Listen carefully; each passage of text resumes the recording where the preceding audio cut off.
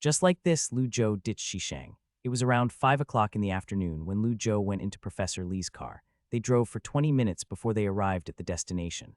The Zijinshan Hotel was located on the edge of a mountain, and it looked really impressive. The scale and surrounding environment were impeccable. One could easily see the mountain and the parasol forest from the parking lot.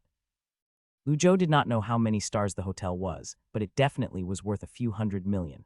After he got out of Professor Li's car, he stood next to his two friends and waited for the opportunity to enter. Lu Zhou looked at a group of people wearing suits. It was his first time visiting such a luxurious hotel, and he asked, "We really don't have to change clothes." Liu Bo smiled and said, "No need, researchers don't have to be so formal, as long as you're not wearing slippers." Actually, you can probably wear slippers. At most, Professor Li would criticize you a bit. Lu Zhou looked at the entrance and said, "Those are the people in the project team." Brother Kaian Zhangming pushed his glasses and said, "The people wearing casual are, the people in suits aren't. It's easy to spot the distinction." Lu Zhou asked, "Then who are those people in suits?" Liu Bo smiled and said, "All types of people. For example, next to Professor Li is Liu Wanchen, chairman of Zhongshan New Materials. Over there is the general manager of Jin Ling Building Materials. I don't remember his name. Regardless, they're all big names." Lu Zhou looked at Professor Li's clothes. It was not casual nor formal. It was a kind of business casual. I guess he's somewhere in between. Lu Zhou could not help but ask, "Why is this upper echelon guy coming to a place like this?" Liu Bo smiled and said, "Our research project is invested by Zhongshan New Materials. Zhongshan New Materials and Jin Ling Building Materials are partners. Have you heard of the Silk Road strategy?" Lu Zhou nodded. He was up to date with the news. The two materials suppliers have large projects with a total value of more than 2 billion in Pakistan infrastructure projects. Our research on the carbon nanotube modified cement-based composites in corrosion resistance, and the mechanical performance test has performed quite well. "It probably saved them hundreds of millions of yuan," said Liu Bo with a calm face. 2 billion, Lu Zhou was astonished. He did not realize that his scientific research had such a massive capital impact. Even though his own contribution to the research project was small, he still contributed. Lu Zhou was in shock. "This 2 billion. It would be nice if I got a cut. Even if I got 0.25, it would be enough for me to complete the system mission." Liu Bo patted Lu Zhou's shoulder and smiled as he said, "Okay, let's stop talking about this. We're researchers. Where do you want to travel?" Brother Kaian replied, "I want to go to Chang'an and look at the mausoleum of the first Qin emperor. I can also visit my old classmates." Liu Bo, "Damn, what's so good about the mausoleum? How about you go to Southeast Asia with me?" Old Li said, "We still have some research funds left, and we can spend it however we like. What about you, Lu Zhou?" Lu Zhou said helplessly, "I have exams, I can't leave. I almost forgot. You're still studying your bachelor's degree, right? Busy?" asked Liu Bo with a smile. He then said, "How about you just graduate already? What can undergraduate classes teach you? Come to our materials physics lab. Professor Li is very generous." Lu Zhou coughed softly and said, "I'll think about it." Soon after, the group of people at the entrance began to enter the hotel. Liu Bo patted Lu Zhou's shoulder and they walked toward the door. From the hotel room's second floor at the second hall, a red carpet paved all the way from the elevator to the hall entrance. It was like a company's annual meeting, but far more extravagant than Professor Li's description. After they walked into the venue, Professor Li Ranjin waved to them and gestured Lu Zhou to come over. He looked at the man next to him and spoke with a smile. "This is the one I told you, the genius from University of Jin Ling's mathematics department, the one that overcame a world-class mathematics problem. Lu Zhou, he was the one that made our project go so smoothly. Come, Lu Zhou, let me introduce you. This is the chairman of Zhongshan New Materials, Mr. Liu Wanchen." "Mr. Liu, nice to meet you," greeted Lu Zhou as he politely shook hands with him. "Nice to meet you. So you're Lu Zhou. I've read the news articles about you. Even everyone daily praised you for your achievements," said Liu Wanchen as he nodded in approval. He then added, "Don't be so nervous. Speaking of which, I'm an alumnus." Lu Zhou asked in surprise, "Mr. Liu, you're also a graduate of the University of Jinling, Department of Economics, class of 94, said Liu Wanchen with a smile. He then added, "Speaking of which, I still remember old Tang's advanced algebra classes. Class of 94, Lu Zhou calculated. This guy was at least 20 years older than him. I didn't know that old Tang has been teaching mathematics for more than 20 years. Since he was an alumnus, they had lots to talk about. Furthermore, Liu Wanchen was also an interesting person. Even though he had a beer belly, wore a gold watch, and had an angry look on his face, when Lu Zhou talked with Liu Wanchen, he found out that he is actually a very cultured person. At least, his attitude was respectful. In other words, he did not act like a billionaire chairman at all. Lu Zhou was surprised that he could actually have a conversation with him. However, the pleasant conversation did not last long. Soon, Lu Zhou hated the topic of conversation. Liu Wanchen smiled and said, "Oh yeah, I heard Professor Li talking about some entrepreneurship project you're doing recently, called Campus Train or something. Technically, it was already called Campus Assistant, but they had not released the update yet, so the app name had not been changed. Lu Zhou had a weird expression as he nodded and said, "Yeah." Liu Wanchen smiled and asked, "How is it going?" "Lu Zhou, can we not talk about this?" His 12 workers became 7. He only had one programmer left to write the code, and they were far from releasing the update. Even though Lu Zhou wanted to curse, he had a smile on his face as he said, "It's okay, the users have grown to 1 million. According to the feedback, our ticket booking system is working very well. As for the 3-digit DAU1 and shrinking loan, what is that? Don't know. 1 million signups. Not bad," said Liu Wanchen as he looked at Lu with surprise. He then asked, "Have you got any angel financing yet?" "Not yet, but we are in contact with a few investors." "Should be soon," answered Lu Zhou perfunctorily. Fat Wu and Yuan Liwei had been carrying the PowerPoint presentation and attending meetings for almost half a month, but they had not yet got any results. Honestly, Lu Zhou was almost ready to give up on this startup. He just wrote this app as a practice, but he had no idea that it was going to be so troublesome. Liu Wanchen raised his eyebrows and asked, "How much do you intend to raise?" Lu Zhou thought and said, "Around 2 million. Liu Wanchen nodded and said, 2 million, isn't it a bit small? I know a few VC friends. They don't even bother with 2 million deals. Their minimum investment is 5-6 million. Lu Zhou coughed and said, 2 million in angel financing is enough. Our advertising costs are like 200,000 per month, and we've reduced other operating costs to a minimum. I'll go through a series after our user downloads reach 2 million. After that, we'll raise a higher amount."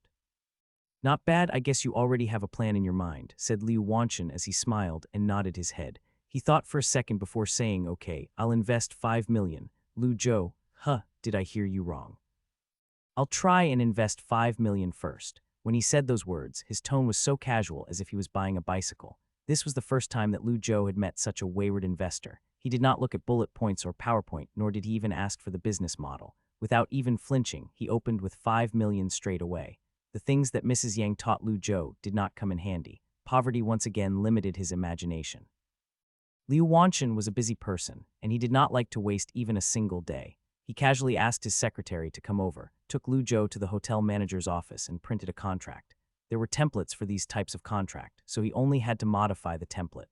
According to the agreement between Chairman Liu and Lu Zhou, Zhongshan New Materials would finance 5 million yuan and obtain a 20% stake in Campus Assistant. Of course, the 5 million would not be given all at once. According to general financing practice, the two parties would first sign an equity transfer agreement, and then the first batch of 500,000 yuan would be sent to the Campus Assistant's account. After that, 500,000 yuan would be paid at the beginning of each month for 10 months. This type of financing method was to protect the rights and interests of investors and to prevent entrepreneurs from abusing the funds or causing any legal problems due to extreme behavior. However, if the investor refused to fulfill the financing agreement and delayed the payment for more than 1 month, a so-called divestment occurred. The equity held by the investor would be recovered. As for the money already invested, it would depend on the startup's ability to pay. Of course, this type of things usually would not happen. The letter of intent was signed immediately. The specific agreement on equity and financing would be completed in 3 days. When the time arrived, Zhongshan New Materials would send someone to the university to sign the contract. Just like this, the investment letter of intent worth 5 million was signed. Lu Zhou counted. It did not even take him an hour. As the money was wired from a VIP channel, he quickly received a message from ICBC. 500,000 yuan total. Lu Zhou placed the pen on the table. He was confused and asked, "Don't you want to look at our business plan?" Liu Wanchen smiled and waved his head. "What's the point of that? Bullet points, PowerPoint. Those are all for fooling people. I don't invest in businesses, I invest in people. I think you're talented and worthy of my investment.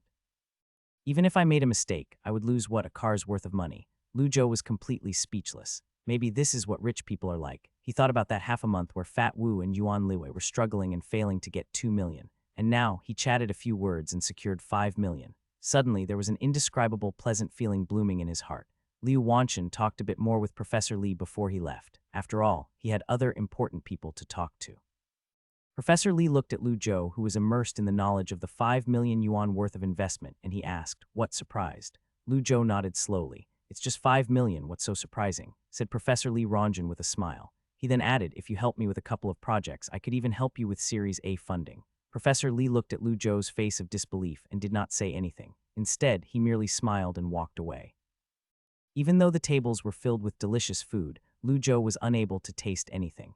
The year-long research had finally produced results, and everyone was very happy. research, entrepreneurs, company executives, and everyone was having a great time as they congratulated each other. Lu Zhou was forced by some researchers to drink. After a few rounds, he was already drunk. Lu Zhou had always thought that he could manage his alcohol pretty well. He would always drink with his roommates, which made him think that he could drink. Fortunately, it was not him that collapsed first. The red-faced brother Kyan collapsed on the table. Everyone finally slowed down on the drinking. They ate until 8 o'clock before leaving. After they left, Chairman Liu called 2 drivers and sent Lu Zhou back to campus. Liu Bo said goodbye to Lu Zhou before he carried the drunk brother Kyan to his graduate dorm. As Lu Zhou walked alone on a path covered with sycamore trees, he felt the cold winds blowing by and he could hear singing coming from the gymnasium. He stood under the parasol tree and shook his head before he took out his phone. He then called Fat Wu. "Hello, what's up?" The voice from the phone was noisy like he was in a subway station. Speaking of which, Wu Dahai and the managers were working there as ease-off for the startup, yet Lu Zhou was doing his science research project, not contributing at all.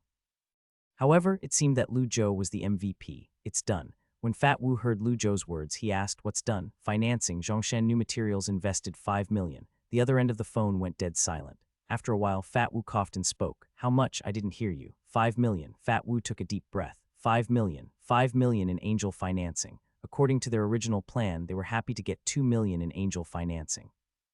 With 200,000 per month for promotions, they would have a 6-month runway and get 6 million users. Then they could do another round of financing. However, they got 5 million just from one angel found. Lu Zhou coughed and broke the silence. "Say something. It's awkward that you're not saying anything." Fat Wu leaned against the pillar in the subway station. His fingers were trembling with excitement, and he was about to take out a cigarette when he noticed the no smoking sign. With a smile, he said, "Say what?" "I don't want to say anything, I just want to smoke in silence." Lu Zhou asked, "What about Yuan Liwei?" "Fat Wu, I split up with him, he should be out right now. I'll call him and tell him to go back to campus." "Oh yeah, did you sign the contract? Or just the letter of intent?" Lu Zhou took a deep breath and said, "Just the letter of intent, but the other party is sincere. I already got a 500,000 yuan advance payment. The contract will be signed in 3 days. Let's have a meeting tomorrow night. Go and book a classroom." Fat Wu controlled his breathing and said, "Okay, would you like me to message them at the chat group?" "Let me tell them," said Lu Zhou. He paused for a second before saying, "A phone call looks more official." Lu Zhou took the investment letter of intent and went straight to his dorm. He then called Yuan Liwei, Rong Hai, and all the other club members. He also told them of the meeting tomorrow. 5 million investment. What did it mean for a bunch of entrepreneurial students? It meant the whole world. In some sense, Lu Zhou felt like he changed the lives of 8 people. He did not know if this was a good thing. If it was not for him, those people would have had a completely different life. He knew that a lot of people would not be able to fall asleep tonight. The dorm was empty, and Liu Rui and Huang Guangming were singing their heads off in the gymnasium. Lu Zhou climbed in bed and went into the system space. The mathematics award was nowhere in sight, but since he had already signed the letter of intent, at least mission 2 was in the bag. Chosen mission 2, start your career. The moment that Lu Zhou chose mission 2, a notification popped up. Congratulations user for completing the mission. Mission completion details is as follows. Total assets reach 5 million yuan. Mission evaluation B. Mission reward 5,000 experience points toward any subjects, 500 general points, 1 lucky draw ticket 90 garbage, 10 sample. Lu Zhou looked at the mission completion notification and sighed in relief. Turned out he guessed correctly. The asset that the system mentioned was not the amount in his bank account. Although the 5 million investment from Zhongshan New Materials for the campus assistant was not in Lu Zhou's account yet, the 2 parties had signed a letter of intent for cooperation and paid 500,000 yuan in advance. The transaction had been deemed to have been established. The money could be considered to have been obtained. Although Fat Wu had a 5 stake on the contract, it had not been transferred yet, so Lu Zhou's stake was still 80. The net value of campus assistant was 5 million, and 80 of that was 4 million. Actually, he had to minus the debt to get the true net asset. However, since he earned some money from working and the money from the Higher Education Society Cup, he had enough to offset this debt. Plus, since he received 1 million for Zhou's conjecture, he had just enough to meet the mission requirements. However, the system's evaluation was B as for the reason he was unsure. Lu Zhou was sad to see mission 3 go, but he turned to look at his characteristic panel. His mathematics level was already at level 2. He just needed 50,000 more for the next level. If he threw in the 5,000 experience points he just got, it would not make a difference. There were 3 rows of zeros sitting on his characteristic panel, and it looked kind of embarrassing. Also, he suspected that the blueprints that he obtained from the lucky draw were related to the core science levels. He had to adhere to the principle of balanced learning, so Lu Zhou divided 3,000 experience into biochemistry, materials science, and energy science. His decision upgraded all of them from level 0 to level 1. As for the remaining 2,000 experience points, he allocated them all into the information science branch. Lu Zhou checked his updated characteristic panel before he exited the system space.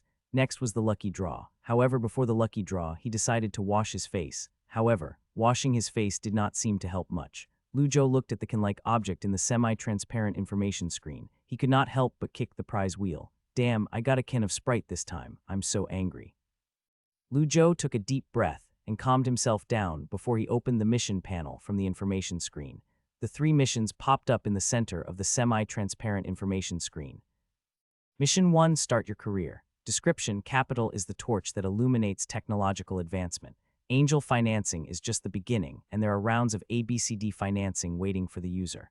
Work hard toward technology that will take over the globe. You will become the ultimate entrepreneur. You will monopolize the future of civilization. The whole planet will become your playground. And now, what you need to do is to leave the novice village. Requirements, start Series A of financing, minimum 20 million yuan. Final evaluation is determined by the amount of investment.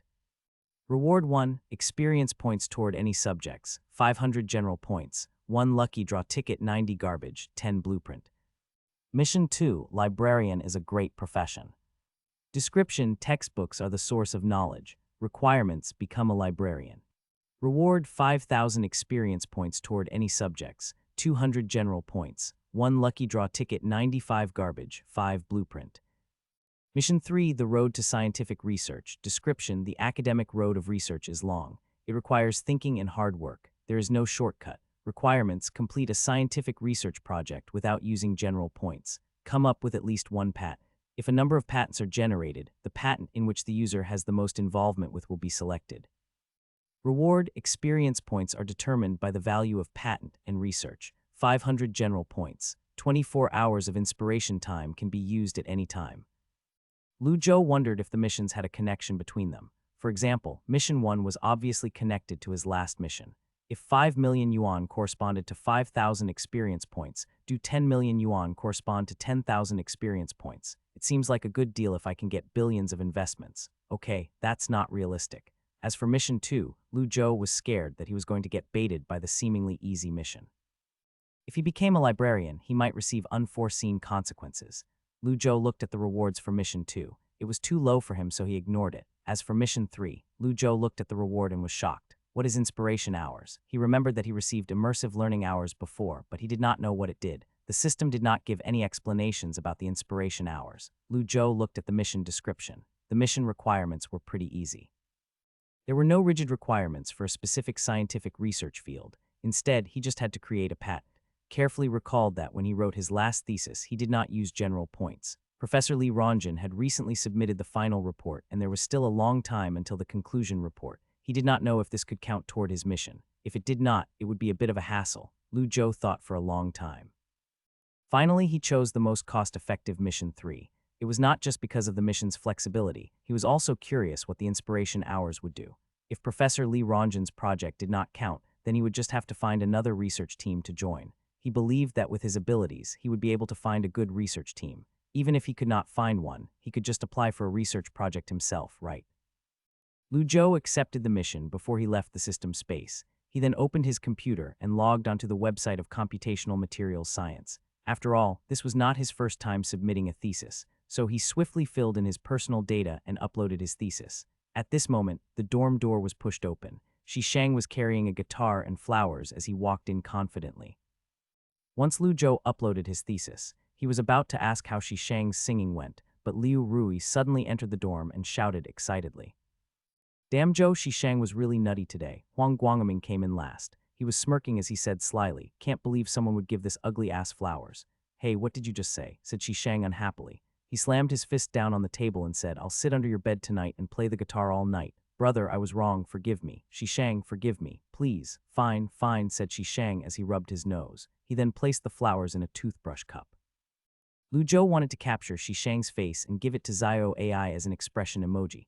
Everyone knew what was going on. The girl that gave him flowers was probably a newcomer to the guitar club, and she had probably been flirting with him since long ago. However, since Shishang did not talk about it, so no one talked about it either, as if they were jealous. Fine, when Lu Zhou thought about it, he was still pretty jealous. He was not jealous of someone crushing on him or the singing crowd, just.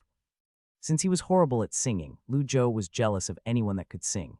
Shishang paused for a second and changed his tone before he said slowly, I've said it when we first entered this dorm, don't forget the people that started from the bottom with you. If I get a girlfriend, my first job is to find girlfriends for you guys. Liu Rui raised his hand, dorm leader. How do you plan on doing that? Shishang said, I'll make friends with the female dorms. Nice, nice. Nutty, nutty.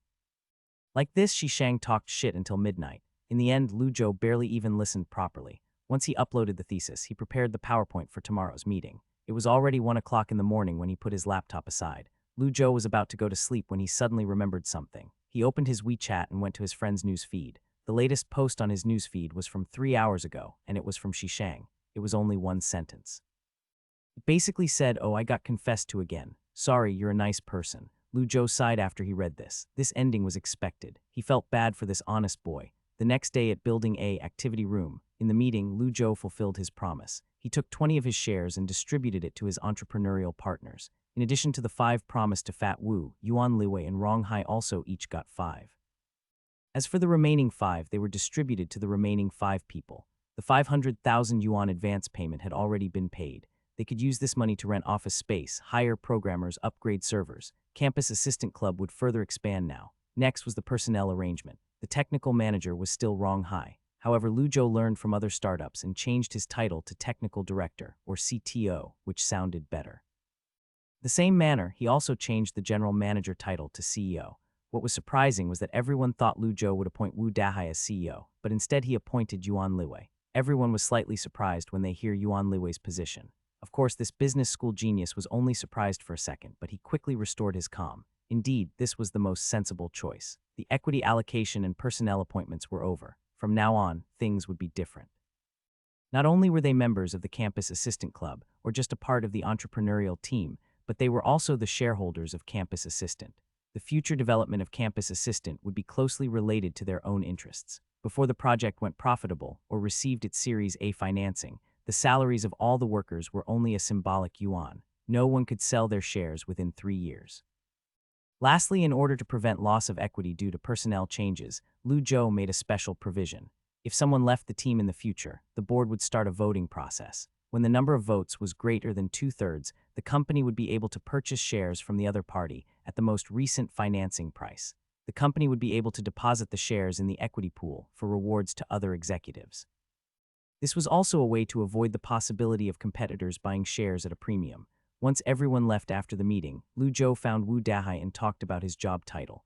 Lu said, I've 2 options here for you. One is Personnel Director. Wu Dahai asked, what's the other one? Lu Zhou said, Executive Vice President. Wu Dahai held his breath. This position was similar to the chairman.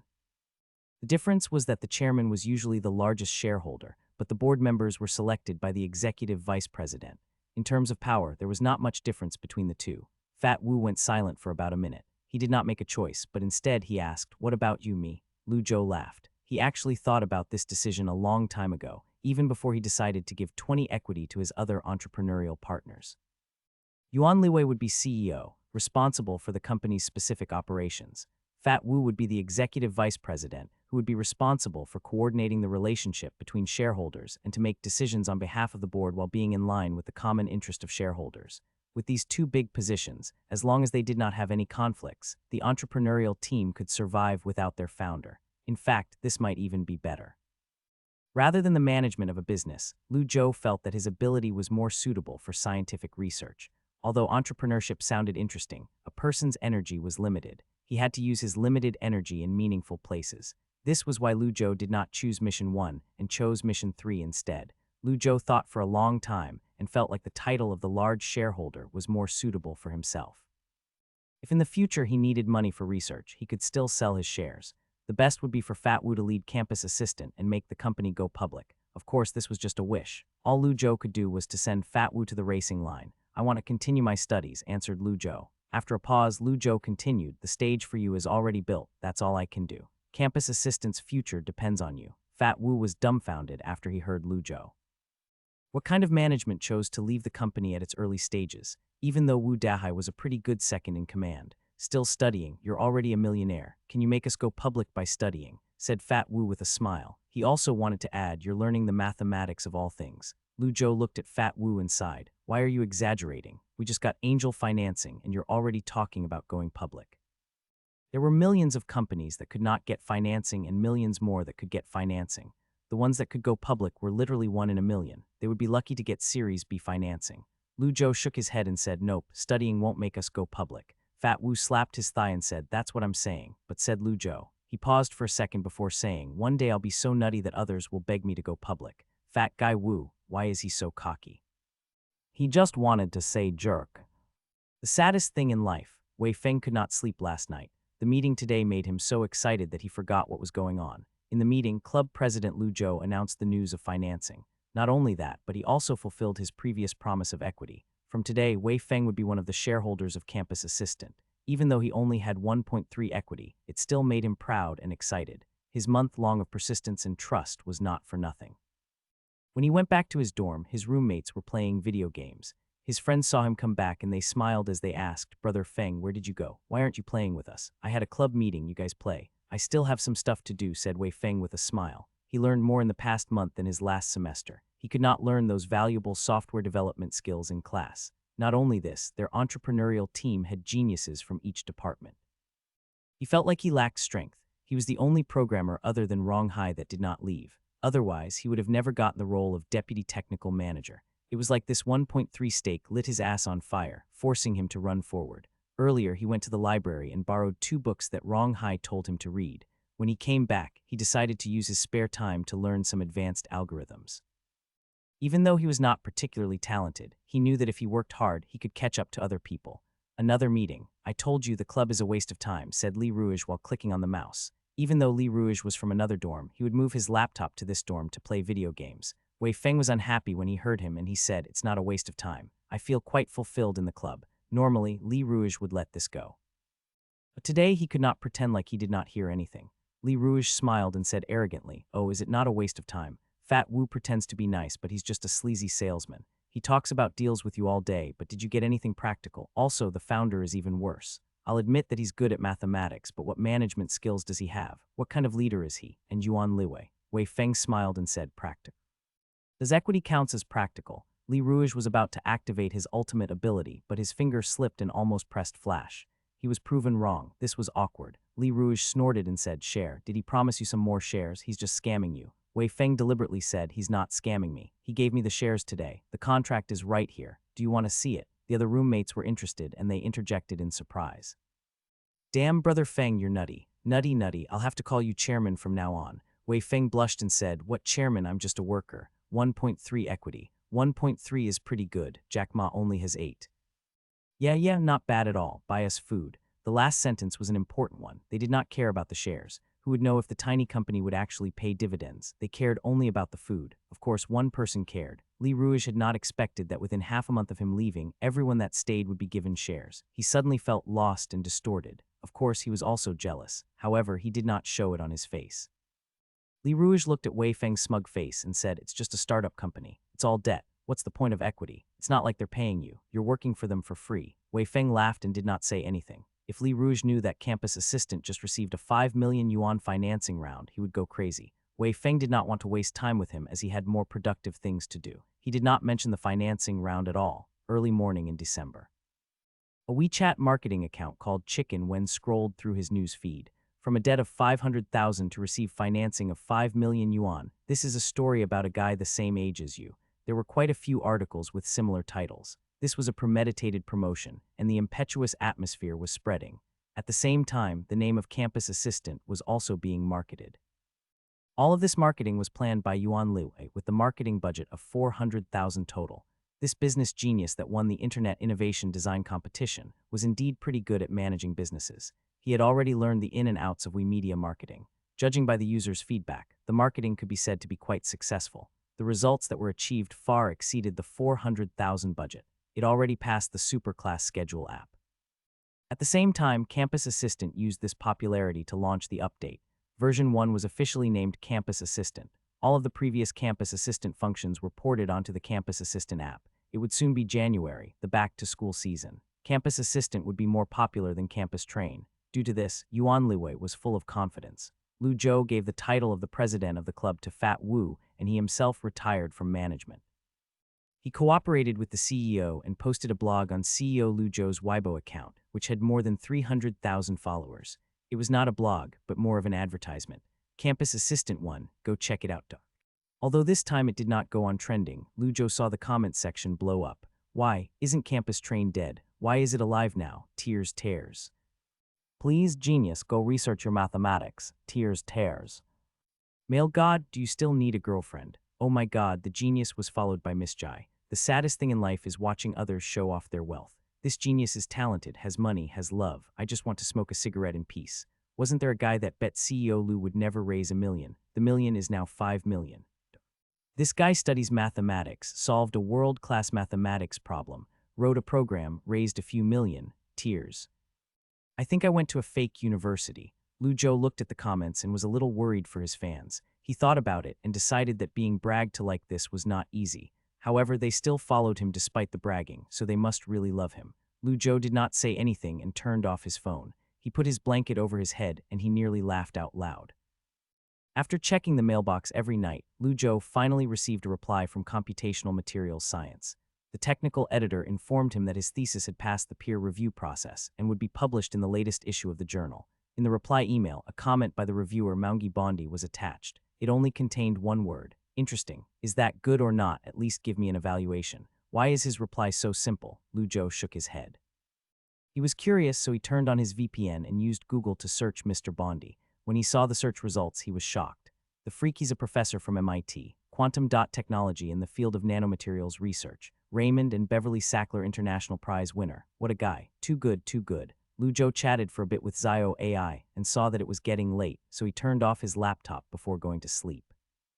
Shishang, who was playing with his phone in bed, suddenly said, I got a girlfriend. The dorm went quiet for a second. Then Liu Rui started to snore. Lu Zhou was wondering if he should wake up his friend. However, the quiet Huang Guangming suddenly spoke up. Which one in our class? Shishang, get lost. For God's sake, our class is all male. The snoring Liu Rui suddenly laughed and nearly choked himself in the process. He was pretty good at acting as if he was asleep.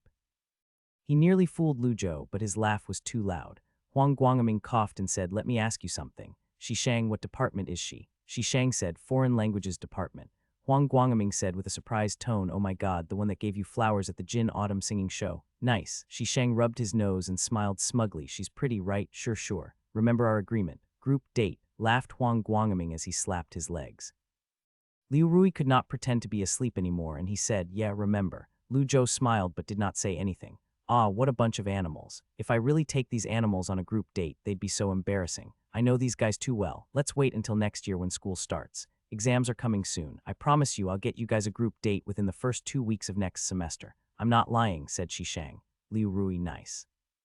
Huang Guangming, nice. Shishang, you're generous. Zhou got a girlfriend and didn't even help us. Lu Zhou was unhappy. Why am I getting blamed? He argued, what do you mean I got a girlfriend? When did I do that? Shishang, shut up. Are you going on the group date or not? Lu Zhou, go, of course I'm going. Lu Zhou immediately regretted his reply. Eating with a bunch of strangers, singing karaoke and playing board games sounds so difficult. What if I cancel when the time comes? Computational material was an emerging field, which meant that it was unpopular. Unlike the sensational mathematics thesis, this thesis about CNT's material on the hydration reaction of cement in its early age did not attract any media attention at all. However, what the outsiders did not know was that it received widespread attention from insiders. The reason for this was not because of the effect of CNTs on cement itself, as not a lot of people studied cement materials. What really inspired those in the industry to rethink the thesis was the mathematical methods and the mathematical models used by Lu Zhou. It provided new methods for computational chemistry. This was the reason why Bondi gave his thesis an interesting evaluation. As time went by, the exams were getting closer and closer. Dorm 201 stopped playing League of Legends, and even Huang Guangming picked up his textbook and started to study at the library. Lu Zhou already knew all of the content in the textbooks, so he was not pressured by the exams at all. Usually, he would go to the library and read some books, or download some foreign MOOC, or practice translating his thesis. He found out that this type of studying not only increased his knowledge, but at the same time, it also increased his English level. As for Sunday, Lu Zhou still tutored Han Mengqi. His brain that was filled with complex problems felt good when he switched to simpler problems once in a while. He also felt pretty accomplished by growing the dumb student into a genius. Under Lu Zhou's tutoring, Han Mengqi's monthly test scores had been increasing steadily. His hourly pay went from 200 yuan per hour to 500 yuan per hour. In one afternoon, he earned 2,500 yuan. However, it was all secondary as Lu Zhou thought about how much he changed over the past year. As expected, knowledge was powerful. He had not even left the university and already had a six-figure salary from tutoring. Not mentioning all his scholarships and award, he was already a millionaire. Although he did not have enough to buy a house outright, it was definitely enough for a down payment. Lu Zhou had not even received the experience points before he started to plan how he was going to spend them. The theses he downloaded were not just mathematics, it also included physics, chemistry, materials science, etc. On the one hand, it was to expand his knowledge. On the other hand, he wanted to learn about the popular research projects. Liu Rui was probably motivated by Lu Zhou, so he also asked for a copy of Lu Zhou's theses. Lu Zhou did not want to destroy Liu Rui's motivation, so he sent Liu Rui a digital copy. Then, Liu Rui had a confused expression when he opened the theses. He then quietly closed the PDF software and pretended as if nothing had happened. He took out his physics textbook and began to contemplate on his life. Lu Zhou did not know if Liu Rui managed to finish reading the theses. He just knew that Liu Rui seemed a little unhappy these days. Time passed by quickly, and soon it was already mid-December. Various subjects' final exams flocked toward students. Even the lazy students started to study under the pressure of the exams. They borrowed notes and downloaded PowerPoint slides while they prayed to do well. Both the dumb students and geniuses were the busiest during this period, especially those in the mathematics majors. They even started to dream of mathematics. This was why they said, "If you chose a good major, your exams will put you in endangerment." The exams came at last. The first was the ordinary differential equation exam like the class taught by Liu Xiangping. Judging from the topics in the last few lectures, everyone guessed that this exam was not going to be easy. However, Lu Zhou did not worry too much. He studied throughout the semester, and he was confident in his own mathematics abilities. He walked into the exam room and did the exam in just half an hour. Originally, Lu Zhou thought that Professor Liu Xiangping would deliberately give him a difficult problem to solve. However, he was surprised to see that the exam only consisted of basic questions. Anyone that paid attention in class could have done well on the exam. He studied the entire textbook, so it was extra easy for him. Maybe the professor wanted us to have a pleasant new year. After Lu Zhou left the exam room, he was about to go to the library. However, he had not walked far from the exam room when he bumped into Professor Liu. Lu Zhou looked at the badges of the two master's students behind the professor and knew that the two students were exam room inspectors. Why was the professor here? Usually, master's students were responsible for exam room inspection. It was not like Professor Liu to be this responsible. "Oh, you already finished. Don't you want to double-check?" asked Professor Liu as he smiled and looked at Lu Zhou. Lu Zhou was embarrassed and he answered, "Those were all basic questions, nothing to double-check." "Oh, basic?" asked Professor Liu. He smiled and said, "Okay, I'll personally mark your paper. If you don't get full marks, I'll deduct the 20 class attendance marks." Lu Zhou was hysterical and he thought, "How do you still remember this?" This was from the start of the semester. However, he was not too worried about it. He was able to solve a world-class conjecture. There was no way he could make a mistake on such an easy exam. Okay, I can't talk for long. I still have some stuff to do for the head of the department. He asked for you to go to the lab," said Professor Liu. He then paused for a second before saying, "Not bad, young man. You're already doing scientific research projects." "I'm just helping," said Lu Zhou as he smiled modestly. Fine. Stop acting humble. I knew that you were fit for scientific research from the performance of your mathematical modeling competition. I read your recent thesis, and it's interesting. Using mathematical tools to solve scientific problems is one of the criteria I have for my master's students. Not many people meet this criterion. Professor Liu smiled and continued, "How about you just graduate in advance and come to study under my wing? Your level is high enough for PhD. How about you think about this?"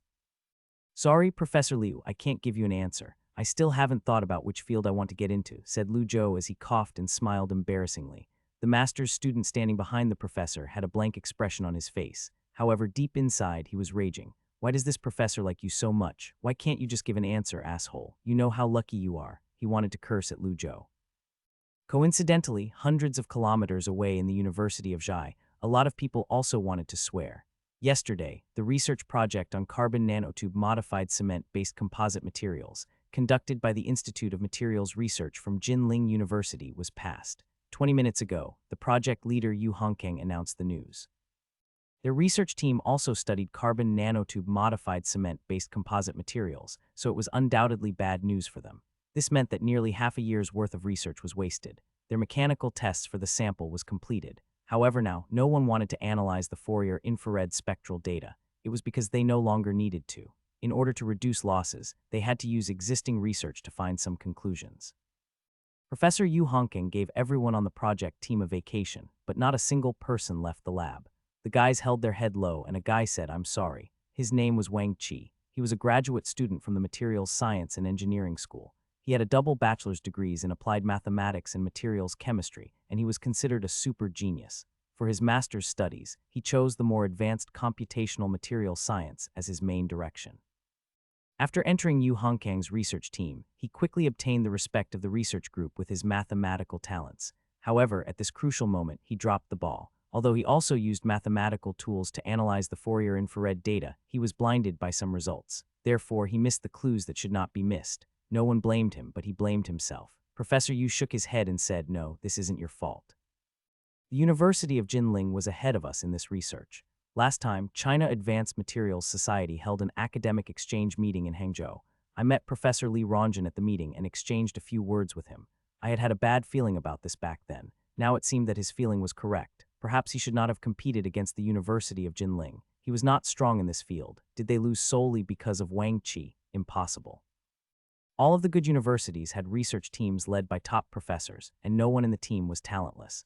This included Wang Qi. If Professor Yu was shown the thesis 2 months ago, maybe the situation would be different right now. After all, they got similar data as well. The University of Jinling was stronger than them, but not by much. Maybe it could have been them that succeeded. Yu Hongkang sighed in his heart. The University of Jinling has a genius.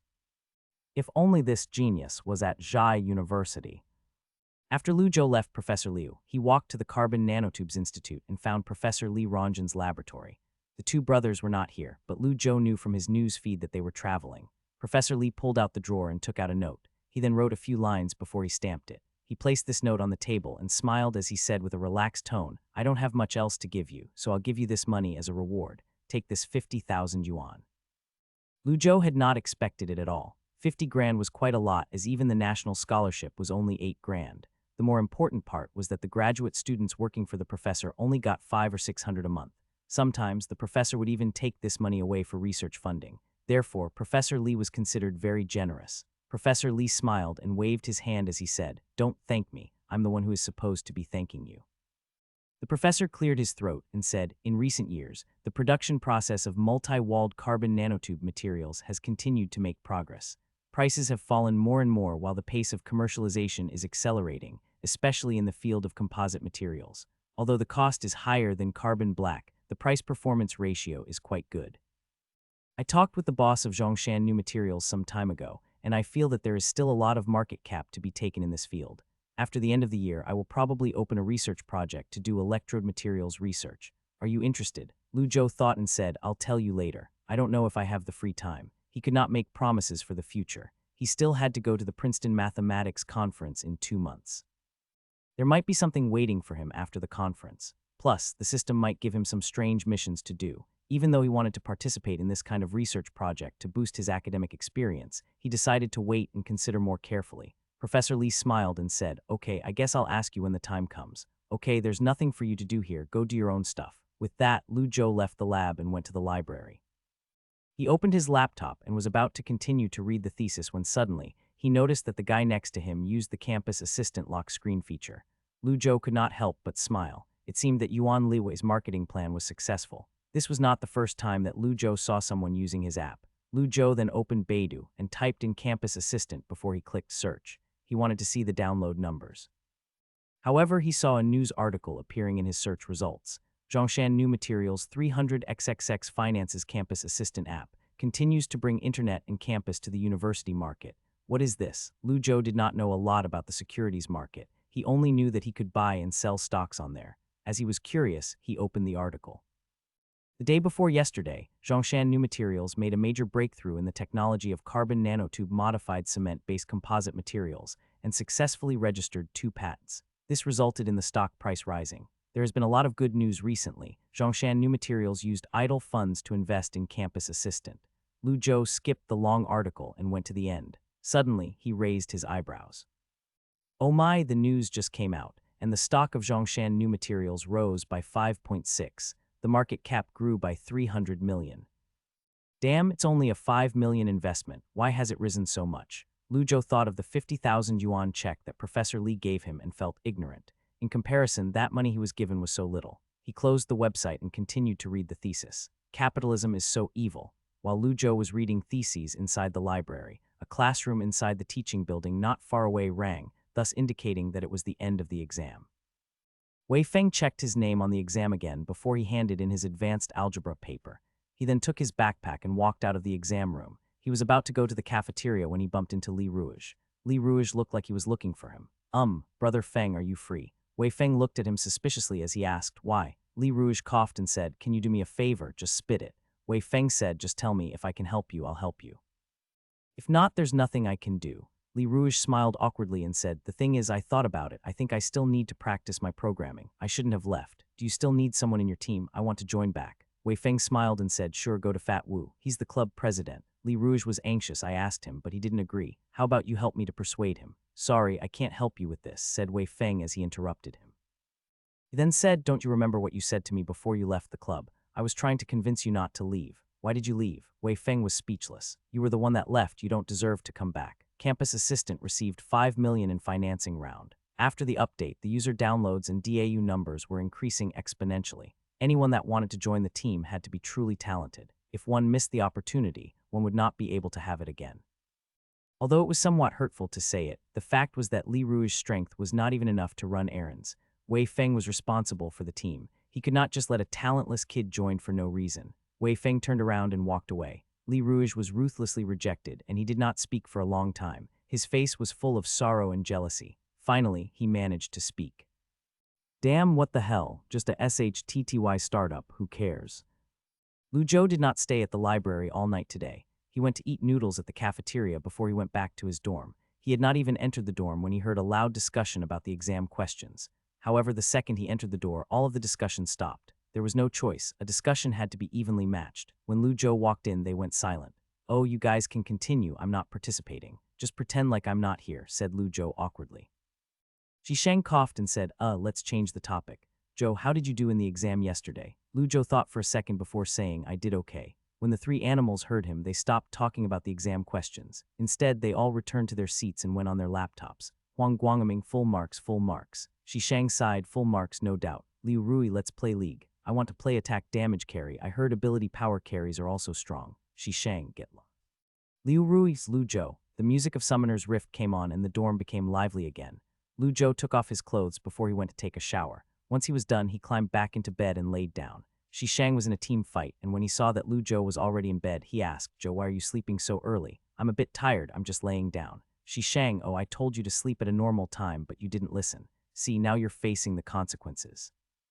Get lost, go play your video game and shut up. Lu Zhou laid in bed and used his pillow to block the noises. He then closed his eyes and thought system. When he opened his eyes, he saw a pure white world. Congratulations, user, for completing the mission. Mission completion details. Complete the research project of carbon nanotube modified cement-based composite materials. Final evaluation of the task, A. Mission reward, 10,000 mathematics experience points, 3,000 physics experience points, 3,000 materials science experience points, 500 general points, 24 inspiration hours use at any time. When Lu Zhou saw this award, he was shocked.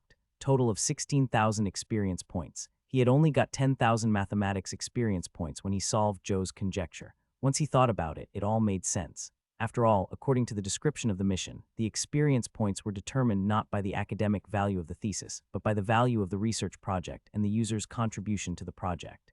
Using that line of logic, this reward made sense.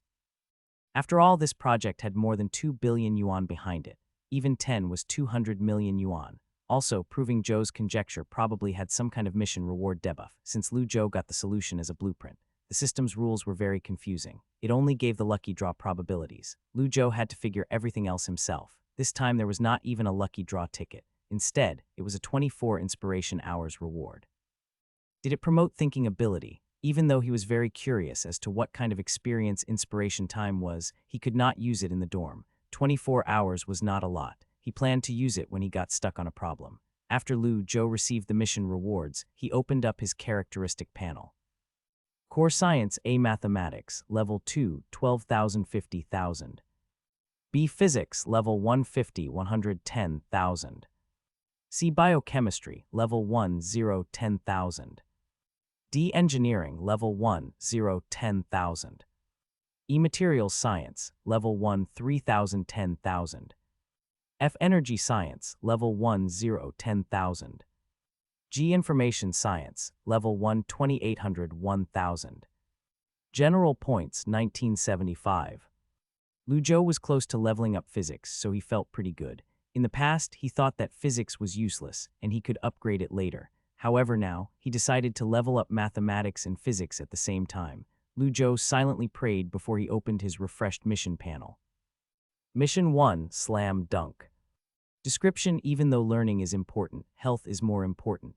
Exercise can strengthen the body and inspire you, so why not? Requirements: complete 3,000 three-pointer shots, at least 10 seconds apart from each shot. Must be a standard basketball hoop. Reward: 3,000 experience points toward any subjects. 1 lucky draw ticket, 90 garbage, 5 sample, 5 drawing. Mission 2, 2 at once.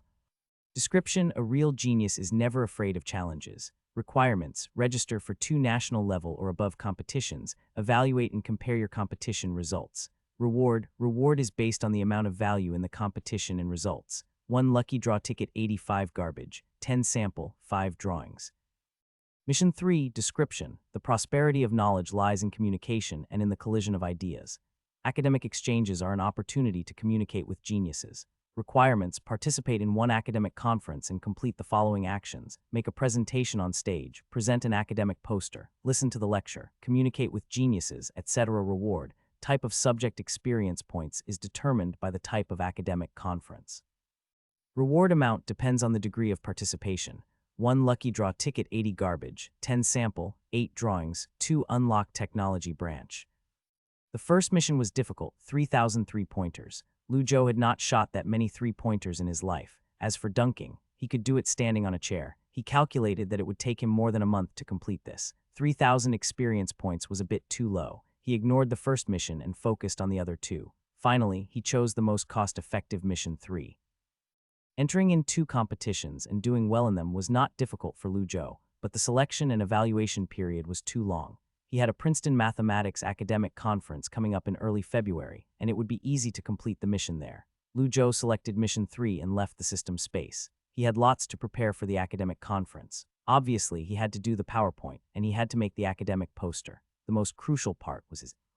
Even though his English was pretty good and he had published a lot of theses which increased his vocabulary, he still lacked in-speaking experience.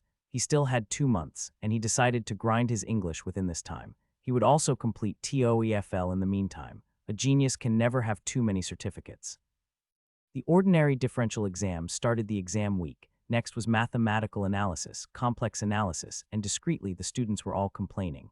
The last exam was physics, and that was the worst of them all. Actually, these exams were okay. At least it was okay for Lu Zhou. He was more worried about the exam on politics. He nearly failed modern history last semester. This exam was on the state of affairs and policies, and he was probably going to fail it. He could usually just write some bullshit and faked his way through, but he did not have any bullshit to write about. Due to this, the class teacher specifically looked for him to talk. Lu Zhou, if you fail your politics exam, that wouldn't be good. This class carries a significant amount of credits. The leader of the department already wrote your name down for the party, but the school committee has some opinions about your grade in politics, so the department has a plan. We'll let you submit the party application first, then go with other party activists to attend the party class. What do you think? There was a limited amount of spots for the party, and every class had 2 spots. Usually the class leader and class secretary would get the spots. If Lu Zhou stole the spot, that meant that either the class leader or the class secretary would have to be kicked off. There was no other way. The genius had priority. No one in the entire department could solve something like Zhou's conjecture. Even if the school committee was unhappy with his politics grades, they could not do much about it. However, Lu Zhou was unhappy. Why are you making decisions for me? Did I even ask to join? Lu Zhou coughed and euphemistically refused. Teacher, can I not join? I'm really not interested. He was completely disinterested in civil service. He did not care if he joined or not. In the academic world, qualifications were important, the background was important, the tutor was important. But the most important was the ability. If he got a Fields Medal, everything else would not matter. Not joining? Asked Instructor Zhang with his eyes widened. He said, it's such a good opportunity. Are you sure? Instructor Zhang hoped that Lu Zhou would seriously reconsider the matter. After all, listening to a few lectures and writing an essay was not too difficult. He could not believe that someone would give up on this opportunity. However, from Lu Zhou's perspective, he did not want to waste time on those useless classes. He rather read theses instead, and it was not like he had free time. Lu Zhou asked seriously, "Do I have to?" Instructor Zhang shook his head and said, "No, you don't. If you've decided, then I'll forward your decision." Instructor Zhang could not bear to watch this student throw away a bright future. He still wanted to say something, but then his phone started to ring. "Hello, Professor Wu. Hi, why are you calling me?" "What project? Of course, I'm going." "Okay, I'll be right there." Instructor Zhang hung up the phone and pretended as if nothing had happened as he said, "Oh, my PhD supervisor needs me to help with the research project. About entering the party thing, try to reconsider. Anyways, I have to go." "Lu Zhou, why is this guy so persistent?" Lu Zhou took his transcript and was ready to leave the office when suddenly, Instructor Zhang stopped him. "Oh yeah, another thing." Lu Zhou stopped walking and turned around. "What?" "Instructor Zhang, when you finish the last exam on the 20th, don't leave yet. Wait till 10th of January. Although Lu Zhou had not planned to go back home that early, he still had a meeting in Princeton. However, he was curious as to why he had to wait. Lu Zhou asked why. Instructor Zhang smiled and said, "Great things. University of Jinling's 10 annual special scholarship awards. You've been chosen from the mathematical department. Just remember to prepare an award speech." The physics exam finally ended, and the entire mathematics department was full of joy and liberation.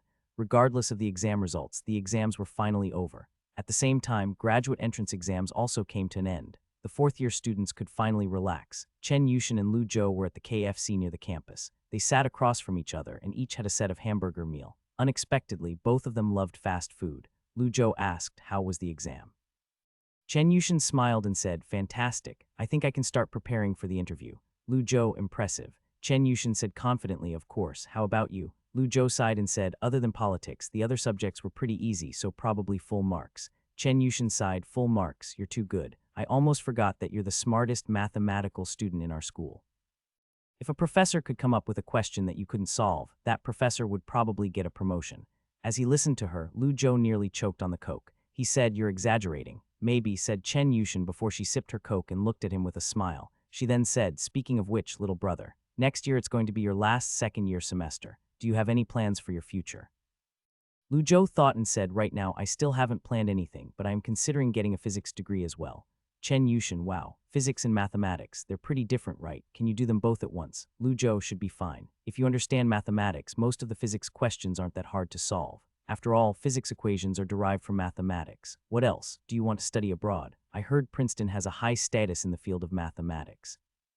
You should be able to get an offer, right?" Lu Zhou thought for a second before saying maybe, "But I don't have plans to study abroad right now. I'll wait till after I finish my bachelor's. I think the University of Jinling is a good fit for me." In fact, he had been thinking about studying abroad for a long time. After he got the 1 million yuan reward, he had enough money to study abroad. He could theoretically go to a high-ranking university like Princeton or Berkeley.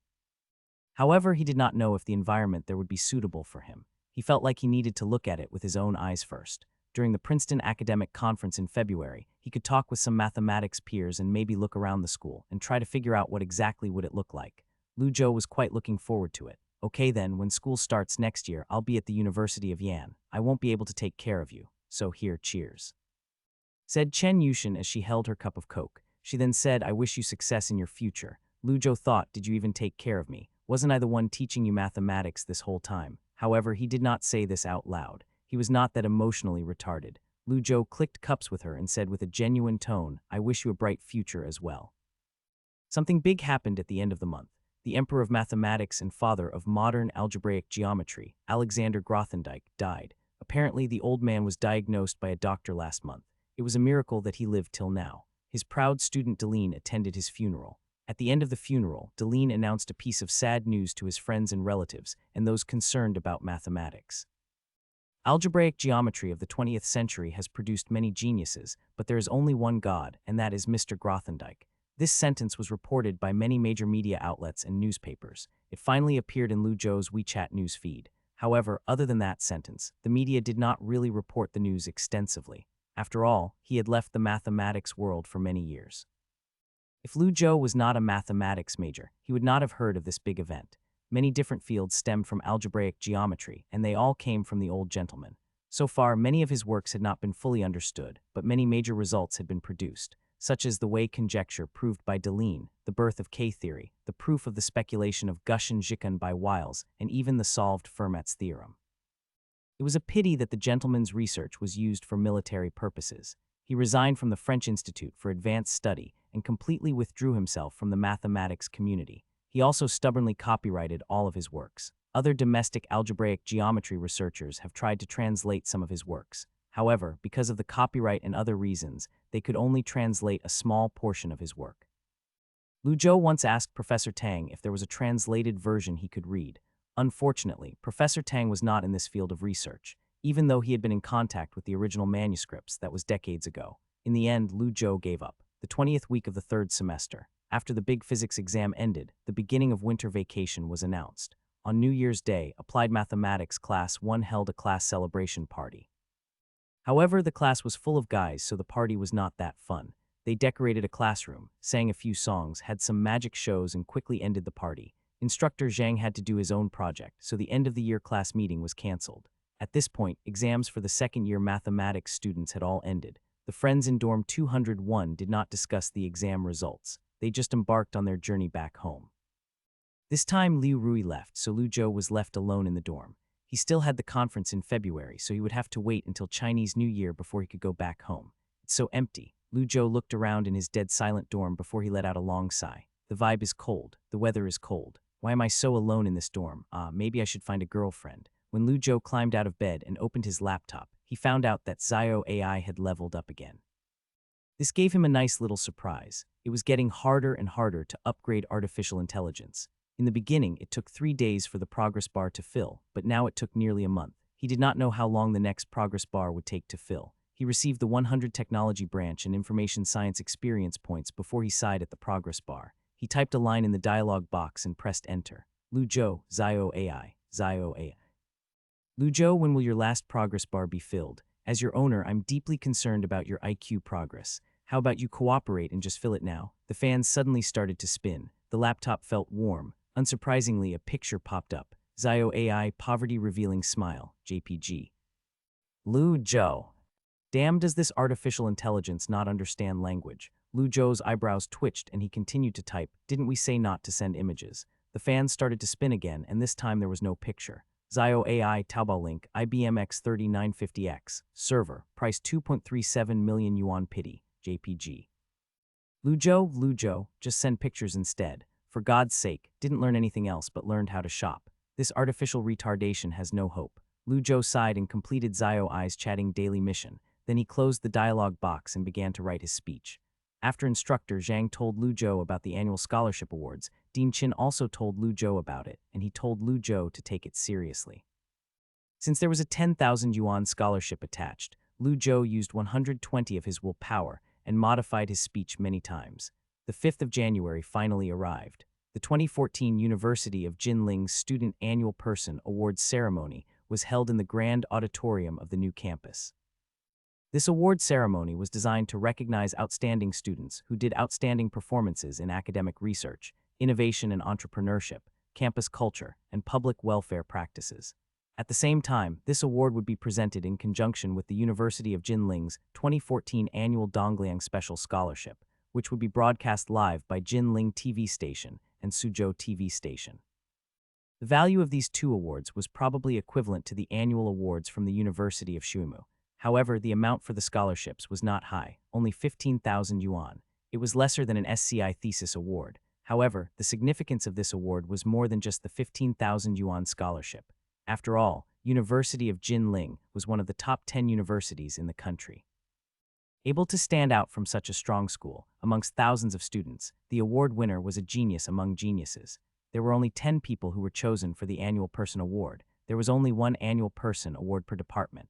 The Dongliang Special Scholarship had a slightly larger number of places. There were 18 undergraduates places this year. According to the usual rules, second-year students could not be selected for the Annual Person Award. The minimum selection standard was a third-year student. Therefore, Lu Zhou, who was about to start the ceremony with his speech, was undoubtedly an exception. He had just embarked on his second-year journey and was personally nominated by the head of the mathematics department. He even got the unanimous approval of the school leaders. What was even rarer was that in this year's award ceremony, it was not a physics student, but rather a mathematics student that began the ceremony.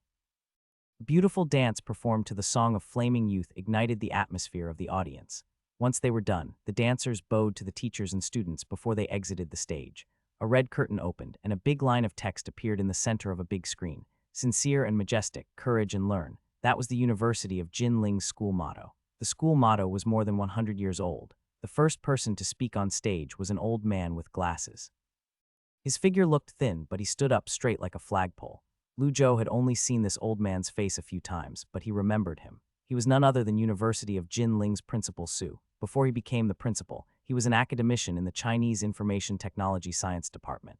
He had undertaken more than 20 national research programs and had made great contributions to China's information technology and network security. Principal Su's speech was very scientific, and he spoke specifically and concisely. Within 5 minutes, he finished his speech and conveyed all of the necessary information. Lu Zhou stood behind the curtains in a suit, and as he held the script tight in his hand, his palm was sweaty. There were at least 2,000 people sitting in the audience. Not only were there undergraduate students from various departments, but there were also graduate students, PhD students, leaders from various departments, and etc. At the side, there were cameras from Jinling TV station and Suzhou TV station as they live broadcasted the award ceremony. Professor Tang stood beside Lu Zhou. With his arms behind his back, he smiled and said, "Nervous." Lu Zhou coughed and said, "It's all right." Professor Tang laughed and said, "All right is good. You'll have many chances to speak on stage in the future. Use this as a practice. It'll help your future development." Lu Zhou took a deep breath and said, "Seriously, I understand." The award was divided into 3 parts. The first was the introducer-supervisor speech, then the winner's speech, and finally the award was given to the winners, and the winners would then take a group photo. When the host saw that the principal's speech was over, he announced the beginning of the next stage. On the big screen in the center of the stage, a paragraph of text appeared, and it summarized the honor of the winner. Lu Zhou, male, Mathematics Department Class of 2013, Class 1. Total of 13 theses published, covering mathematics, computer science, and computational materials. Used innovative methods to solve Zhou's conjecture, a world-class mathematics problem. Invited to participate in the 2015 Princeton Mathematical Academic Exchange Conference. 2014 National Mathematical Modeling Competition Higher Education Society Cup winner, founder of the University Student Entrepreneurship Project Campus Assistant. The audience looked at the paragraph on the screen and lightly exclaimed in surprise. For a normal person, anyone with those achievements would be spectacular. As Lu Zhou stood behind the curtains and looked at his achievements being displayed in front of everyone, he felt pretty good. The only downside was that his photo was not attached. If they would capture his handsomeness and showed it to the school, that would be even more perfect. Professor Tang then walked onto the stage, and the host respectfully helped him to adjust the microphone. Gradually, the audience in the venue became quiet. The professor then gently coughed before he spoke with a voice that was different from his teaching voice. If you ask me for the past 30 years, which student made the biggest impression on me, it would be Lu Zhou. A thesis on functional analysis that attracted the attention of the Courant Institute of Mathematics in New York, a thesis that provided new ideas for the field of computational materials and the birth of the Zhou's theorem. I feel like I'm repeating the content listed in the PowerPoint. Professor Tang took a pause before he said with a smile, "My time is limited, so I won't repeat them one by one. From my evaluation, his research achievements have already surpassed most PhD students. His most valuable skill is that he can quickly find and solve the scientific problems he finds interesting. He is also only 20 years old. The future road is long. There are many challenges in the distance. Whether it is to use mathematical tools to solve practical problems or challenging the field's mettle, I believe that the Hall of Mathematics has a place for him." Clap, clap, clap. The applause of the audience was like thunder. During the round of applause, Professor Tang smiled as he handed the microphone to Lu Zhou. He then placed his hands behind his back as he walked behind the curtains. Lu Zhou stared at the audience members. He thought back to the sweat and tears he sacrificed for the past 6 months. The countless days and nights that he spent studying. When Lu Zhou took a deep breath, his heart felt as if it was nearly beating out of his chest. He spoke to the microphone with an excited but stable voice. "Functional analysis is my main field. My first thesis was inspired by Professor Tang. In Professor Li Rongjin's research team, I have cultivated my research thinking by using mathematical tools to solve practical problems. That was a valuable experience for me. As for the study of the distribution law of the Mersenne prime numbers and the proof of Zhou's conjecture, I prefer to describe it as an accident. It was like a moment of inspiration that I caught. Also, campus assistant wasn't just my work, it was the power of my team. From his academics to entrepreneurship, from scientific thinking to team spirit, Lu Zhou talked about it all. It was true that his success was also because of luck, the system, and various other factors. However, it did not mean that he did not work hard. Working hard was the key. Even if he did not have the help of the system, if he concentrated and focused, he still might have the opportunity to stand on the podium. Furthermore, he still might have those achievements. It was just that he could not have obtained the achievements that fast, and it would take 10 or even 20 years. He would have to persevere, like the thousands of people who failed did. The audience was listening very intently. Especially those new students that had not gone home yet. They even took out their notebooks and started to meticulously write notes. Lu Zhou estimated that he did not have much time left, so he took a deep breath and had a genuine expression on his face. Finally, please allow me to cite out school motto as a concluding remark. Sincere and majestic, courage and learn. A brief silence went by. Then the raindrops of applause gradually became a thunderstorm. As Lu Zhou stood on the podium, he felt as if he was being rained on by the thunderstorm. Clap, clap, clap, clap, clap, clap. Lu Zhou bowed slightly and nodded to the host before he walked behind the curtains. Clap, clap, clap. The applause continued as Lu Zhou walked down the stage. The female dancers that just performed sat in the audience as they started to discuss in excitement. Wow, he's only a second-year student. Oh, you didn't know. He's famous in our school. He was the one that blew up on Weibo. Ah, I guess his success is well-deserved as I see him at the library all the time. He would probably live at the library if it stays open the whole night. Don't know if he has a girlfriend. Probably not. Why, you interested? Haha, you're not. I have a boyfriend. Well, if he comes after me, maybe I'll reconsider. Vomit. Freak, you little idiot, you wanna fight. Not far away at the student union seats, Minister Lin Yuxiang stared at the podium and clapped while her eyes sparkled like she was thinking about something. Sitting beside Lin Yuxiang was the student union secretary. She was a first-year student, and she was also looking at the award-winning Lu Zhou with respect. Suddenly, she thought of something and turned around to ask, "Sis, I heard that Lu Zhou was your teammate in the competition. Is it true?" Lin Yuxiang's mouth perked up. Yeah. The schoolgirl asked excitedly, "What kind of person is he? Is his lifestyle different than normal people?" Lin Yuxiang smiled and looked at the host on stage. As she tapped her finger against her lip, she said, Not really different from normal people. He just gives off a calm and reliable vibe, but he doesn't know how to take care of himself. He always forgets to eat and needs people to bring him food. You can't stop worrying about him," something like that. Wow. The girl's eyes shined like the stars as she looked at Minister Lin like she was her idol. This is your relationship with the male god. No wonder you're a minister. Maybe you're the legendary goddess. Sat a little further away was the leaders of the University of Jinling. Of course, it was not just the school leaders. There were also special academic guests that attended the ceremony. For example, Professor Ren, who sat next to Dean Qin. Professor Ren cared greatly about the young talent in the University of Jinling. This was his second time this year coming to the University of Jinling. He had not spoken since Lu Zhou's speech. He waited until the applause ended before saying, "The University of Jinling stepped in shit." Dean Qin smiled and said, "Haha, jealous. Look at how proud you are," said Professor Ren Changming as he glanced at his old friend. He added, "I think you won't be happy for long. This type of once-in-a-generation genius won't stay at Jinling for long." Dean Qin smiled and said, You don't have to worry if he'll stay at the University of Jinling or not. Regardless, he is still a graduate of the University of Jinling.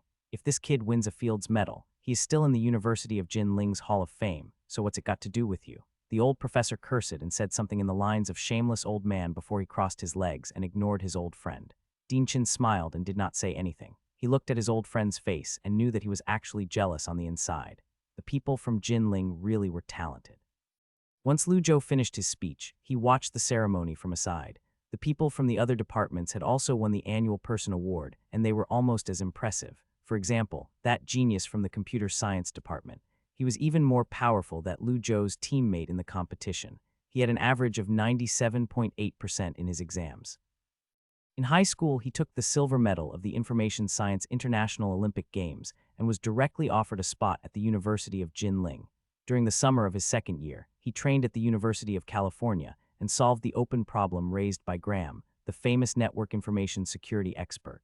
He also presented his thesis in the Computer Science Conference STOC. This guy was above the other award winners. Even Lu Zhou had not attended a foreign conference, yet as his Princeton conference was in the future.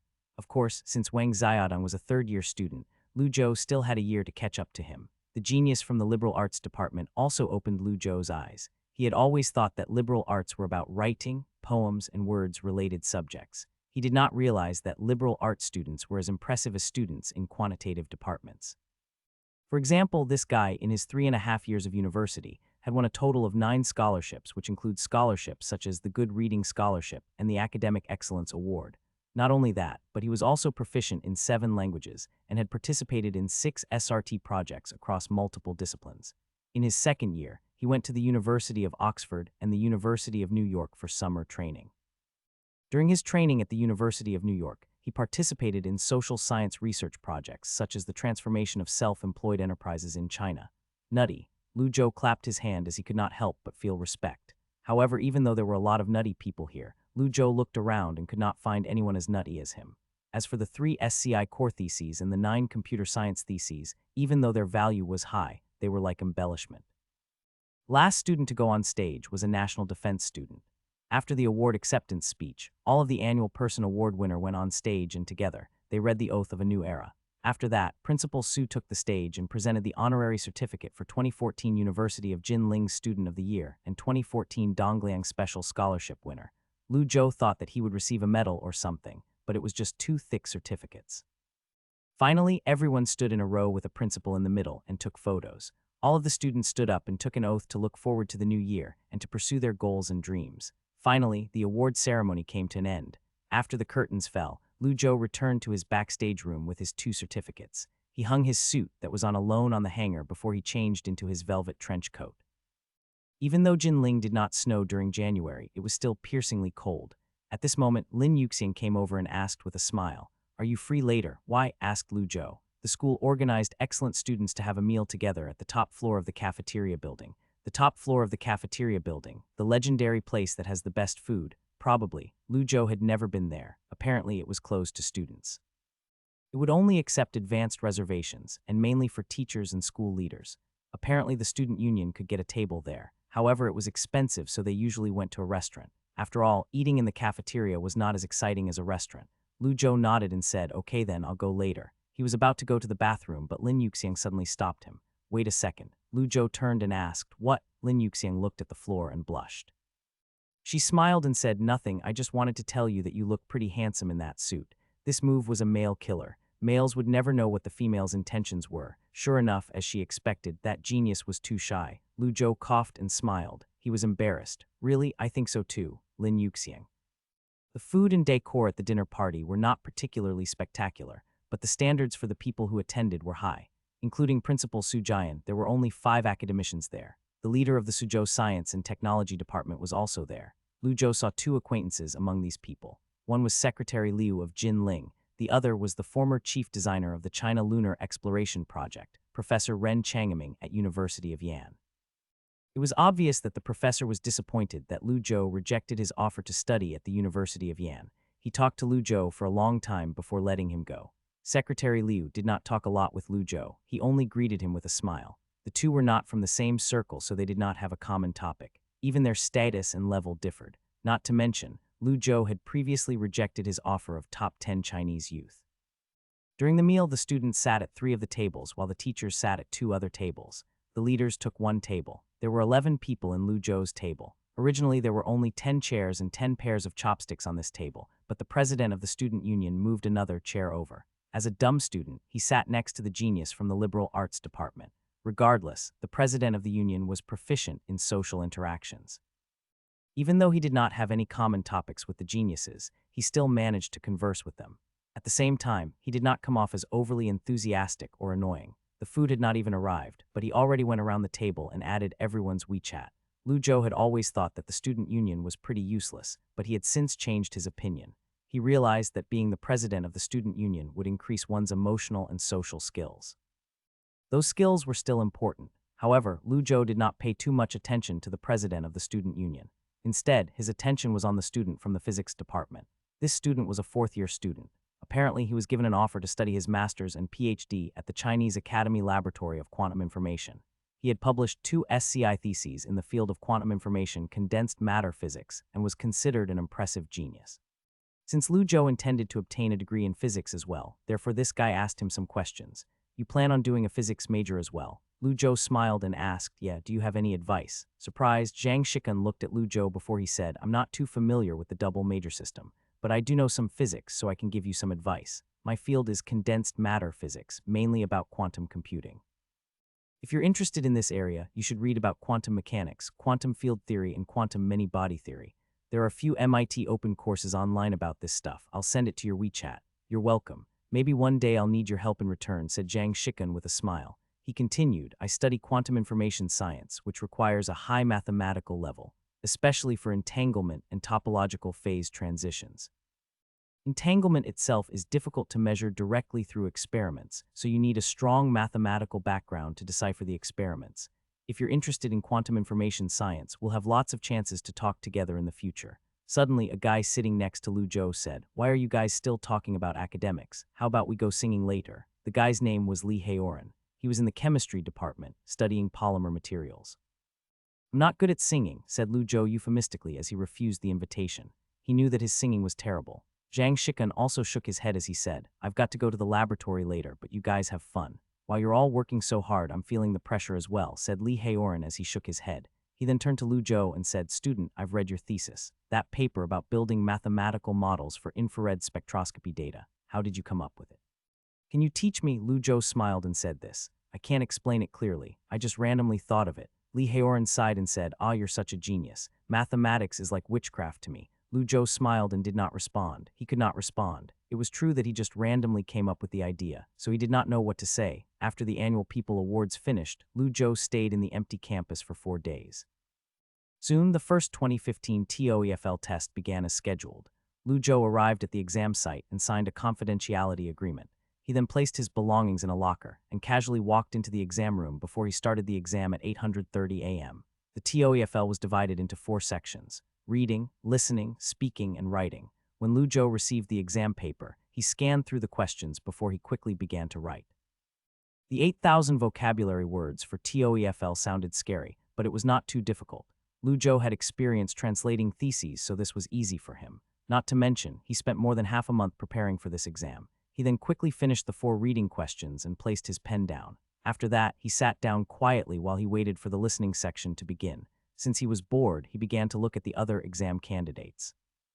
There was a guy biting his pen, and he was still contemplating on the first reading question. A beautiful girl sat a little further away, and she looked 12 or 13 years old. She was answering questions meticulously. Why is she taking the test? She looks so young. Lu Zhou poked his tongue as he was slightly astonished. He could not understand the reasoning behind rich kids. After 20 minutes of answering the questions and an hour of doing nothing, the listening session finally arrived. Lu Zhou considered it a challenge. However, it was just a small challenge. The speed of the exam was similar to the TPO listening speed. Lu Zhou was sure that he listened correctly and answered every question with ease. Once the listening part was over, there was a 10-minute break. Lu Zhou then left the examination room and drank some water before he went to the bathroom to relieve himself. By the time he returned to the exam room, it was already the hardest part of the exam, speaking. 6 questions with a total of 20 minutes time given.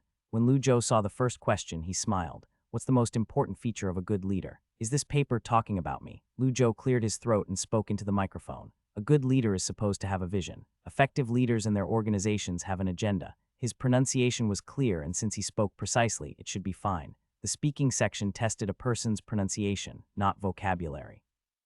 Lu Zhou did a self-evaluation, and even though he probably would not get full marks, but 29 marks should be no problem.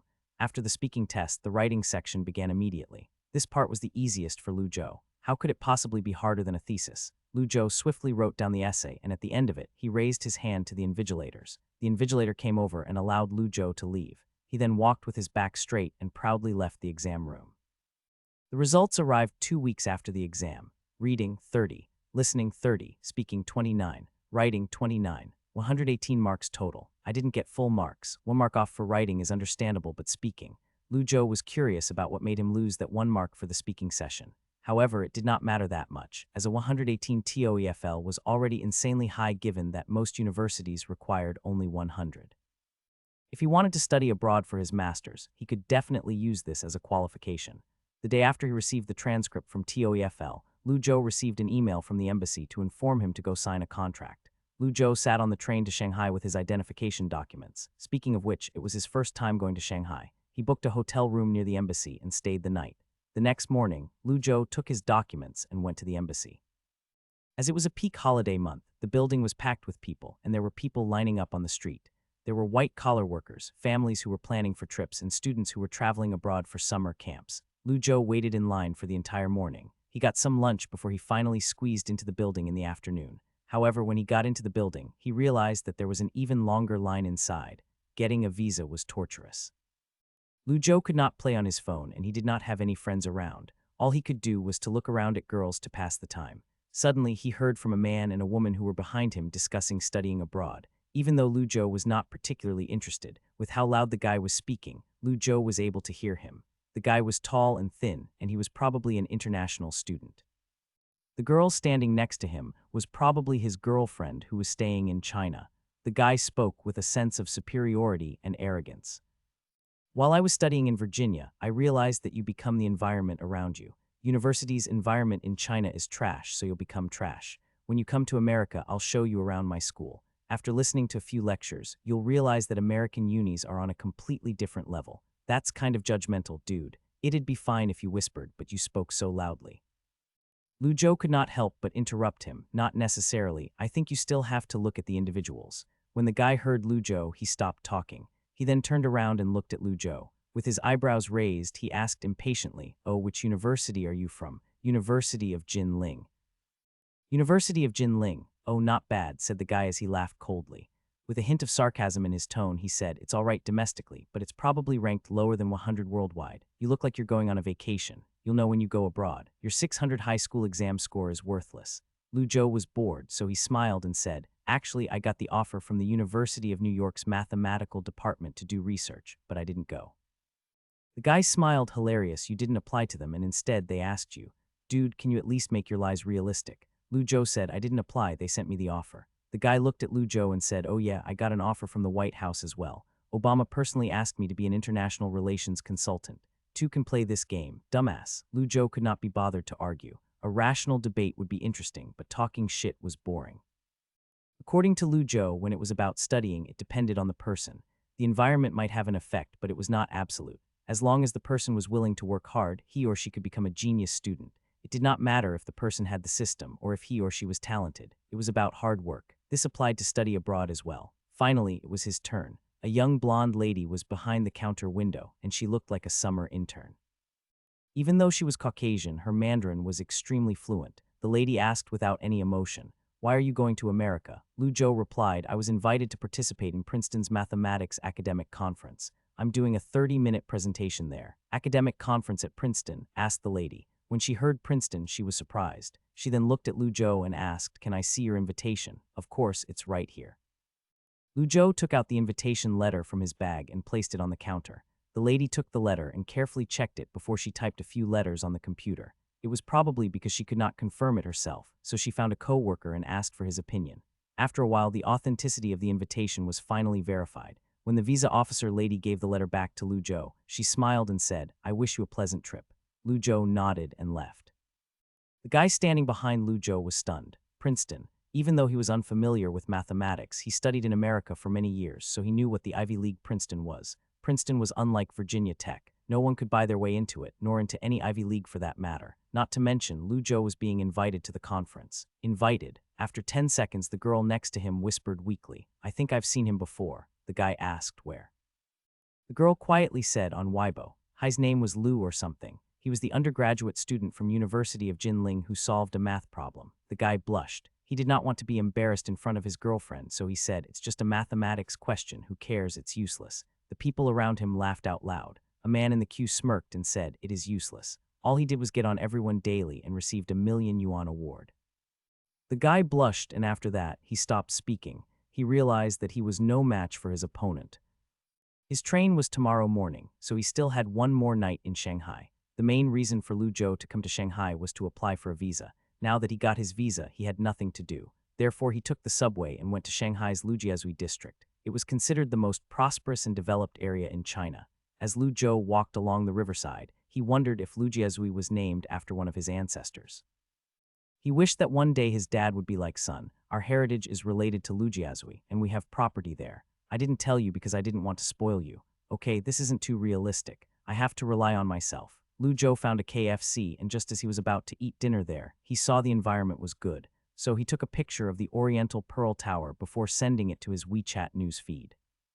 Just as he put away his phone and was about to order food, suddenly his phone vibrated. Lu Zhou took out and saw Han Mengqi's message. He was curious why she suddenly contacted him, so he unlocked his phone. Han Mengqi, you're in Shanghai. Lu Zhou answered, yeah, Han Mengqi, I'm in Shanghai as well. When are you leaving? Speaking of which, she had been staying at her father's house since the winter break began. Her family's lawsuit was still ongoing. Children from divorced family did not have it easy. Lu Zhou felt sympathetic. He sighed and replied, I'm leaving tomorrow. Han Mengqi, so early? Aren't you going to play around here for a few more days? Sad. Lu Zhou, I have to go back and prepare for the Princeton Mathematics Conference. I don't have time to play. Also, I feel like there's not much to do here. Han Mengqi, wait for a second. Wait for a second. Lu Zhou hesitated for a while. He did not know what she meant. After around 10 minutes, the KFC door suddenly opened. A girl walked straight to Lu Zhou's table and stared at him with a smug look. Haha, surprised. The girl wore a brown trench coat and a red scarf, and surprisingly it suited her well. Her fluffy ponytail was like a squirrel tail. It was the first time Lu Zhou had seen her wearing normal clothes. When she was at home, she would just wear either a school uniform or pajamas. Lu Zhou, kind of unexpected. What a coincidence. You're shopping around here. Han Mengqi snorted and said, what? How is this a coincidence? I live around here. Lu Zhou thought, how is this not a coincidence? Wait a second, is she bragging about how rich she is? Lu Zhou was speechless. His sympathy for her was gone. Han Mengqi looked at Lu Zhou and cleared her throat before she said, you must be bored coming to Shanghai alone. Since you've been tutoring me, I'll show you around. Come on. Where do you want to go? Lu Zhou, there's no need. I've already walked around and I'm about to go back to my hotel. Oh, you've already been around, said Han Mengqi with a sad voice. She continued, you don't want to buy anything. Whatever I can buy here, I can buy it back in Jinling, answered Lu Zhou logically. He asked, have you eaten? Not yet, said Han Mengqi as she shook her head. She then added, I was about to get takeout. Why can't this rich family just get a babysitter? Lu Zhou sighed and said, don't eat takeout so much. Just learn how to cook for yourself. It's not that hard. I'll buy you dinner. What do you want to eat? Han Mengqi's eyes lit up. Really? I want a chicken burger combo. Wait here, said Lu Zhou before he got up and went to the counter. Soon after, 2 combo meals arrived. Han Mengqi sat across from Lu Zhou and was biting on her hamburger when she started to chat with Lu Zhou. Oh yes, speaking of which, my sister wants to get into the University of Yan. Do you know about that? Yeah, I do. What about it? Han Mengqi said, why didn't you stop her? Her next step might be studying abroad. Lu Zhou inexplicably glanced at this girl. Why should I stop her?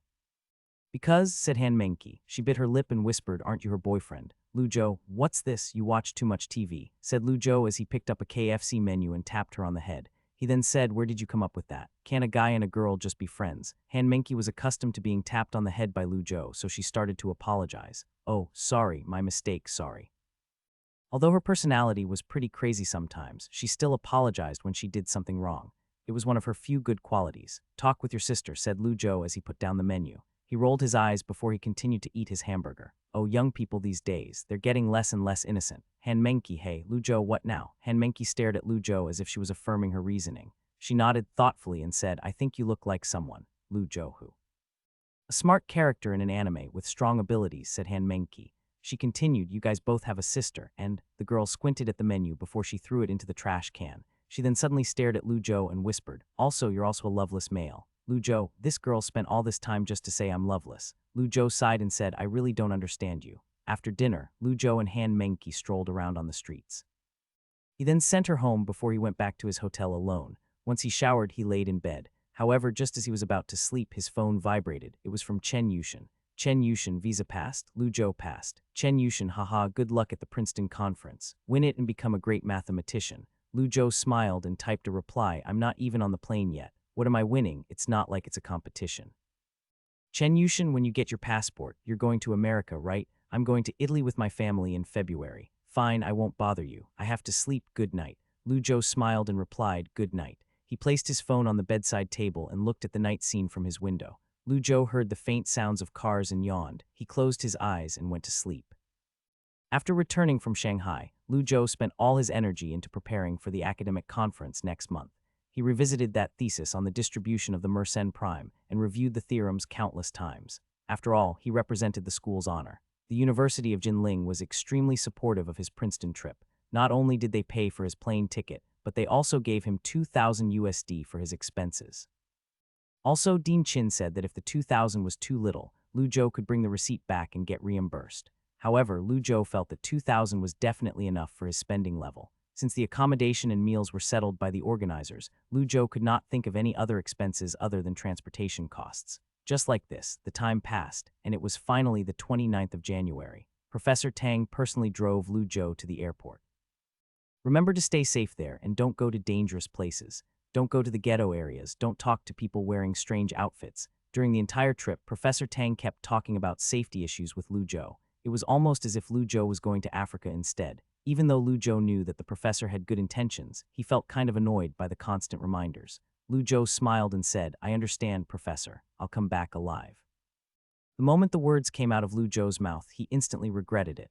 "Wait a minute, did I trigger him? What do you mean alive? What are you talking about?" said Professor Tang angrily. He tapped Lu Zhou on the head and said, "Listen to me, I've already greeted the PhD student over there. His name is Luo Wengshuan. After you get off the plane, take the bus route I told you. After you arrived at Princeton, he'll pick you up from the bus station." Lu Zhou scratched his head and said, "Professor, you know students from all around the world." "Haha, kind of," Professor Tang smiled. It was obvious that the old gentleman was quite proud. They quickly arrived at the destination. Lu Zhou then dragged the suitcase into the airport as he waved goodbye to Professor Tang. He then turned and went into the security checkpoint. The plane left a white line across the blue sky and gradually drifted away. Just like this, Lu Zhou embarked on his North America. Located between New York and Philadelphia, Princeton was a unique rural university. It was quiet and elegant, a good place to learn. At the same time, it showed the features of New Jersey, which was horrible transportation. America used their driver's license as an ID card, so most people had their own cars. This was why traveling in this country without a car was almost impossible. Professor Tang told Lu Zhou to take the train from Philadelphia to Princeton, and Lu Zhou had to transfer trains twice. On the plane, Lu Zhou had looked at the map and he tried to study the long route. However, in the end, he gave up and took a taxi instead. After all, the school would reimburse his travel expenses. Bearing this in mind, Lu Zhou was too lazy to study the route, so he took a nap on the plane instead. After nearly 25 hours of flying, he finally arrived at the Philadelphia International Airport. Due to the time difference, the sky was shining bright when he arrived. Lu Zhou walked through the bustling crowd and took his suitcase. He then quickly left the airport after he found a taxi. Coincidentally, the driver was Chinese. His Mandarin had a Jiangcheng accent. The driver's eyes lit up when talking with Lu Zhou. Even though they were from different cities, they were still happy to see a person from their own race in this foreign country. The driver enthusiastically helped Lu Zhou to put his suitcase in the trunk. He then sat in the driver's seat and asked with a smile, "Coming to study. Where are you going?" Lu Zhou did not explain much and just said, "Princeton University, can you go there?" "Ah, I wouldn't drive that far for anyone else, but for you I will," said the driver as he laughed and activated the meter. He reminded Lu Zhou to wear his seatbelt before he started the engine. Probably because Lu Zhou was from China as well, the driver had lots to say to Lu Zhou. They talked about living in America and safety issues. "It's actually not as dangerous as what your professor described. Princeton is in a rural area, so it's a lot better than the city. But still, don't walk alone at night, especially since you don't have a car. You might become a target. If someone tries to rob you, just hand over your wallet, not a big deal. But if you encounter a creepy person..." Lu Zhou smiled. "I'm a guy, I don't have to worry about this. What kind of girl would sexually assault me?" The driver laughed and said, "Oh, it might not be a girl." Lu Zhou, "What the hell, are Westerners really like this?" The way he said, "I feel like this guy has a story." After an hour of driving, they arrived at Princeton. The driver seemed to have driven here many times as he casually drove to the entrance of the university. "My name is Zhang Hai and this is my business card. If you need a taxi, you can call me." He then helped Lu Zhou with his suitcase before he left. Lu Zhou dragged his suitcase and stood at the front gate of Princeton. He felt like he forgot something. After he thought for a while, he suddenly remembered that Professor Tang's PhD student was still waiting for him at some train station. Lu Zhou suddenly had an awkward expression. He took out his phone and inserted his temporary SIM card. He then quickly called Luo Wengshuan to apologize. Fortunately, when Luo Wengshuan received the call, he had not got on the car yet. Lu Zhou then hung up the phone and looked at the Princeton gate again before he looked at the surrounding streets. The hotel arranged by the organizer seems to be called Princeton Hotel. Where is it? The hotel address was written on the invitation letter, but the letter was in his suitcase. Should I open my suitcase here? Seems kind of troublesome. While Lu Zhou was looking around the school gate, a blonde girl wearing a gray trench coat and a red scarf walked by. When she noticed Lu Zhou's suitcase, she raised her eyebrows before she opened her mouth and asked, "New student?"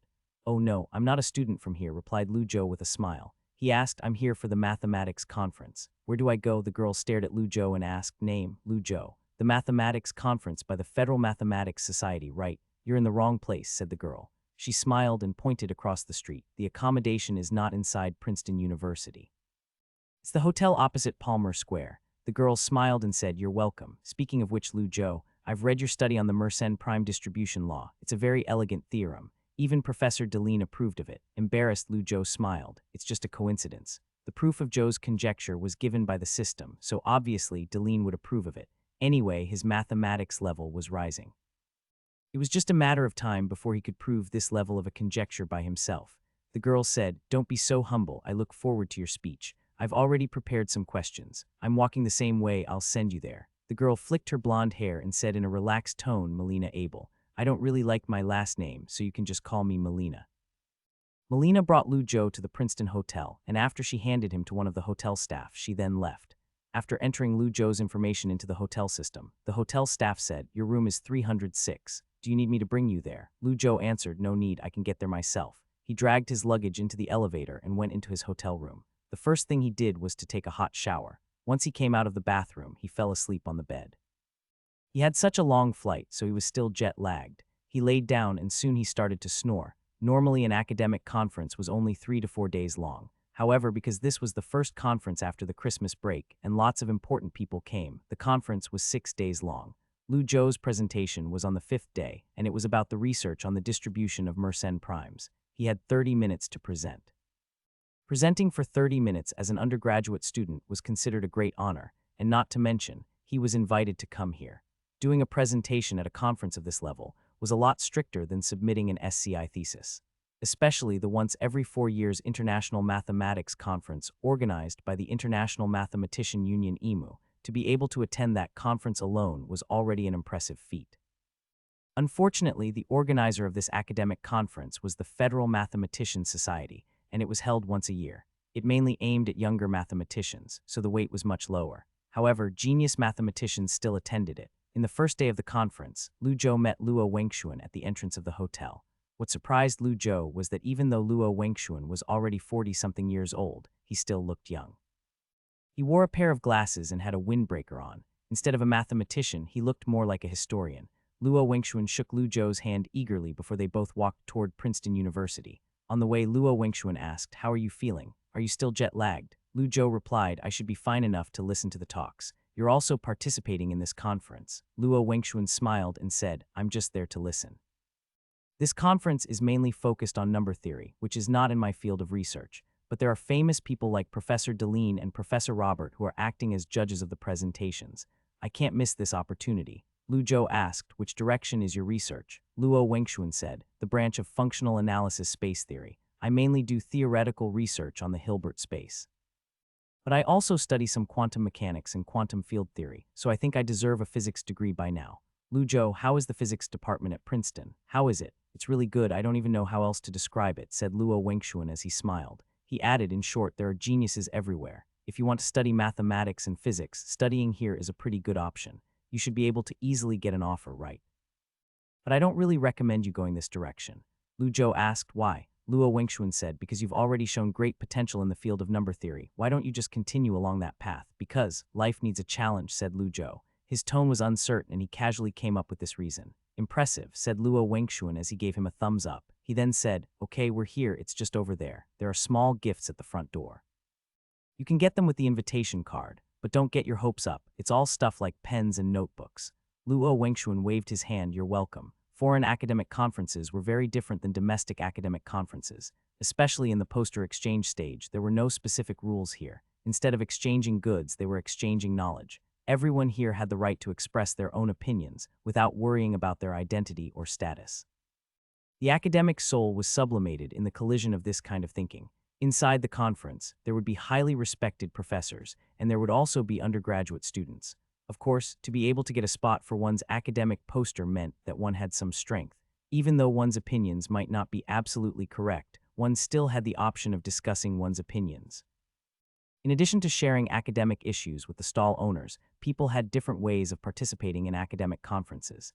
The geniuses were rushing to showcase their research results while the dumb students were here to learn. Of course, even though the dumb students did not have any impressive research results to bring to the table, they could still participate. As Lu Zhou stood in the crowd, he was glad that he did not wear a suit. Everyone was wearing casual clothes. First of all, if he wore a suit, he could be mistaken as a member of the management team. Secondly, his suit was not very warm, and the air conditioning made the hall very cold. Once Luo Wengxuan brought Lu Zhou into the hall, he disappeared. This was a great opportunity to communicate with geniuses at the frontier of fields, so to stay with acquaintances was a waste of time. The The first thing that Lu Zhou did after he entered the venue was to look through the gifts booth. There were pens, notepads, and even ties. However, he could only take one of each. Lu Zhou planned to take a pen as a gift for his sister. Of course, the small gifts were just a small part of the conference. Lu Zhou did not forget the main reason he was here. Generally speaking, the first 2 days of presentations had the highest value. Last night, Lu Zhou went on the conference website and printed out the presentation times and locations. The first presentation had yet to begin, so Lu Zhou wandered around the booths in the hall and looked at the posters. Suddenly, he was attracted by an impressive poster, proof of the twin prime number guess. Author Dijin, Lu Zhou. The hell, Lu Zhou was shocked after seeing the title of the poster. The problem that troubled him for half a year was solved by someone else. This is big news. Maybe I'm witnessing history. This is so exciting. But why is no one around? Lu Zhou walked forward while he held his curiosity close to his heart. Lu Zhou looked at an Indian guy who had also noticed him. When Lu Zhou approached, the Indian guy's face was full of smiles. He immediately greeted Lu Zhou with an Indian accent. "Oi bro, you also research number theory, I guess." "Very shocking research results," said Lu Zhou even though he could barely understand the guy's accent. He looked around, and when he saw that no one was interested in the poster, he said, "Why isn't there anyone here?" Because of the arrogance and the prejudice of the people at Princeton, they can't accept that a native Indian had beaten them at mathematics. They even refused to let me present on stage without any reason. "It seems that only friends on across the Pacific can understand my feelings," said the Indian guy with slightly darker skin. With a smile, he reached out. "Dijin, a master's student from Nehru University. What's your name?" Lu Zhou actually wanted to say that he did not understand his feelings because he would be presenting on the 5th day. However, he decided not to anger his new foreign friend. "Lu Zhou, University of Jinling," said Lu Zhou. He did not mention his degree. Instead, he shook the man's hand and asked, "Can I read your thesis?" "The thesis is here, but I don't recommend you to read it," said Dijin as he patted the stack of paper on his hand. He then threw the paper aside before he started to write on a large whiteboard. He said, "The process is a bit cumbersome, but the principle is easy. I can explain it and you will soon understand the mystery of reverse mathematics." "Reverse mathematics," said Lu Zhou. As he looked at the Indian guy suspiciously, he asked, "You used reverse mathematics to prove it. I thought you were studying algebraic number theory." "Algebra is only a tool for studying number theory. It's not the only way." "I know you might not want to hear this. After all, you discovered a good method to prove the prime number bounded distance." Lu Zhou said impatiently, "I want to hear it. Can you just spit it out?" Dijin hung up the blackboard and turned around to look at Lu Zhou. "I'll be ready soon." While this Indian guy was painting on the whiteboard, Lu Zhou noticed that many people had turned their interests toward this side. Lu Zhou was curious, so he stood next to the poster and followed the proof of this Indian guy. In fact, his ideas were simple. First, assume that the twin prime numbers were finite pairs and that the largest twin prime pairs were Pn1, Pn. It could then be seen that the prime numbers within Pn were limited and were set to P1, P2, Pn1, and Pn. Then, to construct a large prime number P equal P1, P to P3, Pn plus 1. Obviously, P could not be divided by all the prime numbers from P1 to Pn, and it always had a remainder of 1, so P was a prime number. Similarly, it could be proved that P2 equal P1, P to P3, Pn1 was obviously a prime number. Since P was a prime number, P2 was also a prime number. These two constituted a pair of twin prime numbers. The problem arrived when the pair of twin primes formed by P and P2 was larger than the maximum prime pair. Thus negating Pn1 as the largest twin prime pair. It was like climbing a ladder. No matter how big Pn was, one could always find a larger prime pair. Thus, twin primes are infinite was correct. There were still many steps in the middle, but the overall gist was this. Lu Zhou looked at the entire process on the blackboard. What surprised him was that this guy had not used any existing research results to solve the problem. This type of out-of-the-box thinking was sophisticated, but Lu Zhou finally understood why no one took an interest in the Indian guy. The large prime number P you built can guarantee not to be divisible by a series of prime numbers from P1 to Pn, but only if Pn is the largest prime number. Obviously, you fell into a logical trap. How do you prove that Pn is known as the maximum prime number? Dijin raised his eyebrows and said, "Did you not see what I wrote on the first line? The case of a limited number of twins. Take the largest pair of twins Pn1, Pn, Lu Zhou 2, 3, 5, 7, 11, 13 plus 1 equal 30,031. When the people around heard Lu Zhou's line of calculations, they laughed. Some of them had already guessed it. Some people started to clap. Dijin was stunned. He felt something was wrong and asked, "What do you mean?" Lu Zhou sighed and said, 30,031 can be disassembled into the product of two prime numbers of 59 and 509, so this number is a composite number. Did you pay to come to Princeton yourself? If I was your professor, I definitely wouldn't fund you. People around cheered for Lu Zhou. Fine, shut up. Dijin clearly realized that he had made a low-level mistake, so his face turned bright red.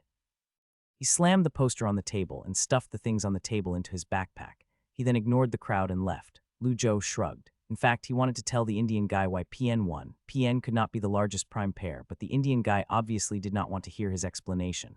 Therefore, Lu Zhou gave up. The drama was over and the crowd quickly dissipated. Only one person stayed, and she looked at him with a smile. Lu Zhou looked at her face and felt familiar. This was the blonde lady who took him to the hotel yesterday. Melina looked at Lu Zhou and smiled, destroying a player on the first day. Lu Zhou shrugged and said, "I just pointed out his mistakes. What's wrong with that?" "Nothing. Similar things happen all the time," said Melina. She continued, "This is the arrogance of Princeton. If you want to present your work here, you can't just be smart. You have to be confident as well." Obviously, she heard their entire conversation. This is interesting. Lu Zhou did not notice her standing there. Melina saw that Lu Zhou did not speak, so she asked, "Did you think of the calculation on the spot? Or did you prepare it in advance to attack him?" "I thought of it on the spot. This should be an easy calculation for the geniuses at Princeton, right?" Lu Zhou was not that bored. He did not learn mathematics to attack people. Melina raised her eyebrows and said, "You may have some misunderstandings about the word genius. The power of the brain is its creativity and logical thinking, not just raw calculations. If someone in his group knew some programming, they could have helped him find a counterexample, and he wouldn't be here embarrassing himself." Lu Zhou said, "There is no maybe in mathematics, right?" "Correct," said Melina. She grinned and took out a piece of gum. "Do you want one?" Lu Zhou hesitated before he reached out and took a piece. Even though as a child, his parents told him not to accept food from strangers, but it should be okay, right? Melina saw that Lu Zhou took the gum and smiled. "You're welcome. Since you accepted my little gift, I want something in exchange. Can you give me your email address and Facebook account?" "I can give you my email address, but I don't have a Facebook." "Is this a custom here?" Lu Zhou suddenly felt like he was being set up. Melina smiled and joked, "Not, this is just a gentleman's custom." Lu Zhou tore a small piece of paper from the conference handbook and wrote down his own email address. As for the Facebook account, he did not have one. Once Melina received the paper, she said, "My email and Facebook is on the back of the chewing gum wrapper." She then waved her hand and walked away. Lu Zhou looked at the chewing gum in his hand. He hesitated for a moment before he peeled it and threw it into his mouth. Vanilla mint flavor. Lu Zhou copied down Melina's email before he continued to wander around the hall. Soon, he discovered that Melina was right. People were being proven wrong all the time. However, killing the weak was not the objective. It was merely the result. Some people just were not at the level of others. There was bound to be conflict. The most interesting thing was that Lu Zhou saw someone claiming to prove the last step of the gold box conjecture. When he walked over to see what was going on, he had not even finished reading the proof before two master's students disproved the academic poster in front of everyone. Of course, even if it was embarrassing, it was still brave of them to show their research results here. It would definitely benefit the scholar's future academic path. Also, the number of valueless posters was still in the minority, and most of the exhibited academic results were quite valuable. For example, a genius studied the automorphism group of voter algebra. Even though he had not proved the final solution of out W and equal, he still put forward many enlightening and interesting ideas, which attracted countless students and even some professors. Lu Zhou walked around and found out that the little notebook he received from the front door was not enough to write on. In the end, he had to walk back to the gift booths to get another notebook. Lu Zhou gained immense knowledge today. It was not just from the poster session. The focus of these large mathematics conferences was the few presentations that happened every day. What impressed Lu Zhou the most was the 60-minute presentation from Professor Deline. He reported the research progress on the transcendence of the Riemann zeta function at odd integer points. He proposed many novel ideas and applications. The mathematical methods were extremely groundbreaking. Lu Zhou listened to the report presentation intently. Lunch break, the conference team provided a buffet meal with fruit and meat for all the participants. Lu Zhou took some ribs and a bowl of salad. Once he found an empty seat, he sat down. He then started to flip through his notes from the conference. Lu Zhou's focus was on number theory research, especially the study of the twin prime numbers. Even though Lu Zhou did not gain much knowledge from the delusional Indian guy, he was influenced by his optimistic attitude. So Lu Zhou's interest was reignited. Algebra is only a tool for studying number theory. It's not the only way. Lu Zhou looked at the formulas in his notes and went into deep thought. By picking the right lambda function, what if I used another route? It took a lot of courage to think outside of the box. After all, international mathematician Mr. Zhang Yideng had narrowed the figure of 70 million to 246. As long as he kept trying by choosing an appropriate lambda n function, he could narrow this gap to 2 one day. Maybe this was like the Goldbach conjecture. It was far more difficult to climb that last meter of Everest than the 8843 previous meters. While he was thinking about this problem, a faint perfume smell drifted over. A woman carried her plate and sat across Lu Zhou. She then started to chat with him, thinking about mathematics. Yeah, when Lu Zhou heard her voice, he already knew who she was, so he did not look up. He continued to think of the problem. There is a coffee party upstairs discussing the content of Professor Deline's morning report. Are you not interested? I would be interested, but I'm researching something else right now, said Lu Zhou as he shook his head and flipped through his notebook. He poked a small tomato with his fork and inserted it into his mouth. Melina looked at Lu Zhou curiously and said, the academic conference is a place for communication. It might only happen once or twice a year. There are other times for research. Why are you researching mathematics right now? Lu Zhou casually replied, there are many opportunities to attend mathematics conferences, but there are only a few moments of inspirations in life. Melina looked at Lu Zhou slyly and laughed. When Lu Zhou looked up at her, he could not understand. What? Sorry, nothing. I just think that you're an interesting person, said Melina. She added, I wish you good luck in your problem solving. Although he did not know what she meant by interesting, he could hear that the blessing from her was genuine. Lu Zhou then raised his cup of juice and touched cups with her. The afternoon was relaxing, and after 4 o'clock, the conference would be temporarily paused. The poster stall owners would then leave the hall and reopen at 8 a.m. the next morning. If one thought they were going to rest after 4 o'clock, one would be wrong. The focus of the conference was the free time after 4 o'clock. At 6 o'clock in the evening, the organizers prepared a cocktail party at the Princeton Hotel. A wide range of food and wine would be available to the participants. For many dumb students that could not understand the presentations during the day, this was their main focus of the conference. This was the time when they felt the closest to the geniuses. Maybe they could use the power of champagne to receive a laboratory offer. It was not impossible. Although Lu Zhou was not that interested in socializing, he still recognized the importance of the party. In fact, he could not miss it. In the evening, Lu Zhou put on a pair of dress shoes and looked at himself in the mirror. He even styled up his hair. Not bad. Lu Zhou looked at the handsome guy in the mirror and nodded his head with satisfaction. However, he suddenly felt some worries in his heart. What if people ignore my talent because of my handsomeness? I hope that doesn't happen. Someone suddenly knocked on the door of his hotel room. Luo Wengxuan stood in front of the door. The two planned to go to the party hall together. The party is about to start. How long do you need? I'm ready. Lu Zhou fixed his tie and unplugged the room card as he walked out of his room. He then asked, what do I do at the party? Luo Wengxuan smiled and said, take the elevator downstairs, then take a glass of champagne from the waiter's tray. Go talk to people you're interested in. Relax.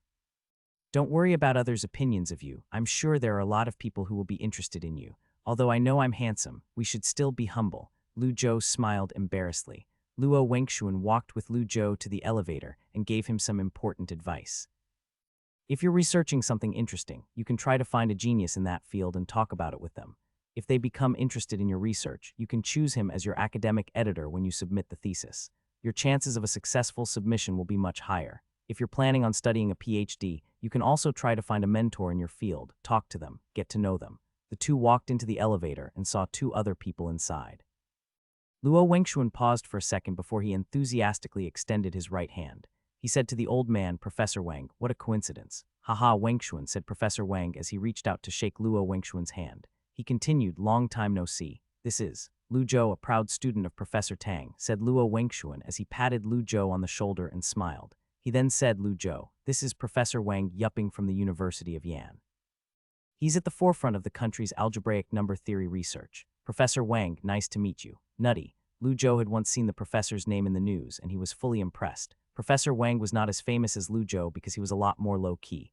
Another reason was that most of his mathematics research was done when he was younger, and there was no internet at the time, only newspaper. Professor Wang had accomplished countless academic achievements.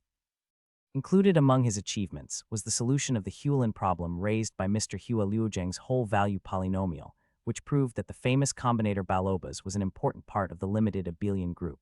These solutions were not as good as Zhou's conjecture, but they were still of decent value. Mr. Wang was one of the strong number theory figures at the University of Yan.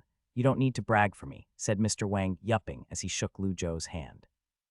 He said with a kind smile, Student Zhou, I've heard Professor Tang mention you before. You're quite amazing. The future of China's mathematics depends on you. Awe-inspired, Lu Zhou said, Professor, you're too kind. Speaking of which, you should learn from Professor Tang instead of Dean Chin, said Wang, yupping with a smile. He then introduced Lu Zhou to the young man next to him. This is my student, Wei Wen.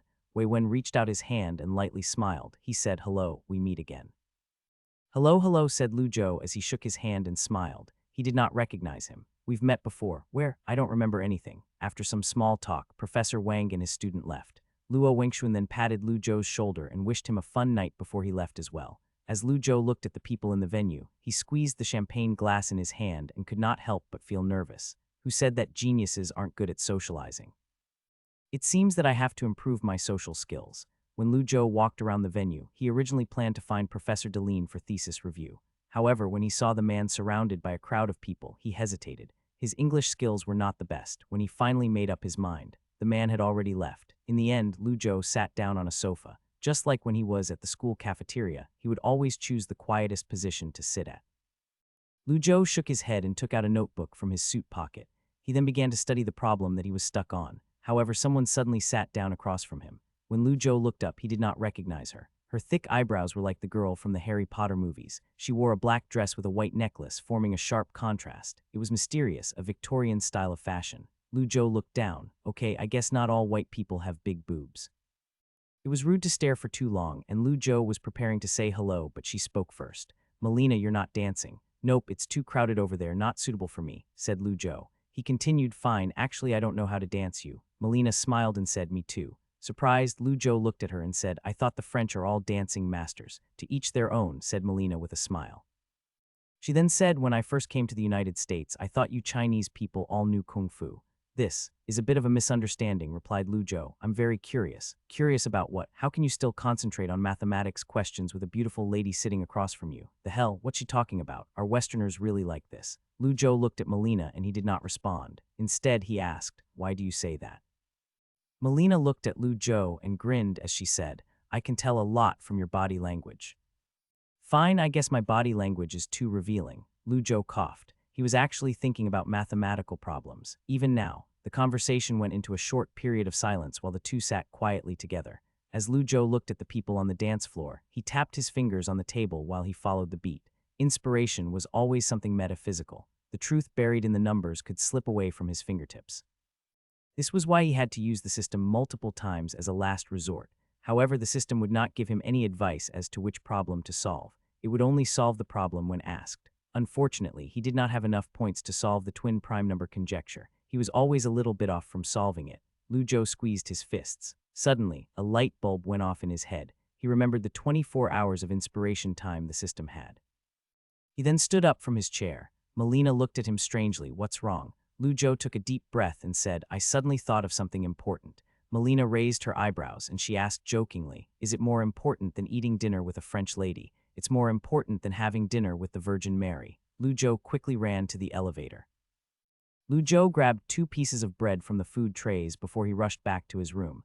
Once he threw his 2 notebooks on the table, he pulled out some draft paper from his suitcase. Everything was ready. He took a deep breath and went into the system space. He then started the inspiration hours. It felt different than immersive learning or the focus capsule. When Lu Zhou left the system space, he felt purely rational and not impetuous at all.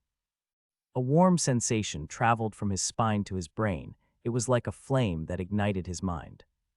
Strange feeling. Lu Zhou squeezed his fist before he rubbed his eyes. He felt like everything in front of him was shaking lightly. At the same time, the inspiration in his mind was like a tsunami, washing away in his cerebral cortex. It was hard to describe that feeling. Suddenly, it was like all of the nerve endings in his body expanded, like his body directly connected with the cosmos. The rings on his curtains looked like an abstract, elongated Mobius ring. The texture of his sheets looked like the Fibonacci sequence. The paper cup on the desk, the bed, and the chandelier formed a 3-point golden ratio. These small details were obvious to him. It was like his vision was reduced to pure geometric images, and he was breaking down data into pure numbers and arithmetic symbols. This kind of feeling was a paradise for any artist. Of course, it was also hell for OCD patients. Lu Zhou took a deep breath and tried not to pay any attention to the sense of distraction in the room while he concentrated on the paper. It was whether there was an infinite pair of p plus 2 prime numbers. The functions of the system had been very user-friendly. A total of 24 inspiration hours could be paused and resumed at any time. However, after each pause, there would be symptoms of inspiration exhaustion such as slow thinking, slow reaction speeds, and etc. After several experiments, Lu Zhou finally became familiar with the use of the function. He was stuck on the twin prime number problem for more than half a year, so this burst of inspiration made him ecstatic. As a result, Lu Zhou almost forgot why he came to Princeton in the first place. He forgot about his presentation on the 5th day, and he even forgot about the system mission. In order to make use of every hour, he would only use 4 inspiration hours a day, over 4 sessions. He wanted to utilize every hour and every minute. He was immersed in the search for answers. It was like he became a detective, desperately searching for clues. Every time Lu Zhou found a clue, he was one step closer to solving the problem. This kind of experience was unprecedented for him. Lu Zhou did not leave the hotel room for 3 days. He completely shut himself in his 10-square-meter room, and he even called room service for food. Those used draft papers piled up in the corner of his table, while crunched-up draft papers were on the floor. The 4th night, Lu Zhou looked at the mountain of draft papers while he changed the ink in his pen. He could not help but yawn. There are only 2 hours left. Lu Zhou looked at the timer on his phone before he went into system space to pause the inspiration hours. Finally, it was time for a break. However, that wonderful feeling of inspiration was gone. Lu Zhou's boiling brain gradually cooled down. He took a deep breath and sighed. Since the academic conference was a waste of time, he had not left his room the past few days. However, the other gains he received over the past few days was substantial. He could clearly feel that he was getting closer and closer to solving the twin prime number conjecture. He was so close. Lu Zhou stretched and stood up from his chair. He planned to go for a walk, shower, then lie in bed and have a good night's sleep. He would wait until the next day to continue. He walked out of the hotel, through Palmer Square, and walked along the Princeton campus road. The cold evening wind blew on his face, and it helped to relax his overheated brain. Lu Zhou felt like this university looked more like a castle than a university. The students here were very enthusiastic. They would party every night. However, when the time arrived, they would use a 200 effort to study. This was his observations.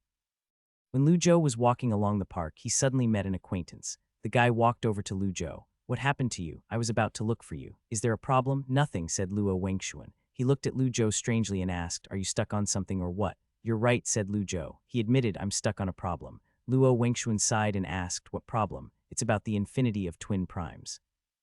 Luo Wengshuan shook his head and said, "Sorry, I can't help you on this one. It's not in my research field." Lu Zhou asked casually, "How's your research going?" Luo Wengshuan sighed and said, "The 6-sided dice thrown by God produced 7 results. This is both a mathematics problem and a quantum mechanics problem. This is the dilemma our research institute is facing." Lu Zhou said with sympathy, "That is quite troubling." "Yeah, it's hell," sighed Luo Wengshuan. He then added, "Yesterday, I talked with Professor Wang yupping for a long time on how to solve this physics problem from a mathematics perspective, but nothing came of it. 7 results for a 6-sided dice," said Lu Zhou. As he repeated the sentence, he went into deep thinking mode. Without knowing it, the two soon walked back to Palmer Square. This place was always lively at night, with people going to bars like they were celebrating a victory. When Luo Wengshuan saw that Lu Zhou did not speak, he asked, "What's up?" "Nothing," said Lu Zhou. He suddenly stopped walking and looked up. His pupils enlarged and he said in an excited tone, "Is that a white pigeon?" Luo Wengshuan looked at him and said, "What? That pigeon? Where?" Luo Wengshuan tried to look for the pigeon in the sky. He could not find anything, and when he turned around, Lu Zhou had disappeared. The 5th day of the academic conference. A man in a suit quickly walked to the door of room 306 before he politely reached out and knocked on the door. "Mr. Lu Zhou, your presentation report will begin soon. Are you available?" A shuffling sound came from the room. Then a voice spoke. "Right now? Isn't my presentation in the afternoon?"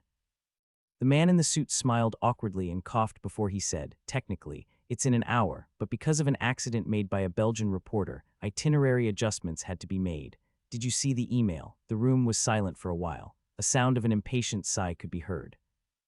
"Let me shower." The conference team staff was relieved. "We apologize for the inconvenience caused. Also, please don't take too long to shower." Around 200 people sat inside the crowded lecture hall 1. Among them were mostly unknown people, but there were a couple of big names. For example, the mathematics Emperor Grothendieck's proud student Deline, and Professor Wang yupping from the University of Yan. Maybe it was because of Lu Zhou's poor mental state, he was abnormally calm. He was not nervous at all. Lu Zhou adjusted the microphone, and once he received the go signal from the conference staff, he began to speak. "Everyone should have already read my thesis by now. According to the conference's original arrangements, the content of today's report should be about the study of Mersenne primes, but because of the adjustments to the schedule, I had to make some small changes." Lu Zhou paused for a second. He then looked at a staff member and asked, "Can you get me a whiteboard?" The staff member hesitated before saying, "Sure, but the projector's reflection on the whiteboard is poor, so some people might not be able to see it." "Just give me a marker," said Lu Zhou. He then looked at the projector before saying, "You can turn this thing off." The audience members were whispering and discussing. They did not know what Lu Zhou was about to do. The staff members were also curiously as they watched, but it was not their first time receiving weird requests from geniuses. So they quickly dragged a whiteboard for Lu Zhou. Lu Zhou thanked them before he turned to face the whiteboard. He took a deep breath and entered into the system space. He began the inspiration hours. It was his last inspiration hour. He was going to complete the proof in this hour. When Lu Zhou opened his eyes, he also lifted the pen. He wrote down the first line of calculations on the whiteboard. The audience was slightly irritated. After all, Lu Zhou did not give a speech or even a PowerPoint. This was unwelcoming for the rookies. Two students sitting in the back of the lecture hall packed their things and quietly exited the hall. The academic conference only lasted a few days, so they could not waste their time listening to a useless presentation. As for those big figures that often attended conferences, they were used to this type of commotion. Their facial expressions did not change at all. They focused on the result of the presentation, not the presenter. When Lu Zhou wrote the 10th line of calculation, Professor Deline suddenly had a look of surprise on his face. He said to his assistant next to him, "Did you bring the notebook?" The assistant quickly took out the notebook and said, "I brought it." Professor Deline placed the notebook on his lap, and as he stared at the lines of calculations on the whiteboard, his eyes gradually became serious. At the same time, Professor Wang Yuping, who was sitting on the other side of the venue, was also staring at the whiteboard. Even though because of his age it was difficult for him to see the whiteboard, he still stared very intently. Beside him was the academic exchange group from the University of Yan. The group consisted of 3 undergraduate students, a graduate student, and a PhD student. Wei Wen stared at the whiteboard and asked, "What is he doing?" "Yeah, what is he doing?" Professor Wang was also curious. However, when he saw the 10th line of calculations, he instantly looked up in disbelief. He probably guessed what Lu Zhou was doing. He could not believe it. He's going to challenge the world-class problem here. Twin prime number conjecture. He must be crazy. Sieve of Eratosthenes. He's proving the second Goldbach expression. Nope, no, these calculations, murmured Melina as she stared at the whiteboard. She continued, Professor Zelberg published a paper in the Year of Mathematics in 1995 on the complementary study of the topological method on the sieve theory. He is challenging the twin prime guess. When Lu Zhou wrote the 20th line of calculations, 30 of the venue's participants understood what he was doing. As for the rest of the people, they had no idea. These kinds of academic conferences were open-ended, and the barrier of registration was not too high. Anyone could come as long as they paid the expensive registration fee. Actually, it did not even matter too much if one signed up. Even though this kind of conference had admission badges, the staff did not even check them. Therefore, many people who did not sign up could still sneak in and discuss mathematics with the participants. The only difference was that they could not present their own academic posters, could not live in the Princeton hotel rooms, and could not attend the cocktail parties. Wei Wen started at the whiteboard, and he suddenly said, Vinogradov's 3-number prime theorem. Professor Wang Yuping nodded and said yes. Wei Wen could not help but ask, Professor, what exactly is he doing? Professor Wang Yuping smiled and said, Oh, can't you tell? Wei Wen looked confused and he shook his head. Then just continue watching, sighed Professor Wang Yuping. As he looked at the whiteboard, he nodded in approval and said, It seems that Professor Tang has raised a good student. I'm looking forward to the next 2 decades. Lu Zhou did not notice the movements in the venue as his concentration was fully on the whiteboard. Even though his speed of writing was not fast, it was cautious and contained force. Time slowly passed, and the conference staff continued to watch intently. Finally, there were 5 minutes left. The staff member saw that the Q&A section had not even started yet, so he coughed and reminded Lu Zhou, There are only 5 minutes left. Lu Zhou stood in front of the whiteboard and continued to write with the marker as if he failed to hear the staff. He was completely shielded from any outside interference. Finally, 5 minutes had passed. The 2 staff members exchanged glances and were about to interrupt the presenter. However, one of the people sitting in the front row spoke up. Let him continue. The person who spoke was Pierre Deline. The staff was stunned to hear this big shot speak. However, because of his job, the staff member explained, but the next presentation is about to start.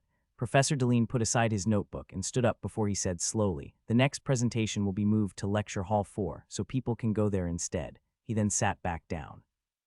10 minutes passed and no one left Lecture Hall 1. No one was willing to leave. The people that could not understand had already left long ago. As for the rest, most of them could understand what was going on. Challenging a world-class mathematics problem during a conference. Anyone who dared to do this was not a genius, but a crazy person. The people sitting in the crowd were either about to witness a great moment or a complete joke. Either way, it would be an interesting show either way.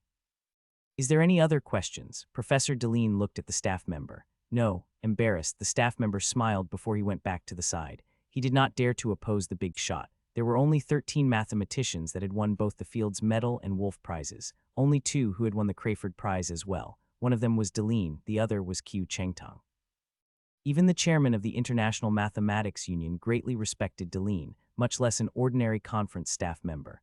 Lu Zhou would have thanked Deline, but at this moment his attention was elsewhere. He looked at the 4 fully written whiteboards and stopped writing. The whiteboards contained the results from the past 4 days' worth of research. He had to solve the rest on the spot. He still had half an hour of inspiration time left. He had completely entered the state of concentration, and he had almost forgotten where he was. He completely forgot about the audience. He completely forgot about the hundreds of pairs of eyes staring at him. As Lu Zhou looked at the lines of calculations on the whiteboard, he was calm as a mill pond. He picked up the marker. S alpha equals sigma n alpha m, and zeta. Professor Deline stared at the whiteboard with his sharp eyes. He suddenly asked his old friend who was sitting next to him, "Do you think he will succeed?" Professor Zellberg stared at the formula on the whiteboard and smiled. "It's hard to say, but I think we should look forward to it. Mathematics is the field of geniuses, and 70 of outstanding achievements are made by young mathematicians. This is why you turn to study string theory," asked Professor Deline as he stopped writing on his notebook. "Haha," said Professor Zellberg. He smiled and said, "Maybe." The other side of the lecture hall, Wei Wen stared at the whiteboard motionlessly as he watched his competitor challenging a world-class problem on stage. The calculations were beyond his knowledge, and he could barely keep up with what was going on. Finally, he could not help but whisper, "Professor." Professor Wang Yuping looked at the whiteboard and smiled. "What's up? Do you think he can succeed?" Professor Wang Yuping thought for a moment before he answered, "Hard to say.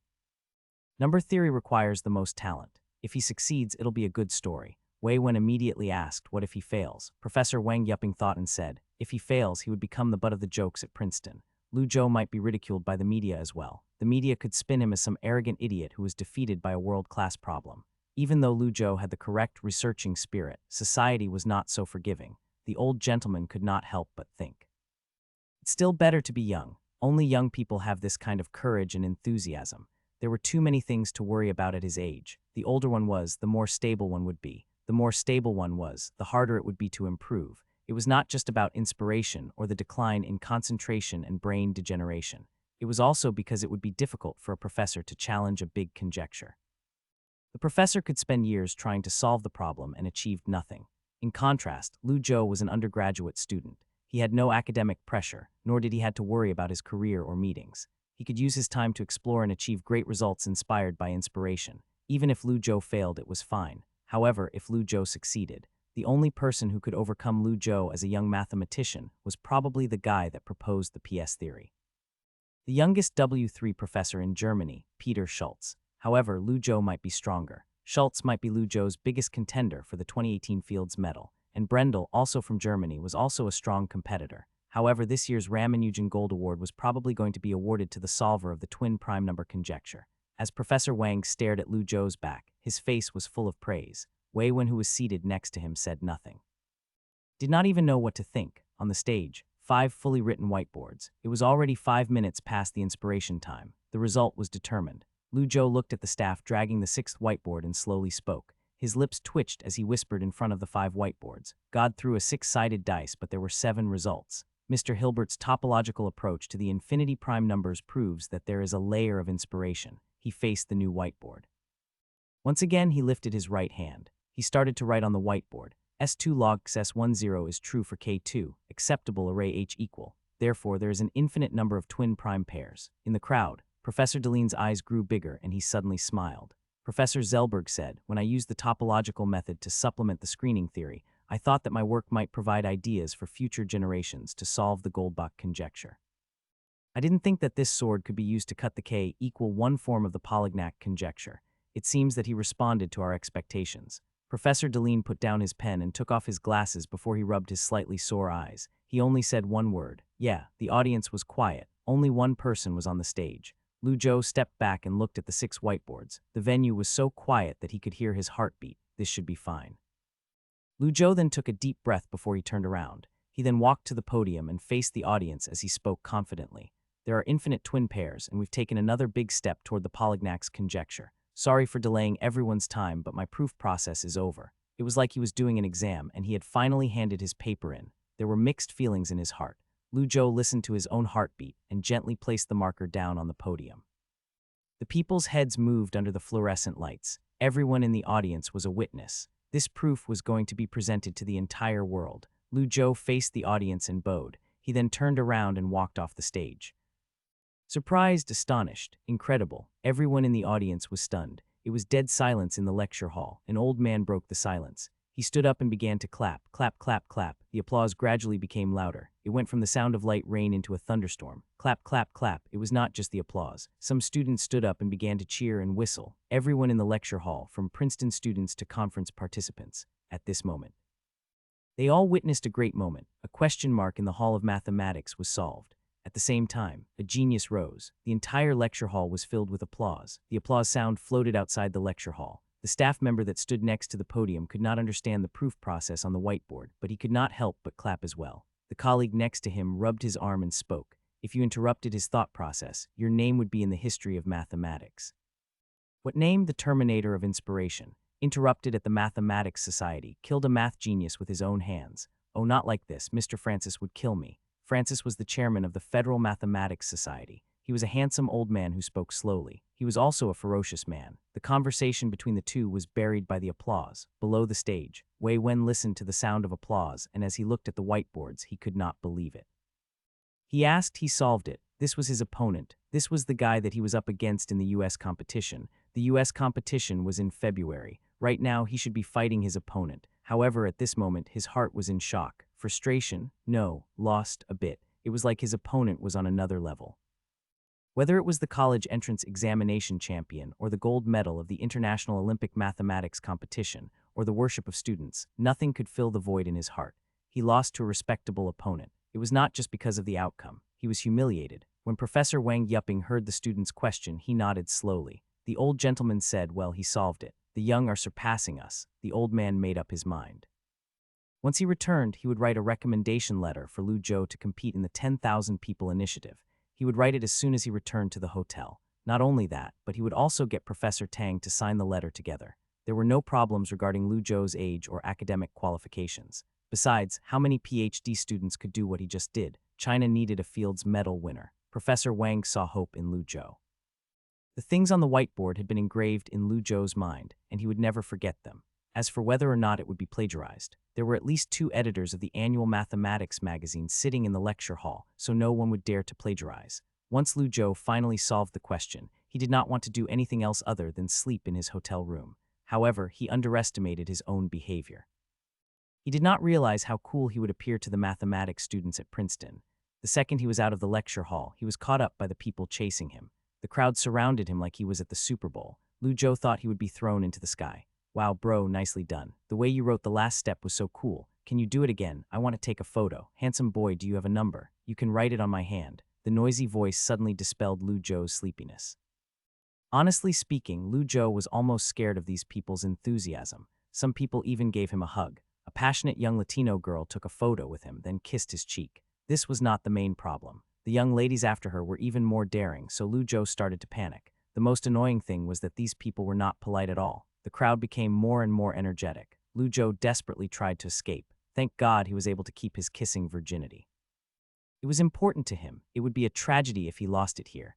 Lu Zhou left the school and quickly walked through Palmer Square. As he was taking the elevator, a person suddenly appeared behind him. Lu Zhou looked at her. Lu Zhou coughed and said, "Oh, I don't mind taking a photo. Just don't touch me, please." Melina crossed her arms and ignored Lu Zhou as she said, "I'm at room 707. Where are you going? 3. Oh, can you press the 3rd floor?" replied Lu Zhou. He nearly revealed his room number. "The 3rd floor," said Melina as she looked at the floor dial. She then looked at Lu Zhou and said, "We're past the 3rd floor already. How about you come and chill in my room for a bit?" Lu Zhou shook his head and said, "It's okay, I just want to sleep." Melina, when the elevator reached the 7th floor, it stopped. Lu Zhou reached down and pressed the 3rd floor button. Melina looked at Lu Zhou trying to leave and sighed, "Are all Chinese guys so boring?" Lu Zhou shook his head and said, "No, I just don't want to think about math problems right now." Melina was surprised. "How did you know I was going to ask you math questions?" Lu Zhou smiled and said, "Because I can tell from your body language. You taught me this. Am I right?" She did not reply. Melina noticed Lu Zhou's face and did not insist. She then took a bag of wet wipes from her purse and threw it at him. Lu Zhou asked, "Wet wipes?"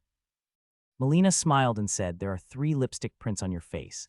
Do you need a mirror?" The freak. Lu Zhou quickly took the wipes and cleaned his face. As expected, 2 red marks were visible on the wipes. "Have a good night's sleep. Remember, don't miss the closing ceremony and party tomorrow night," said Melina as she looked at Lu Zhou wiping his face. She then licked her lips and said, "You're the main protagonist." She did not wait for Lu Zhou to respond before she left. There may be a distinction between the academic value of conjectures, but it was difficult to measure the objective difficulty of conjectures. After all, how would one even begin to measure it? This in itself is a pseudo-logic. However, it was not impossible to get a general idea of the conjecture's classification. If one ignored all the non-academic factors such as political significance, economic significance, and media influence, the thousands of mathematics conjectures could be divided into a couple of levels. The first level was undoubtedly the millennial problems such as Riemann's conjecture and Yang-Mills' existence and mass gap. These were the so-called world's 7 major mathematical problems. Once these conjectures were proven, they would not only promote the development of the field of mathematics, but it would also have far-reaching effects on other disciplines and industries. The second level was the most well-known 3 modern-time mathematics problems: Goldbach's conjecture, four-color problem, and Fermat's last theorem. 2 of them had been solved, and Mr. Chen was working on the last one. The third level would be very subjective and not so obvious. Something such as the Jacobian conjecture would be in this category. Proof of a problem at this level would get one close to a Fields Medal, or at least a nomination. Of course, one would have to be under 40 years old. Zhou's conjecture could be counted in the 4th classification. Other weak conjectures could also be included in this category. The 5th level would be those niche conjectures speculated by unknown mathematicians. Polignac's conjecture would be considered the 3rd level, while the twin prime guess conjecture would be between the 3rd and the 4th level. Lu Zhou's 2018 Fields Medal nomination was secured. His biggest competitor would probably be the 2013 Ramanujan Gold Award winner, German god Peter Schultz. It was said that Schultz was challenging the famous weight monodromy conjecture, but his progress was unknown. Of course, the research on conjectures was only a part of mathematics. Most people had not even proved a single conjecture in their lifetime, but that did not hinder their contribution to the mathematics community. For example, Mr. Grothendieck laid the foundation of modern algebraic geometry and completely changed the field of functional analysis. His accomplishment was bigger than any proof of a conjecture. After all, many of today's mathematical conjectures were based on his probability theory. The road of mathematics was long. The proof of the twin prime number was only a small step. Lu Zhou knew that his research result was only able to answer some of Hilbert's 8th questions. Although his heart was excited, he was not arrogant at all. The more he learned, the less he thought he knew about the world. Actually, Lu Zhou did not know exactly what his feeling was. However, one thing was certain. His name was famous at Princeton. Everyone knew of it. That during the presentations yesterday, a young man from Asia solved a world-class mathematics problem in front of the audience. Lu Zhou shook his groggy head and climbed out of bed. He pushed open the bathroom door and took a hot bath. He then got dressed and stood in front of the mirror. Ah, not bad. I'm just as handsome as always. I'm just a bit skinny. Ah, I can't get fat no matter how much I eat. Lu Zhou walked over to the windows and opened the curtains. He had not felt this relaxed in a long time. It was his most comfortable night of sleep in America. The sky outside was bright. If he did not feel so good, he would have doubted if he slept at all. Lu Zhou suddenly thought, wait, what time is it? He looked at the time on his phone. It was already 3:30. There was a closing ceremony waiting for him, so Lu Zhou immediately put on his shoes and rushed out of the door. He got off the elevator and walked through the lobby. Lu Zhou bumped into a Caucasian guy looking at his phone and asked, sorry, what day of the conference is it? The dude said impatiently, the 6th day, bro, take it easy. Close. Lu Zhou relaxed. It seemed that he had not missed the ceremony. However, it did make sense. Even if he had worked really hard, it would be impossible to sleep for 2 days straight. The Caucasian guy stared at Lu Zhou for a long time before he suddenly said, wait, you're Lu Zhou, the freak. Lu Zhou nearly jumped. How does he know my name? What? The Caucasian guy said to Lu Zhou. Hey, listen, guess what my thesis is about? I cleverly searched for a lambda function, which proved that there are infinitely many primes numbers with differences of 242. You ruined my research results. Lu Zhou did not know what to say as he looked at the American guy like he was crazy. He was about to wave to the security guard. Fortunately, this guy did not make any radical move. Got him, Nit, but nicely done. I didn't expect the sieve method to be used like this. Let me introduce myself. My name is Karist. Let's get drinks tonight. Hey, don't run. Hey, Lu Zhou ran away. The crowd was sitting inside the auditorium. Even though there were not that many people inside, the closing ceremony was about to begin. Lu Zhou remembered that he heard Luo Wengxuan mentioned about this. Most people would not stay until the end of the academic conference. Most of them left after listening to the presentations. Lu Zhou looked around, but he could not find Luo Wengxuan. However, he did saw an unexpected person, which was the Indian guy named Dijan. What a surprise, this guy didn't leave yet. Can he handle the pressure? When the Indian guy noticed Lu Zhou, he did not say anything. He merely ignored him. Lu Zhou did not care. He did not know why the Indian guy was still here. The closing ceremony began. The auditorium became silent.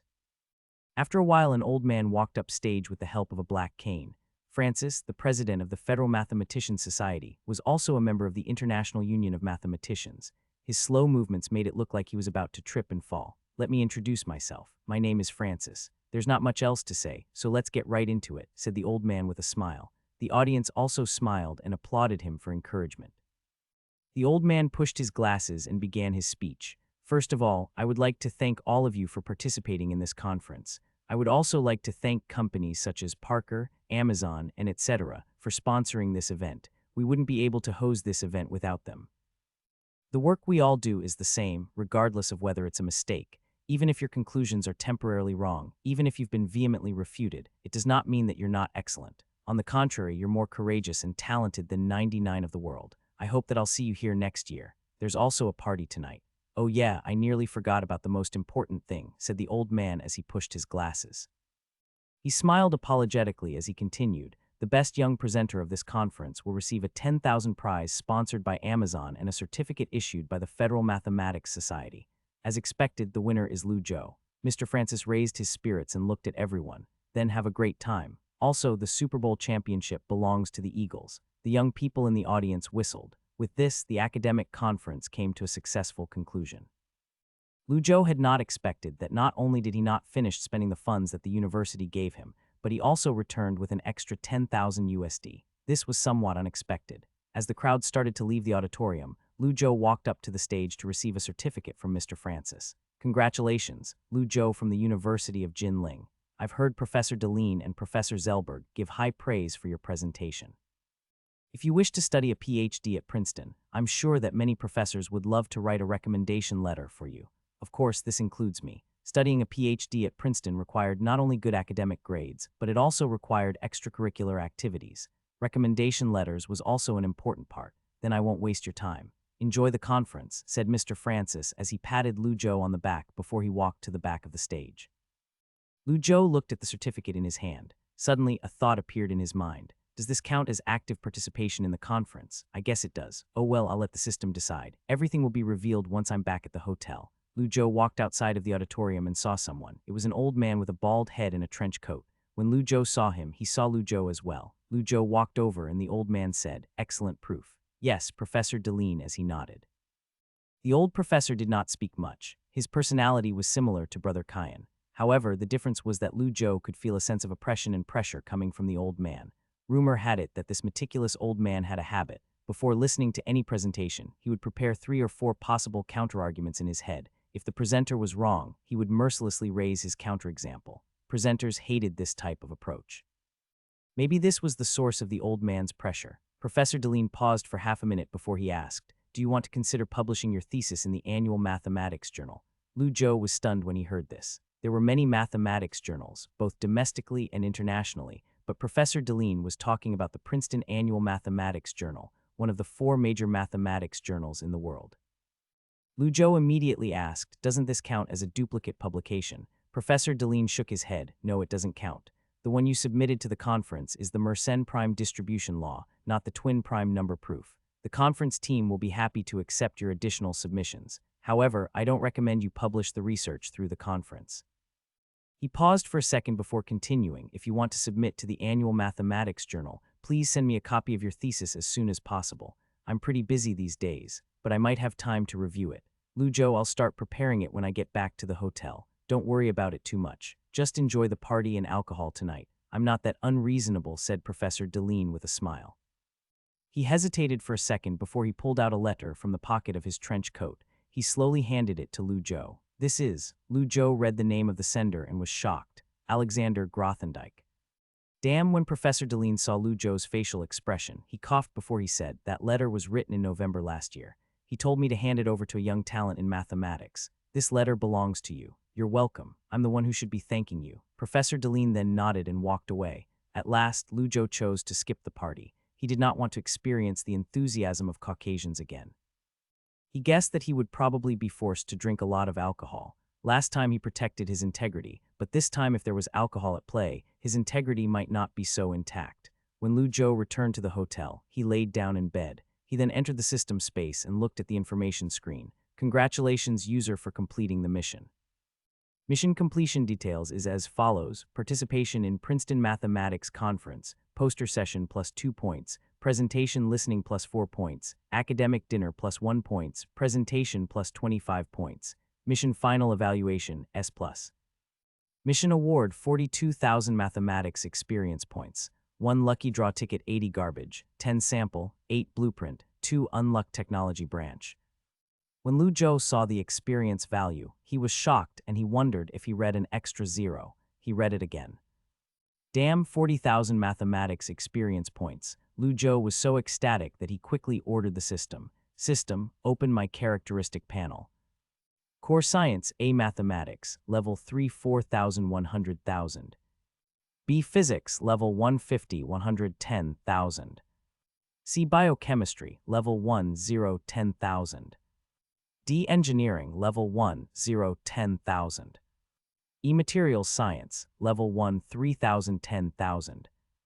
F Energy Science, Level 1 0 10,000. G Information Science, Level 1 2,900 10,000. General Points 1975, 1 lucky draw ticket. Lu Zhou looked at the characteristic panel and squeezed his fist in excitement. Level 3, however, his excitement only lasted for a second. When he saw the row of zeros for Level 4 requirements, he suddenly did not feel so good anymore. 100,000 experience points. Where in the hell would I get that? Lu Zhou closed his characteristic panel and quickly began the lucky draw. This time, Lu Zhou did not want to say anything. He found out that the system did not care about his rituals. I'll just stay calm. I probably won't get the blueprint or unlock the technology branch. I haven't drunk the Sprite yet. Maybe I'll get a Fanta this time. Lu Zhou quietly began the lucky draw. The prize wheel started to spin rapidly. Stop. The wheel gradually slowed down and came to a stop. Congratulations, user, you received a sample. Lu Zhou, the fuck, what a surprise, I didn't get the garbage. Wait, let's see what it is first. Lu Zhou stared at the semi-transparent information screen nervously. Received sample, focus capsules 30. When Lu Zhou saw the text, he relaxed. It felt like a weight has been lifted from his heart. The focus capsules were a lot better than Coke or Sprite. Coincidentally, he planned to take physics as a minor next semester, but I would have to do more grinding this way. Lu Zhou closed the prize interface and looked at the mission panel. He was about to click on it, but he hesitated at the last second. Wait for a second, I'm about to go back to China soon. What if the mission is related to Princeton? Normally speaking, the missions from the system took a long time to complete. Lu Zhou hesitated for a moment before he finally decided that he would select the missions after he got back to China. After all, he deserved a break. With that, he exited the system space. Lu Zhou pulled out his laptop from his suitcase and placed it on the desk before he began to edit his thesis. Number theory was an interesting field. It was like layers of paper, difficult to see through, but easy to break through. Lu Zhou had already broken through the paper. Right now, the cards were in his hands. His fingers trembled slightly when the screen flashed with mathematical symbols. It was like he returned to the moment of his presentation, like he was back to the whiteboards again. He could never forget the glory of that moment. Lu Zhou took a deep breath and he stopped typing. He got up and made himself a cup of coffee before he walked to the window and quietly, he looked outside. Palmer Square was full of lights and liveliness. It formed a sharp contrast with Princeton, which was dead quiet. The cold breeze blew through the window and cooled down his overheated brain. It felt comfortable. It was like a different kind of pleasure. Suddenly, his phone started to vibrate. When Lu Zhou took out his phone and looked at the screen, he saw that it was Professor Tang who called. Lu Zhou picked up the call. He did not even get the chance to speak before Professor Tang started to yell. You solved the twin prime number conjecture. Lu Zhou moved the phone away from his ear and said, yeah, the news has already reached China. He had not even published the thesis yet. Professor Tang asked, where are you right now? Where else? I'm at the hotel arranged by the conference. Why? Professor Tang promptly asked, are you coming back? Confused, Lu Zhou asked, I'm coming back. Why wouldn't I? Professor Tang coughed awkwardly before asking, oh, I meant, when are you coming back? Lu Zhou thought and said, probably in 2 days. I'm still sorting out the proof process. Professor Deline asked me to hand him a copy of my thesis. He said I can publish it on Annual Mathematics. The other end of the phone went silent. Professor Tang said casually, not bad. I remember when I first published in Annual Mathematics, I was already in my mid-30s. To be able to publish in Annual Mathematics in his mid-30s was impressive, not to mention that Professor Tang had published it in a time where technology was inconvenient. I really didn't mentor you much. No. You're the one that took me through the door of mathematical analysis. Your lessons on mathematical analysis helped me. Professor Tang interrupted Lu Zhou and said, fine, stop talking. Tell me about your plans. Lu Zhou replied, plans? Yeah, said Professor Tang. He paused for a second before he said, my old friend just called me. He wanted to recommend you to participate in the 10,000 people initiative plan by the Chinese ministry. Lu Zhou did not know what the 10,000 people initiative was. He was also curious. Lu Zhou suddenly blurted out, "Is there money involved?" Professor Tang was suddenly pissed off. "All you do is think about money." Professor Tang began to explain to him what the 10,000 people initiative was. The 10,000 People Initiative was established in 2008 by the central government of China to increase domestic levels of scientific research, innovation, and entrepreneurship. The program consisted of 3 levels: outstanding talents, leading talents, and young talents. The goal was to select 10,000 outstanding talents in STEM within 10 years. The first echelon consisted of 100 outstanding talents, and those people had the chance of winning the Nobel Prize. The second echelon had a total of 8,000 talents and mainly consisted of older people. The third echelon consisted of 2,000 talents and mainly for people under 35 years old. Similar to this was the 100 Talents program from the Chinese Academy of Sciences and the 1,000 Talents program initiated by the Chinese Ministry of Education. However, these two were mainly talent introduction programs for overseas-born Chinese people and not for domestic Chinese. This funding was guaranteed by the Chinese government. Professor Tang said, "The prize money for the mathematics part isn't much, but I'm sure that it'll definitely be of great help to your future research activities in China." Lu Zhou smiled and asked, "How do I participate in this? What materials do I need to prepare?" Professor Tang smiled as he replied, "The materials aren't the important part. I'll tell you what to prepare later. The problem is that you're too young, but I have some friends that can write recommendation letters, so it should be fine. Don't thank me. It was Professor Wang Yupping that told me about this, so you should thank him." "I'm just signing a piece of paper," said Professor Tang. He smiled and added, "I'm just a professor. I can't help you much with research. I can't teach you much either, so you have to be on your own." Lu Zhou replied, "You will be my professor forever." "Haha, that sounds nice," said Professor Tang. He smiled and said, "Okay, I can't keep talking with you. Go and edit your thesis. I'm sure that you will dominate the overseas mathematics field." While Lu Zhou was writing the thesis, he did not know that the video of him writing on the whiteboards was trending on Twitter among Ivy League students. However, it was also trending among high school nerds. Knowledge worship did not exist in American culture. Most people's attitudes toward knowledge were different. If someone said, "I don't want to party, I have to do homework," one would be labeled as a nerd. The nerds were at the bottom of the food chain on campus. They would get bullied by students that did sports. Even the teachers would not like students who did not participate in extracurricular activities. It was because of this that they were affected by Lu Zhou, even though it was only one pen, even though there was not even a gorgeous performance, even though he did not score a goal. Lu Zhou still had the honor of the battlefield, that last line that he wrote on the whiteboard, and the waves of applause from the audience. Only similar people would appreciate each other as they could feel the resonance from each other. YouTube, comments section. "Jesus Christ, this looks like a basketball game. Yeah, this looks more exciting than the Super Bowl lol. I can't believe I just watched someone solve a mathematics problem on YouTube. I must have gone crazy. I couldn't help but clap as well. Please add some background music to this video." Of course, this was the comments section, so naturally there would be a voice of hatred and ridicule. "Isn't he from the country that blocked Google? Why is everyone clapping? He's an Asian, so obviously he'd be good at mathematics. In America, it was racist to say that Asians were good at mathematics. Of course, there were counterattacks. How about you try solving it? Yeah, dumbass, he's smarter than you'll ever be. Damn." The comments section was blowing up, which in turn blew the video up as well. However, the video quality was too low to see what was written on the whiteboards, so people did not know what was going on. No one knew who the guy in the video was. On the other hand, Lu Zhou was writing his thesis in his hotel room, so he did not know that he was trending on YouTube. The following day, once Lu Zhou had formatted his completed thesis, he attached it in an email and sent it to Professor Deline. Since Professor Deline himself was also the editor for Annual Mathematics, the review process would be much faster than going through official channels. Lu Zhou suddenly noticed 4 unread emails in his inbox. They were all from Melina. "I'm guessing that you didn't go to the party. Do you want to get some drinks? Fine, you're probably writing your thesis. Reply to me when you see this. Hey, did you sleep yet? Did you know that your presentation was uploaded to YouTube? It's trending. Hurry up and get a Twitter account." Okay, I downloaded WeChat. Give me your WeChat number when you see this email." Damn, Lu Zhou did not have the habit of checking his email regularly. He replied to the emails before he turned off his laptop. He then stood up and planned to get something to eat at Palmer Square. He had been living off on sandwiches from the hotel these past few days. The bacon and butter-filled sandwiches tasted good for the first few times, but Lu Zhou quickly got tired of them. The academic conference had already ended, and the staff from the Federal Mathematics Society had already left. Instead, many tourists were arriving at the hotel. Lu Zhou bumped into Luo Wengxuan in the hotel entrance. When Luo Wengxuan saw Lu Zhou, his face lit up. He quickly walked over and reached out his hand. Congratulations, said Luo Wengshuan as he shook Lu Zhou's hand energetically. He added, I now know why old Tang speaks so highly of you. You're a genius. Lu Zhou coughed and said, Stop exaggerating, I only proved one conjecture. Luo Wengshuan replied, Stop being so modest, I feel so useless. He was obviously exaggerating. He was doing a PhD at Princeton, so he was obviously a genius himself as well. Lu Zhou smiled awkwardly and said, Speaking of which, where did you go? I didn't see you at the closing ceremony. Luo Wengshuan sighed and said, We reached a bottleneck in our research. Since my supervisor went to Berkeley for a conference, I went to New York to watch a football game. Lu Zhou did not understand quantum mechanics very well, so there was nothing he could do to help. However, Lu Zhou suddenly thought of something and he said, Oh yeah. Luo Wengshuan replied, What, Lu Zhou, I remember you saying that how can there be 7 different results from God's 6-sided dice? Have you thought about the possibility of the dice landing on 2 sides?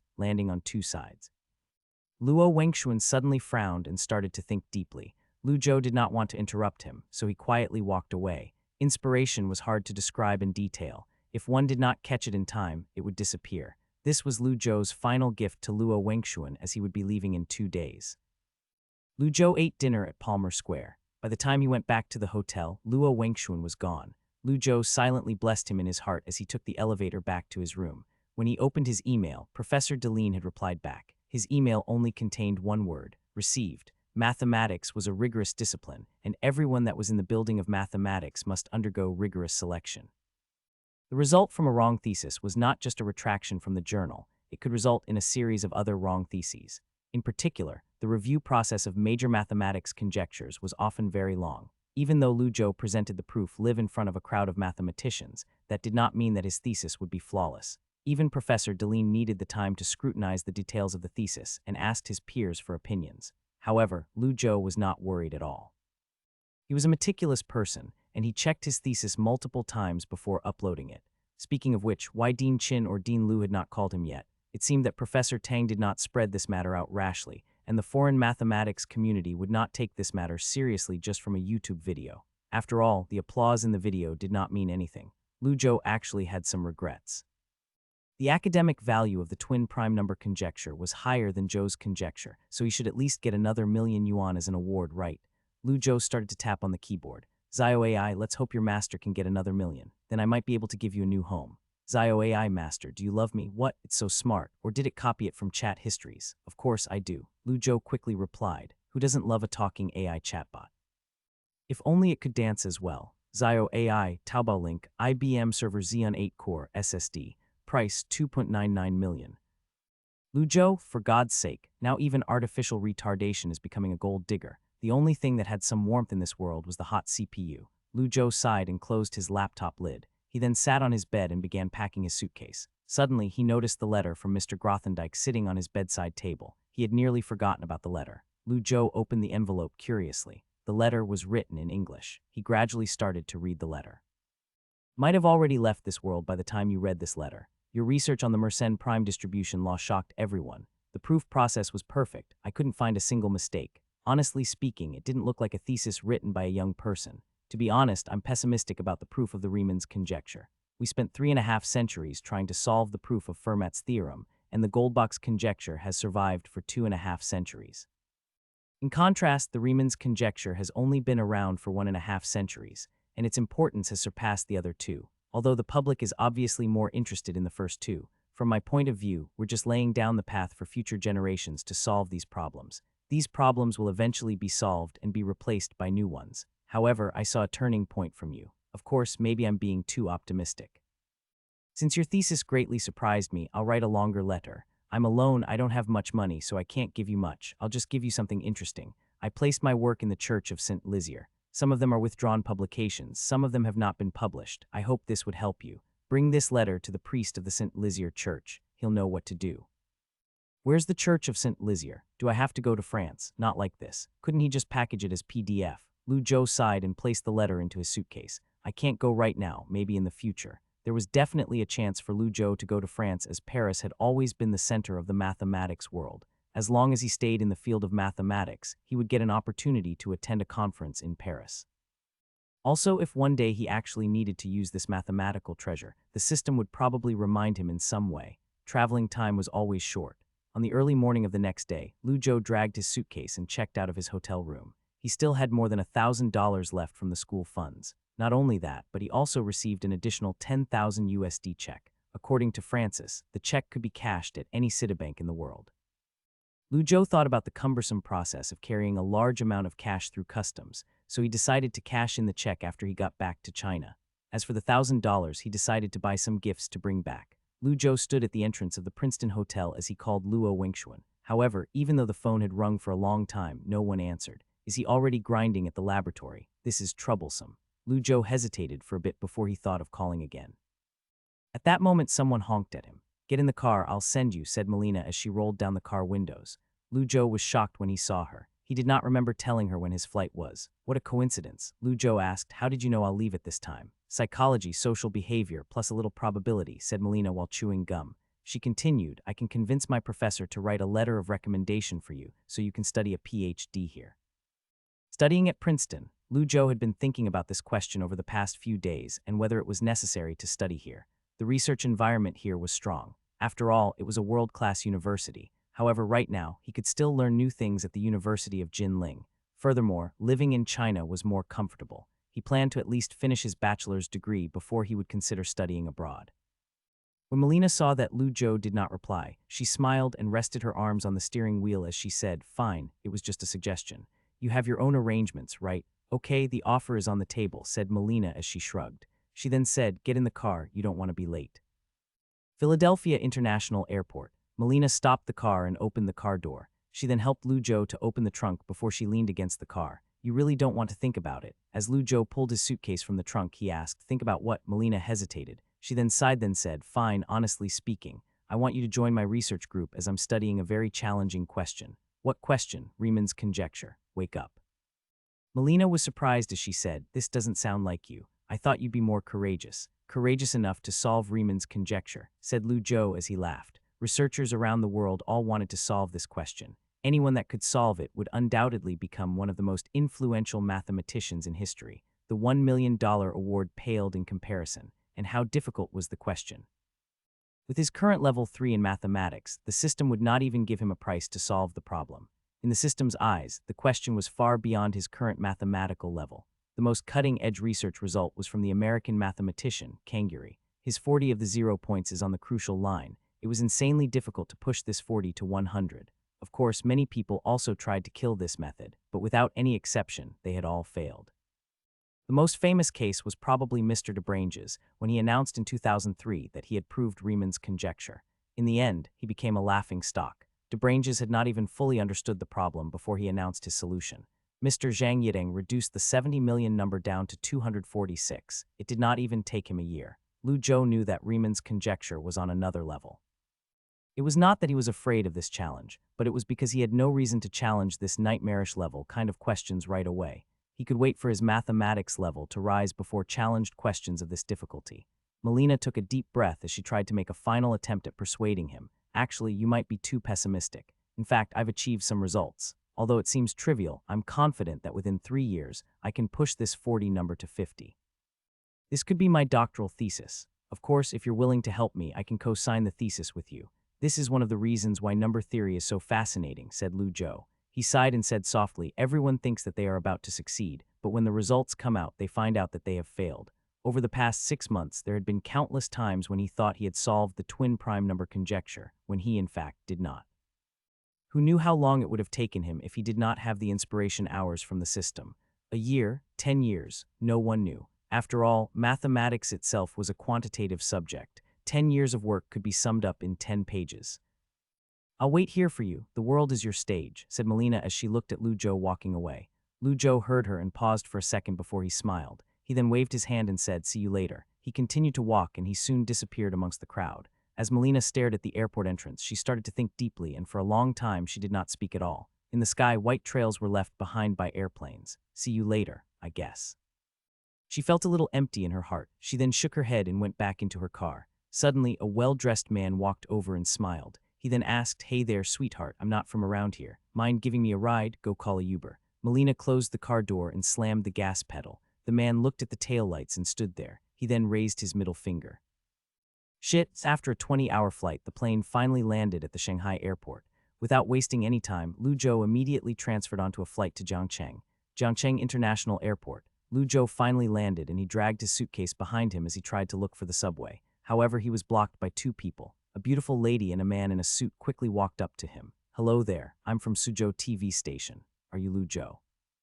When Lu Zhou heard that she was from Suzhou TV, he was shocked. He immediately looked around. "I didn't take the wrong flight. This is Jiangcheng International Airport. Wait a minute, the news of me solving the twin prime number conjecture has already reached China, but I hadn't even officially published the thesis." Lu Zhou looked at the reporter and asked cautiously, "Is there a problem?" Wu Ping smiled and said, "Here's the thing. There's the strongest genius student program on our TV station. Don't know if you have heard of it. I guess it's not about the twin prime number conjecture." Lu Zhou was disinterested and he shook his head as he answered. He had not been watching television for many years, so he had no idea what programs were on TV. He was too busy for TV. His roommate used to watch TV, so at most, he would glance at it occasionally. Wu Ping had an awkward expression on her face. She coughed and said, "The thing is, The Strongest Genius is one of the most popular shows on our platform. There are 6 teams, 4 people each team, and each team has an expert in mathematics, physics, chemistry, and biochemistry. The teams have to compete to become the strongest team. We heard of you solving Zhou's conjecture, so we want to ask if you're interested." "Not interested," said Lu Zhou as he shook his head and tried to leave. The female reporter was worried, so she quickly stopped him. "Oh, wait a minute, there's pay." Lu Zhou stopped walking and said, "How much?" Wu Ping had a charming smile on his face. 50 grand. Lu Zhou was speechless. He then turned and left. "Pretend like I didn't ask."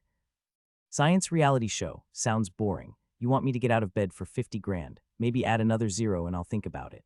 Lu Zhou finally ditched the female reporter and got on the metro. Every time he went home, he could not help but appreciate how comfortable China was. Plane to the subway, subway to high-speed rail. The high-speed rail took him directly back to home. China's public transportation was unprecedented. This type of transportation was impossible in America.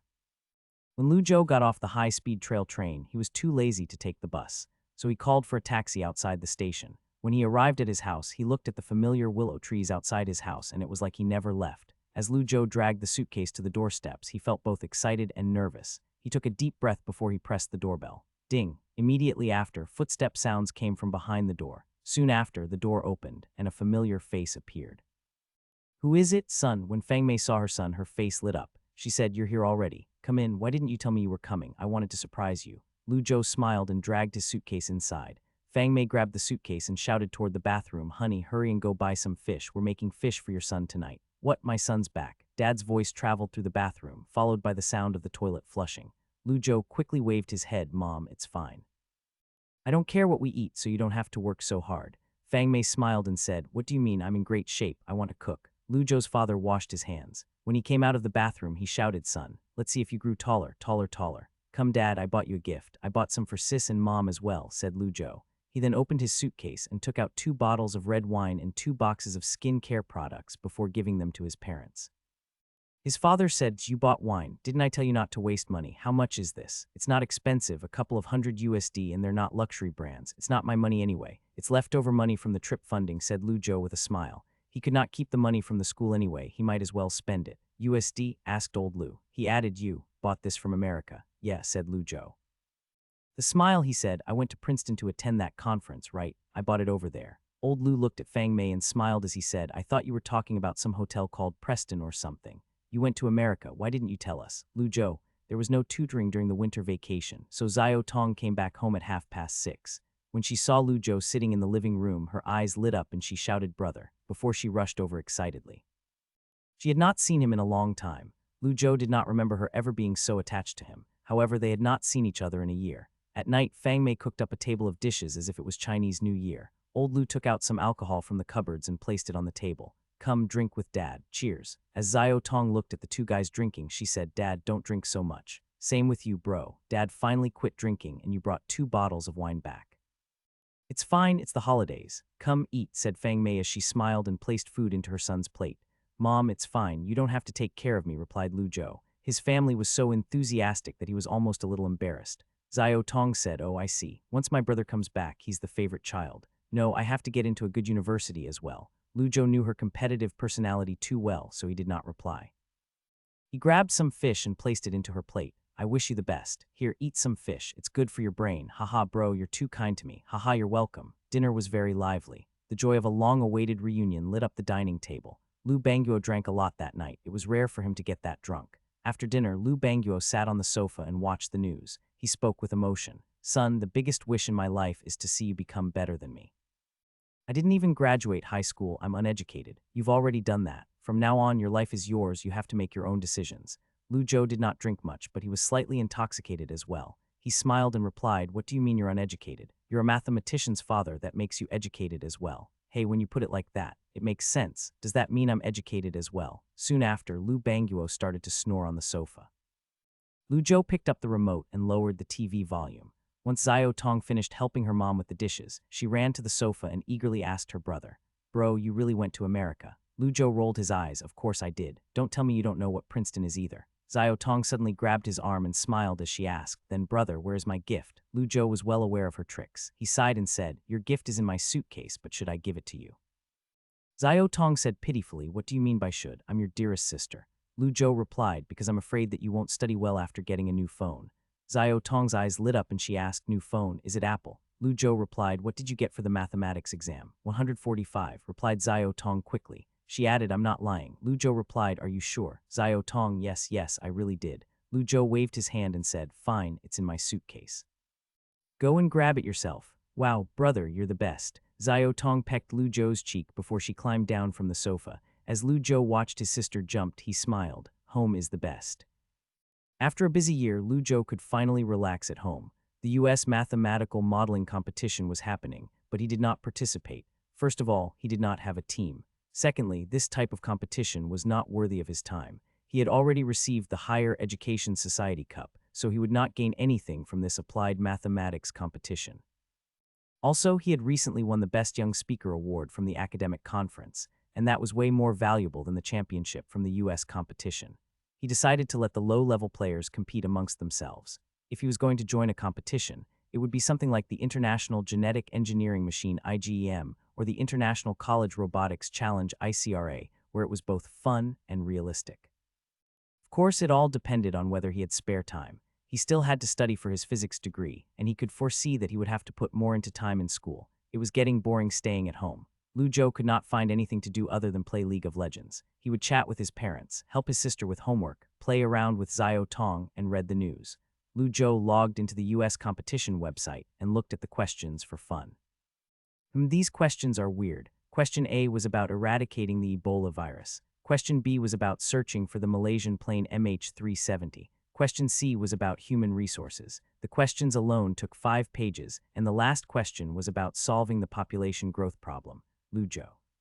Damn, thank God I didn't enter the competition. Are these questions even related to mathematical modeling? Fortunately, these questions had to be solved by other people at the University of Jinling, and it had nothing to do with Lu Zhou. Quickly, the new year arrived. There was a festive atmosphere around the community. Same as always, everyone was in a festive spirit. The only difference was that instead of asking, how are your grades, people started asking Lu Zhou, have you found a girlfriend? Or do you want me to introduce someone to you? Lu Zhou was annoyed by the questions. The second day after the new year, Lu Zhou's phone was ringing nonstop. People were calling him to wish him a happy new year. Surprisingly, Lu Zhou received a call from Luo Wengxuan at Princeton. Thank me, Luo Wengxuan said excitedly. Yes, about the 7 results from a 6-sided dice. The inspiration you gave me was very important. I'll buy you drinks next time. I'll remember that. Also, congratulations, said Lu Zhou. He smiled and said, speaking of which, aren't you coming back for New Year? Luo Wengxuan replied, I already went back for Christmas, and the experiment has entered a critical stage, so I can't leave. I'll have to spend New Year at Princeton. He was a little sad, but he was used to living abroad. They chatted about mathematics and physics for a bit before they ended the call. After Lu Zhou hung up, Xiao Tong, who was playing on her phone, suddenly asked, Bro, when are you planning on finding a wife? Lu Zhou smiled and replied, good question.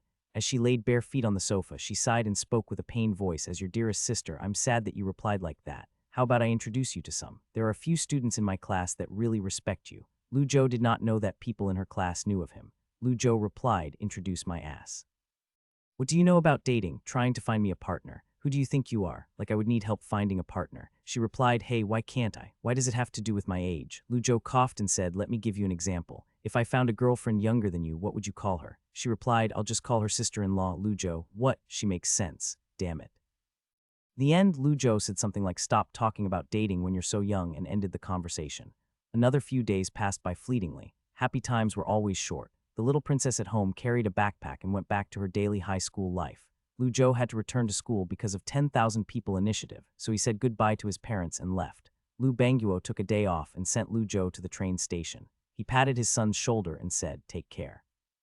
Lu Zhou had to transfer from train to high-speed rail. After he left the subway station, he carried his suitcase to his dorm. The graduate entrance exam had just finished, so the school was empty. There were only a couple of students on campus doing research. Lu Zhou returned to his dorm and promptly unpacked before he laid in his bed. He had taken such a long break that it was time to see what missions the system had cooked up for him.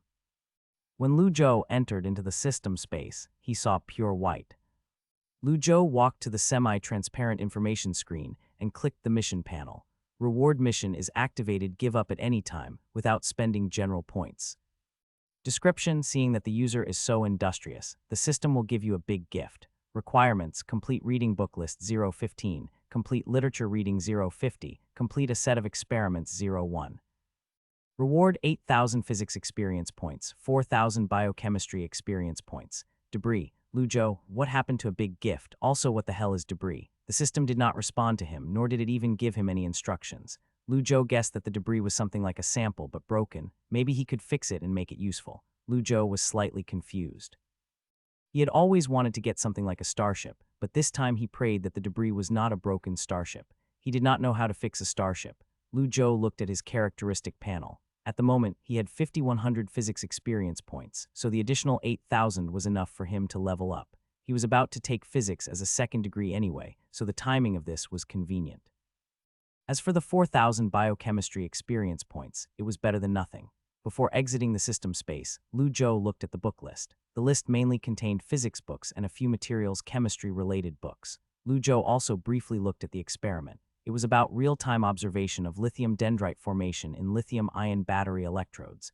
It also contained a description of the experiment and the experimental data that needed to be collected. Lu Zhou took out a piece of draft paper from his drawer and copied down the book list. He then wrote a tick beside the Coming of Materials science book. The book was written by Professor Robert W. Kahn, a member of the Royal Society and a foreign academician of the Chinese Academy of Sciences. He was also a major player in the field of materials science. The most fascinating part of the book was that it contained almost all of the major materials science research problems. Lu Zhou had wanted to study this book when he was in Professor Li's research team last year, but he did not have the time. However, now he had the perfect opportunity to study it. Lu Zhou put on his backpack. He then left his dorm room and went to the library. When he walked into the library, he quickly found the Coming of Materials science textbook. Lu Zhou borrowed the book. He was ready to sit down and study. Suddenly, Professor Tang called his phone. If it was not for Professor Tang, he would have forgotten why he returned to Jinling in advance. Laboratory building, Professor Tang's office. The two graduate students were away, so the old gentleman was alone in his office. The office desk was very clean. A vacuum flask and a stack of materials sat on top of the desk. "I have some materials here, take it back and look at it. Then fill in the documents," said Professor Tang. He picked up the stack of materials and placed it in Lu Zhou's hands before he continued, "Take this opportunity seriously." Professor Tang nodded. He then noticed the textbook in Lu Zhou's bag and asked, "Physics book?" Lu Zhou nodded and said, "Yeah, I'm preparing for my double degree in physics." Professor Tang suddenly remembered something and he said, "I almost forgot about this." At the end of the year meeting, the school leadership team discussed your graduation. Lu Zhou, graduation. Professor Tang nodded and said, "Yes, in order to allow you to start researching sooner, University of Jinling has decided to issue an undergraduate degree certificate in advance. You'll be enrolled as a master's student and you'll join the Princeton PhD training program." Lu Zhou was stunned and he asked, "Training program, master's and PhD at the same time?" "Not at the same time," said Professor Tang as he shook his head. He said with a smile, "In short, you'll take a year or two in China to get a master's degree. After that, you'll be directly sent to Princeton to do a PhD. The University of Jinling will give you a doctor's certificate, but not a master's certificate. This is the plan that the school has tailored for you. If you're fast, you can get a PhD within 3 years, and the PhD will be issued by both University of Jinling and Princeton." This talent development program was specially formulated for Lu Zhou, and no one else got this kind of special treatment. However, Professor Tang did not mention that the University of Jinling already proposed awarding Lu Zhou a degree in advance last year. However, because of his age, the plan was not put in place. This year, because of Professor Wang Yuping's suggestion, the program was given the green light. The academician's recommendation held great power. Professor Wang Yuping wanted to move Lu Zhou to the University of Yan to become his own student.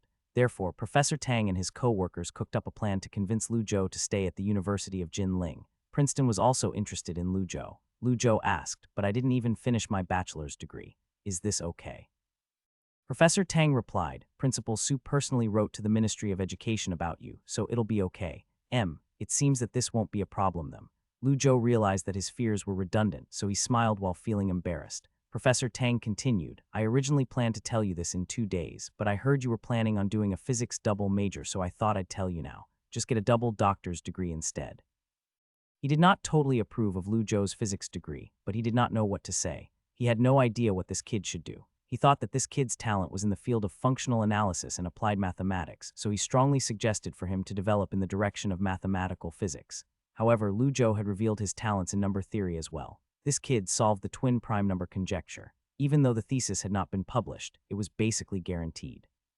If Lu Zhou asked Professor Tang for his advice, he would have suggested him not to pursue physics. However, Lu Zhou did not ask, so Professor Tang did not say anything. Professor Tang thought, "I'll let it go." The credits were not a problem, but he still had to go through the process of graduation. For example, the graduation thesis and graduation answer. According to Professor Tang, Lu Zhou only had to prepare his thesis for this semester. He did not have to go to the classes if he did not want to. Professor Tang said, "Honestly speaking, I was both surprised and pleased to hear you solve the twin prime number conjecture.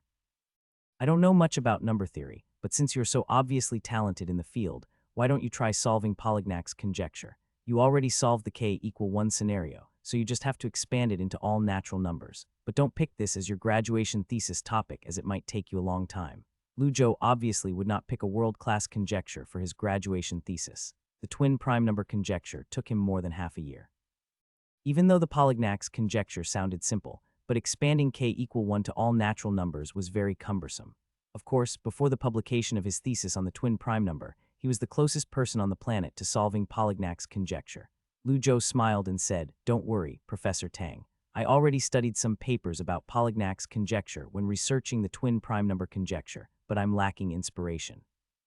I might use it for my PhD thesis, but I'll choose a functional analysis topic for my graduation thesis."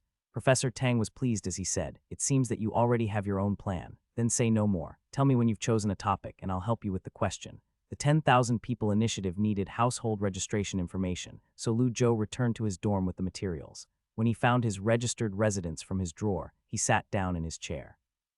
He began to carefully read and fill in the documents. Suddenly, the door of his dorm room was pushed open. 201, your king has come back. Wait, Joe, you're the only one here, asked Huang Guangming. He looked around before he placed his suitcase on his bed. He then walked over and asked, "What are you writing?" 10,000 people initiative. "What's this?" Lu Zhou said casually, "Nothing, it's just some activity that I'm participating in."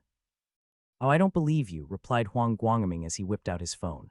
Lu Zhou sighed. He did not want to make his roommate feel bad, that was why he downplayed the initiative. Is he really going to get to the bottom of this? As expected, Huang Guangming searched up the 10,000 people initiative and sighed. "Damn, you're becoming a national talent. Speaking of which, when are you buying us food?" Lu Zhou could not help but say, "Fine, fine. I'll buy you food. All you think about is food." Huang Guangming smiled mischievously and replied, "What else do you want me to think about?" Lu Zhou sighed softly and said, "You've changed." Huang Guangming smiled. "Of course, who wouldn't love free food?" Lu Zhou replied, "Is the only reason you're friends with me is so that I can buy you food?" Huang Guangming replied, "No." It was quiet inside the dorm. It seems that I've killed the conversation again. The third day after the Lantern Festival, students began to return to campus. Liu Rui came back first, followed by Xishang. Compared to Huang Guangming and Liu Rui, Xishang returned to the campus filled with energy. One would never guess why. He brought a girlfriend back. He was the first one in dorm 201 to get a girlfriend. Xishang held the girl's hand and said, "Let me introduce you guys. Wang Yejing, my girlfriend." Xishang then said to her, "This is nerdy Liu Rui, jackass Guangming, and boring-looking Lu Zhou." Huang Guangming and Liu Rui were unhappy. "What's this?" Huang Guangming said, "Damn, why am I a jackass?" Liu Rui said, "What do you mean nerdy?" Lu Zhou was the only one laughing. "I mean, Xishang has a point. I'll take boring looking over a jackass any day. What a shit show. Wonderful. Speaking of which, how did Xishang get a beautiful girlfriend anyway?" Lu Zhou stood up and spoke. "Nice to meet you." When Wang Jingya saw Lu Zhou, she was stunned. She quickly smiled and replied, "You're Lu Zhou? You're a god. Nice to meet you too." Lu Zhou waved his hand and said, "I'm no god, haha. I just like mathematics." Even though Xishang is a bit of a DCK sometimes, he's a good guy, so take care of him. Wang Jingya could not help but laugh. Liu Rui slammed his hand against the table and started laughing. Ha ha ha ha. This laughter made Lu Zhou confused. Is it even that funny? Screw off, don't take advantage of me, said Shishang. He tried to change the subject by saying it's a new year, so let's all go out to eat. My treat, dorm leader, is the best. Too good, too good. Huang Guangming quickly grasped the moment to ask about an important topic, dinner. Jingya, are your roommates coming? Wang Jingya smiled and said, of course they are. I'll introduce them to you. Shishang smiled and said, that's right, didn't you guys want a group date? This is your chance, so grasp it tightly. Lu Zhou thought, I really don't want to go on this group date. Oh well, since he's paying for it, I guess I'll go. Lu Zhou would usually refuse to eat with strangers. However, since he did not have to pay for the food, he decided to accept the invitation. Okay, just kidding. Shishang finally got a girlfriend, so Lu Zhou had to give him some respect and attend the dinner. After leaving the dorm, Lu Zhou, Huang Guangming, and Liu Rui all reached a consensus with their eyes. We're getting wasted, agreed. Shishang ordered a table at the fish restaurant. The guys from dorm 201 arrived, and soon after, the girls from dorm 406 also arrived. Everyone sat around the table. They were all nervous in the beginning. However, soon after, everyone opened up and started to chat happily, especially Huang Guangming and Shishang. They were getting more and more talkative as time passed by. The quality of girls at the School of Foreign Languages was indeed high. A girl with long hair named Xiao Yunian sat next to Lu Zhou. Sitting next to her was a girl named Kaian Hua. She had short hair and was watching something on her phone with her friends. Dengla sat next to them, and she was wearing round-rimmed glasses. She looked very delicate. Huang Guangming might have been interested in one of the girls, so he asked, what are you guys looking at? Kaian Hua looked at Huang Guangming like he was an alien before she said, haven't you seen Strongest Genius Student before? It's really popular. Geniuses form a team for subjects such as mathematics, physics, biology, and chemistry. You are obviously a dumb student if you haven't seen this before.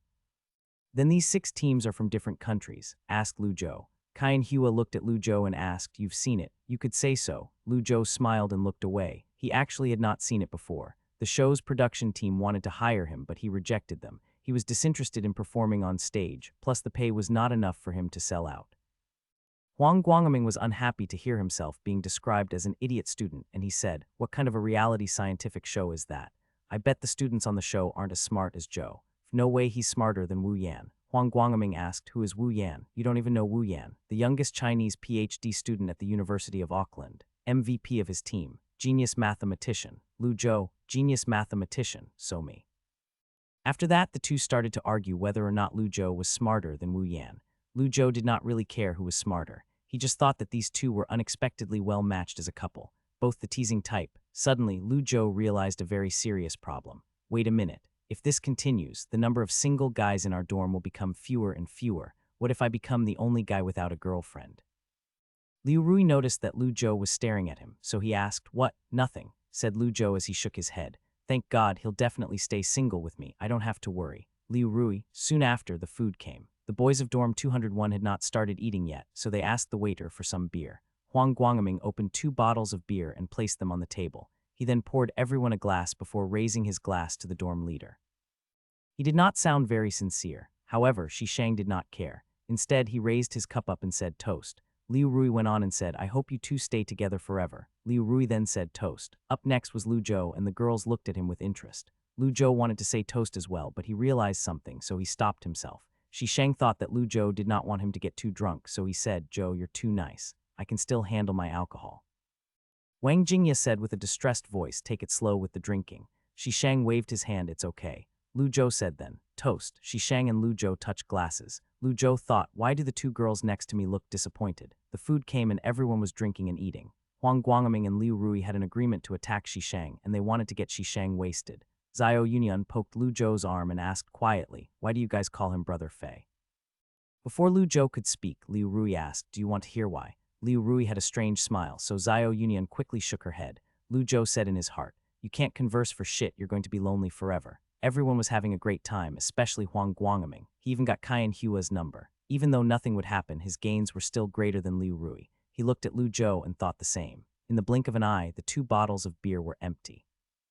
Lu Zhou was not worried about Huang Guangming, but he was worried that Shishang could not keep up. Shishang was downing glasses left and right. This was the first time Lu Zhou saw him drinking this much. Lu Zhou was really worried, and he was about to discourage him. However, at this moment, Liu Rui suddenly slammed his head on the table. Damn, Liu Rui, what happened? Huang Guangming's eyes widened and he stopped drinking to check up on Liu Rui. Shishang was drunk. He smiled at his girlfriend and said, see, I told you, I'm not going to be the first one to pass out. 3 seconds later, Shishang collapsed as well. They had not even finished their dinner and 2 people had already passed out. They were planning to go singing, but now it seemed impossible. Lu Zhou took the check for Shishang. After that, he and Huang Guangming carried Liu Rui back to the dorm room. As for Shishang, he had his girl to take care of him. After they arrived at their dorm, the 2 single guys laid Liu Rui down in his bed and called it a night. After Huang Guangming climbed up the ladder and laid in his bed, he said, "I'm not feeling well, Zhou." Lu Zhou did not drink much and he was basically sober. He was about to prepare his graduation thesis topic when he replied, "Why not? Even brother Fei got a girl. Don't you have any plans?" "What plans?" Huang Guangming sighed and said, "Forget about it. I can't talk with you." Lu Zhou, they did not speak again that night. The next morning, Shishang had not returned yet. Lu Zhou climbed down the bed and went to wash his face. When he came back, he saw Liu Rui and Huang Guangming climbing out of bed. Lu Zhou asked curiously, "Why are you so diligent today?" "Studying." Huang Guangming yawned and replied, "Why not?"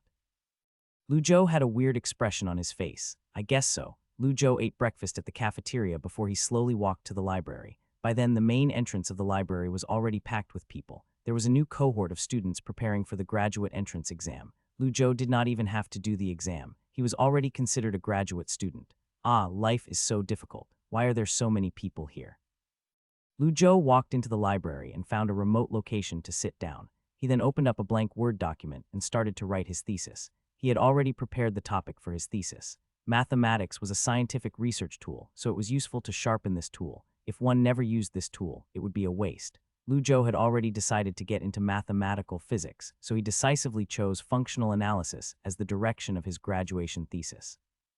However, this time it was not about Fourier's transformations. It was about the unpredictable Hilbert space. In quantum mechanics, there was an infinite number of states, so the inner product space dimension was infinity. This created the problem of convergence. When some parameters were infinite, in order to prevent any physical states from running out of space, the mathematical limit of any sequence had to be completed. The Hilbert space met the requirements needed for quantum mechanics. A physics system could be represented by a Hilbert space, and the vector was a wave function that described the possible states of the system. Although Hilbert space-related concepts had been introduced in undergraduate functional analysis, they only briefly touched on the topic. In the cutting edge of mathematics, the Hilbert space was a greatly researched topic. Lu Zhou used this as a practice for his thesis writing. He placed his hands on the keyboard and quickly typed a line of words. A viscous approximation method for equilibrium problems and finite non-extension maps in Hilbert space. Lu Zhou did not have to use general points to solve this thesis. He already had an idea of how to solve this. Lu Zhou picked up his pen and started to write on the draft paper. H is the complex Hilbert space given to the inner product, and LH is the bounded linear operator, TLH. Then the numerical field of the operator T is defined as the following set, WT equal TX, XXH, X equal 1. Time slowly passed by, but Lu Zhou's thought process was very smooth. Soon, the draft paper was filled with his writing. He then reached for another piece of draft paper. It seemed that his guess was correct. The higher his mathematics level, the better he got at solving mathematics problems. Did my brain develop further? What else could it be? In short, he could feel the changes that were happening to his body. I'll finish this thesis in a couple of days before I bother with the system mission. He stretched and looked at the other students studying and gained motivation. It feels pretty good to study in the library. I can level up my subjects, learn new things. I'm enjoying this.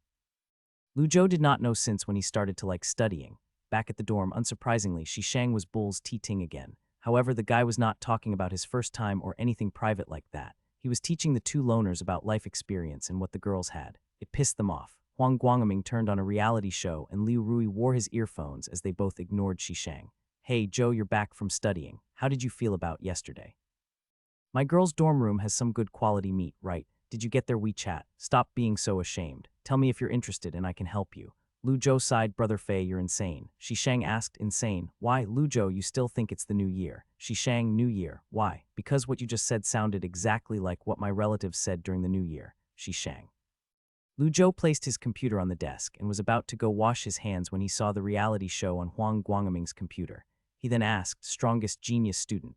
"Yeah, not bad. Maybe I can finally have a conversation with this guy." Lu Zhou looked at Huang Guangming and started thinking. It seems that the loner squad of dorm 201 lost another member.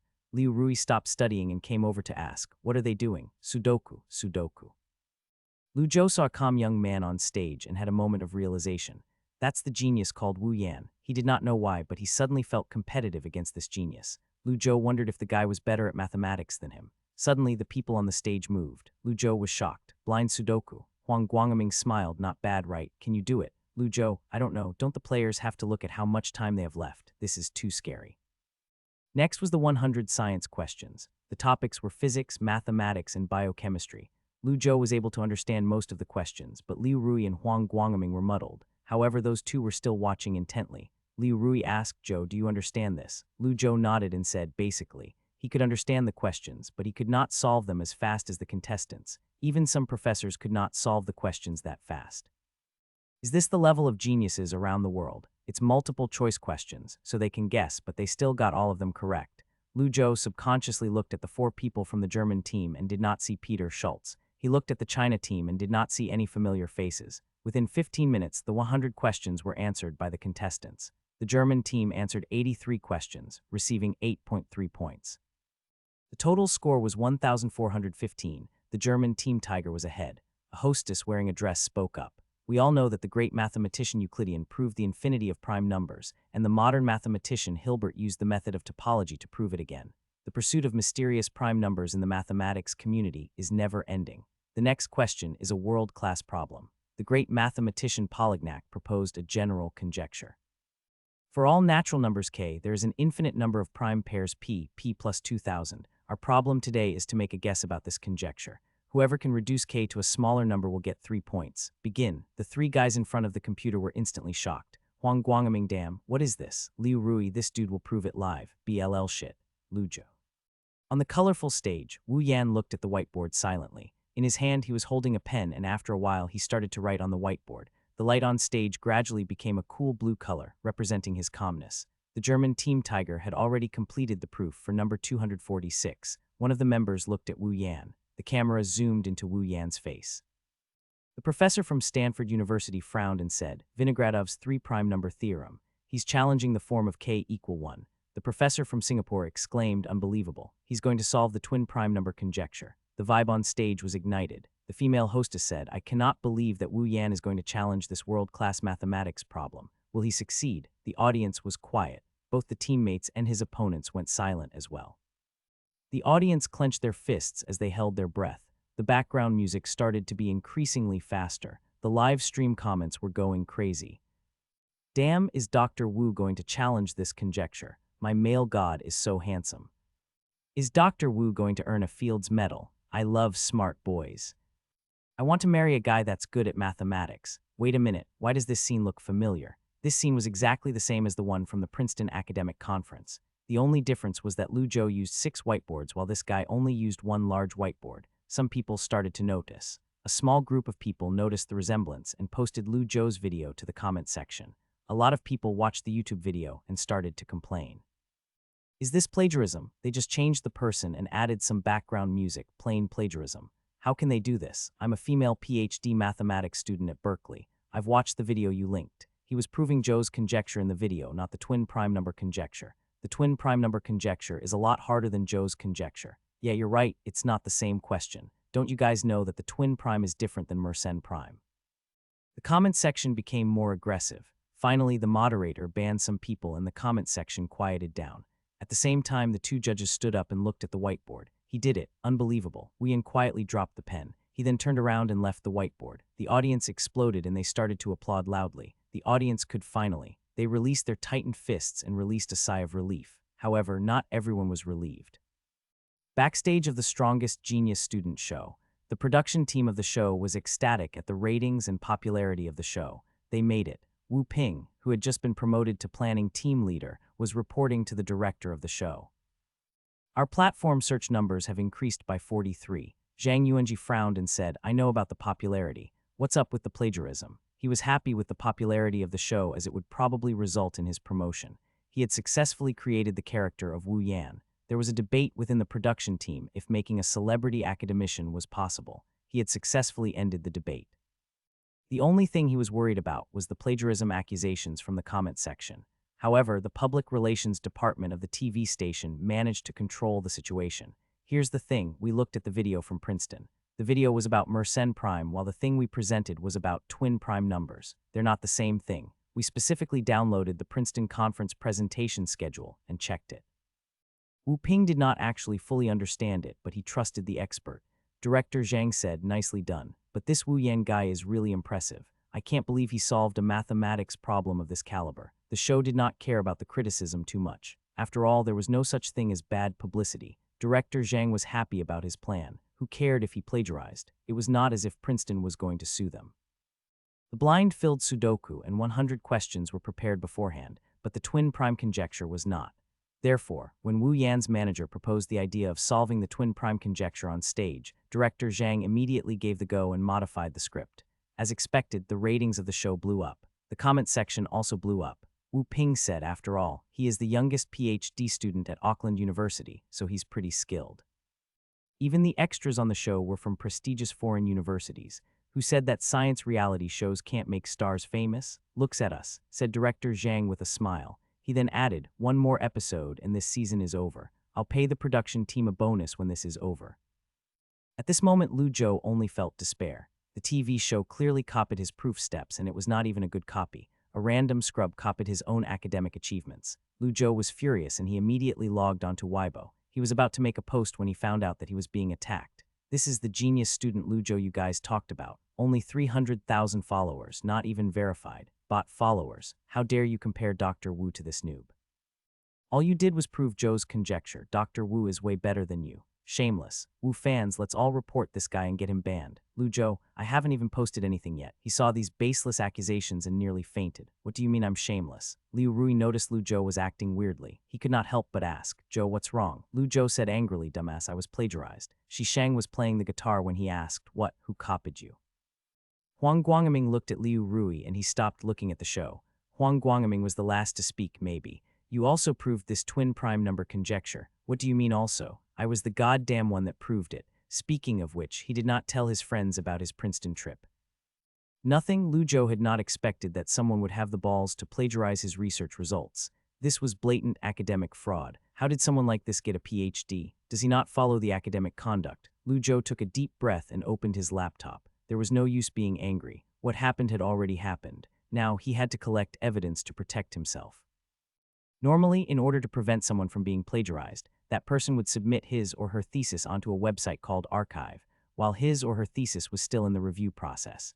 This way, that person could prove that he or she came up with the thesis first, and no one could plagiarize him or her while the thesis was in the review process.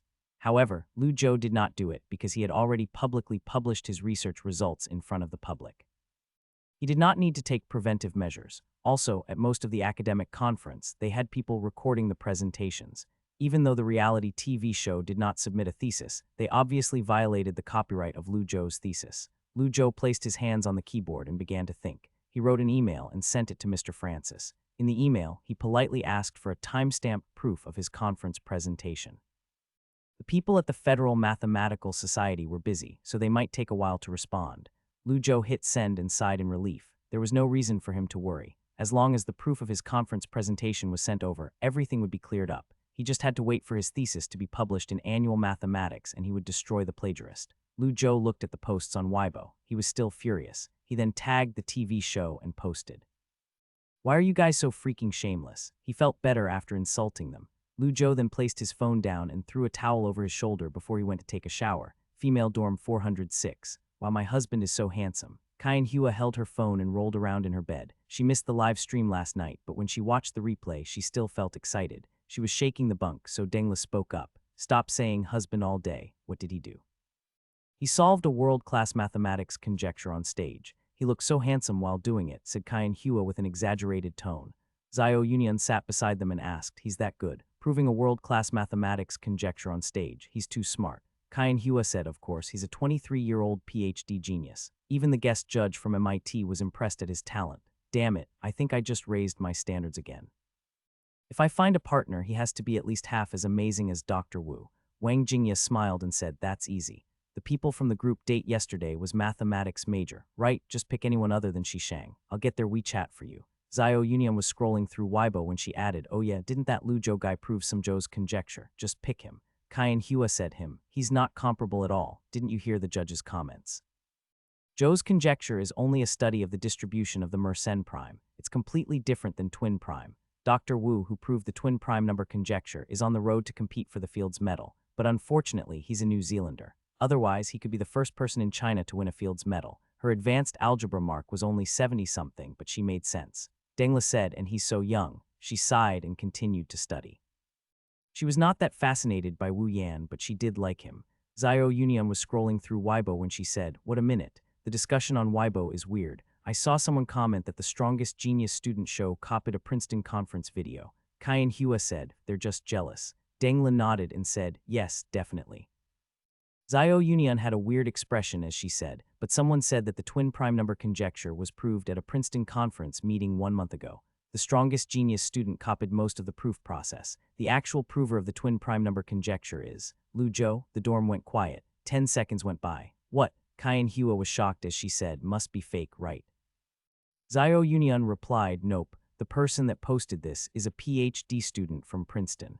He also added the timestamp of the presentation and a signature from the chairman of the Federal Mathematical Society.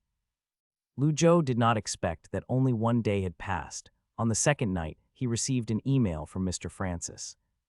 The PDF text record file of the presentation is attached in this email, but you probably won't need it. Anyway, good luck. Lu Zhou, why won't I need it? Maybe the annual mathematics journal was published. Lu Zhou quickly went to the annual mathematics website, but nothing popped up. It made sense. The annual mathematics journal was released every 2 months. Calculating from the last publication date, his thesis would be published at the end of the month. So why did Francis say he would not need this? Lu Zhou was muddled when his phone suddenly rang. When he saw that it was from Professor Tang, he picked up and placed his phone to his ear. Professor Tang spoke first. "What did you do again?" Lu Zhou was surprised by the sudden question and he asked, he had not wanted this to be a huge deal, so he did not talk about it with anyone from the university. He had not expected Professor Tang to find out. Professor Tang replied with a smile, "Of course I know, do you think I'm dumb? I go on the internet as well." What? It seems that Professor Tang isn't too angry. Before Lu Zhou could respond, Professor Tang spoke again. "Honestly speaking, this TV thing is getting big. Wang Yuping is unreliable. He spread your news around town, saying that the Cole Prize was yours. Guess what happens next?" Professor Tang smiled and continued, "I don't know how the press got the news. The Cole Prize is substantial. Everyone Daily already wrote up an article, and they were going to release the article when your thesis comes out. How unlucky." It was not Lu Zhou that was unlucky. It was Everyone Daily's editorial department. A TV show ruined their plans. What if Everyone Daily reported the wrong twin prime conjecture solver? Someone was going to be responsible for the mistake. In any case, there were people that were going to get screwed. Professor Tang could not help but say, "When something like this happens, tell me or Dean Chin. Don't try to solve it yourself. If it wasn't for Luo Wengxuan telling me, God knows when I would hear about it." Lu Zhou said, "Luo Wengxuan." Professor Tang, Luo Wengxuan heard about this and immediately went to get the records from the Federal Mathematical Society. He then contacted a few Chinese media outlets and emailed me about this. "Go call him later and thank him." Lu Zhou immediately said, "For sure, I'll call him later." He finally knew why Mr. Francis said he would not need the conference recordings. It turned out that someone had already sent the recordings to the Chinese media. He owed Luo Wengxuan one. Lu Zhou planned to buy him dinner the next time he was in Princeton. Lu Zhou hung up the phone and opened up Weibo. He suddenly laughed out loud. Shi Shang was on his bed playing the guitar and he was shocked by the sounds of laughter. "Zhou, what now?" Lu Zhou shook his head and said, "Nothing. It's good to have connections. I don't have to do anything." Liu Rui was studying when he asked, "What? Did someone solve a problem for you?" Lu Zhou plugged his phone into charge and said, "You could say so. TV station, meeting room." Wu Ping had an awkward expression on his face. Actually, everyone in the meeting room had an awkward expression. They had not expected the matter to escalate. Their perfect marketing plans were ruined, especially Wu Ping. He looked like he was about to puke. When they looked at the video, they did not understand what the guy on the stage was doing, but they downloaded the thesis from the academic conference website. Even though they could not understand the thesis, they understood the abstract. The conference presentation was clearly about Mersenne Prime. They had even consulted an expert. Therefore, Wu Yan's manager told Wu Yan not to worry about it, as there were no published twin prime conjectures online. Now, the integrity of the show was lost. Wu Yan sat at the meeting table. He coughed softly and spoke awkwardly. "Isn't this exaggerating? It's just a show, not a thesis submission. This doesn't count as academic fraud, right?" Director Zhang was furious when he asked, "Why didn't you tell us that the proof process was copied?" Yang Feng tried to appease him. Director Zhang were on the same team. "This is no time for arguing. I asked Wu Yan." He was inspired by the conference, but he also added his own details. "We can claim that they both solved the world-class problem." Director Zhang's secretary said, saying that is useless. "The key right now is how to solve this problem. My suggestion is to start repairing the damage immediately." Maybe we can find the mathematics journal and give them some money so that they would post our proof first. Director Zhang thought for a bit, then nodded. Makes sense. It was a pity to give up such a popular star on his show. Also, the other thesis had not even been published yet. What could a low-quality video prove? Your thesis hasn't even been published yet. I'll buy my way out of this. Suddenly, the conference room door was pushed open. A man in a suit walked in. Director Zhang Yuanji raised his eyebrows and asked, "Which department are you from?" "Did I say you can come in?" The guy ignored Director Zhang as he placed a document on the table. "Notice from higher-ups. From today, your show is cancelled." The air in the conference solidified for a moment. It was so quiet that they could hear a needle drop. Director Zhang Yuanji's eyes widened. He could not believe it, and angered, he stood up. "What happened? This is unreasonable. I'm going to talk to them." It was almost the finals and they even did the rehearsal. Stopping the show now would cause great damage. Director Zhang Yuanji's face went white. He could not believe it. The guy looked at Director Zhang Yuanji with a blank face. "Don't bother, no one can help you. This document is from the higher-ups." Director Zhang was not the only person whose face turned white. Wu Yan was sitting inside his hotel room. He was scrolling through Weibo when his face suddenly turned pale. The University of Auckland sounded like a big deal. After all, it was located in the biggest city in New Zealand. However, the reality was that New Zealand was a small country in the middle of nowhere, and the University of Auckland barely got on the top 100 list. The strength of the university was still strong relative to its size. However, it was difficult to get a job in New Zealand. When Wu Yan was at the University of Auckland, he was the type that could not get a job, not to mention his major was in mathematics. The nicknames the fan gave him was fake. He was still studying his PhD, and who knew if he could actually graduate? That would only be determined in the future. While overseas, he watched Lu Zhou's YouTube video. He guessed that most people in China had not seen it yet, and the proof on the conference website was about Zhou's conjecture, so his heart was filled with greed. Anyway, it was not like he was publishing in journals anyway, and there was no overlap between the entertainment and academic industry. Therefore, he copied the proof process. However, the results were out of his expectations. Within a week, his scheme was defeated. Someone posted the conference recordings online with the signature of Mr. Francis, the president of the Federal Mathematics Society. Even though the production team tried to cover the story up, and even though his crazy fans defended him, at this moment he was still flustered. Suddenly his phone rang. It was none other than Professor Harris from the University of Auckland. He picked up the phone. "Did you submit a thesis recently? Don't tell me you wrote my name down." Wu Yan replied, "I didn't submit anything." Copyright issues were relatively common in the academic circle, but that did not mean the academicians would tolerate it. Plagiarism was intolerable. Professor Harris' tone softened, but he was still stern. All allegations had a reason, especially allegations from the Federal Mathematics Society. Professor Harris' tone was serious when he said, "Some people accused you of plagiarism, and this accusation came from the Federal Mathematics Society. I hope that you can take this matter seriously." Wu Yan's face turned red and he said, "I didn't plagiarize. I only participated in a TV show and used some." He could not continue. Professor Harris frowned and asked, "Used what?" "Some proofs of the twin prime number conjecture which was presented at the Princeton conference." The other end of the phone went silent. The professor spoke. "Then you checked the conference submission and didn't find anything, so you copied it. Do you know there's a conference text recording in addition to the submissions?" Wu Yan's face turned bright red. He had never presented at a conference, so he did not know about this stuff. The proof process was a simplified version from the Princeton website, and he barely understood it. Wu Yan knew that there was no point hiding anything, so he tried to argue with his supervisor. "I didn't publish anything, it only inspired me." "You think that just because you didn't publish anything, this is okay? Anyways, I suggest you fly back to Auckland and sort out your school status." Wu Yan froze. When he was trying to figure out what the professor meant, the other end had already hung up. Beep, beep, beep. His face turned pale. Cold sweat was rolling down his back. He threw his phone on the bed. Wu Yan felt desperate. Professor Harris had asked him to sort out his student status. What does that mean? Am I getting expelled? The door was pushed open and his agent walked in. When Yang Feng walked in the door and saw Wu Yan's face, he asked, "What happened to you?" Wu Yan bitterly said, "My supervisor might expel me." Yang Feng paused for a second before saying, "Who cares about your supervisor? Do you really plan to go back to Auckland? You could just sign an advertisement contract here and make money. Who cares about your academics?" Wu Yan thought about it. His agent made sense. "Who cares about the University of Auckland?" He took a deep breath and calmed down before asking, "What do we do now?" He was not about to apologize, but he had nowhere else to retreat to. He was still considered a genius. If he apologized, it would be a devastating blow to his status. On the other hand, who would care about his academic title? His acting career had just begun. "The show has been rectified, and the only person that can save it is you," said Yang Feng with a stern look. He continued, "Sort out your thesis as soon as possible, then submit it in a domestic journal.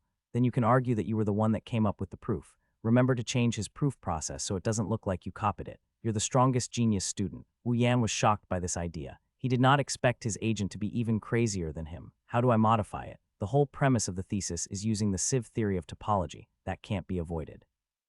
Yang Feng said, "Are you dumb? I don't know about mathematics. Don't ask me. I asked you to change the steps. You can copy his ideas, but not exactly. Just change a few letters or something, and we can just claim that it is a coincidence. Who cares about the academic circle anyway? You're in the entertainment circle." Wu Yan was unhappy to be called dumb. After all, it was a lot harder to change the proof process of mathematics theses. Quite frankly, he had no idea how to modify it. However, he still had sneaky plans. He read the thesis published by Professor Zellberg in 1995. If he found a substandard journal and submitted the thesis first, how would anyone prove that he plagiarized? He could claim that it was a coincidence from two geniuses. It did not matter if the academic community was convinced. At least he could give his fans a reasonable explanation. Even if the show was canceled, as long as his fans were there, he could still make money. However, things did not always turn out as expected. He did not realize the flaws in his plan. Wu Yan was discussing with his agent when the phone rang. Yang Feng looked at his phone and stood up. He then walked outside to pick up the call. "Hey, Director Zhang, how's the negotiation going with the TV station? They can't just give up on this investment. Look at the news yourself." Yang Feng almost could not recognize his voice as his voice had become so depressed. He was about to ask what the news was, but Director Zhang hung up on him. "Do you guys know how hard Wu Yan works? Do you understand him? Let's think about it. Why would a 25-year-old mathematics PhD steal someone else's academic achievements? In public, what only one person can solve proofs? What does a conference record even do? Hilarious, some white guy signs it and it becomes evidence. I've never been to Princeton, but I did watch the video from beginning to end. It looks completely different than the show. Youngest presenter, only a 10,000 USD prize. So little. Wu fans, hold on, justice will win." When Lu Zhou saw the comments on Weibo, he felt a million emotions. If he was just a no-name person, if he was just an ordinary university student, if he had not received evidence from the academic conference, if those things were true, then even fewer people would believe him. He thought about the 2014 academic scandal, the academic goddess Xiao Beifeng incident, a Nobel Prize-level fraud which ended in the supervisor's suicide. Fortunately, Lu Zhou was not alone in this fight, so much so that he did not even have to fight himself. When Lu Zhou saw the comments on his Weibo post, he was not angry at all. In fact, he wanted to laugh. Who cares about these blind haters? Lu Zhou kept reading the comments. When he saw a few people supporting him, he liked their comments. He did not care about those Wu stans. Instead, he called Luo Wengxuan, who was in Princeton. The timing of the conference record was perfect. He had to thank him. The news that Director Zhang talked about was from Everyone Daily. This time, Everyone Daily published an article about the trending topic. Entertainment shows should have basic morals. The article used harsh language to criticize the strongest genius student TV show. It said that the show was fooling the audience and breaking the law. As soon as the article came out, all of the other major media outlets reposted the article, which sent it on trending. The comment section of Everyone Daily blew up. "Damn, I really thought that Wu Yan proved the conjecture. Are all celebrities like this? What a douchebag. Why do people even like this guy? He's just a PhD student. There are millions of PhD students. I can't believe it. Wu Yan fooled us. Is he going to get in trouble for this? I hope he does. Fist, fist."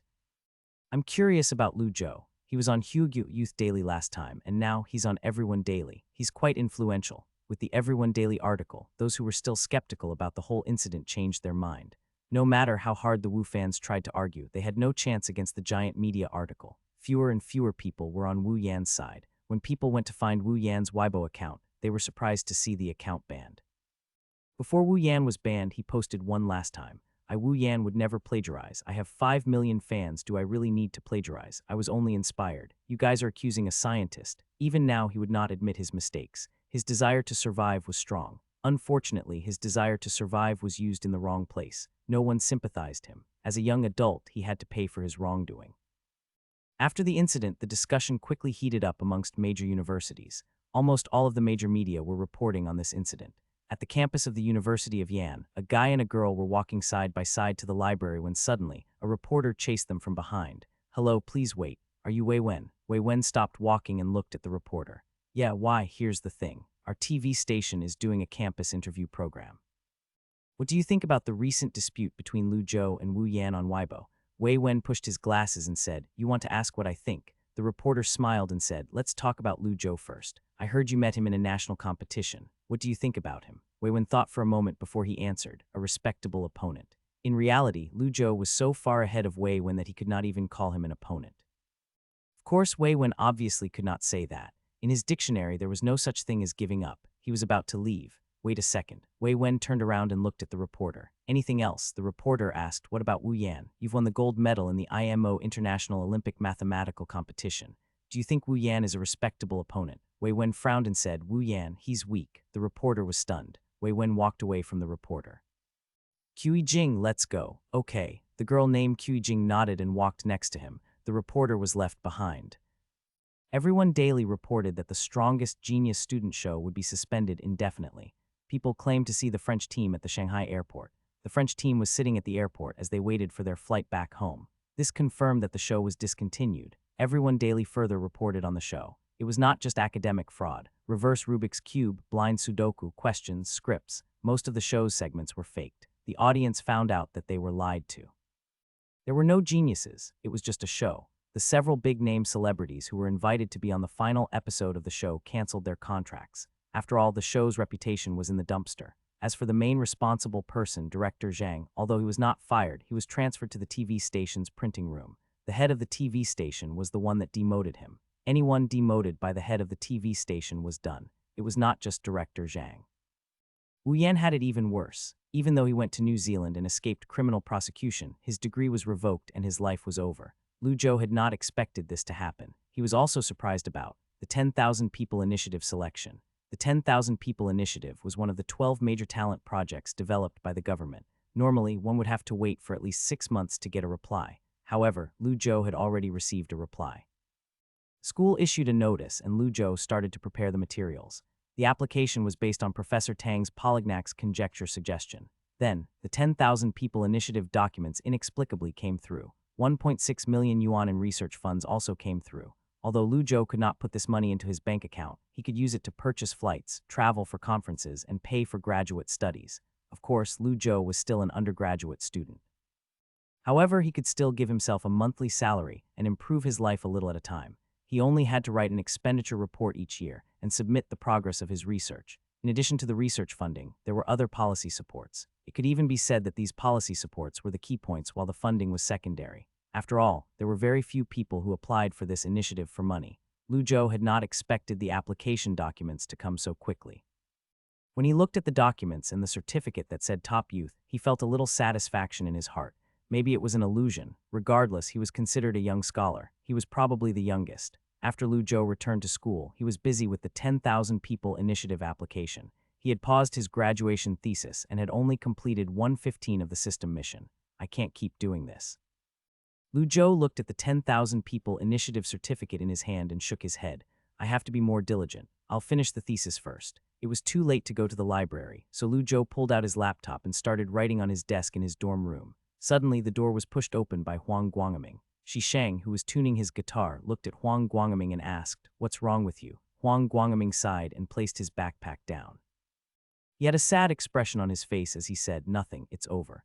Liu Rui was gloating when he added Cayenne Hua. Huang Guangming nodded heavily and sighed, "Yeah, we were going to study together, but the results were unpleasant. I left." Lu Zhou coughed and spoke. "Is it because of me?" Huang Guangming shook his head and said, "No, I can't accept someone that bashes my friend." He smiled and continued, "Who cares? It's not like anything substantial happened. She's a bit annoying anyway." Shi Shang sighed and said, "Wow, I think that your future relationships will be successful. Do you want me to play a song for you?" Huang Guangming quickly waved his hand, No, that's not necessary." On the other hand, Lu Zhou felt bad. He always thought that Cayenne Hua and Guangming was a good match. They were both the optimistic type. Although they both had shortcomings, who did not. Still, he was happy that his friend defended his research results. Lu Zhou said, "How about I buy you some food?" Huang Guangming immediately nodded and said, "Sure." Lu Zhou was surprised by the speed of his response. Wow, he agreed quickly. Lu Zhou felt like he was being tricked. Just when Lu Zhou finally thought that he could return to his normal campus lifestyle, the thesis for his twin prime conjecture was published in the latest annual mathematics journal. The publication of this thesis finally gave his efforts an ending. Soon after, he was reported by the news. It was Huiguo Youth Daily that reported this incident. The title was filled with information. Young scholar Lu Zhou won the Best Young Speaker Award at the Princeton Academic Conference and solved the world-class problem of the prime number conjecture. It was a miracle that the article writer was able to come up with such an eye-grabbing title. Hyugyu Youth Daily also cited the evaluations of Lu Zhou's thesis. This is an outstanding achievement. Now we can say with certainty that the twin prime numbers are infinite Peer Deline. Also, the article mentioned that Lu Zhou was selected as the younger member of the 10,000 People Initiative. This immediately caused a sensation on the internet. Damn, isn't a PhD the minimum threshold for the 10,000 People Initiative? But how many doctors are as nutty as Lu Zhou? Mathematics is really the field of geniuses. I wish I can get in. This study god is amazing. Brother Lu defeated the strongest genius student. Save some for me. Not only Weibo, but forums from major universities were also discussing this matter. The University of Yan's forum. I just had a number theory class, and the lecturer told us about this guy. I wish I was there to watch him solve the conjecture. This qualification alone is worth a PhD, right? Correct, but he's too young. You can't just hand doctoral degrees out like candy. Damn, he must be a genius. Even geniuses have to learn, but he doesn't learn the same way as you. I heard that the University of Jinling gave him a special talent training program so he could get double PhD degrees within the next 3 years. I'm so jealous. This guy will probably receive the 2018 Fields Medal. There's no point being jealous. Just switch to financial mathematics. Pure mathematics is a dead end. In addition to major media, We Media also reported on Lu Zhou. Shocked, the twin prime number conjecture was proved by him. He was going to make a presentation, but he was inspired and shocked the world. The reports on the internet were overwhelming. Lu Zhou skimmed over them before deciding to lock himself in his bedroom and work on his graduation thesis. He thought that if he went to the library, the people around him would not be able to focus. Therefore, he decided not to make other students feel bad. Instead, he studied in his room. He planned to go to the library after he finished his thesis. He was too busy to do the system mission at the moment. However, he was not completely stuck in his dorm over the past 3 days. He went to Mrs. Yang's house on Sunday to help Han Menki with her math problems. He did not go for the money. It was more of a way to relax his brain and think about simple problems. Of course, he did not refuse the raise that Mrs. Yang offered. It was still a sense of accomplishment. His student turned from a dumb student to a genius, like she was a plant that he watered every day. Of course, this was also due to Han Menki's own talents. Anyone else would not have improved so quickly. Lu Zhou previously thought that girls had a natural disadvantage in science and logic, but now it seemed that he was incorrect. At least Menki improved her mathematics score by 20 within a semester. That was no small feat. If it was not for the system, Lu Zhou's own talent abilities would have been around the same as this little girl. Regardless of what the media says, Lu Zhou always viewed himself as a hardworking person, not a talented person. The reason he managed to get into the University of Jinling had nothing to do with whether or not he was a genius, but it was because of sweat, blood, and tears. After the tutoring session ended, Lu Zhou wore an apron and went to cook in the kitchen. He made a dish of green pepper fried meat and the girls' favorite mapo tofu. This counted as an award for the girls' test results. Mrs. Yang had not returned from work yet, so the pair ate by themselves. Lu Zhou started to chat with her about her studies. I've already reviewed the mathematics and physics textbook for you, and I pointed out the topics you need additional work on. I can't teach you much else. By June, you won't need me anymore. She had to study by herself and further solidify her knowledge. Han Menki whispered, will you study abroad? Lu Zhou nodded and said, probably next year. The university plans on sending me to Princeton for a PhD to allow me to go on a higher scientific research platform. By next year, he would have earned a master's degree. The University of Jinling did not have much else to teach him. It would be necessary for him to go to a higher education platform. Han Menki looked a little sad as she asked, oh, I see. Then will you come back? Lu Zhou joked and said, of course, I'll probably come back as a professor. Han Menki looked up and said, really, I'll be a uni student by then. Can I be your master's student? Lu Zhou was surprised, my master's student. You want to study pure mathematics. Pure mathematics was not a good major, especially for girls, however. Her family was wealthy, so it did not really matter. Han Menki nodded energetically and said, yes, I love pure mathematics. You sure? I'm sure. Lu Zhou placed his chopsticks down and said, okay then, but I have to tell you, it's not that easy. You'll have to get into at least a top 40 university. Han Menki said enthusiastically, I'll try my best. The popularity of the twin prime number conjecture gradually faded. Lu Zhou was happy to see himself removed from the trending page. He could finally go to the library. He was in his final thesis writing stage. The only thing left for him to do was to edit it. He could start the oral defense stage in mid-March. Then he would receive his undergraduate degree at the end of March, and he could then start to challenge his master's degree. Lu Zhou woke up in the morning and went to the library. Before he could even enter the library, he was recognized by a girl. Wow, you're Lu Zhou. You're a legend. I'm a mathematics major as well. Can you help me? My thesis keeps getting rejected. Can you look at it for me? Lu Zhou was pretty easygoing, so he was willing to look at it. Right here, what if you send it to my email? The people around him quickly started to come over. It's Lu Zhou. Nutty, he looks so young. Damn, it's him. Are you preparing for the graduate entrance exam as well? Why are you at the library so early? A third-year student excitedly came over and asked, God Lu, can I shake your hand? Lu Zhou's hand was grabbed before he could respond. I've got the spirit of the god. I won't wash my hand before my exam, said the guy after he released Lu Zhou's hand. He then quickly walked away. Lu Zhou, genius student, do you have a WeChat? Can you add me? God. Do you still use your mathematical analysis and advanced algebra notebooks? I'll buy them off you for 1,000. I'll pay 1,500. Lu Zhou. The crowd was getting more and more excited, so Lu Zhou took the chance and slipped through the library door. The library was the same. His internet fame might have faded slightly, but his reputation in the school was still there. He then went to the mathematics building and found an empty classroom. Once Lu Zhou found a seat to sit down, he sighed and took his laptop out of his bag. Just as he was about to edit his thesis, Zhao Ai's window popped up. The window contained chat records of the mathematical modeling group chat. They were chatting about him. Chang Qing, what a god, solved Zhou's conjecture last year and solved twin prime number this year. Xianzong, he's too quiet though. He hasn't said a word since joining our group chat. Kedu, what if we slide into his DM? Choo Choo, get lost. Chang Qing, I wonder if he's joining the modeling competition this year. Hopefully I can join his team. I want to win the Higher Education Society Cup. Day-Day modeling competition. He's not even joining the US competition. Why would he join the domestic one? Lu Zhou looked at the chat records and smiled. Zhao AI Master, are you happy? Lu Zhou smiled and typed, happy. When I save up to 2 million yuan, I'll buy you a new home. Allowing this little AI to live in a tiny laptop was quite annoying as the CPU would constantly be burning.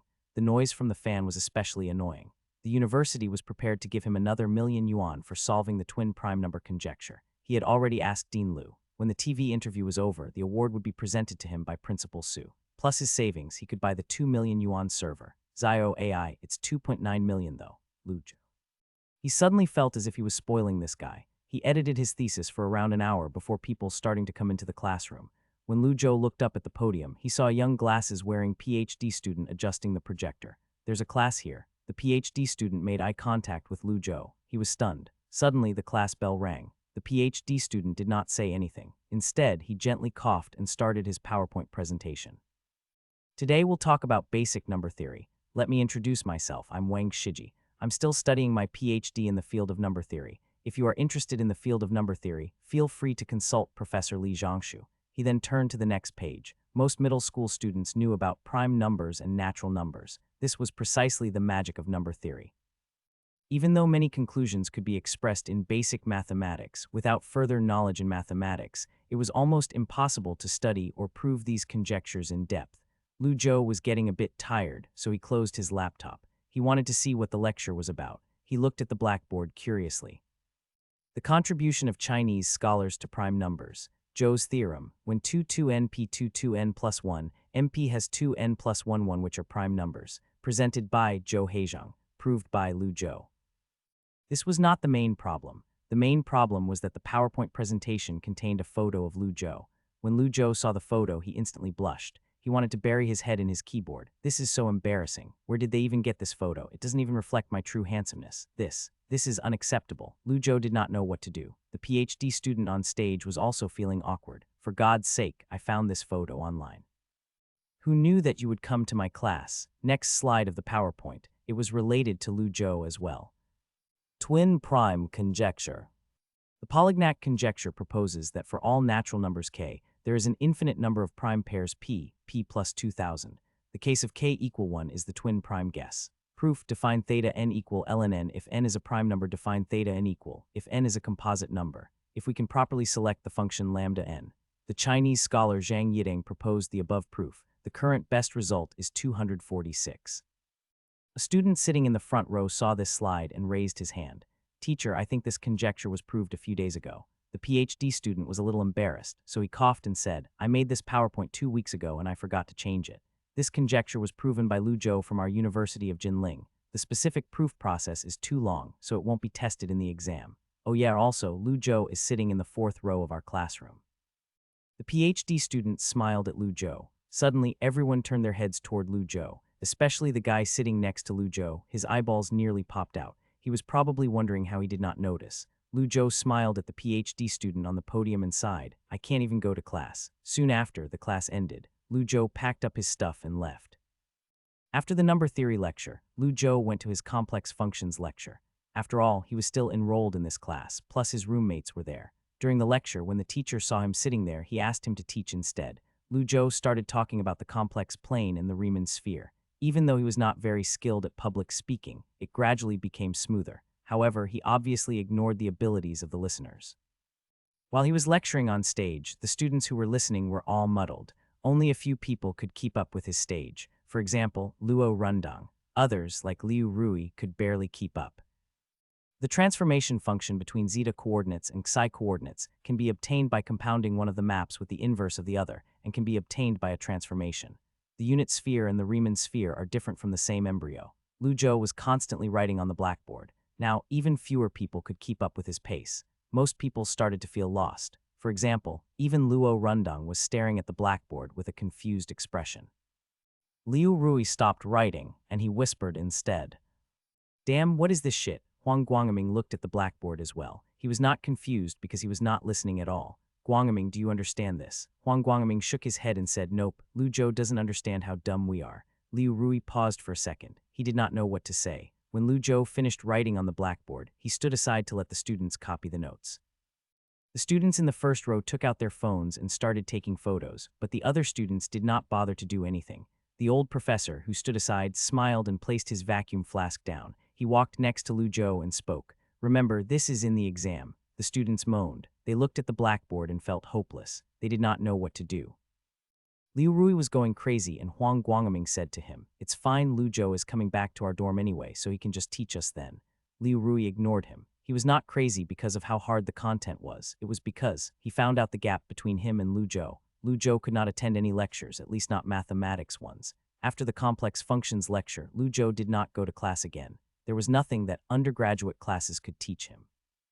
As usual, he went to the library instead. His experience in the library gradually got better. He refused a few thesis invitations, and fewer people bothered him. After all, they had their own matters to attend to. They could not stalk Lu Zhou all day. This could also be due to the fact that Lu Zhou chose a low-key spot to sit at. He devoted himself to his thesis. Writing a thesis was actually a learning process for Lu Zhou. In order to introduce Hilbert space into quantum mechanics and use mathematical problems to study the motion law of microscopic particles, he also studied a lot of theses and also attended several advanced graduate lectures in quantum mechanics.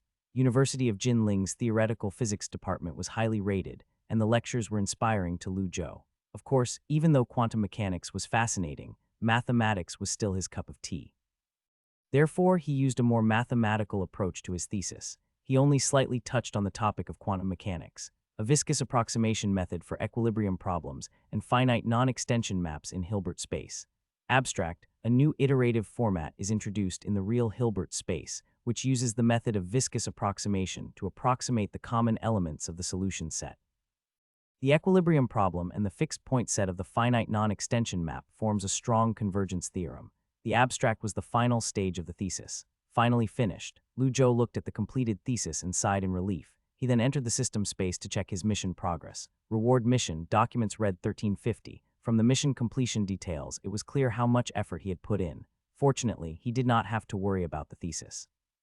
He only had to hand in the thesis to Professor Tang. After that, he could start making his PowerPoint presentation for the oral defense. As for the submission, he planned to submit it to the Advanced Theoretical and Mathematical Physics Journal. This journal focused on physics and mathematics. It had an impact factor of 2.3, which was not high. However, he chose it because this journal was a core journal and was quite famous. After completing the graduation thesis, Lu Zhou went to Professor Tang's office. As a second year, he handed over his final undergraduate assignment. Inside the office, Professor Tang skimmed through Lu Zhou's thesis and said, "Your thesis puts forward many good points. There are many overlaps between the research on the real Hilbert space and my own research field, but I won't ask you technical questions. Just do well in the oral defense."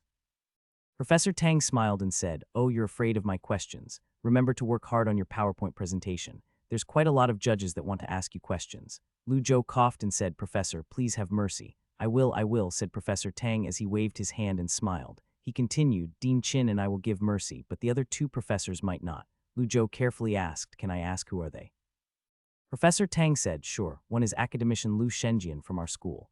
The other is Xiang Huanan from the Chinese Academy of Sciences." "The fuck?" Even though Lu Zhou had not heard much about Xiang Huanan, he knew that he was a deputy director of the Mathematical Society. In short, the guy was famous in the field of algebraic group and functional analysis. As for academician Lu Shenjian, he was a member of international cooperation groups such as BESIII and LHCb. In 2013, he discovered the 4-quark state ZC3900 in the Shanghai Electron Collider test.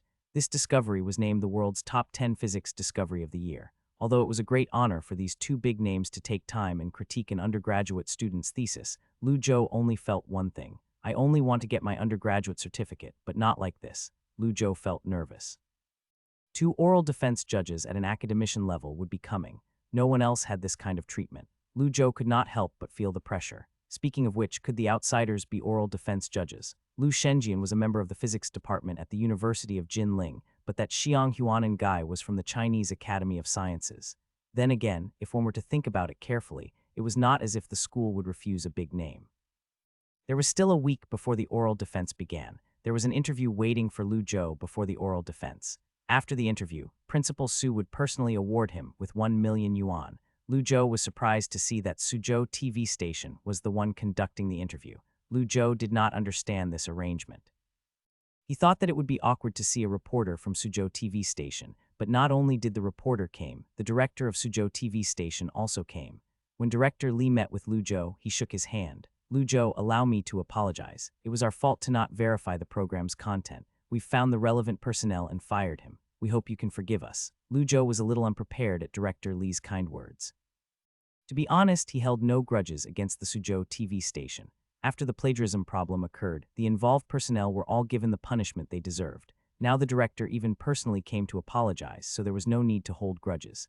Lu Zhou smiled and said, "It's fine, Director Lei. I'm happy with the way your station handled the matter. It's already over, so let's forget about it." He paused for a second before he said to the reporter, "Zhao Wang, start the interview now." "Okay, Director." Reporter Zhao Wang smiled and walked over. Soon after, the interview officially began. Judging from the interview, Suzhou TV was being quite nice to Lu Zhou. They did not ask any hard questions. By the end of the interview, Lu Zhou finally knew why the university had arranged this. This was good publicity for both the school and the TV station. After the interview, Principal Su of University of Jinling and Lu Zhou stood in front of the camera and held a 1 million yuan ICBC check. This 1 million yuan would be put into Zhao I's new home. At night, Lu Zhou ate dinner at the cafeteria before he went back to his dorm. He then sat in front of his computer and started to edit his oral defense PowerPoint presentation. He knew that this oral defense would not be easy. Even though he was only an undergraduate student, the two academicians would not go easy on him. Therefore, Lu Zhou had to practice all possible questions about his thesis. This process was the most grueling. His 3 roommates finally came back from their lecture. Huang Guangming saw Lu Zhou and curiously looked at his PowerPoint. "Zhou, what are you doing?" Lu Zhou thought and replied, "Oral defense PowerPoint." Liu Rui put his backpack down and said, "Oral defense."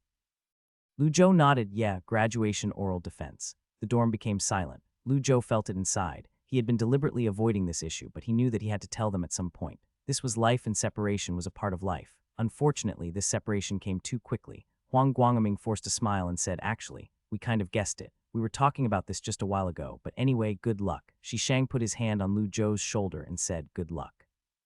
Liu Rui did not say anything. This time he was not jealous. He always saw Lu Zhou as an enemy, and he hated his occasional gloating, but in his heart he still saw Lu Zhou as a friend. This was precisely why he had not expressed his jealousy out loud. Maybe this was what a good friend should do. Still, he could not for the life of him say good luck. Lu Zhou felt the heaviness in the air. He smiled and said, "It's just a graduation oral defense. I'm still sitting here. Like I'm dead or something. After the oral defense, I'll buy you guys dinner." Huang Guangming said, "No need, let us buy you dinner." Shishang sighed and said, "Yeah, Zhou, you've already bought us so much food over the past 2 semesters. We'll buy you dinner on the day you graduate as a celebration." Liu Rui nodded and said, "Yeah, we've to treat you." Lu Zhou replied, "There's no need, we're all friends here. You're stressing me out." Shishang said, "It's good to have some stress so you don't forget about us. Besides, remember how much stress you give us." The other 2 friends nodded. "The fuck, not like this. Why are they so persistent?" Lu Zhou did not know what to say. Suddenly his phone rang. When Lu Zhou saw the caller, he was relieved. It was his father. "I have to take this call." Lu Zhou turned around and went to the balcony. He then closed the balcony door behind him. Lu Zhou took a deep breath and picked up the phone. "Hello." Lu Bangguo's voice traveled through the phone. "Son, what is the twin prime conjecture?" When Lu Zhou heard his father's voice, he felt better. He smiled and replied, "Dad, you don't need to understand it. Just know that your son is nutty." Lu Bangguo, oh yeah, I just saw it on TV, so I thought I'd ask. Don't forget to wear more clothes these few days, it's getting cold. Lu Zhou, I'm fine, you guys have to watch out for your health as well. Lu Bangguo smiled and said, we're doing great. Your mom is cooking in the kitchen. Do you want to talk to her? Lu Zhou smiled, sure. A 20-minute phone call went by. Lu Zhou then leaned against the balcony, and as he looked up at the dark sky, he was quiet. He stared at the stars for a long time. After a long period of preparation, the time for oral defense finally arrived. There were 4 oral defense judges. Other than Dean Chin of the mathematics department, Professor Tang was also present. Normally, there would be an avoidance system to ensure fairness, but for Lu Zhou, little things like this did not matter. Other than the 2 people who Lu Zhou knew, there were 2 other people. Lu Shenjian from the University of Jinling and Xiang Huanan from the Chinese Academy of Sciences. These 2 people were big names, and Lu Zhou was already familiar with them.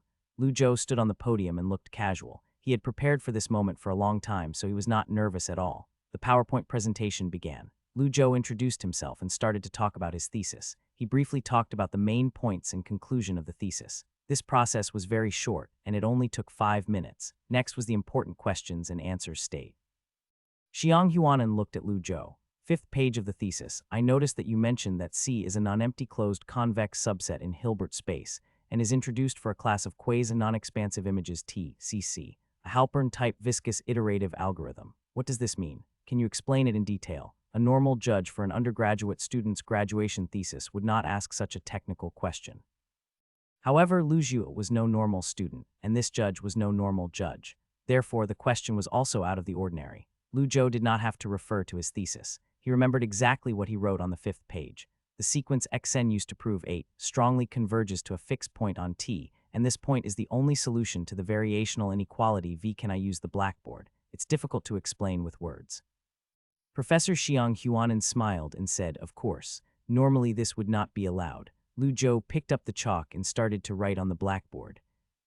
x1c xn plus 1 equal alphaxn plus betaxn plus gamma txn n1, where FCC is a compressed image, where TCC is a non-stretch impression. Xiang Huanan smiled and nodded his head, not bad. This answer was sufficient, even by PhD standards. Therefore, the judge was satisfied with this answer. Professor Lu Shenjian said, let me ask a few questions too. Lu Zhou replied, Professor, please go ahead. Professor Lu Shenjian said, I noticed that you mentioned in the paper that by applying your set of viscous iterative algorithms, it can also be used to study the pre-solution of the maximal monotone operator in Banach space. This can become a tool for quantum mechanics. This is similar to the algorithm mentioned by Professor Kosaka in Japan when he introduced the non-stretching image in 2008, but you have not made further extensions on this basis. Why? Lu Zhou was surprised at this question. What do you mean by why? Because the focus on the thesis is not on this. Lu Zhou coughed and said, because further expansion of this topic would count as a thesis in and of itself. This thesis is only about mathematics problems. Although there are references to quantum mechanics applications, that is not the focus. Academic problems were endless, and everything could be further expanded upon. He only briefly mentioned his possible application of this set of viscous iterative algorithms in quantum mechanics. Lu Shenjian shook his head and said with a heavy tone, this is not the mentality that a scholar should have. You should strive to learn perfectly. If you have also discovered this possibility, why don't you further expand on it? Professor Xiang Huanan suddenly smiled and said, Old Lu, stop giving Lu Zhou a hard time. People that are good at mathematics aren't necessarily good at physics. I think Lu Zhou is more suited for mathematics research. Lu Shenjian said, I didn't mean it like that. I meant that if he's interested, he can study under my wing. The movement of microscopic particles requires Hilbert space to regulate, and vice versa. The observation of microscopic particles will certainly have a great inspiration for his research in the field of mathematics. Professor Xiang shook his head and said, I respectfully disagree. I've studied subgroup theory and the Yang-Baxter equation. Although mathematics can be a tool for physics research, mathematics itself is self-contained. Physics and mathematics are 2 different things. Professor Xiang smiled and looked at Lu Zhou before he said, like what Professor Lu said, if you discovered a possibility, why don't you expand on it? If you're interested, the China Institute of Mathematics has a similar research project. Dean Chin interrupted them. There are so many talents in the Chinese Academy of Science already. Stop trying to steal ours. Professor Xiang Huanan smiled and said, what do you mean by stealing? I'm just making a suggestion. Professor Tang smiled and said, there's still some time left, so let's continue the oral defense. In fact, there was not much else to ask. The level of the thesis was way too high for a graduation thesis. The so-called oral defense was only to test the student's skill level, which was obviously unnecessary in this case. Ask about what? Screw these formalisms, said Professor Xiang as he smiled and stood up. He looked at Lu Zhou and nodded. Your work in functional analysis surprised me. I rarely see undergraduate students who are able to reply so wonderfully. Professor Xiang Huanan said, no need to thank me, the oral defense is over. You can leave now. Lu Zhou looked at Professor Tang. Professor Tang nodded and said, you can leave. We'll inform you of the results soon. After the oral defense, the student usually waited for the judges to exchange opinions and give a score out of 100. There was no doubt that Lu Zhou would pass. If he did not pass, then no one else in the school could. Lu Zhou was curious to know what his score would be. Once Lu Zhou left, the classroom was quiet. Professor Xiang looked at Professor Tang and smiled as he said, Old Tang, I've never taken a student after all these years. I'm about to retire and I want to find someone to inherit the clock. What if we make a deal? Professor Tang smiled and looked at his old friend as he said, there's no point asking me, I don't care where the kid goes. Go ask old Chin. Dean Chin smiled and interrupted the academician, don't even think about it. Professor Xiang Huanan shook his head and said, selfish. He was just joking. It would be a miracle for the University of Jinling to let go of Lu Zhou. At the very least, his curiosity was satisfied. Professor Wang Yuping bragged to him that the University of Jinling had a once-in-a-generation genius who would win the field's medal. He had not believed it at first. After today, he was convinced. Professor Xiang could not help but think, young scholars are so prosperous, so lucky. Actually, it did not matter too much that Lu Zhou refused his offer. He had been around a lot, so he was bored at most things. And for the things he was not bored with, he believed that he would get a chance to see them.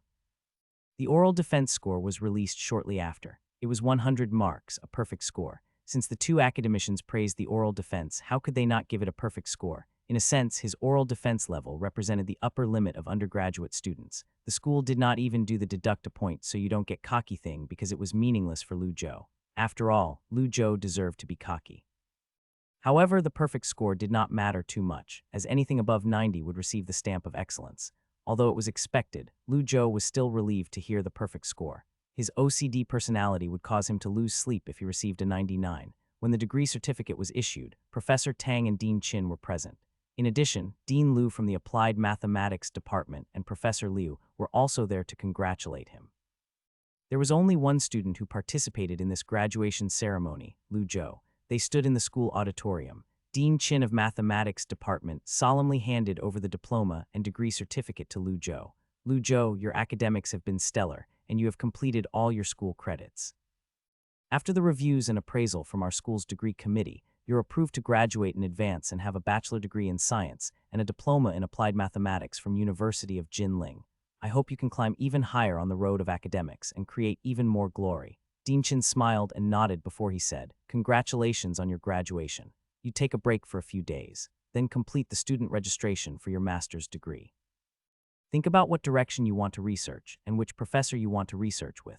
Lu Zhou smiled and said, sure. After the ceremony, the students from the student union came in and cleaned up the auditorium. Lu Zhou was about to chat with Professor Tang, but he suddenly saw a familiar face walking toward him. Lin Yuxiang wore a white dress and smiled at him as she said, congratulations, you already got your graduation certificate. I'm so happy for you. Lin Yuxiang said then, Lu Zhou, are you free later? Lu Zhou thought for a moment before answering her, I don't think so, I still have some stuff to do. Lin Yuxiang, holding the diploma and degree certificate, Lu Zhou went to Professor Tang's office. Before Professor Tang could speak, the thin-looking graduate student stood up and poured a cup of tea. Sir, please have some tea. Lu Zhou was almost embarrassed to be treated like this. You're welcome. Hopefully we can work together one day, said the graduate student.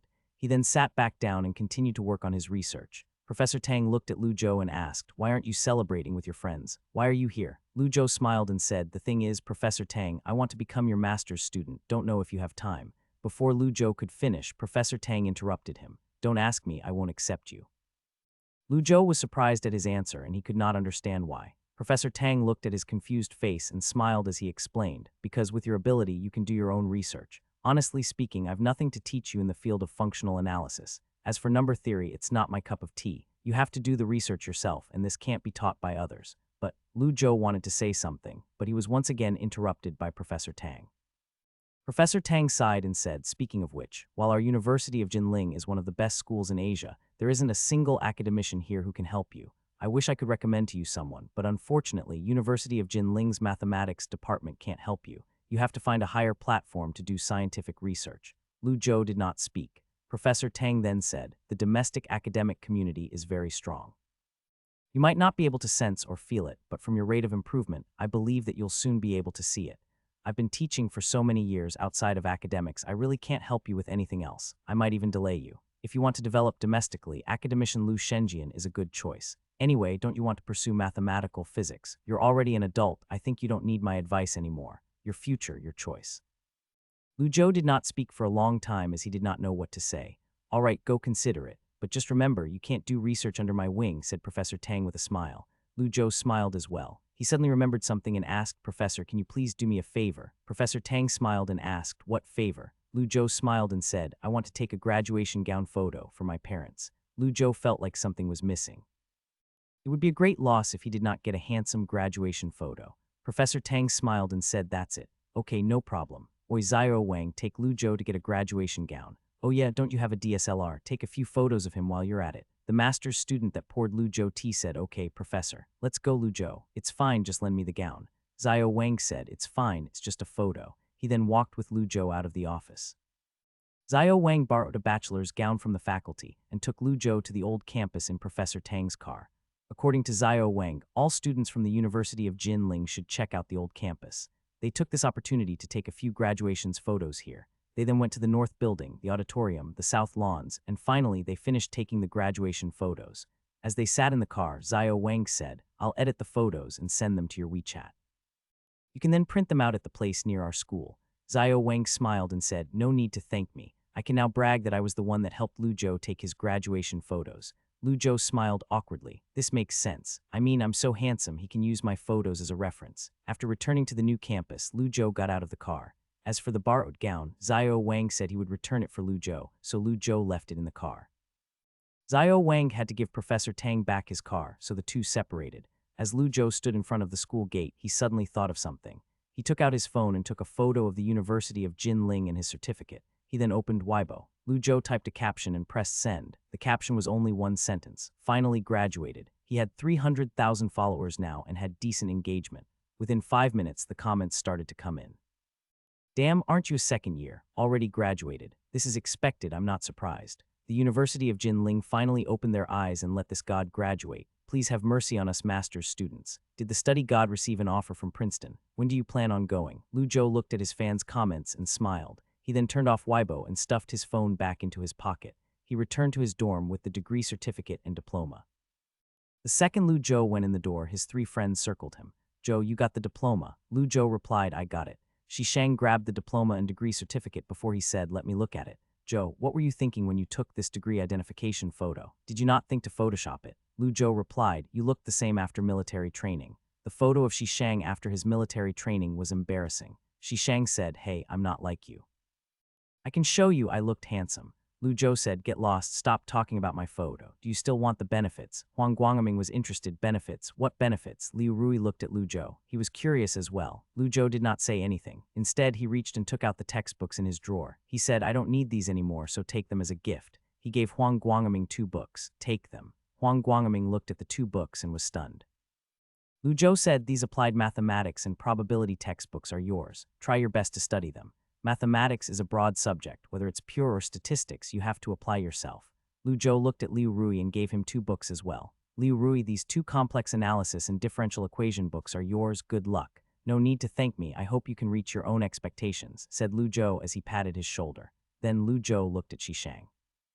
And Brother Fei, these 2 are yours. Shishang took the 2 books from Lu Zhou. He was about to say something when Huang Guangming suddenly shouted, but Lu Zhou, why are there no notes written on these textbooks? What was the point of an unwritten textbook? Lu Zhou had an awkward expression. He suddenly remembered that he studied these courses with library books, so he did not use his own textbooks. Shit, Lu Zhou coughed and said, you've to fill in the notes yourself.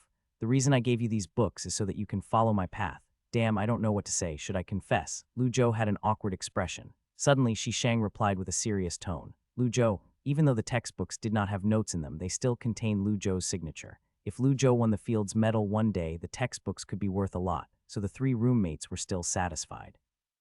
However, they did not receive the books for free. They said that they would buy Lu Zhou dinner after he graduated. It was just in time for dinner, so they all went to the fish restaurant outside the school. Shishang ordered some food and only 1 box of beer. They were originally going to order 2 boxes, but the waiter would not sell them 2. He said that he would give them another box after they finished drinking. Shishang finally gave up. When the food arrived, the atmosphere was a little sad. The four friends would soon become three friends. Everyone ate and drank, but they did not talk much. Finally, after a few bottles of beer, Shishang asked, "Joe, you already got your bachelor's degree. What do you plan on doing next? Are you going to continue studying?" Lu Zhou said, "The school has set up a personal talent development plan for me. The goal is to get a double PhD from University of Jinling and Princeton." Liu Rui was envious when he said, "Double PhD. I heard Princeton's mathematics department is very prestigious." Lu Zhou nodded and said, "Yeah, so it's not easy." Shishang toasted Lu Zhou and asked then, "When do you plan on moving?" Lu Zhou was slightly stunned. "Moving?" Shishang sighed and said, "Yeah, but don't worry, I'll reserve your bed for you. I'll go to Princeton next year, so I still have one more year left at the University of Jinling. I have to get my master's degree first," said Lu Zhou.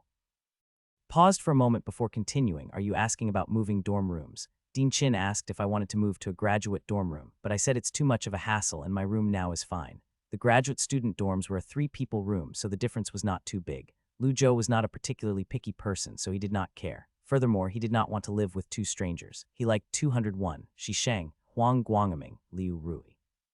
Lu Zhou saw his 3 friends went silent. "What? Why aren't you guys talking?"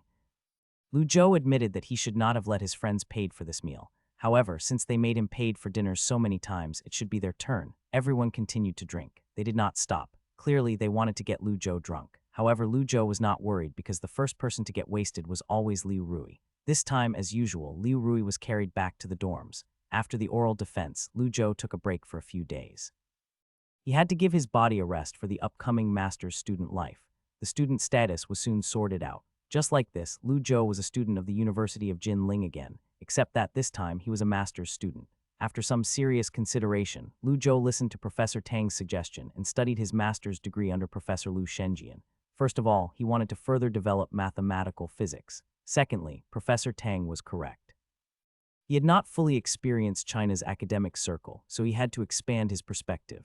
Normal people could not even imagine how deep this perspective was. Logically speaking, if he wanted to climb to a higher level of academics, having an academician as his tutor for the master's degree would be very helpful. For example, in order to declare a large-scale national project, he had to have an academician's amnesty. Whether it was to ask for money or to consult policies, it would definitely be better than fighting alone. As an academician student, he would also have opportunities to learn the frontier of knowledge, which Lu Zhou was the most eager for. Due to these reasons, Lu Zhou applied to be a graduate student of Professor Lu Shenjian. Professor Lu Shenjian welcomed Lu Zhou. He had not taken on a graduate student in a long time. He had no energy or time, but when he saw Lu Zhou's abilities in theoretical physics, he decided to accept his request.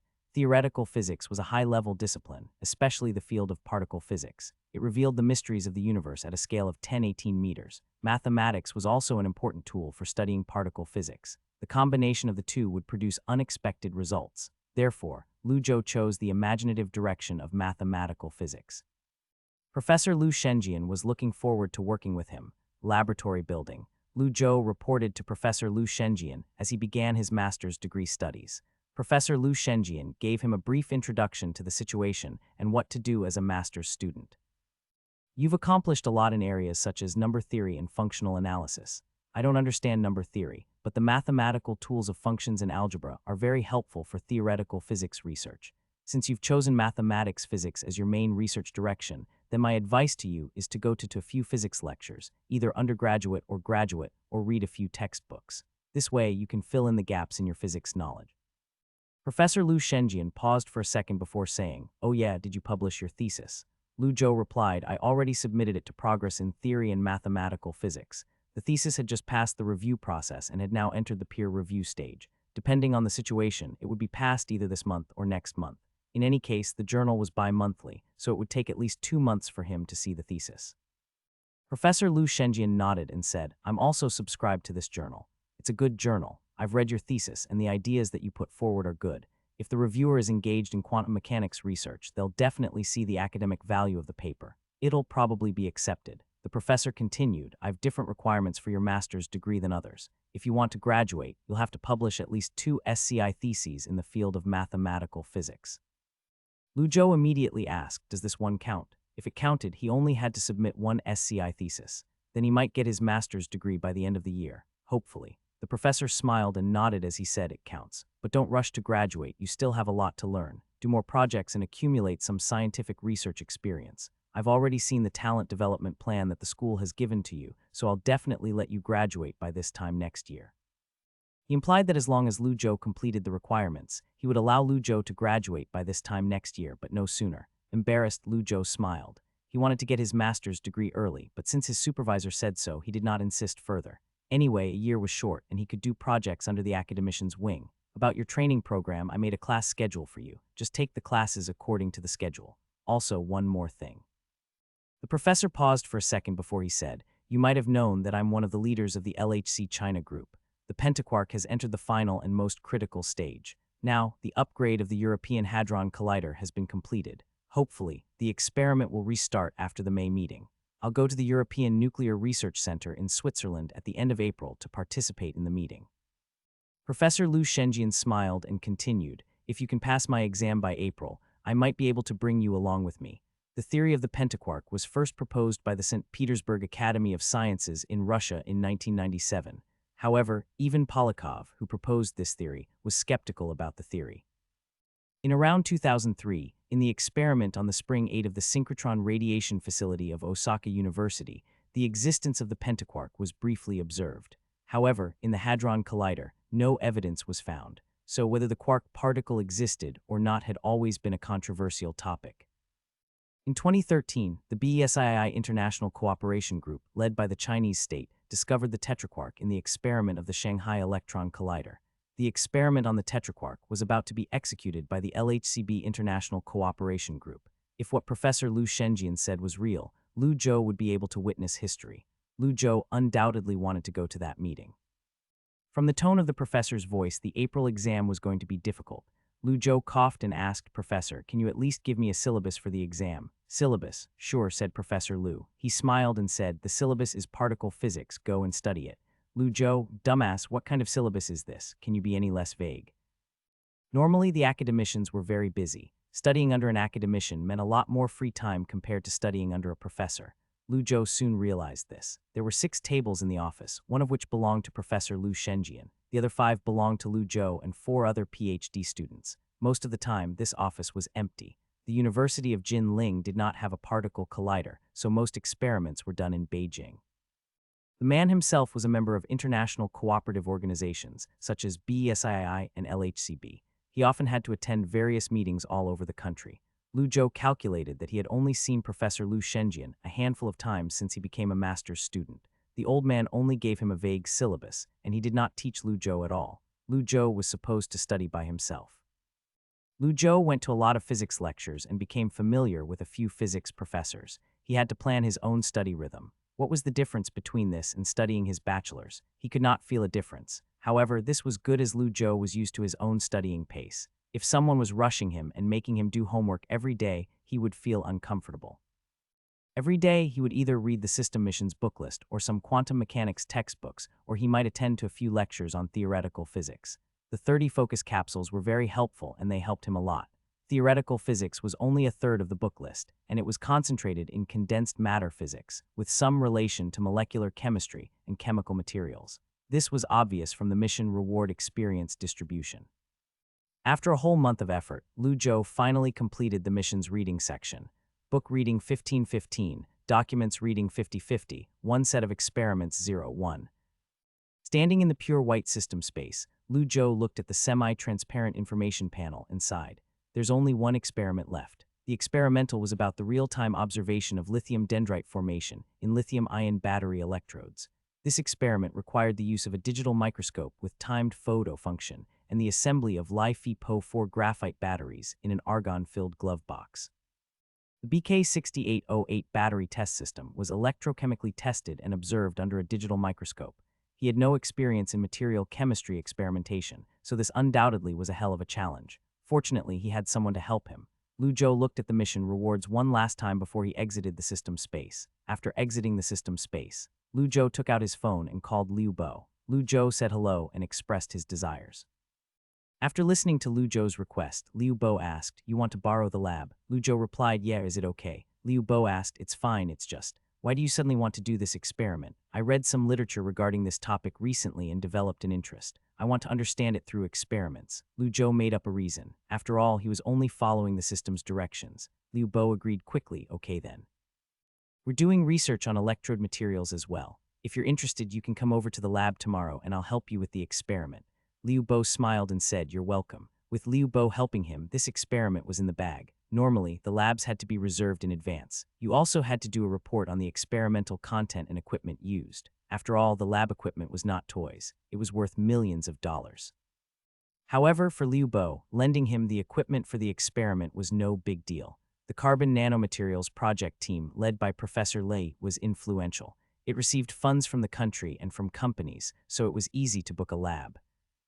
We're doing electrode material experiments as well. If you're interested, how about you join our project team, said Liu Bo while they were walking through the lab corridor. He really wanted Liu Zhou's talents. If it was before, Liu Zhou would have accepted in a heartbeat. However, he was no longer an undergraduate student. He had his own research to do now. Also, materials science seemed kind of flaky. Liu Zhou replied, it's fine, I still have other things to do.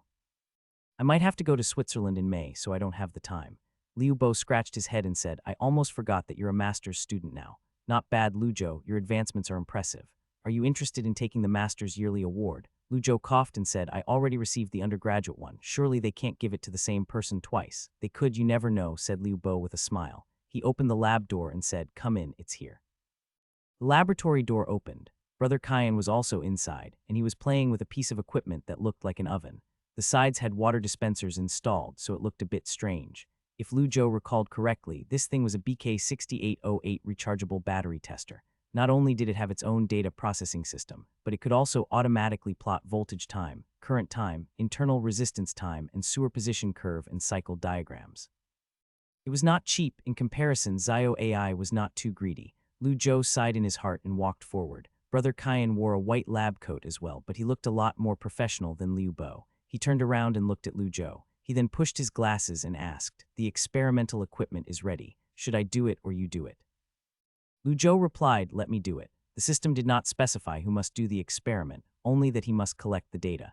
However, for the purpose of learning, Liu Zhou decided to do it himself. After all, he had to have hands-on experience in order to become a legendary high-tech master. When Liu Zhou wore the white coat, he felt like a little scientist. He then took a deep breath before he reached for the sample box containing the experiment materials. However, his hand was pushed away by Brother Kyan. Let me do it, just watch. Brother Kyan took the initiative for the experiment while Liu Zhou watched from aside. Liu Zhou looked at Liu Bo, who merely shrugged. Don't take it to heart, he's just like this. The equipment here is like his wife. It's more important than his life. Just watch him do it. Brother Kyan then said, doing experiments isn't like mathematics. You can't make any mistakes. Of course, I was afraid that you'll break the equipment. Show me your experiment design. Liu Zhou took out the A4 paper and said, it's right here. The experimental steps and data required by the system were written on there. Brother Kyan took the A4 paper and nodded as he said, the design is quite professional. It's designed by the system. Liu Zhou did not say anything. The experiment flow was simple. They should start with the battery and observe the phenomenon. 95.7 of graphite was used as the negative electrode material, and the binder was sodium carboxymethylcellulose CMC and styrene butadiene rubber SBR. The current collector was a copper foil. The graphite layer had a thickness of 90 μm. The positive electrode active material used Li-Fi-Po4, and the current collector was aluminum foil. As for the separator, a 3-layer separator of Celgard 2325 was used, and the thickness was about 25 μm. To prevent oxidation of the material, everything was done in an argon-filled glove box. Of course, it was not only to prevent oxidation of the material, but also to prevent the Li-PF6 component in the electrolyte from reacting with water in the air to form hydrofluoric acid. Even high school students knew about hydrofluoric acid. The stuff was dangerous. If it got on someone's hand, the hand would be destroyed beyond recognition. Brother Kyan did the experiment professionally. Soon after, the sample was made. In order to prevent the sample from being damaged, the side-to-side assembly method was used. Brother Kyan completely covered the Li-Fi-Po4 material with a layer of the separator and carefully left the free end of the positive and negative electrodes at a distance of 2 μm. This step was crucial. Brother Kyan took out the sample and exhaled a long breath. Done. As Liu Zhou looked at the sample in Kyan brother's hand, he asked, this is the battery. Brother Kyan brother replied in a concise manner, a simple and unsafe lithium-ion battery. Liu Zhou asked nervously, will it explode? Brother Kyan shook his head. It won't explode, but it might ignite. A fire would cause big trouble. Not only would the sample be destroyed, but the digital microscope would also be burned. Lu Zhou guessed that this was one of the reasons why Brother Kyan did not let him touch the equipment. The sample was connected to the BK6808 rechargeable battery tester and then placed on a digital microscope. Brother Kyan set several parameters to the computer and said, the data collection frequency is 1 Hz and the battery is discharged to the cutoff voltage. Wait for it to be charged for 400 minutes. Now, all they had to do was wait. Lu Zhou looked at the instrument and asked, do we have to wait that long? 400 minutes was almost 7 hours. Brother Kyan pushed his glasses and said, 7 hours is the basic operation. Sometimes it takes days to see the results. Normally one person will stay in the lab. I'll usually take turns with Liu Bo. Liu Bo replied, that's right. Last year I watched more than 40 TV shows while waiting in the lab. Do you want me to recommend you some? Lu Zhou, there's no need for that. He did not have time to watch TV shows. After doing the necessary steps, Brother Kyan briefly taught Lu Zhou about what to do in an emergency. For example, what to do when the sample was smoking or smelled weird, how to clean the damaged sample, and most importantly, how to protect himself. No matter how expensive the equipment was, it was not as valuable as one's own life. Of course, the experiment was not that dangerous, so Brother Kyan was confident to give Lu Zhou the key. He still had some stuff to do with Liu Bo, so they could not stay here. Lu Zhou sat next to the digital microscope and pulled out a quantum physics book. He would study quantum physics and occasionally looked at the digital microscope. Later, he found out that he did not have to be so careful. The sample under the microscope did not change at all. It seemed that Brother Kyan's experimental skills were quite reliable. Lu Zhou stayed in the lab all day, and he even called delivery for lunch. Finally, the time was up. The discharge time was over. Lu Zhou waited for 10 minutes and kept the circuit open before he cut off the power. He was almost finished with the experiment when he suddenly heard footsteps outside the lab. Liu Bo had just eaten dinner at the cafeteria before he returned to the lab. As Liu Bo looked at the sample, he asked, done. He then skillfully operated the computer and said, then let's collect the data. The printer started to hum. Soon after, Lu Zhou received what he wanted, a set of pictures showing the growth of lithium dendrites under microscopic conditions, as well as graphs such as cyclic voltage, curves that the system required him to collect. Liu Bo started chatting to him. Lithium is the most ideal anode material, but it's also the most difficult to charge. When charging, the lithium ion that returns to the negative pole will never change to a flat lithium metal layer. Like a flower, it'll form a beautiful and deadly tree. Lu Zhou looked at the printer and asked, is it fatal? Yes, once this kind of dendritic thing is formed, it'll continue to grow with constant charge. It'll eventually puncture the diaphragm and contact the positive electrode like a fork. Liu Bo paused for a moment before he said in a joking manner, imagine if you connected the positive and negative poles of a battery, it would short circuit. Have you heard of the Moly Company? No. Why? Liu Bo shrugged and handed the printed A4 paper to Lu Zhou as he said, their products almost created history, but because of the use of lithium as the negative electrode, a major accident occurred. The NTT mobile phones were recalled. Finally, the company went bankrupt and was acquired. In contrast, Sony was very smart. They used graphite directly as a negative electrode, and the introduction of lithium-ion batteries quickly took over the market. Lu Zhou could not help but ask, did they not do a safety test? Liu Bo sighed and said, yeah, everyone asked that, but things are not that simple. Maybe they didn't find any problems at all, or maybe they thought they found a perfect solution, who knows. After eating dinner at the cafeteria, Lu Zhou returned to his dorm with a stack of A4 papers and a USB drive. He climbed up into his bed, and as he laid in it, he entered into the system space. Congratulations, user, for completing the reward mission. Mission completion details is as follows: complete reading book list 1515, complete reading documents 5050, complete set of the experiment 11. Final mission evaluation. None reward missions have no evaluation. Mission reward 8,000 physics experience points, 4,000 biochemistry experience points. Debris. Lu Zhou looked at the line of text on the information screen and relaxed. He had finally completed this mission. He could finally know what the debris was. However, there was no hurry in finding out. Lu Zhou looked at the information screen and demanded, System, open my characteristic panel. The system opened his characteristic panel. The information screen flashed. Core Science A Mathematics, Level 3 4,100,000. B Physics, Level 2 30,110,000. C Biochemistry, Level 1 4,010,000. D Engineering, Level 1 10,000. E Materials Science, Level 1 3,010,000. F Energy Science, Level 1 10,000. G Information Science, Level 1 2,910,000. General Points 1975. Leveled up his physics. The next level needed 50,000 experience points, which was much harder to obtain. Lu Zhou looked at his characteristic panel. He then quickly turned his eyes to his inventory. He was shocked. A tubular object was in his inventory, and it was the size of an index finger. Flashlight. No, it looks like. It was slightly larger than an AA battery, and he could see the positive and negative sign on both ends. However, the battery was slightly bent in the middle.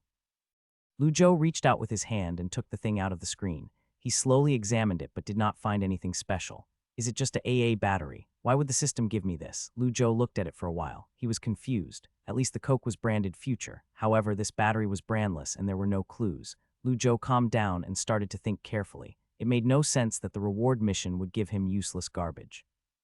He thought about the mission while he looked at the battery. He guessed that it might be the legendary lithium-air battery, or at least a concept of it.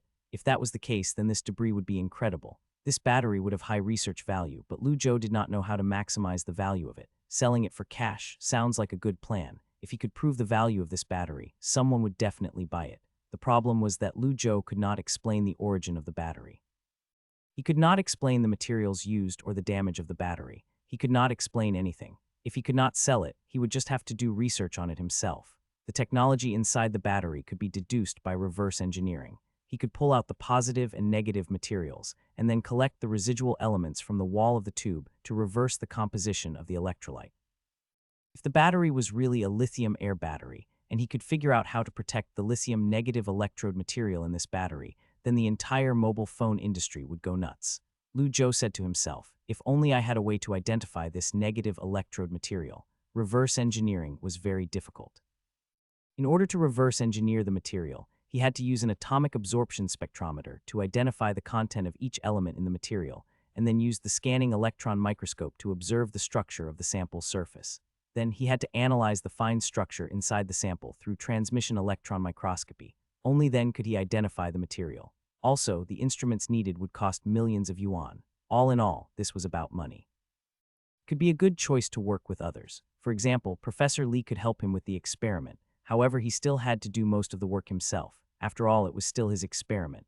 Lu Zhou looked at the debris inside. I wish I have my own laboratory. I'll have to leave this sample in the system space until then. I still have to continue my life, even though I don't have money for a lab. He placed the debris aside and looked at the mission panel. He took a deep breath before he opened the mission list. Mission 1, Knowledge is Money. Description: the development of civilization is inseparable from the development of energy technology. Once the battery is mastered, it will grasp the key to the new era. Requirements: analyze the technology in Residue 1, generate at least one technical pat, and obtain at least 10 million RMB profit through pat. Reward: 10,000 materials science experience points, 500 general points, 1 lucky draw ticket, 85 garbage, 12 sample, 3 blueprints. Mission 2, Witness of History. Description: the establishment of the standard model has predicted the world 100 years in the future. What we need to do now is to restore the theory in the experiment. Requirements: join the China LHCb group and participate in the research on the Pentaquark project. Reward: 1. Physics experience points determined by participation, 500 general points, 1 lucky draw ticket, 100 sample. Mission 3, Creating History. Description: the development of condensed matter physics can make our tools harder, our engines stronger, and our buildings taller. Use theoretical physics to ignite the spark of condensed matter physics. Requirements: blow up the Large Hadron Collider. Reward: 1. Physics experience points determined by the degree of damage, 500 general points, 1 lucky draw ticket, 100 blueprints. Lu Zhou, this high-tech system should be called a destruction system. Sometimes it would give out some crazy missions. He ignored the third mission. Lu Zhou was contemplating between Mission 1 and Mission 2. At first glance, he wanted to choose Mission 1, but he did not have the ability nor the funds to do reverse engineering. As for Mission 2, Professor Lu Shenjian told him that he could come to the Switzerland meeting, but he did not say that Lu Zhou could join the China LHCb group. What do I do? Lu Zhou hesitated for a moment before he finally made up his mind and chose Mission 2. The opportunity to witness history was just around the corner. It would be a pity if he missed it. Time passed by quickly. On April 20th, Professor Lu Shenjian returned to the University of Jinling from a meeting in Shanghai and called Lu Zhou to his office. When Lu Zhou walked in, the old man smiled and asked, "How's the preparation going?" Lu Zhou replied, "Almost. Please give mercy." Professor Lu Shenjian, "Almost. Okay then, I'll test you a few questions." He pulled out his drawer and took out an A4 paper. He then placed the paper on the desk. "Write on this." Lu Zhou took a pen, and when he looked at the question, his eyebrows twitched. There were 3 questions on the paper. They all looked difficult. Professor Lu Shenjian smiled and asked, "What, you don't understand?" Lu Zhou smiled and looked at the questions as he said, "No, of course not. It just doesn't look easy." Professor Lu Shenjian smiled and did not respond. Instead, he crossed his legs and waited patiently. Easy. It wouldn't be interesting if it was easy. After all, he was an academician. This question was not intended for master's students, it was for PhD students. If Lu Zhou could solve 2 questions, it would count as a pass. If he could solve all 3, that would be excellent. His 4 PhD students could solve all 3 questions. While Professor Lu Shenjian was waiting for Lu Zhou to do the test, Lu Zhou quickly skimmed through the 3 questions. The first question looked the easiest. It was about group theory. However, it was not mathematics group theory, but the application of group theory in quantum mechanics. Since the group theory branch of mathematics was created independently by mathematicians long before the emergence of quantum mechanics, it was unlike calculus, which was founded by physicists and mathematicians. Therefore, group theory was an important product for physicists. It was difficult to learn and not easy to use. For a mathematician like Lu Zhou, however, it was not too difficult. A group theory explanation of the accidental degeneracy of hydrogen atomic energy levels. The question was short, but it contained a lot of information. The phenomenon of degeneracy in hydrogen atoms higher than ordinary atoms was called accidental degeneracy. However, traditional quantum mechanics cannot explain the phenomenon of accidental degeneracy without the use of group theory. Lu Zhou closed his eyes and recalled his quantum mechanics knowledge. Then, he built a mathematical model in his head. Lu Zhou opened his eyes and after taking a deep breath, he picked up the pen and started to write on the paper. Let the hydrogen atom Hamiltonian be H equal P22 mu Z2R. In the case of Coulomb potential, there is a Runge vector in the system, recorded as m equal the eigenvalue of the group Casimir operator C equal. When Professor Lu Shenjian saw the speed of Lu Zhou answering the question, he was surprised. He thought that Lu Zhou would take at least 20 minutes to do the question. Moreover, Lu Zhou answered it correctly. He planned to insult Lu Zhou when he could not solve the question, but that was no longer needed. For the energy level En plus 1 and the quantum number n1, the degeneracy is sigma 2L plus 1 equal n2. When Professor Lu saw the answer, he nodded in his mind. First question correct. Lu Zhou did not notice Professor Lu's expressions as he was focused on doing the second question. The second question was about the problems of Dirac's cavity theory in quantum field theory. It tested his understanding of Dirac's equation and some theoretical knowledge about field theory. Lu Zhou was not afraid of this kind of pure theoretical question. With the help of the focus capsules, he remembered all of his textbook readings. For him, this question was free marks. Lu Zhou quickly picked up the pen and answered the question. When Professor Lu saw Lu Zhou answering the question, a slight smile appeared on his face. He was right. This kid was talented in theoretical physics, even more than his 4 PhD students. If the university had not given Lu Zhou a personal talent development plan, he would have wanted Lu Zhou to study a PhD with him as well. Of course, he still supported Lu Zhou's talent plan. Lu Zhou solved the second question and quickly moved on to the third question. When he saw the third question, he was stunned for a second. The third question was about string theory. The so-called string theory tried to solve the 2 main physics theories of incompatibility. It was the contradiction between quantum mechanics and general relativity. The string theory wanted to describe the whole universe, and it was known as the legendary grand unified theory. This theory had a lot to do with mathematics. Venezino, who worked at CERN-1, originally wanted to find a mathematical formula that described the strong forces in the nucleus. As a result, he found the Euler formula in an old maths book. This formula unexpectedly successfully described the strong force. Even though it sounded fake, it was just a weird coincidence. Like this, string theory was born. The later wave of string theory, such as superstring theory, and the famous M-theory of unification of rivers and lakes as proposed by Edward Witten, were also developed. The ultimate goal of physics was to establish a grand unification theory. However, China's research on string theory was at an awkward stage. Condensed matter physics itself stood on the opposite side of theoretical physics. The theoretical physics community was reluctant to accept this mathematics freak. Even the leader of China's theoretical physics and one of the most influential physicists in the world, Mr. Yang Lao, expressed his disapproval of string theory. On the contrary, the Chinese mathematics community accepted the proposal of string theory. However, what confused Lu Zhou was that the third question asked him his opinion on string theory. Opinion toward the theory, or opinion toward the development of the theory. Is this a subjective question?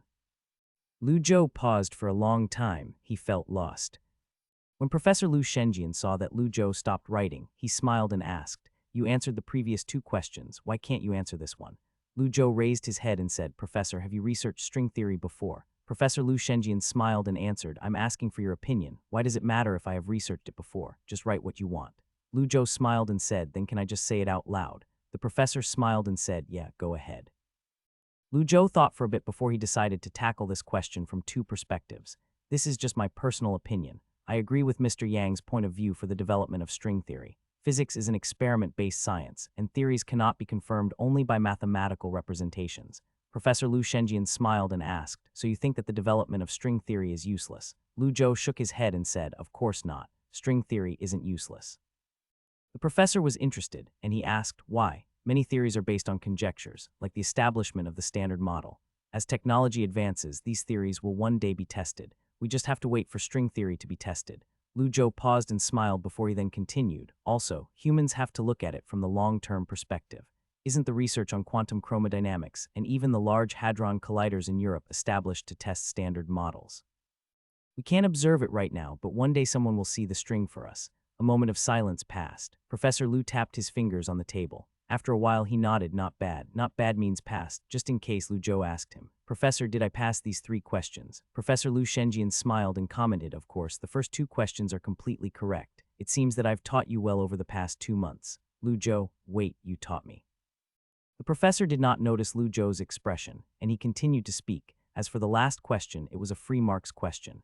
Exploring academic issues is subjective. No matter how you answered it, I would have accepted the answer. Lu Zhou smiled and asked then, Professor, will you take me to Switzerland? Professor Lu Shenjian smiled and nodded his head, of course. I'll prepare the necessary documents for you. Try to get your visa as soon as possible. Professor Lu smiled and replied, you're welcome. After all, this is what I promised you. Oh yeah, one more thing. Lu Zhou asked, what is it? Academician Lu, the China LHCb research group still needs a few interns. Are you interested? Lu Zhou was shocked by his question. He had not expected himself to be this lucky.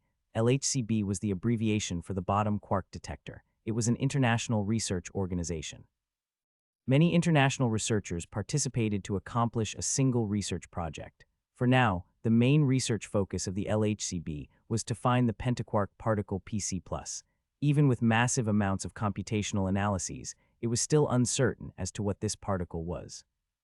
However, what everyone knew was that the invariant mass spectrum analysis passed JPSIP, and the mass of this particle is around 4.5 GeV. However, it was a pity that the BISLIL International Cooperation Group, which was dominated by China, used the Beijing Electron-Positive Collider. The energy zone was between 4.5 GeV, which was outside of the limit of the PC+. In order to create a PC+ particle, one would need at least 6 GeV of energy. Therefore, the Chinese researchers had to conduct research at China in order to find that mysterious particle.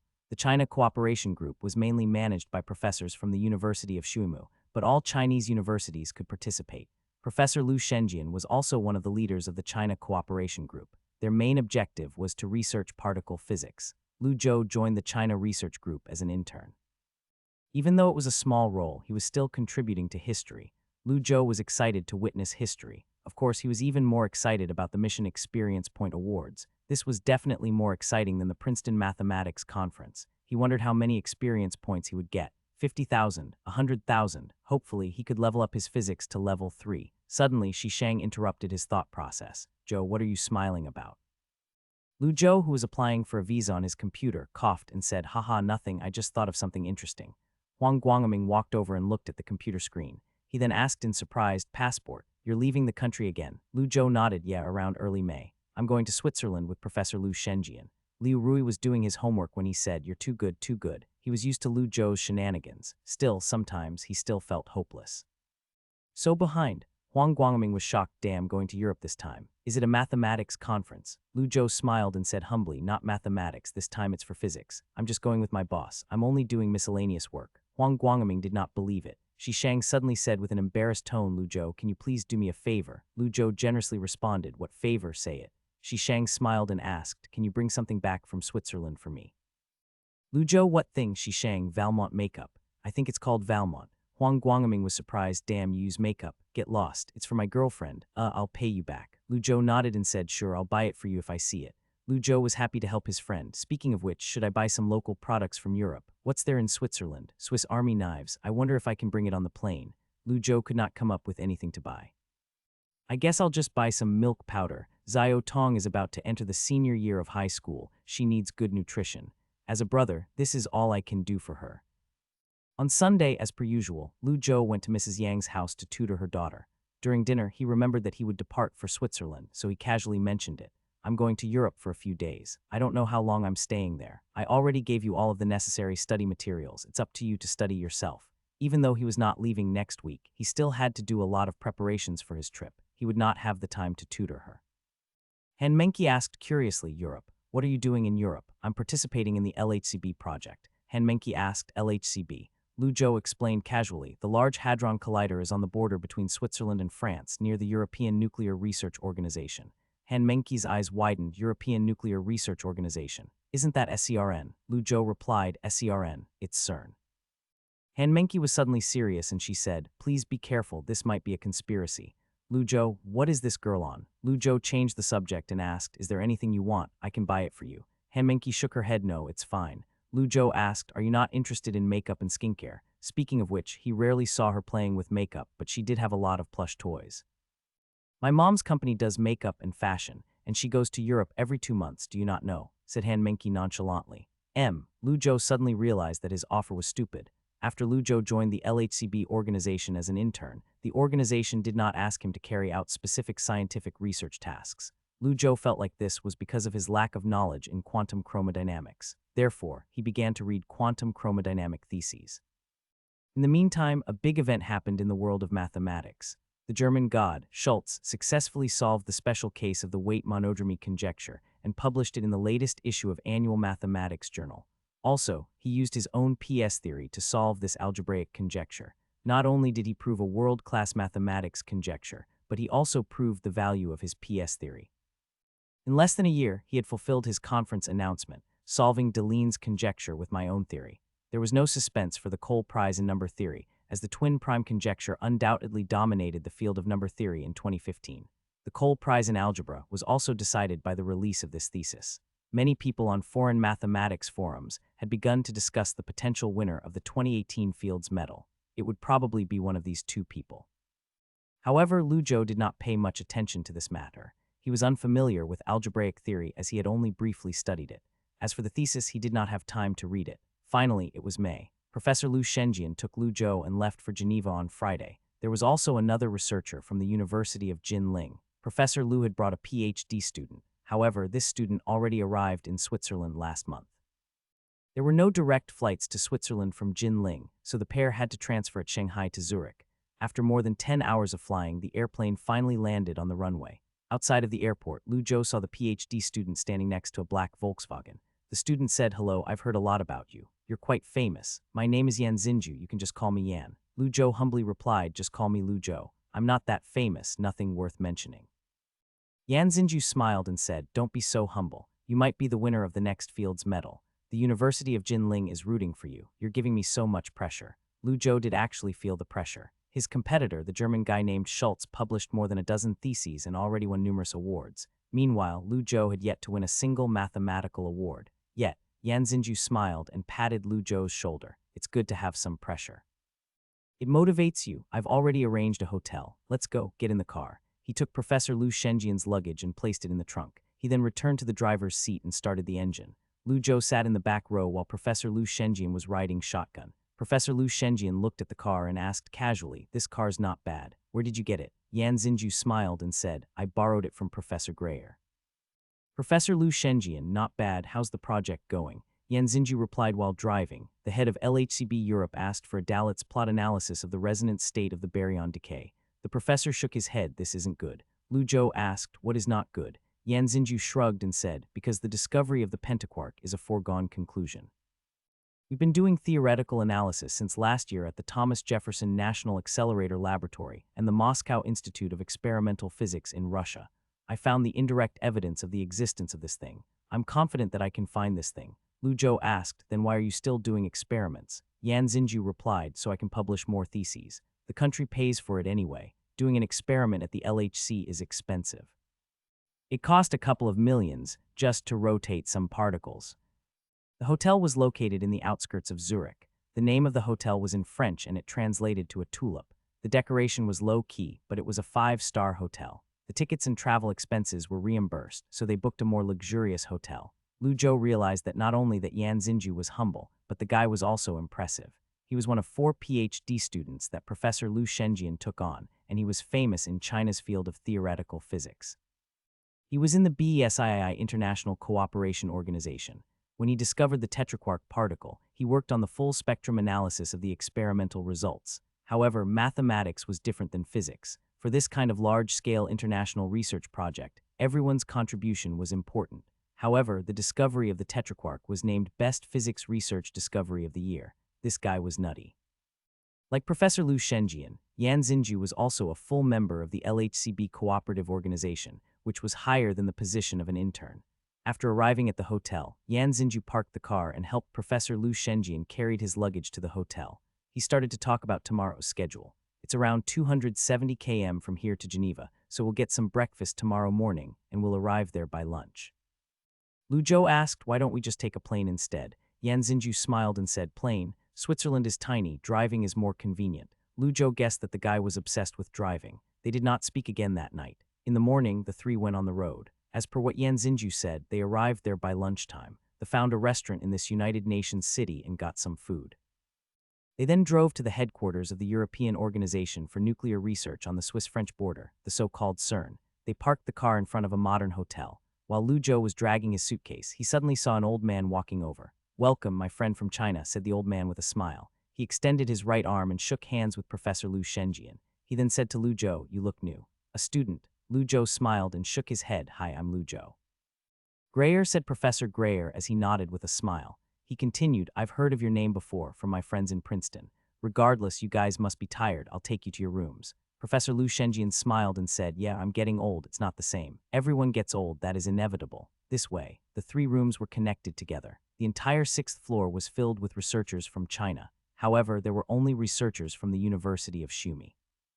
The people from the University of Jiangcheng and the University of Huic were still on their way. Professor Greyer is also a big name in the field of theoretical physics. He has known Professor Lu for a long time. He helped us a lot for the BESII project, Yan Xinju explained to Lu Zhou. He then continued, do you want to have a tour around here? Lu Zhou replied, that would be great. It was important to become familiar with the new environment. Lu Zhou followed Yan Xinju and walked around the hotel. There was a strong research vibe around here. Very few research organizations could attract so many physics researchers. Speaking of funding alone, CERN did not have the most amount of funding, but half of the world's theoretical physicists worked here. One might bump into an honorary professor from a prestigious university just on the street. Lu Zhou was envious of this place. He took a photo in front of building one of the European Nuclear Research Center. This research center had been deactivated and had been converted into a museum-like venue for the public. Inside the research center, there was a commemorative plaque for the birth of the internet.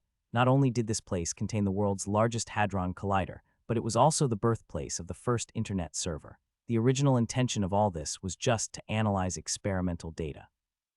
It was because of this that CERN was not only a sacred place for physicists, but also a place for programmers and hardware engineers.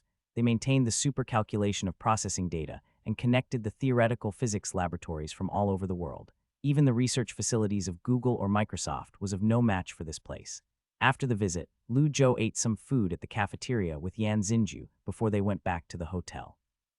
He took out some research documents from his luggage to read when someone suddenly knocked on his door. When he opened the door, it was Yan Xinju again. This time he stuffed a document into Lu Zhou's hands. There's an ad hoc meeting at 8 o'clock in the evening. The internal documents are here, so look through it. Lu Zhou took the documents and asked, meeting about what? Yan Xinju, assignment of tasks. CERN's voting results were just released. The high votes passed the reanalysis of the resonance state of the previous baryon to the decay of the sputum. We're responsible to analyze data section B with Syracuse University. Their suggestion is to simultaneously write the analysis report and finally verify the correctness. What should I do? After all, Lu Zhou still had to do the system mission, so he wanted to participate. He did not want to be useless and only receive 1 experience point in the end. There was no limit as to how much experience points he could earn. Wait for the task assignment. What you have to do now is to look through the documents I just gave you, then quickly get into the zone. We need a mathematician to help us, said Yan Xinju. He smiled and patted Lu Zhou's shoulder. I believe in you. The line I believe in you made Lu Zhou understood that his work would not be easy. There were 3 researchers from the University of Jinling, 2 academic physicists, and 1 intern. This lineup was quite strong. However, this lineup was only responsible for the data from B1 partition. Laboratories around the world were also contributing. If there was no internet, there would be no way to do large-scale research like this. For example, if one wanted to make a constant mass spectrum, one would use the amplitude analysis method. In the analysis process, 2 Breit-Wigner amplitudes were involved, and the workload was substantial. A lot of time would be wasted on communication if there was no help from the internet. However, Tim Berners-Lee, who might have come up with the internet, did not expect that the communication tools he designed for the European Institute of Particle Physics were not only used by people for academic exchange, but also for social media. The academic meeting with Professor Liu Shenjian was very efficient. In 10 minutes, the meeting was over, and the tasks were distributed to everyone. Since Liu Zhou was responsible for the calculations, he had to deal with the data that Professor Liu Shenjian would give him. Although Liu Zhou was well versed in functional analysis and group theory, he was still new to theoretical physics analysis. Fortunately, Yan Xinju helped to fill in his lack of theoretical knowledge. Third day as an intern. In the 6th floor conference room at the hotel, Liu Zhou stood in front of the whiteboard. The meeting room was next door, and he could hear the fierce arguments from the research team of the University of Shuimu. However, this had nothing to do with him. He tried to ignore the physical problem and treated it as a mathematics problem. However, this was not easy. M to pi equal m mu plus md2 f pi 10 psi psi 0. From 0 lambda x pi b equal ip mu f pi psi ob e ix, the resonance energy of lambda can be calculated as the dense letters and numbers were mixed together. He stared at the whiteboard for a long time. Suddenly, Liu Zhou asked, "Is there 2 resonance states near the 1.02 BV?" Yan Xinju was shocked. He looked at the draft paper and then at the whiteboard. He asked, "How did you calculate that?" Liu Zhou stared at the blackboard and muttered to himself, line 27, adding the Fermi subfield to the Lagrangian and introducing the Yukawa potential function.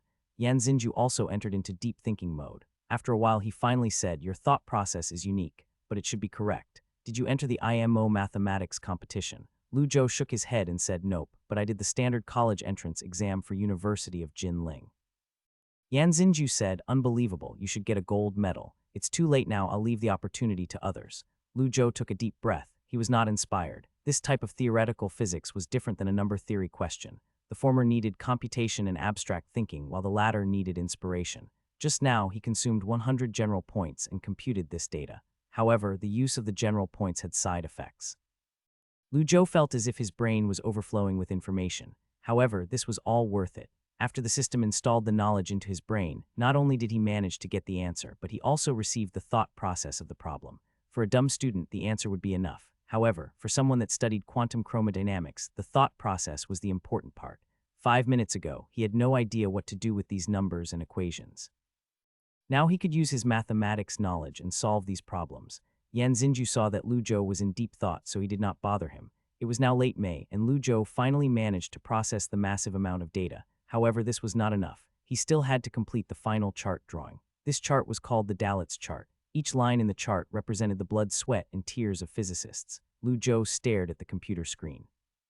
He would write on the draft paper, then typed on the keyboard. He suddenly said, "I now know why Princeton graduates would meet on Wall Street." Yan Xinju yawned before he asked, "Why? Don't you think this stuff is like analyzing stocks?" "You're correct," murmured Yan Xinju. He was speechless. Liu Zhou sighed and said, "I think that once I understand this stuff, I can work at an investment bank on Wall Street." "Nope, if you understood this stuff, you could receive the Nobel Prize." "Maybe." Of course, Liu Zhou was only joking about working on Wall Street. He still had other dreams. Although theoretical physics could not give him a fat salary, it gave him something more, like system experience points. Once he mastered the high-tech system, he could conquer Wall Street easily. Having this fantasy in mind, Liu Zhou suddenly felt like the work was getting less boring. Finally, on the last day of May, Liu Zhou completed the final Dalitz map. At this moment, there was still 1 week left until the date of the LHCb report. He had plenty of time to complete the final step of the image analysis and to double-check the data calculations. Liu Zhou closed his laptop and stretched. He then thought about what to eat for dinner. Suddenly, Yan Xinju came back from getting takeout. His face was serious. Liu Zhou wanted to ask what had happened, but Yan Xinju sat across his desk and asked seriously, "One good news and one bad news. Which one do you want to hear first?" Liu Zhou asked, "Good news. Student Yan, Syracuse University already analyzed the data from B1. Already." Liu Zhou was surprised by the speed of his competitors. He then asked, "Then what about the bad news?" Student Yan, "Bad news is that they are 1 step ahead of us." Liu Zhou, "For God's sake, where's the good news?" After the meeting, the research team led by Professor Brunos from the University of Syracuse could not wait to announce the victory. They immediately announced the news. According to the rules set by the LHCB, the acceptance report would need to be applied 3 days in advance to give LHCB sufficient time to arrange for the acceptance person to publish the lecture information. Obviously, Professor Bruno's research team secretly submitted the application 3 days ago, and it had just been published. Meaning that the outcome was already determined. These Americans were already preparing to party at night. Corridor, the second building of CERN. Yan Xinju took Lu Zhou to the conference venue. On the way, Yan Xinju started to talk to Lu Zhou. Mutual testing to ensure the correct analysis results sounds good, but there is only one reality. CERN can't accept 2 theses from the same subject, so CERN will accept whoever finishes first. Lu Zhou asked, so are we going to have a briefing? I'm nearly done. He could still use the system general points to speed up the progress. He would only need another 50 general points. Dumbass, if only I used the general points earlier. Yan Xinju shook his head and said, you would have to apply for the report 3 days in advance. We only applied yesterday, so it's too late. Sorry. Yan Xinju smiled and said, it's fine, this is not your fault. The University of Syracuse is very strong. They have more mathematicians than us. You're obviously familiar with the mathematics situation at University of Jinling. Lu Zhou said, yeah, I understand. He did not have much else to say. University of Jinling's mathematics department was growing, but they were no match for a top 10 American university. There was not even one mathematics academician at the University of Jinling. Yan Xinju sighed and patted Lu Zhou's shoulder. This is normal. We can't always win. Don't be discouraged. At least you accumulated experience. There are many more opportunities in the future. With your knowledge of mathematics, I know that you will succeed in this line of work. Accumulated experience. Lu Zhou suddenly felt unhappy. His scientific research was stolen by others. He wondered how the system would evaluate his mission. There were a lot of people inside the venue, not just the acceptance people from LHCB, but also researchers who came here to listen. Although CERN was a research institution, they also did numerous lectures. Whether it was physics or computer hardware and software, the lectures here were world-class. People who worked here often played 3 roles. They were researchers, professors, and students all at the same time. When Lu Zhou entered the venue, he saw Professor Lu Shenjian talking to an old man. That old man was full of laughter. His voice was so loud that Lu Zhou could hear him speaking from far away. University of Jinling's research ability is impressive. It has been enjoyable to work with you. I hope you can publish your report as soon as possible. Our results are still dependent on your report. He spoke with a standard American accent. He basically meant that your research was only to further validate our research. However, Professor Lu Shenjian still had a good attitude, so he smiled. Yan Xinju pointed at the professor and whispered to Lu Zhou, that's Professor Bruno's from the Theoretical Physics Department of the University of Syracuse. He studies quantum chromodynamics. Lu Zhou was a little embarrassed to face Dean Lu. After all, he had high hopes for himself, and he had failed his expectations. Should we go over there? Yan Xinju looked at his watch and said, yeah, it's about to start. There were more and more people inside the venue, and almost 2/3 of the seats were filled. Lu Zhou sat next to Professor Lu Shenjian. He thought that the old man would say something about the loss, but the old man only told Lu Zhou to pay attention to the speech and to learn from others. Lu Zhou could not help but groan. He did not know what to say. Most of the audience already entered the venue. The atmosphere in the venue gradually calmed down. The projector was turned on and the PowerPoint presentation was projected onto a gray-white curtain. Lu Zhou took a copy of the thesis from the staff. He did not want to let the old man down. He took out a pen from his pocket and patiently waited for the presentation to begin. A 30-year-old female PhD student stood on the podium. She was wearing a set of business attire. The speaker's name was Corella, and she was probably a student of Professor Bruno's. It was not rare to see students present. After all, they needed to practice their presentation skills. If Professor Lu Shenjian completed the report first, Lu Zhou would probably be the one to present. Lu Zhou was sitting in the audience waiting for the report to begin. He suddenly thought, what if the reason they sent a beautiful lady to present was to cloud the judges' evaluation? Then again, the judges were all old people, so they probably did not care about the young lady. Wait a minute. Are they all old? Lu Zhou suddenly remembered about some physics gossip, and his expression was somewhat complex. Standing in front of the curtain, Corella had a calm expression on her face. She cleared her throat before saying, then, let's begin. The PowerPoint began. This speaker's momentum was strong. Coupled with her bright appearance, she easily took control of the presentation. The simple and clear report style attracted the audience's attention. However, Lu Zhou's attention was not on the PowerPoint, but the thesis in his hand. He started reading from the last page of the thesis. Although there were no problems with the conclusion, the data listed in the paper made his spider senses tingly. I feel like something is wrong. Lu Zhou was suddenly alert and his face became more and more serious. On the stage, after 30 minutes, the report came to an end. Corella pushed her glasses. She was expressionless when she asked her pre-prepared question. Do you have any other questions? No one in the audience planned on asking anything. Most people, including the two LHCB staff who were responsible for the acceptance of the report, were staring at the thesis in their hands. They were all examining the thesis. As Yan Xinju said, the discovery of the pentaquark was already confirmed. The so-called final inspection work was just to produce more scientific research results and to give more funds to the member states. The conclusion was 99.9 correct. Could anything go wrong? Almost certainly not. The thought process for the presentation was completely correct at first glance, and nothing was wrong with it. Corella smirked. She was ready to walk down the stage when suddenly, someone in the audience raised their hand. I have a question. Can you explain in detail, page 4, line 36?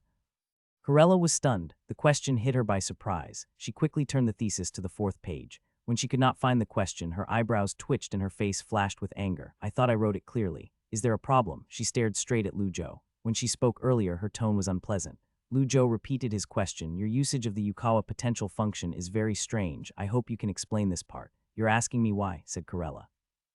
She crossed her arms and said, I don't think there's any explanation for using the Yukawa potential function. If you can't even understand this, I suggest you go back to studying quantum chromodynamics textbooks. The audience laughed. Some were friendly laughter, some were not. Of course, some people did not laugh as they were thinking carefully. For example, Yan Xinju and Professor Lu, as well as the acceptance people sitting in the front row. Professor Brunos felt something was wrong. When he flipped to the 4th page of the thesis, he frowned and started to check it out seriously. Lu Zhou smiled as well. Academic exchanges were not for the sake of embarrassment. Yeah, there was no reason to worry about anything else. Lu Zhou opened his mouth and continued to ask, as you said, the Yukawa potential function is a basic operation. However, the lambda value you calculated on line 14 of the 5th page is 0.713. Based on this number, you deduce there are two resonance states between the 1.05–1.06 GV energy zone.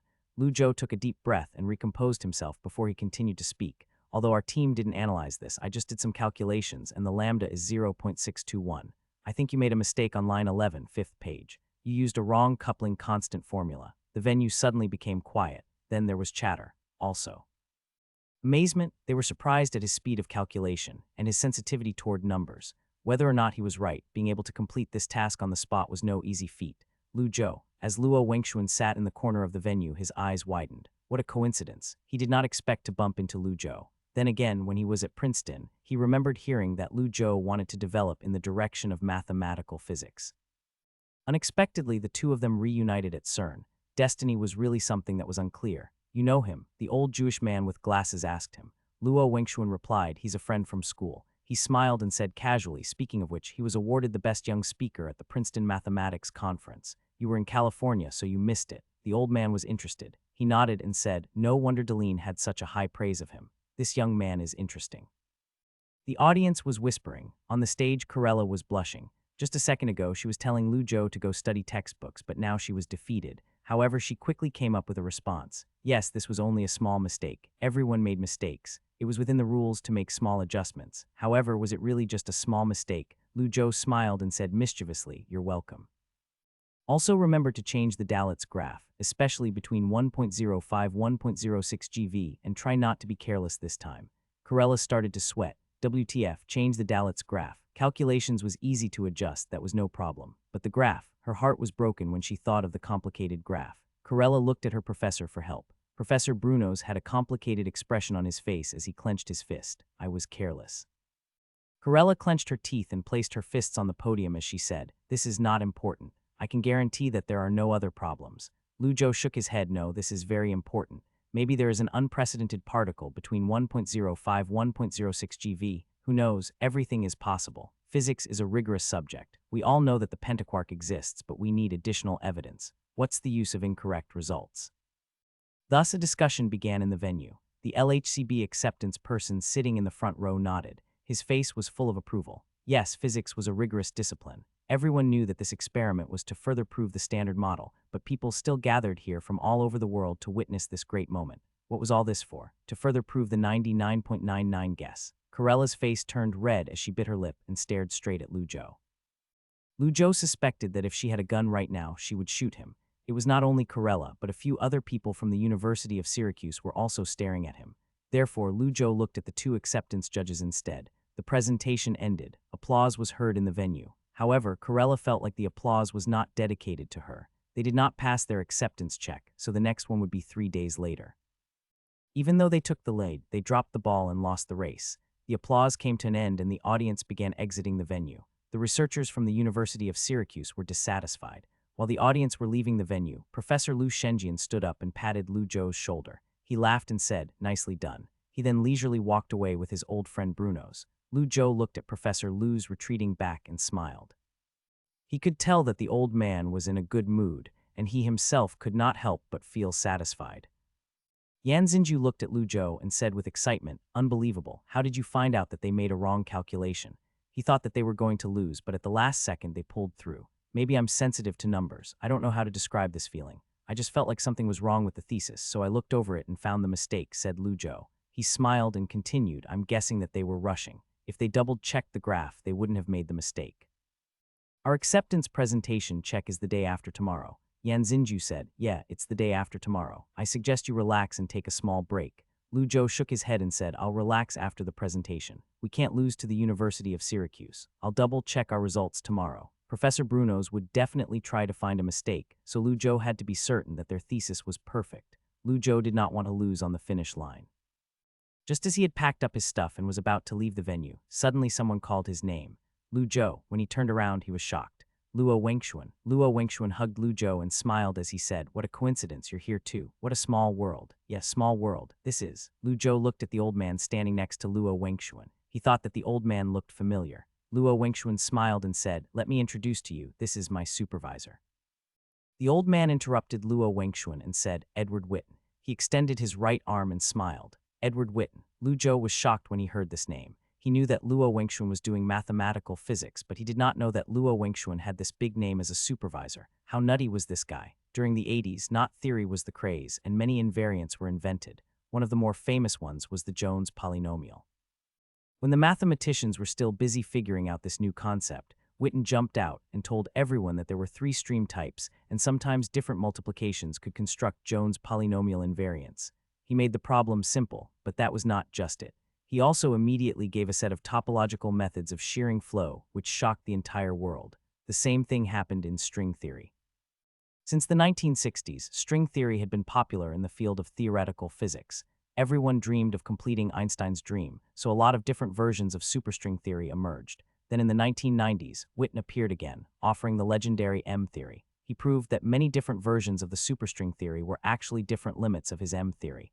In a sense, this person was like Lu Zhou.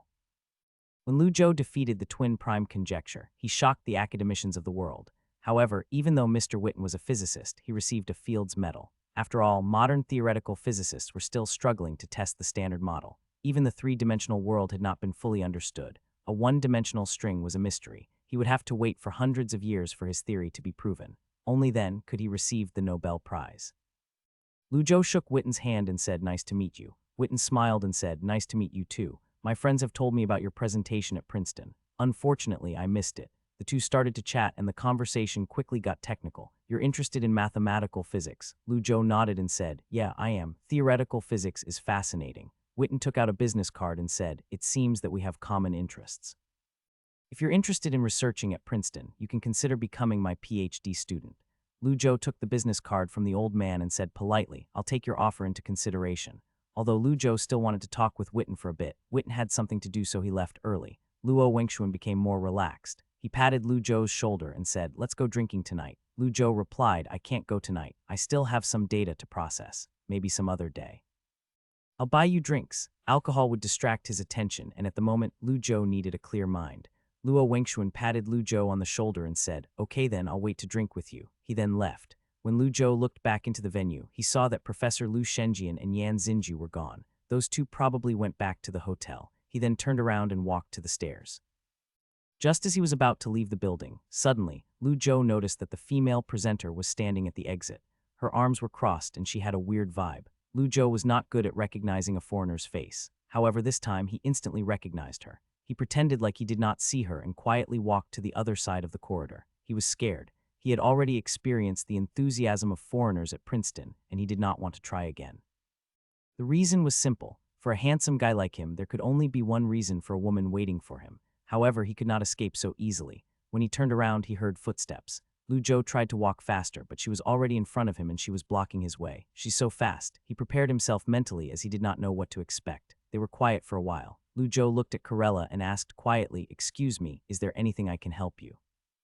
With her arms crossed, Corella stared at Lu Zhou and asked, "Is it fun to embarrass a girl on stage?" Lu Zhou was stunned for a second. He then stared at her and asked, "I'm only pointing out your mistake. What has it got to do with your gender? Is this it?" I thought she was going to do something else. As Corella looked at Lu Zhou's careless attitude, she did not know what to do. She took a deep breath as she stared at Lu Zhou. She then said, "Your presentation is the day after tomorrow, right?"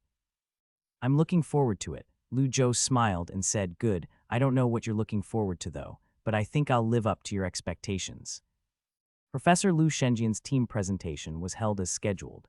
The acceptance judges of LHCB sat in the first row as they waited patiently for the presentation to begin.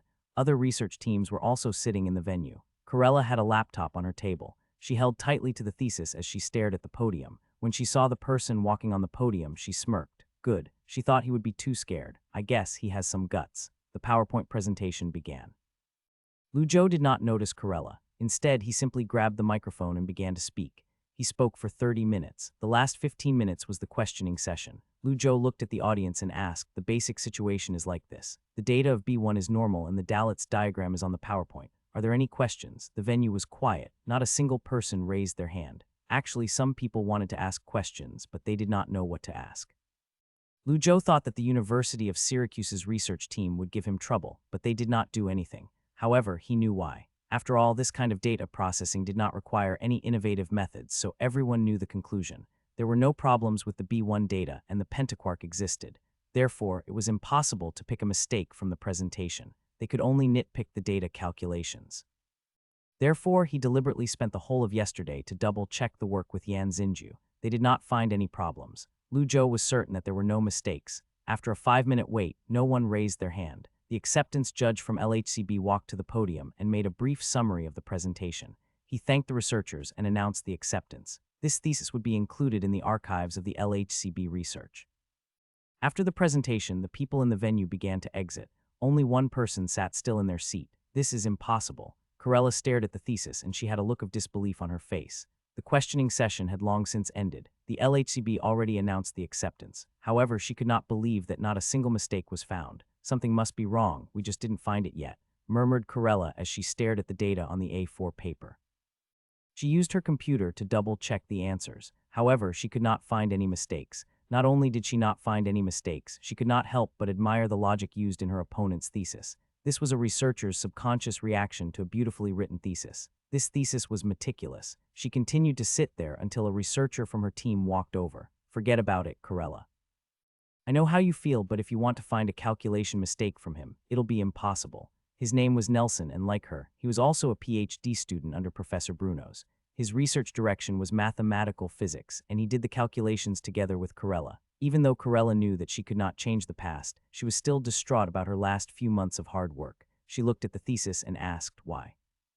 Nelson sighed and said, "Look at who that intern is." Corella asked nonchalantly, "An Asian, so what?" Nelson shook his head. "No, I know he's an Asian. His name is Lu Zhou. Does that sound familiar?" Corella frowned and said, "Familiar. Okay, it seems that you don't pay attention to the field of mathematics," said Nelson. He shrugged and continued. "At the beginning of the year, he proved the twin prime conjecture. Many people said that he could win the Cole Prize's number theory award this year. He might also win the 2018 Fields Medal. Your opponent is a potential Fields Medal winner. Do you think we've got a chance?" If this was another research project, such as spectrum analysis, Nelson would not give this intern so much respect. However, for this kind of data analysis, they had no chance of winning. After all, he knew Lu Zhou was the freaky genius from Princeton. Nelson saw that Corella did not speak, so he tried to comfort her. "It actually doesn't matter if we win or lose. You'll realize that there are many geniuses in this world. Do you want to go drinking?" "I can't accept this, you're crazy." Nelson shook his head and walked away. Hellfire Bar. Heavy metal music blasted Lu Zhou's eardrums while the colorful lights pierced his eyes. If Lu Zhou knew it was so loud in here, he would not have come. He wanted to relax, but this made him even more tired. However, since he was already here, he could not just leave. After all, he said he would buy Luo Wengshuan drinks. Luo Wengshuan skillfully ordered the bartender before he started to chat with Lu Zhou. He had been here longer than Lu Zhou, so he was familiar with everything around here. CERN is like a university. It is everything that a university would have. Lu Zhou glanced at the bartender pouring the drinks and asked, "For example, Luo Wengxuan smiled and said, for example, like various clubs and 2 bands. Last time I missed their performance here, but I won't miss it this time. Why? Because they'll do a show on the night of the experiment completion. The bartender placed 2 glasses of Gibson on the table. Lu Zhou looked at the colorless liquid before he picked up the glass with a puzzled look. What's this? He took a sip, then he choked. Cough. When Lu Zhou placed the glass on the table, he was still coughing. For God's sake, what's this shit? Luo Wengxuan looked at Lu Zhou, who was coughing, and he laughed out loud. As he patted Lu Zhou on the back, he asked with a smile, how do you feel? It's good, right? Lu Zhou wiped his mouth and said, it's like I just drank hot sauce. Luo Wengxuan laughed and said, that's how life is sometimes. It gets spicy. Is it better now? Lu Zhou asked. Better in which aspect? Luo Wengxuan replied, your mental state aspect. Lu Zhou thought and said, it's okay. He wanted to say that sitting here made him more tired. Luo Wengxuan shook his head. With a smile, he said, your life is lacking in passion. It's just like when I first arrived in America. I can see myself in you. I think I'm going fine. Due to the loud music, Luo Wengxuan did not hear Lu Zhou, and he continued to speak slowly. You need some adjustments in your life. You should relax your brain so that you can concentrate more when you work. Excessive pressure will become problematic. Besides, we should pursue more than just mathematical physics. Lu Zhou disagreed, and he asked, like what? Luo Wengxuan smiled and said, like beautiful woman. What? Lu Zhou was so stunned that he did not know what else to say. As your friend, it pains me to see you like this. Therefore, I've decided to teach you some life experience. Lu Zhou asked, so does that mean that you have a girlfriend? Luo Wengxuan, nope. Lu Zhou, then why should I take your advice? Luo Wengxuan coughed and said, I've dated 3 girls when I was in America, but they were all short-term. But that's not important. The important thing is that I can give you some knowledge. Lu Zhou asked suspiciously, knowledge? Yes, knowledge. This is also why I brought you here today, said Luo Wengxuan with a smile. He cleared his throat and continued, there are 2 important things when it comes to picking up a woman. One is to maintain eye contact. The other is to be confident.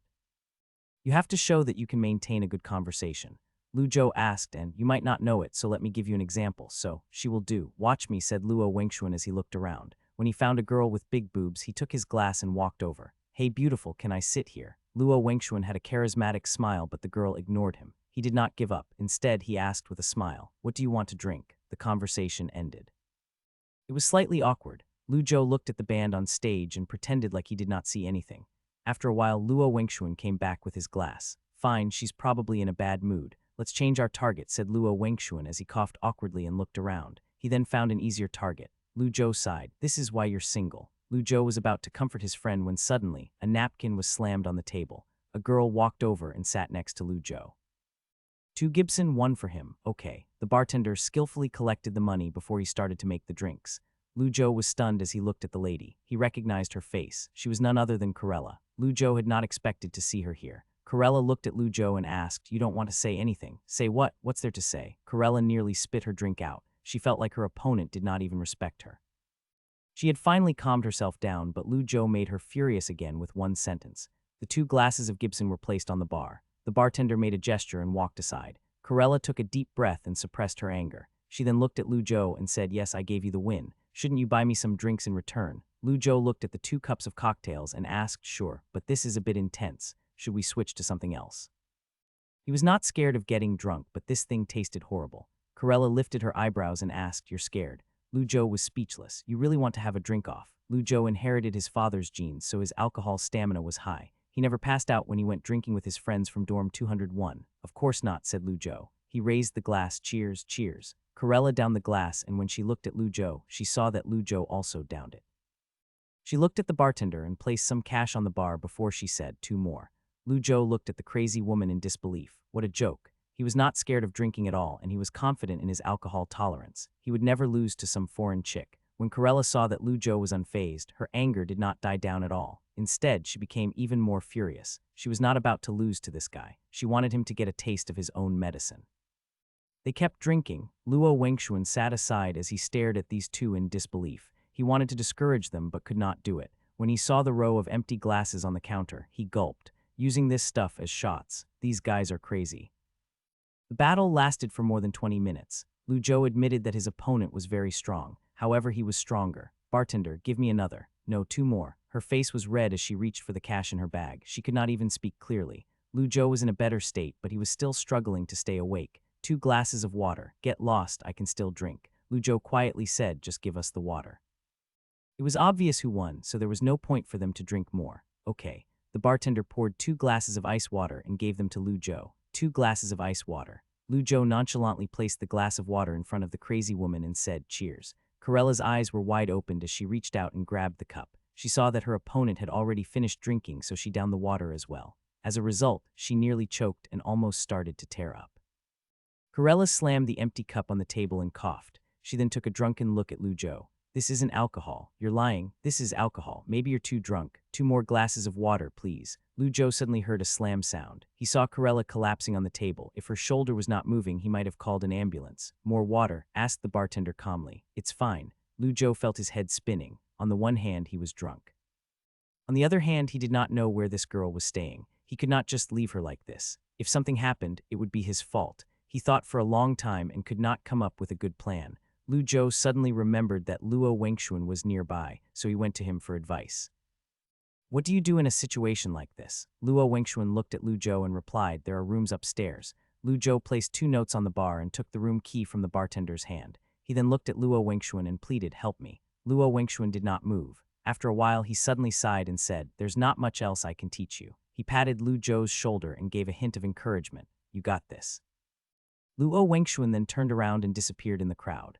Lu Zhou sat next to her for a while, but it did not look like she was going to wake up. It could be tomorrow until she woke up. Lu Zhou looked at the crazy woman. In the end, he finally carried her upstairs and into the room. By the time he arrived, he had to sit down in a chair. He was panting and sweating his ass off. "Dumbass, this girl is way harder to deal with than Liu Rui." It was not just a weight problem. When Liu Rui was drunk, he could still kind of walk around. When this girl was drunk, she was dead weight. Lu Zhou looked at Corella, who was passed out on the bed, and he made up his mind. He would never drink with people who could not handle their alcohol anymore. After Lu Zhou rested for a while, he finally felt a little better. The sweat woke him up. He saw the dark night outside the window. It was getting late, so he got up and closed the curtains. After that, he placed the key on the desk and walked out the door. The next day, a ray of sunshine pierced through Lu Zhou's window. He rubbed his eyes as he climbed out of bed. Yesterday, after he went back to his hotel, he fell asleep straight away. Thus, he was still wearing clothes from yesterday. Lu Zhou went and took a shower. He still had a slight headache. As he stared in the mirror, he nodded with satisfaction. "Not bad. I feel a lot better."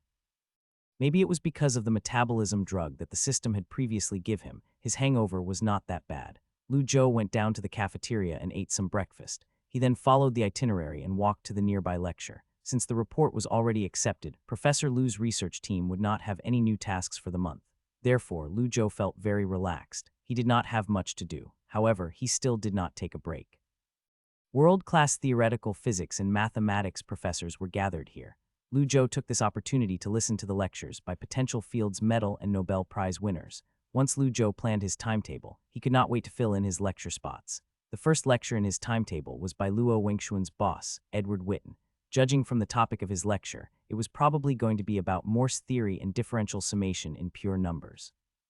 Lu Zhou was impressed by the old man's public speaking skills. The old man skillfully articulated complex theories in clear and simple language. The old man also promoted his own M-theory and made some bold predictions about theoretical physics. Even though the old man was still full of energy as he continued to talk, the energy of the audience slowly died down. After the talk, Lu Zhou packed up his stuff and left the venue. He then walked to the cafeteria. While he was getting his food, he bumped into Corella. Lu Zhou was about to say hi to her, but the female PhD rudely said, "Jerk," before she walked away with her food. Lu Zhou was confused. He did not know what this woman wanted. "Jerk, I shouldn't have taken care of her yesterday." In the following month, Lu Zhou's life was very organized. He would listen to lectures during the day and had free leisure time during the night. He would play billiards with Yan Xinju or play cards with a few foreigners. This was one of the most rewarding months he had in a long time. The things he learned could not be taught from a textbook. The last time he had this type of feeling was back at the Princeton conference, and that was only a few days. This time, he had a whole month. However, vacation time was always short-lived. At the end of the month, his relaxed schedule became hectic again. The head of the LHCb organization, Lynn Evans, held a meeting in CERN's largest conference room. He summarized the reports submitted by the research groups and finalized the experiment guidelines. Almost half of the world's famous physicists were sitting in this conference room. Fortunately, Lu Zhou, as an intern, was able to attend this meeting. Sadly, he did not get a chance to speak. He merely sat next to Professor Lu Shenjian and listened to the meeting. In the final part of the meeting, physicists from various laboratories made recommendations to the experiment, and even Evans responded on behalf of LHCb. Of course, it was not just physicists who were present. Various media outlets were also concerned about this experiment. They then had a 10-minute interview after the meeting was over. This was a ritual for CERN meetings. These interviews were always interesting. For example, a British reporter stood up. "Hello, Mr. Evans. When we interviewed Otto Rossler, a retired professor of chemistry at the University of Munich, Mr. Rossler expressed concerns about the collider experiment. He said that the ongoing experiment at CERN could lead to the formation of a quasar inside the Earth, such as a black hole. Can you give a reasonable explanation to this?" Mr. Evans was used to answering difficult questions, so he replied skillfully, "We've already informed Mr. Rossler on his mistakes. Of course, we also understand that people like him won't listen to us. Thousands of researchers have worked hard on this experiment, so we know what we're doing, unlike this guy." Next question. Another reporter stood up. "Can the theory generated by the Hadron Collider experiment be used as a theoretical basis for a time machine?" Lynn Evans, "Our job is to test the correctness of the standard model and study the basic particles that make up the universe. We don't have plans to study time machines. I've said countless times that this topic was handed over to CERN." Next question. Lu Zhou listened to those weak questions and was impressed by Mr. Evans' reply. If it was him, he would not have this much patience with the reporters. Professor Lu Shenjian nodded and he said to Yan Xinju and Lu Zhou, "After today, we might get a little busy. Make sure you guys adjust your schedule." Yan Xinju nodded and said, "Okay, Professor." Lu Zhou asked excitedly, "Do we have a task to do?" Professor Lu Shenjian nodded, "Of course, we're not here to screw around." He did not elaborate on the specific tasks, but Lu Zhou was not in a hurry. Lu Zhou knew that he would eventually inform him. After the meeting, the Hadron Collider experiment entered the final preparation stage. It was not just CERN physicists who were nervously involved in the preparation of the experiment. Even special forces from Switzerland and France entered the nearby town. This type of martial law situation started 3 days ago. Soldiers were temporarily stationed at the entrance to the town, and every vehicle was checked prior to entry. As for the entry and exit points of the LHCb, they had been temporarily blocked. Unauthorized personnel was not allowed to enter. The experiment was about to begin. Yan Xinju borrowed a car and took Lu Zhou to CERN's northern district. It was worth mentioning that the researchers did not have to enter the Hadron Collider themselves. Professional staff members would take the elevators and check if the collider was running normally. After that, researchers located in tens of kilometers away would operate the machine and collect the data in the CERN headquarters. Yan Xinju said that it would be a shame not to see the scene himself. Therefore, he agreed to take Lu Zhou there. When they arrived at the northern district, they were stopped by 2 soldiers. Once the soldiers examined their identifications, they allowed them to pass through. Sitting in the car, Lu Zhou looked back at the soldier checkpoint before he asked, "Are they here to protect the collider?" Yan Xinju replied while he continued to drive, "Actually, they're not protecting the collider. They're protecting the citizens of the 2 countries." "What?" Yan Xinju shrugged. "Every year, people say that the LHC might cause a black hole and destroy Europe. There are protests against the LHC every year. Therefore, France sent their soldiers here to control the situation." Lu Zhou could not help but ask, "There are people that actually believe that. CERN always seeks out trouble, and they always answer press conferences in an unreliable manner. Therefore, the media spreads false information about them." Around 2007, CERN's spokesperson jokes that the LHC could create a black hole. I guess he wanted to show off how advanced the LHC was, but the media twisted his words. Then, Yan Xinju smiled and said, "Then the media blew up. Now, every year there are people protesting against the LHC. Even some environmental agencies have intervened. Some protesters even tried to sneak in through the tunnels. CERN had to hire firefighters to rescue them out." Lu Zhou secretly snarled, "Sneaking into the LHC, how dare they? Do they not want to live?" There had only been one person hit by the particle beam of the collider. His life eventually became as miserable as the soldiers from Chernobyl. The high-intensity radiation and oxygen deficiency from the helium was deadly. In a sense, this was why Lu Zhou did not choose Mission 3 to create history. Actually, this thing is not completed yet. Guess what was the response from the people in CERN? What was their response? Yan Xinju imitated Evan's tone and said, "Of course it's real. If you build a Hadron Collider as big as Saturn and a reactor as big as the moon, then we can make a black hole. So we need the funding." Lu Zhou laughed. He knew that CERN unable to get funding. Only an alien could create a collider as big as Saturn. Soon, the car drove to the entrance of the northern district. Yan Xinju parked the car in the garage and took Lu Zhou to the main entrance of the research center. A Hadron Collider could be split into 2 parts. One was the small pipes wrapped in bismuth metal, and the other was a variety of detectors buried in large pipes outside the small pipes.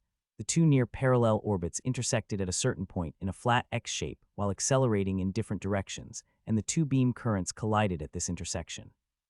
There were about 4 reaction points like this, and around these reaction points, various detectors were connected to collect the physical phenomena that occurred when the particle beam collided.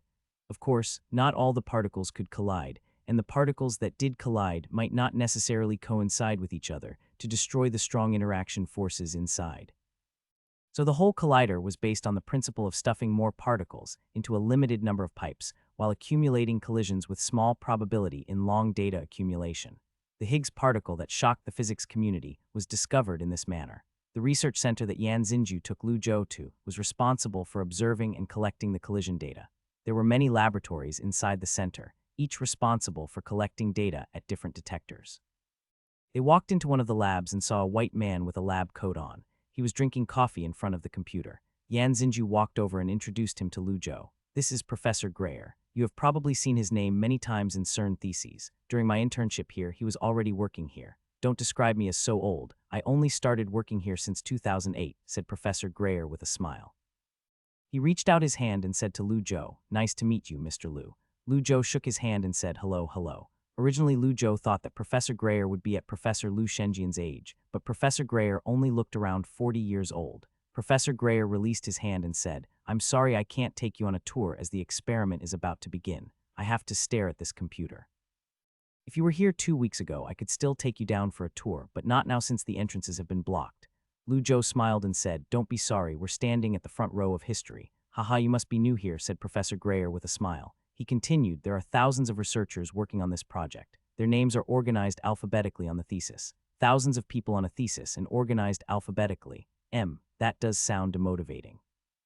Lu Zhou suddenly noticed the images on the computer screen moving and he asked, "Has the experiment began?" Professor Greyer smiled and said, "Not yet. Right now we're in the trial stage. We have to ensure that the channels are clear and the detectors are running normally. So before we start looking for pentaquarks, we have to do a few trials. Right now on the atlas, you are seeing a photo pair." When Lu Zhou looked at the images on the computer screen, he was confused.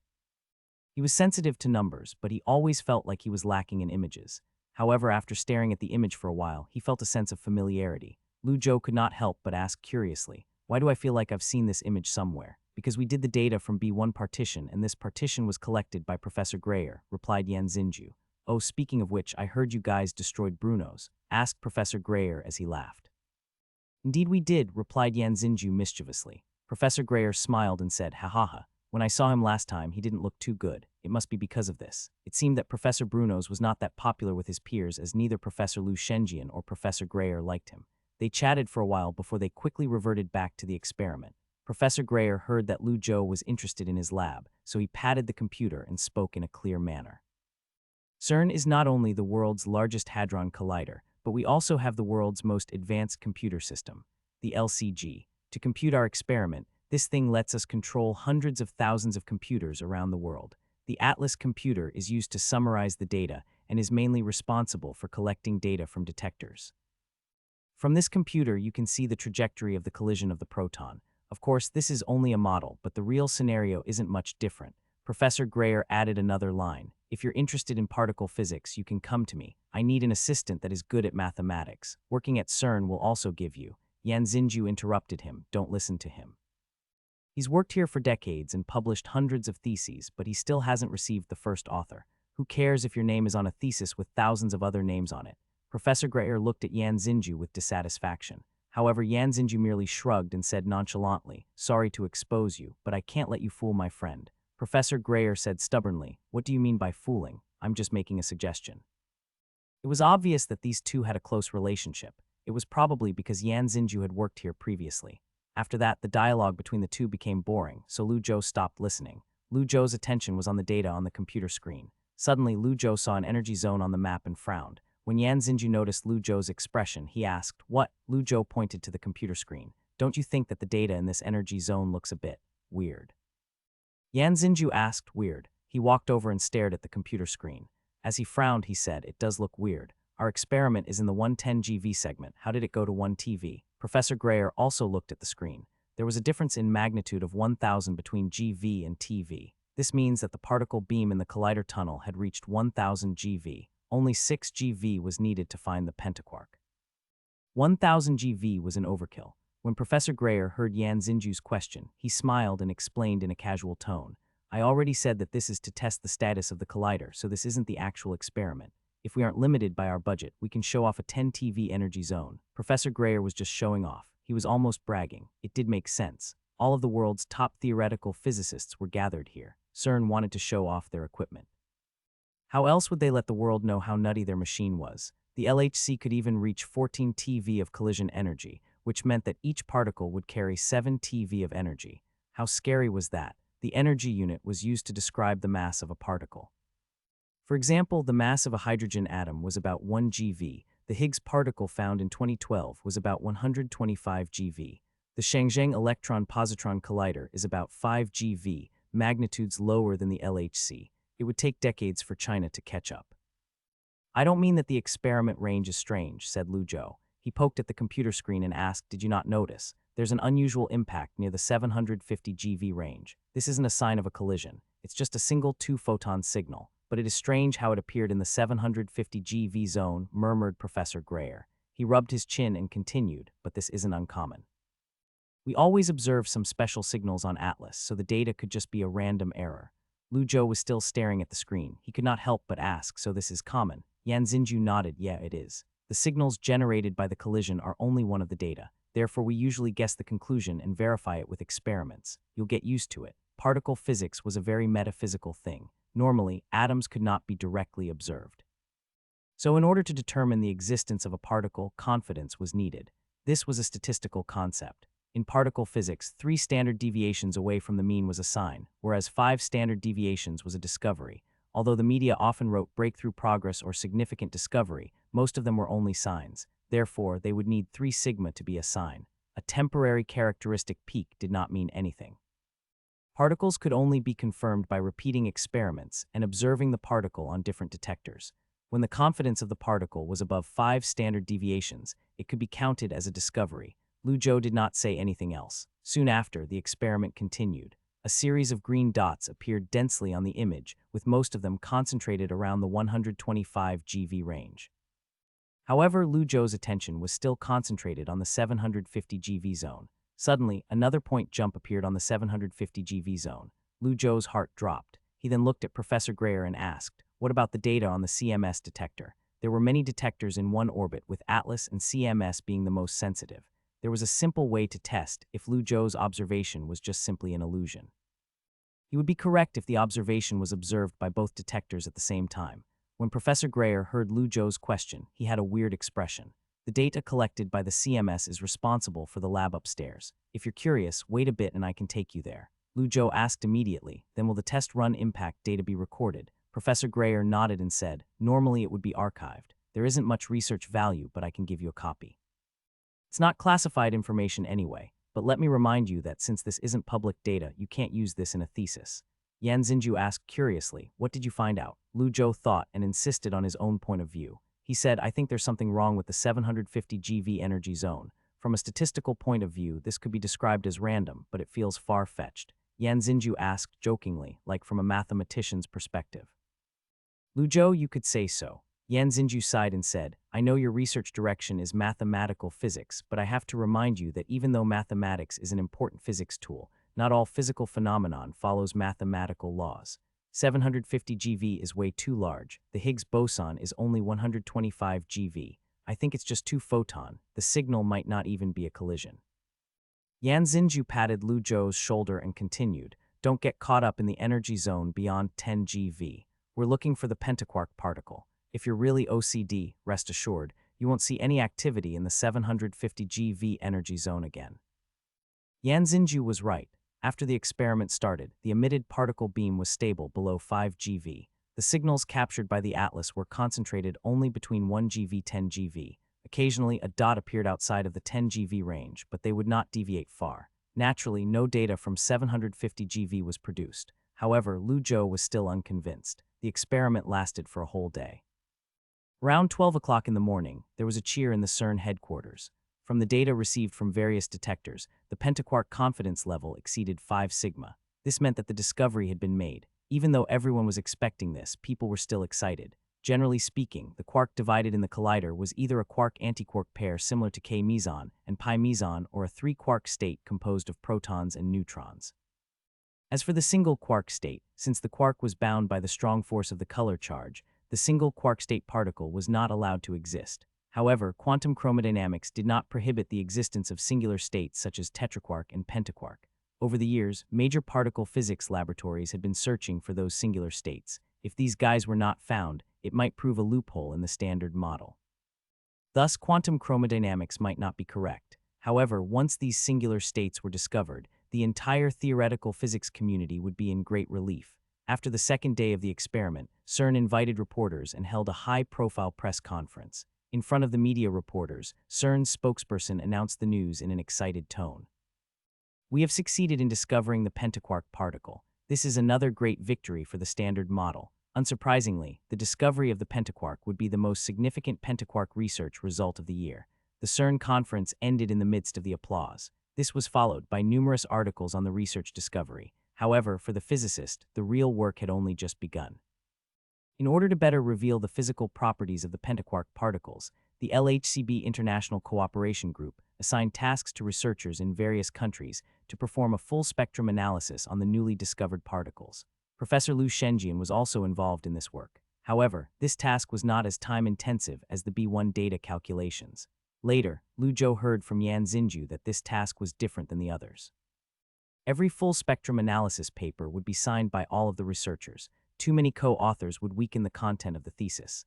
Liu Zhou sat in the hotel's conference room and chatted with Yan Xinju while he wrote on an A4 paper. "Thousands of signatures. My name won't even be seen. This is so demotivating. That's how it is working for CERN. That's why I don't recommend you to work here. Not even one can win a Nobel Prize," said Yan Xinju. He yawned and placed the pen down before asking, "Do you want to play billiards tonight?" Last time after the experiment, Professor Greyer promised that he would take the time to help Liu Zhou sort out the experiment data. Just now, Liu Zhou received an email from Professor Greyer saying that the data had been sorted out and to go to his office with a USB. It would not take that long to copy the data, but Liu Zhou wanted to analyze the data on the same night. After all, he had to help with Professor Liu's project during the day. He was only free during weekends and evenings. Yan Xinju knew what Liu Zhou was going to do and he said, "Don't tell me it's about that thing." "Liu Zhou, you guessed it." Yan Xinju had a defeated look as he sighed and said, "Fine, I admire your commitment, but you do know that you're doing useless work, right?" Liu Zhou smiled and asked, "How do you know it is useless without doing the work?" Liu Zhou was like this. He was stubborn in both mathematics and physics. At the moment, he was very interested in the 750 GeV characteristic peak. Although Yan Xinju and Professor Greyer both conveyed that the peak was probably nothing more than a 2-photon signal, and it would be ridiculous for a particle to carry that amount of energy, Liu Zhou disagreed. 750 GeV did seem a little heavy, but it was still possible. Liu Zhou believed that investigating the frontiers of any discipline required imagination. Even though the two quantum chromodynamics experts tried to persuade him, that was of no use for Liu Zhou. How did quantum chromodynamics develop? Was it not developed by subverting from common sense? It did not matter if Liu Zhou was wrong since failing was part of success. After dinner, Liu Zhou walked to the R21 building. Professor Greyer was waiting for him in his office. "The data that you wanted is in this USB, including the data from the CMS detectors. Honestly, this data is pretty useless. We only did the tests for an hour, so this thing has no useful experimental results." "Curious?" said Professor Greyer. He smiled and gave him a look of encouragement as he said, "Then I wish you good luck." Since the data had arrived, the problem was how to organize it now. From a statistical point of view, the number of samples was too small. Liu Zhou analyzed the 10 GB data for 5 nights and finally came to a conclusion. If he wanted to confirm whether or not this was an abnormal characteristic peak, he would still need to run the LHC for a few more laps. With the current amount of data, Liu Zhou could not even make a 3 sigma conclusion. After 5 nights, Liu Zhou took the data and research results to Professor Liu Shenjian. After all, he could not convince CERN by himself. He was only an intern. When Liu Zhou explained his viewpoint to Professor Liu, he thought that Professor Liu would maybe be interested. He did not expect a negative reply. "The Hadron Collider won't run for your whimsy theory. In order to look for 750 GeV particles, the collision energy must be at least 2 TeV or maybe even 2 TeV. The LHC's schedule is tight, and CERN has endless amounts of experiments to do. Everyone wants to verify that their theory is correct, but the funding is limited." Liu Zhou did not give up and he continued to try to convince Professor Liu, "But Professor, we haven't found any new particles since the post-standard model era. Don't you think this could be an opportunity?" Liu Zhou was correct. Whether it was the tetraquark or the pentaquark, the confidence was less than 5 sigma. They were classified as signs and not discoveries. If the signal at 750 GeV confirmed a new particle, Lu Zhou would not know what it would mean to the world of physics. This was because he did not even know what the particle could be. For him, personally, he was sure that if the discovery was determined to be true, he would receive a Nobel Prize. To be honest, I don't think so, said Professor Lu Shenjian as he shook his head. He then said, 750 GeV is way too heavy. From a quantum chromodynamics point of view, this is almost impossible. Lu Zhou argued, but we observed this signal both on Atlas and CMS. Do you think this is just a coincidence? Yes, you're right, it might not be a coincidence, said Professor Lu as he nodded. He pointed to the data on the paper, but haven't you ever thought that it could just be a two-photon gluon polymerization? Lu Zhou nodded and said, you're right, that is possible, but I need to do experiments to confirm this.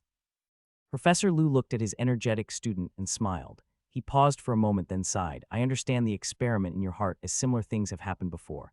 I want to help you undergo this experiment, but I cannot convince CERN to do this. I don't have that power. Lu Zhou fell silent. The LHC was not theirs, so they could not just use it as they please. Unless they had solid evidence to convince the heads of CERN, they would not be able to use it. However, this was a catch-22.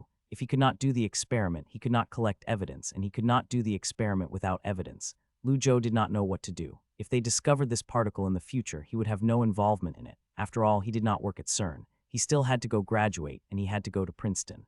Lu Zhou went back to his room and laid in his bed as he stared at the thesis with a blank expression.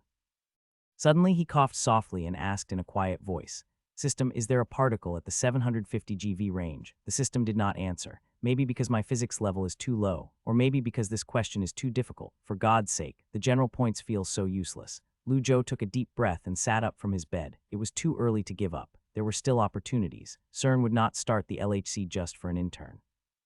However, if he could find someone that had more influence, that person could persuade CERN for him. Many of the world's top theoretical physicists were gathered here, so there were lots of influential people. These people would stay here until the end of the month, and CERN would then conclude the pentaquark research results. Lu Zhou only had to do one thing, and that was to improve his hypothesis by the end of the month.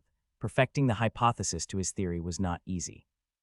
He had to prove that the sample was sufficiently large enough through mathematical means, and that the bulge in the 750 GeV region formed a characteristic peak.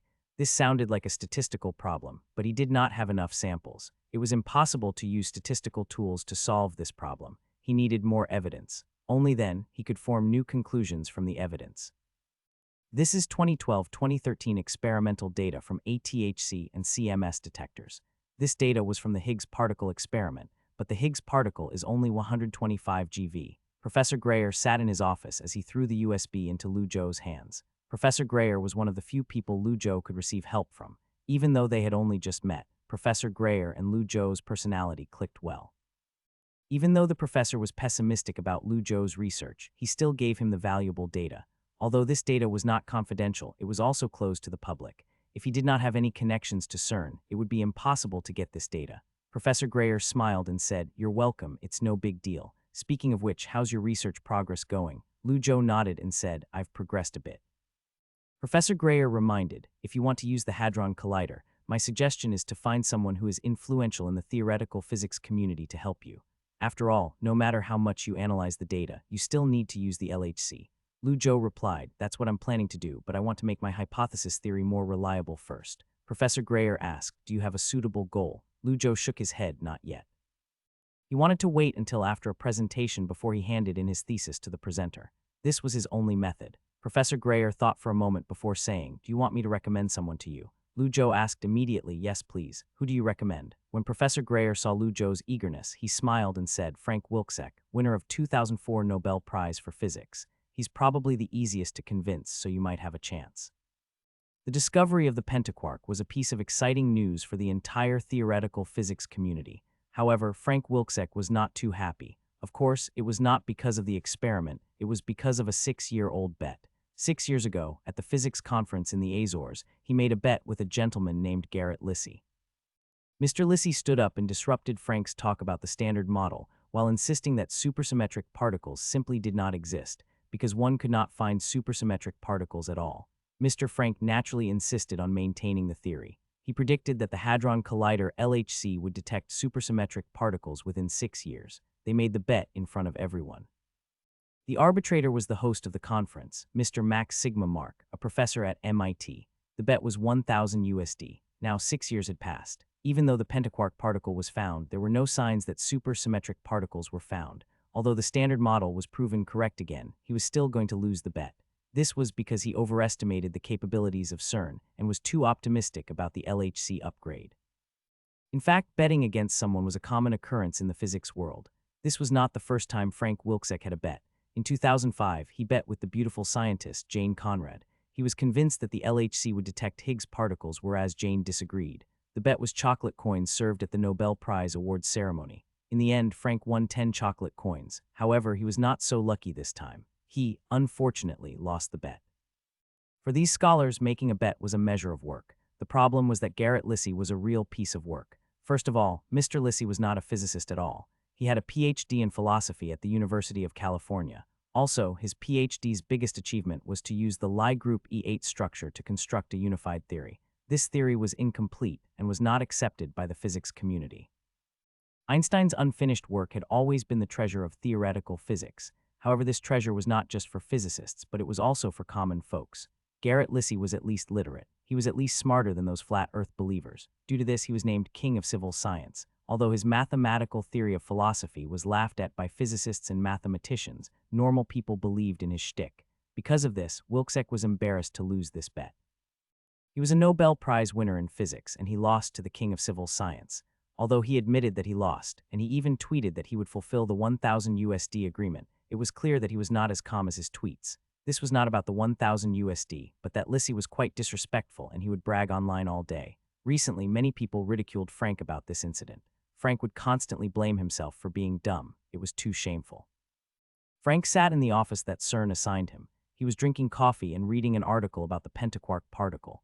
Suddenly, his assistant knocked on the door and came in. "Mr. Frank, someone asked me to bring you this thing." Frank asked, "What thing?" "It looks like a thesis," answered the assistant. Even though he was not in a good mood, he was still curious. "Give it to me." "Okay." Frank took the thesis and flipped through the pages while he casually said, "There isn't a name on here. Who brought this?" The assistant replied, "The guy said that he's an intern." "Intern?" Frank frowned, but he did not throw the thesis away. Instead, he continued to read the thesis. Anyone that could get an internship at CERN was talented. If this thesis turned out to be interesting, Frank would be happy to help this intern. This was why Frank was popular with people. Frank was about to stop reading when he suddenly had a blank expression before it was replaced by interest. He read a word on the thesis, and the expression on his face turned serious all of a sudden. He then placed the thesis down and looked at his assistant. "How do I contact this person?" The assistant immediately replied he didn't leave a phone number, but he left an address. "It's the hotel near the CERN building. If you want, I can find him for you." "Find him for me." "This thesis is interesting," said Frank as he placed the thesis on the left corner of the table. Normally speaking, any thesis on the left corner of the table had some value to him. As for the pile on the right corner, their destiny was the paper shredder. After handing the thesis to Frank's assistant, Lu Zhou thought that it would take a few days to get a reply. He was pleasantly surprised to hear a reply so quickly. On the morning of the next day, Frank Wilczek's assistant went to the hotel to find him. He then brought him to the R11 building. Frank immediately asked, "What do you think it could be?" Lu Zhou said without hesitation, "Supersymmetric particles." Even though Lu Zhou knew that it was unlikely, he had to say this. This was the same as venture capital meetings. It was a gimmick. However, Frank was unconvinced. He smiled and shook his head. "That's not realistic, but it's possible. Maybe it could be something else. Whatever it is, it's worth pursuing. Don't you think so?" asked Lu Zhou. He then continued, "Do you want to bet?" "I'll bet $100 that there must be something there." The old man's eyebrows twitched and said, "There's no need for a bet." Lu Zhou was stunned. He heard that the old man loved to bet with others, so why did Frank refuse to take the bet? Frank paused for a second before he continued, "I'm only slightly interested in your discovery. However, CERN won't start the LHC for an incomplete theory. Also, you haven't convinced me, but I can give you a chance. If you can improve your theory by the end of the month, then at the European Nuclear Research Conference, I'll recommend you to do a report at the conference. If you can convince me, I'm sure you can convince everyone else." Frank looked straight into Lu Zhou's eyes. Lu Zhou knew what this old man was waiting for. He then took a deep breath before he responded. He only said one word, "Okay." At the end of the month, the European Nuclear Research Conference was held as scheduled in the largest conference room on the R1 floor. Professor Lu arrived early and looked at his watch before he turned to Yan Xinju. "Where's Lu Zhou?" Yan Xinju was also confused, and he shook his head as said, "I didn't see him." He went to knock on Lu Zhou's door in the morning, but no one was in his room. Yan Xinju did not know where Lu Zhou went. The conference was about to begin. Professor Gao from the University of Shimu sat next to Professor Lu. When he saw the empty seat, he asked, "Old Lu, why isn't your student here?" Professor Lu shook his head and said, "I don't know what that kid is doing all day. Who cares about him?" Soon after, the conference room quieted down. the head of CERN, Lynn Evans, stepped onto the podium and began with the opening remarks. The physical properties of PC plus particles have been completed by the LHCb International Research Cooperation Group. Please ask the responsible persons of each cooperation group to go to the stage for a presentation. The audience applauded. Evans nodded slightly before he gave the microphone to the head of LHCb Research Group. Professor Gao slowly stood up. He nodded at Professor Liu before he then walked over to the aisle and to the back of the conference venue. Professor Gao was the head of the China Research Group. He would speak on behalf of China and report on the full spectrum analysis. When Professor Gao arrived to the backstage of the conference room, he suddenly saw a familiar face. The other party obviously saw him as he stood up and took the initiative to say hello. Professor Gao, hello. Hello, you are. I'm Lu Zhou. Lu Zhou greeted Professor Gao and grinned. Although he was a bit nervous in his heart, he controlled his emotion and did not look nervous at all. He was nervous because this was completely different than the Princeton conference. Almost half of the world's top theoretical physicists were sitting here. Some of them had even won the Nobel Prize. This type of international presentation conference was not comparable to the academic conferences. Also, Lu Zhou was here with a different objective. Lu Zhou, you're Professor Lu's student, said Professor Gao Yuanping as he had a moment of realization. Suddenly, he asked with surprise, why are you here? Lu Zhou smiled and sighed, long story. He was about to explain his matter in detail when a CERN staff member walked in all of a sudden. Is Gao Yuanping here? Here, said Professor Gao as he nodded. The staff member said respectfully, it's your turn to make the report. Come with me. Sure, take me there. The staff member nodded and Professor Gao looked at Lu Zhou with a strange expression. However, he did not say anything and merely walked away with the staff member. On the stage, Professor Gao reported the work of China's full spectrum analysis and answered several questions from reporters. After that, he went back to the backstage lounge and was ready to talk to Lu Zhou, but he could not find him. How strange. Professor Gao was confused. He then left the lounge and returned to the venue. He sat back down in his seat. He then looked at Professor Gao and whispered, guess who I just met in the backstage lounge? Professor Liu looked at him in confusion as he asked, who? Academician Gao smiled and said, your student. Professor Liu looked at his side and saw Yan Xinju still sitting there. He then looked back and asked, you're talking about Lu Zhou? Yeah, said Professor Gao with a nod. Professor Liu asked, why is he there? Professor Gao shook his head and said, I think it's strange too. I was about to ask him, but he left. Professor Liu raised his eyebrows. He felt something was wrong, but he soon pushed the matter aside because the conference had entered into the next stage. Reports on the full spectrum analysis of the PC plus particles had come to an end. Next was the reports on the various LHC experiment findings. Most of the people on stage were researchers who were involved in the experiment. Most of the people were from CERN and LHC. After all, the experiment data was for a specific particle, but not all of the data was about the particle. The random collision of the proton beam produced some interesting new discoveries. Some of these new discoveries were useful while others were useless. It could even be said that the second half of the conference was the most interesting part.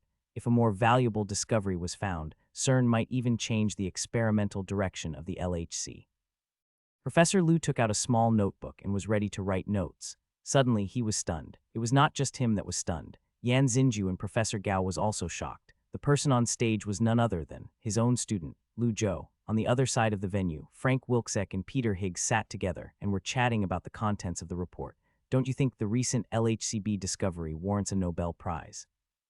Peter Higgs heard his old friend's question and shook his head. There's no doubt that this is the most valuable research result this year, but it might not be enough for a Nobel Prize.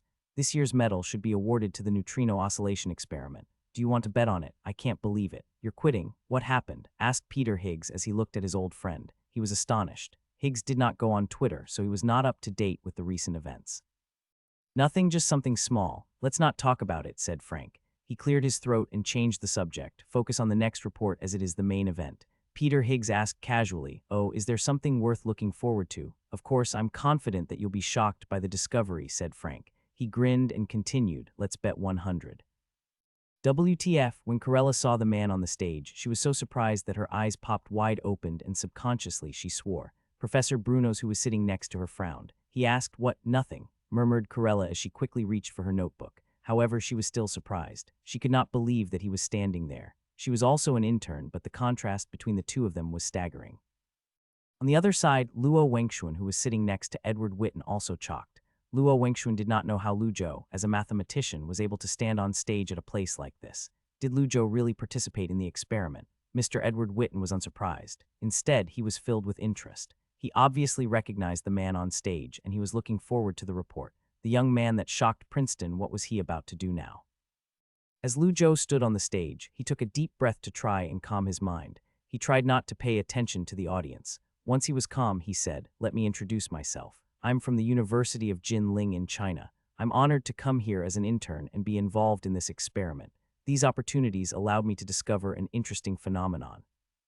Lu Zhou knew that these physicists did not care about his personal details, so he finished the self-introduction and began the PowerPoint presentation quickly.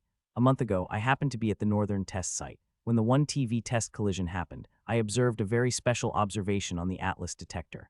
Lu Zhou flipped to the next slide and pointed at the coordinates on the M lambda lambda image. He said, "Doesn't this look amazing?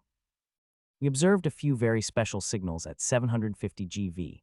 Under the stage, Peter Higgs licked his mouth as he tried not to laugh out loud. "This is the presenter you recommended." Frank smiled and said, "That's right." Peter could not help but ridicule him. "Did you teach him about the theory of excessive fluctuations?" "I taught my students that." "I know that you want to say that this discovery is worthless," said Frank with a smile. He continued, "Do you want to bet 100?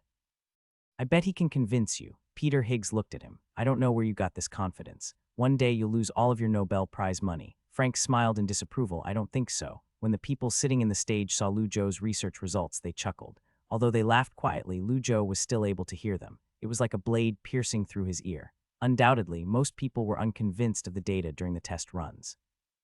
Although the few isolated cases looked weird, it was worth nothing. This was because they were classic quantum mechanics uncertainties. These phenomena could be perfectly explained as a small amount of energy that was randomly generated. Only a few people showed an expression of interest. However, this was in Lu Zhou's expectations, so he tried to ignore the laughter. "I know that some people will think that this must be a two-photon signal or an error such as quantum fluctuations. Therefore, I deliberately found the data from 2012 and analyzed it statistically. I established a probability model." Lu Zhou flipped to the next slide. Suddenly, the slide was filled densely with formulas. In fact, similar phenomena had been seen in the 2012 data, and it had also appeared in both Atlas and CMS detectors. It would be a miracle if this was just a coincidence. This was his biggest supporting hypothesis. Lu Zhou grabbed the PowerPoint and said confidently, "I checked the data on this section again and again, and confirmed that the results of the phenomena were not two-photon signals. There must have been a collision in this energy zone.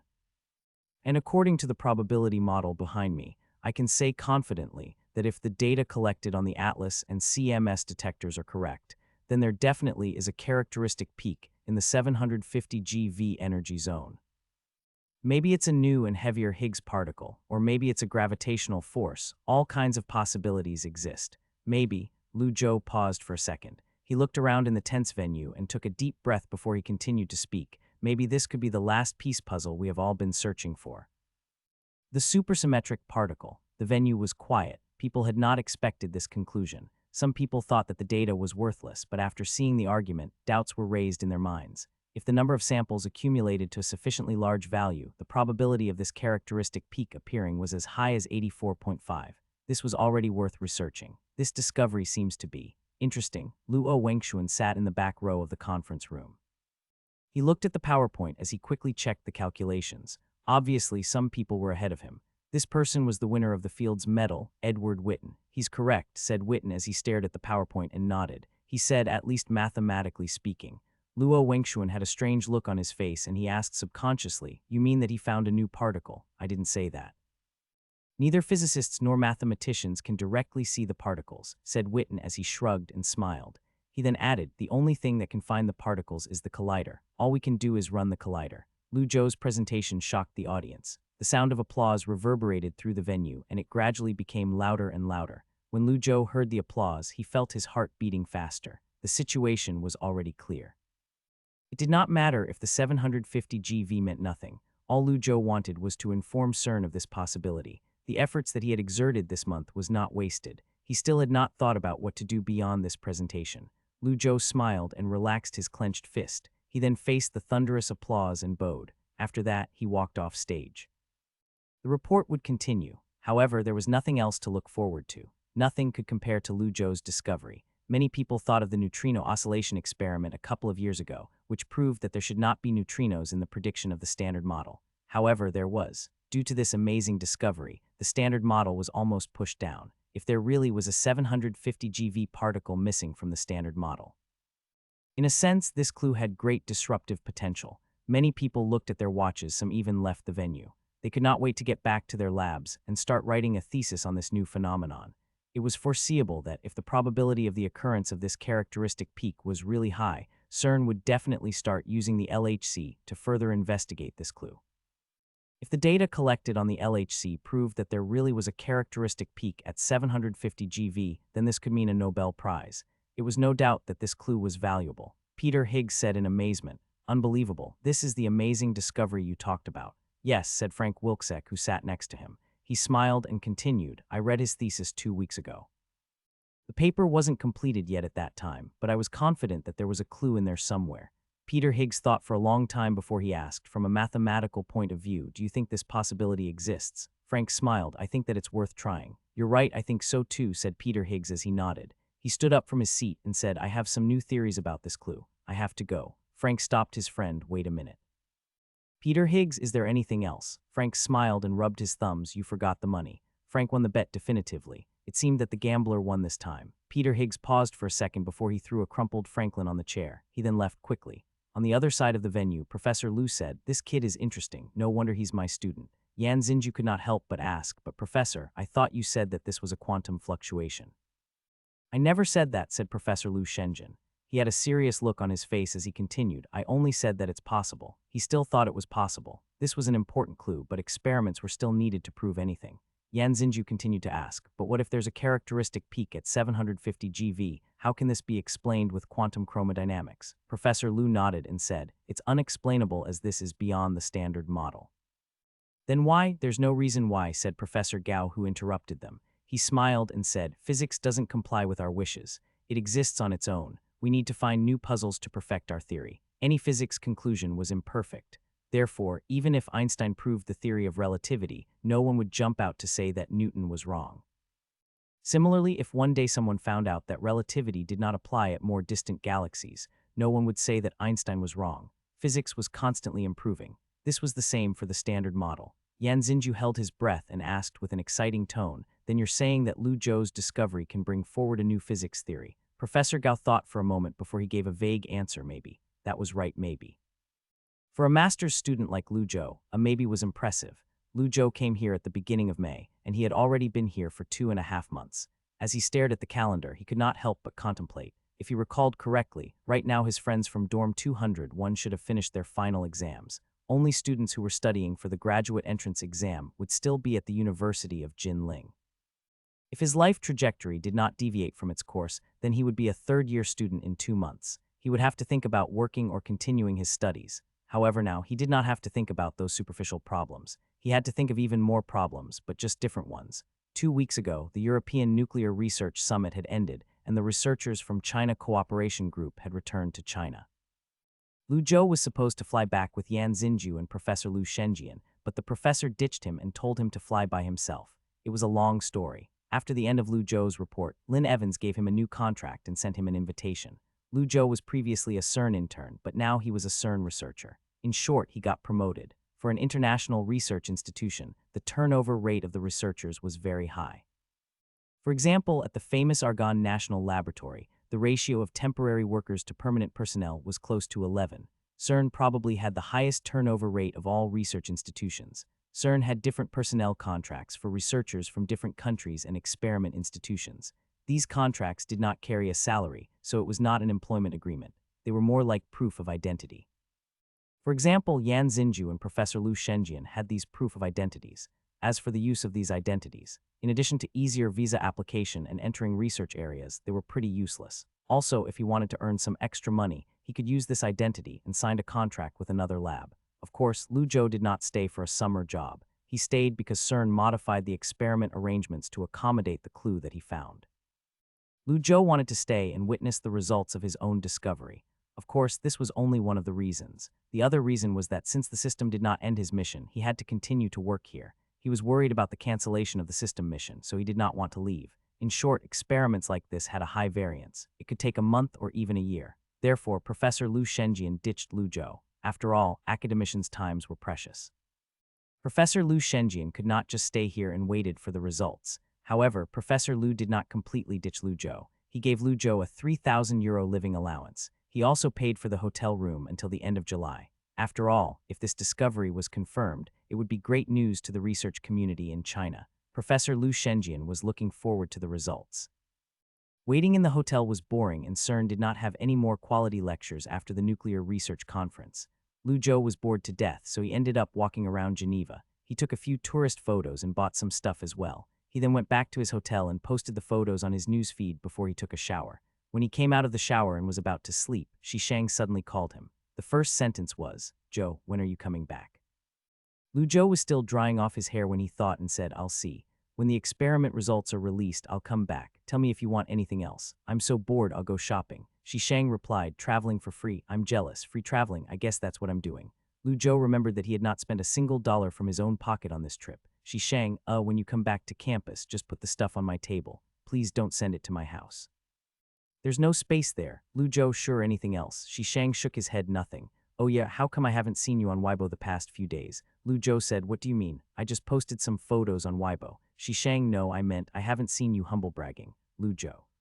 Damn, what do you mean you haven't seen me humble bragging? You sound as if I humble bragged all the time. Lu Zhou hung up the call and threw his phone on the bed. He looked at the calendar. When he saw that it was almost the end of the month, he sighed. He did not know when the experiment would end. Hopefully, he was correct. If not, no one would blame him. However, he would not feel good about it. Lu Zhou originally thought that it would take a month for the results to be seen, and so he was about to exchange more euro. He did not expect the good news to come so suddenly. The first person that told him this news was Professor Greyer, who was responsible for monitoring Atlas. On the phone, Professor Greyer did not say much. He only told Lu Zhou to go to his office. The first thing Lu Zhou said as he stepped foot into the office was, "What's the result?" "Your speculation is correct," said Professor Greyer. He placed a few sheets of papers on the table and said with an unbelievable sentimental tone, "The results are quite optimistic. We have observed the characteristic peaks that you predicted on CMS and Atlas. Many people are surprised by this result." Lu Zhou was relieved as the knot in his heart was finally loosened. Although the dust had not settled yet, the exploration had only just begun. Lu Zhou's work had finally come to an end. Professor Greyer looked at Lu Zhou and said, "Although we can't determine what it is, we are sure that there's something there." Lu Zhou took the sheets of papers and casually said, "I hope you guys can find that thing. Please tell me if you guys find something." Professor Greyer asked, "You're going back?" "Yes," said Lu Zhou as he nodded and smiled. He added, "I already got the results that I want. Also, my hotel booking is up." Even though Lu Zhou really wanted to know what the signal was, he could not wait here forever. It could take years. Also, if he guessed correctly, his system mission should have been completed by this point. He planned to return to China, receive the mission rewards, and see what his new missions were. "Before you leave, can you do me a small favor? It won't take long, just 3 days," asked Professor Greyer. He then said, "I can pay for the hotel room." Lu Zhou asked, "What favor?" "It's an interview with Nature Weekly," said Professor Greyer. With a smile, he added, "I have a friend that works there as an editor. He's not an expert in physics, but he knows a lot about particle physics. He was even more surprised than me when he heard about your discovery. He wants to interview you. He flies here on the 2nd of August. So can you stay here for 2 more days?" Lu Zhou smiled and said, "Of course I can." Although he did not like to do media interviews, he was still willing to do any favor for Professor Greyer. After all, this professor took good care of him. Professor Greyer was the reason he could present his 750 GV clue. Plus, this favor was not too much of a trouble. After the nuclear research conference in July, CERN could not wait to announce the discovery of the pentaquark PC+, which, as many expected, became the world's most eye-catching physics news.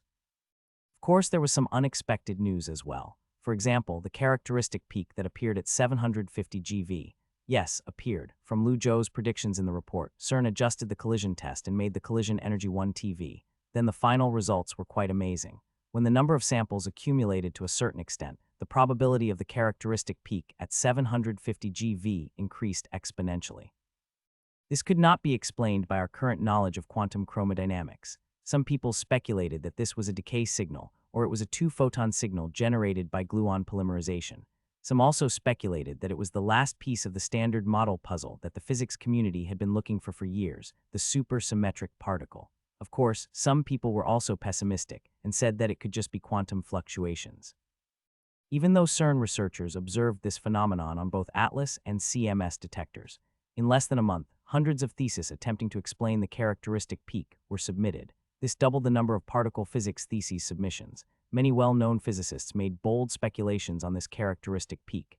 They had to, as these theoretical physicists loved to make predictions. High-energy physics was unlike condensed matter physics. People's observations could not keep up with the speed of theoretical progress. The standard model could not be seen, but it was well accepted. People could not just write bullshit physics theses and they could not make up physics. However, this 750 GV characteristic peak gave people an opportunity to write bullshit theses. Not to mention, there was a potential Nobel Prize attached to it. What if they could bullshit their way into a Nobel Prize? It was possible. After all, even the collider did not know what the 750 GV signal meant. However, the focus on the media and the public was elsewhere. For the layman watching from outside, this was even more surprising than the pentaquark discovery. This was because the person that reported the finding was an intern. The first media outlet to report this news was the British Guardian. The reporter who wrote this article stated the discovery in amazement. CERN captured anomalous signals in the experiment. Experts say this could be a major clue to the discovery of supersymmetric particles. What is incredible is that this clue was discovered by an intern. The mysterious powers from the West seem to have influenced the Hadron Collider. Right after, the media dug out the identity of this intern. A lot of people were shocked. For example, Germany's Focus Weekly captured people's attention with the identity of the intern. The intern who found the 750 GV characteristic peak is actually a master's student from the University of Jinling. His achievements are not only in the field of physics, but he also received the Best Young Speaker Award at the Princeton Mathematics Conference earlier this year. He's the one that proved the twin prime conjecture. Our reporter interviewed Mr. Francis, the president of the Federal Mathematical Society, and Mr. Edward Witten, the winner of the Fields Medal. Mr. Francis commented that this is a young scholar with excellent thinking and innovation abilities, while Mr. Edward Witten thinks he may become the first Chinese scholar to win the Fields Medal. Originally, the 750 GV news did not cause a huge commotion. It was only circled around in the particle physics community. It was only after the Focus Weekly report that the news was pushed to the peak. People were already surprised that an intern was able to discover this clue, but they were even more shocked to learn that this intern was also nutty in mathematics. The news had not traveled to China yet, but it had already caused heated discussions on Western social media, an Ivy League campus forum. Shit, I was on holiday, but yesterday my supervisor called me and told me to come back to campus. He said that I have a new research project. Crazy. That's good, maybe not. What if CERN confirms the signal in a month? Impossible. CERN is very slow at operating the LHC. It could take years. You'll have time to finish your thesis. American Student Forum. OMG, even the Fields Medal isn't good enough for him. He must be going for a Nobel Prize. He's still far from a Nobel Prize, lol, but he is pretty strong. Theoretical physics is the most difficult discipline to produce results. Speaking of which, there's been an insane amount of particle physics theses being submitted these few days. This guy's too good. Will I be this nutty when I'm a master's student? Wake up, this dude's only supposed to be an undergrad. Damn, after the Focus Weekly interview, other major media outlets also reported on this incident. Although many media outlets carried out investigations on Lu Zhou, Nature Weekly was the first to interview the intern. Of course, he was no longer an intern but a formal researcher at CERN. August 2nd, noon, Professor Greyer drove Lu Zhou to a coffee shop in Geneva. He then introduced him to the female journalist from Nature Weekly. "This is Ms. Belinda, an Oxford graduate," said Professor Greyer.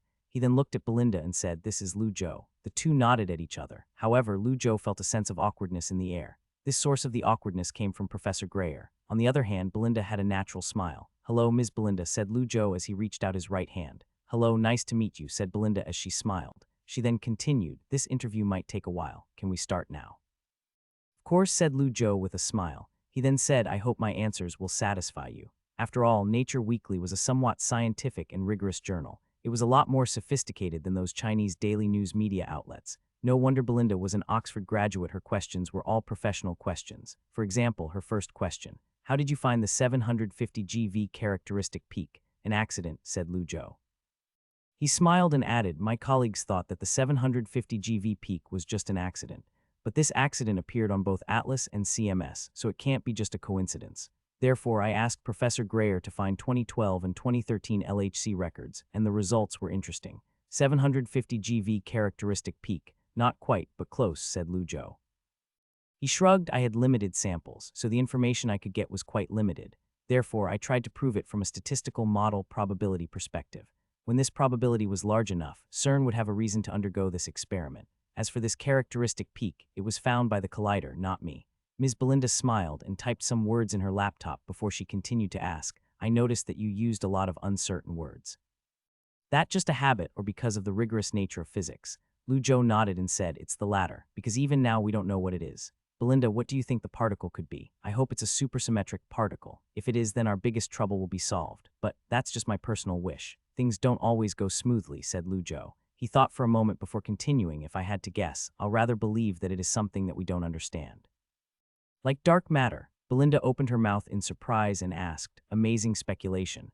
But why?" "Because the signal is too unstable," said Lu Zhou with a smile. He continued, "The Hadron Collider itself is the accumulation of countless small probability collision events, and the appearance of this signal shows a kind of situation that is difficult to explain with our existing theories. But it also could just be a two-photo signal. But hopefully, it could light us to new physics." The interview lasted for 20 minutes. Lu Zhou left the coffee shop and walked to the car. He then opened the front seat door and climbed in. Professor Grayer was sitting in the driver's seat. He was sleeping with the air con on. When Lu Zhou entered the car, he asked, "It ended?" Lu Zhou put on his seat belt and replied, "It ended." During the interview, Professor Grayer did not stay in the coffee shop. When the interview started, he went back to his car, as if he did not want to stay there for an extra second. Lu Zhou was curious, so he asked, "You and that Belinda lady, we were together at one point." "Not for long," said Professor Grayer. He said with a casual tone, "She's my ex." Lu Zhou looked at him with astonishment. I. That Belinda girl looks like she's in her 20s. Maybe it was because of her makeup." Professor Grayer looked at Lu Zhou as if he knew what Lu Zhou was thinking. He said, "Don't think that I'm old. I'm only 40 years old this year. I can still go for the Fields Medal." Lu Zhou said, "But the next award is in 2018, so you'll be 43 by then." "I'm only kidding, plus I don't do mathematics," said Professor Grayer. He coughed and changed the subject. "Speaking of which, Lu Zhou, I heard your friend Yan Xinju said that you're already 20 years old but still single. When I was your age, I already had 2 girlfriends. Is there nothing else you're interested in other than mathematics?" Lu Zhou was embarrassed, so he smiled and said, "Of course not." Professor Grayer smelled some gossip, so he raised his eyebrows and asked, "Like what?" "Lu Zhou, there's also physics." Professor Grayer.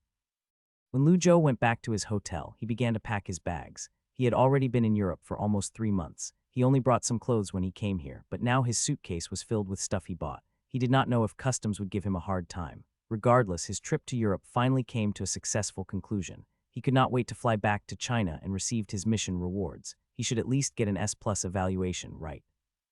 Then his next mission could be a reward mission. As for other possibilities, Lu Zhou did not want to think about it. It would be preposterous if he did not get an S+.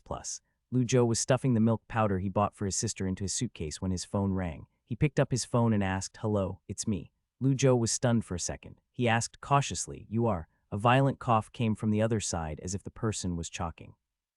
After a while, the old man recovered and said with a deep voice, "It's Frank Wilczek. We met a month ago." "The hell?" Lu Zhou was astonished when he heard his name. "Why is he calling me? It's been a month since the meeting. Why isn't he in America?" "Sorry, I didn't recognize your voice," said Lu Zhou. He quickly changed the subject and asked, "What's up?" Frank asked casually, "Are you free right now?" Lu Zhou, "Of course." "Then come to my office. I have something to tell you."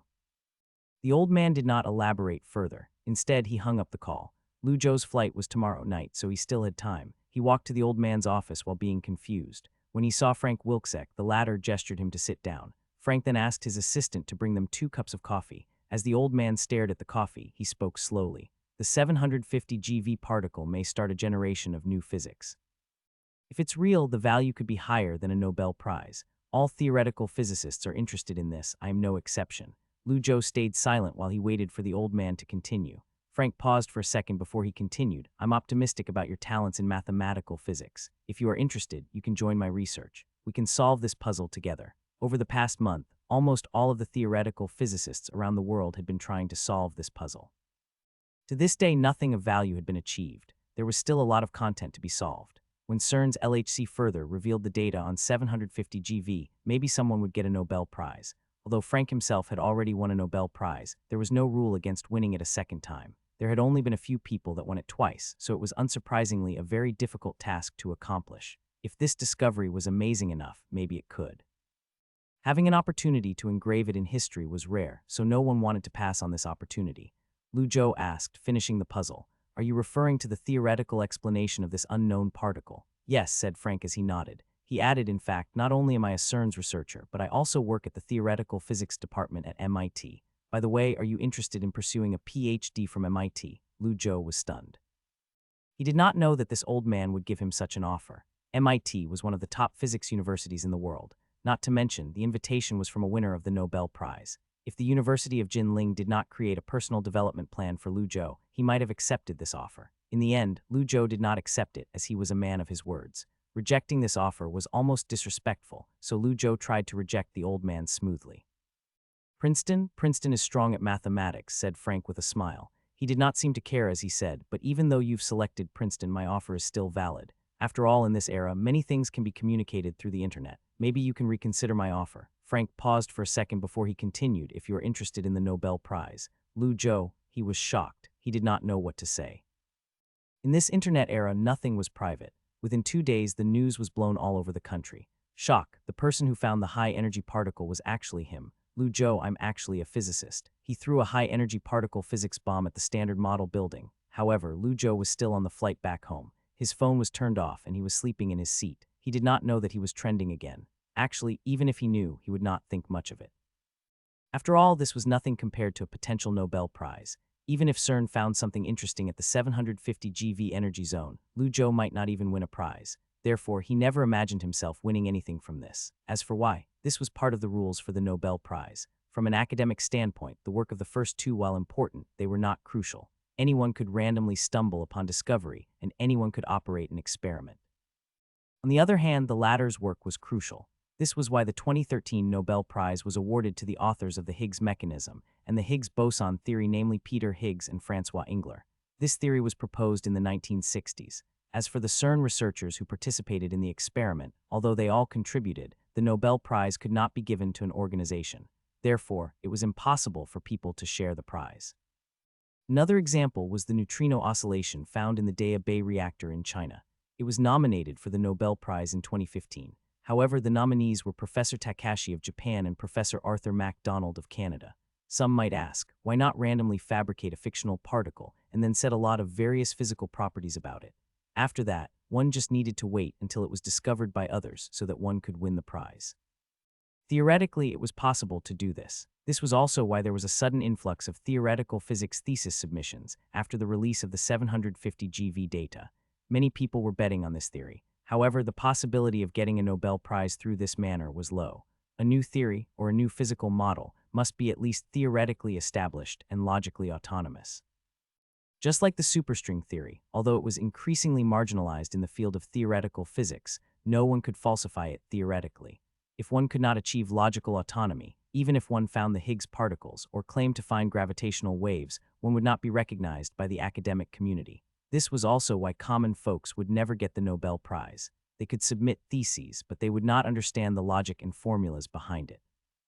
If this particle was found to be a supersymmetric particle, then the Nobel Prize might be awarded to Gongyi Hengcheng. He proposed the supersymmetry in supersymmetric particles in 1966.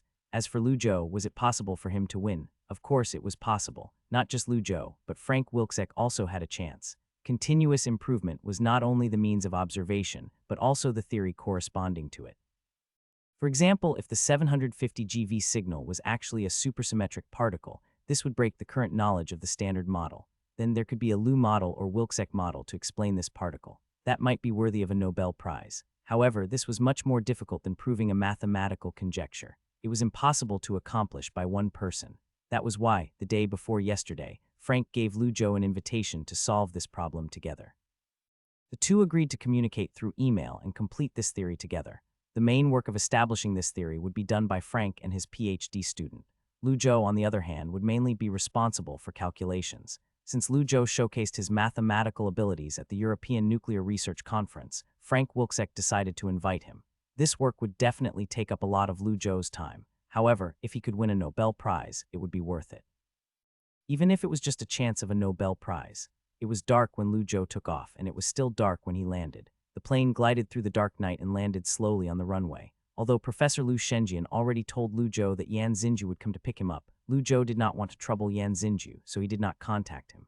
Lu Zhou dragged his suitcase and walked outside. Just as he was about to call for a taxi, he saw someone waving at him.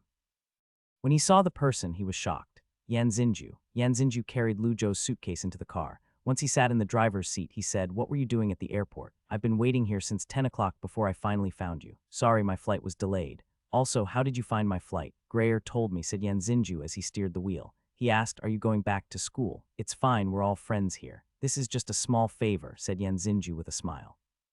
He then said, "Lu Zhou, you earned great respect for our Chinese LHCB team. I haven't seen Professor Lu brag about anyone that hard at a meeting. Even the professor from Shumu University was praising you." When Lu Zhou imagined the scene, he wanted to laugh. To be honest, he was not surprised. He was a potential Nobel Prize winner, so this type of affirmation did not surprise him. "Yan Xinju, speaking of which, don't you want to learn how to drive?" Lu Zhou thought for a moment before he said, "I'll learn when I'm free. I don't need to drive right now." "Student Yan, what do you mean you don't need to? If you're going places, having a car is useful. You must be rich from all those awards. Don't tell me you spent it all." Lu Zhou smiled and said, "I've been saving it for a house." Yan Xinju sighed and said, "Not bad, thinking of buying a house at your age. This must be because of Professor Lu. He taught you well." Lu Zhou asked, "Do you have a house?" Yan Xinju suddenly had a weird expression as he said, "Hopefully I can save up the down payment by the end of the year. I want to buy a house in Beijing, but it's kind of difficult." "When did you get the idea that I'm rich? When you were spending money in Switzerland?" Lu Zhou remembered that the money he spent was all Professor Lu's money. Maybe Yan Xinju was not rich after all. "Lu Zhou, is it that difficult?" Yan Xinju sighed and said, "That's how theoretical physics research is. Didn't you go on a project with Professor Li? Why didn't you go and do materials physics? Why did you come to energy physics?" Lu Zhou did not know how to answer this question. He could not say that it was because of the system mission. Of course, even without the system mission, he was still interested in particle physics. Otherwise, he would not have chosen mathematical physics. Lu Zhou replied in an uncertain tone, "Maybe I just like science." Yan Xinju was speechless. Lu Zhou was wondering if his answer sounded too fake when Yan Xinju suddenly sighed and said, "Probably, this is why I'm not as good as you." Lu Zhou, this tone, he believed me.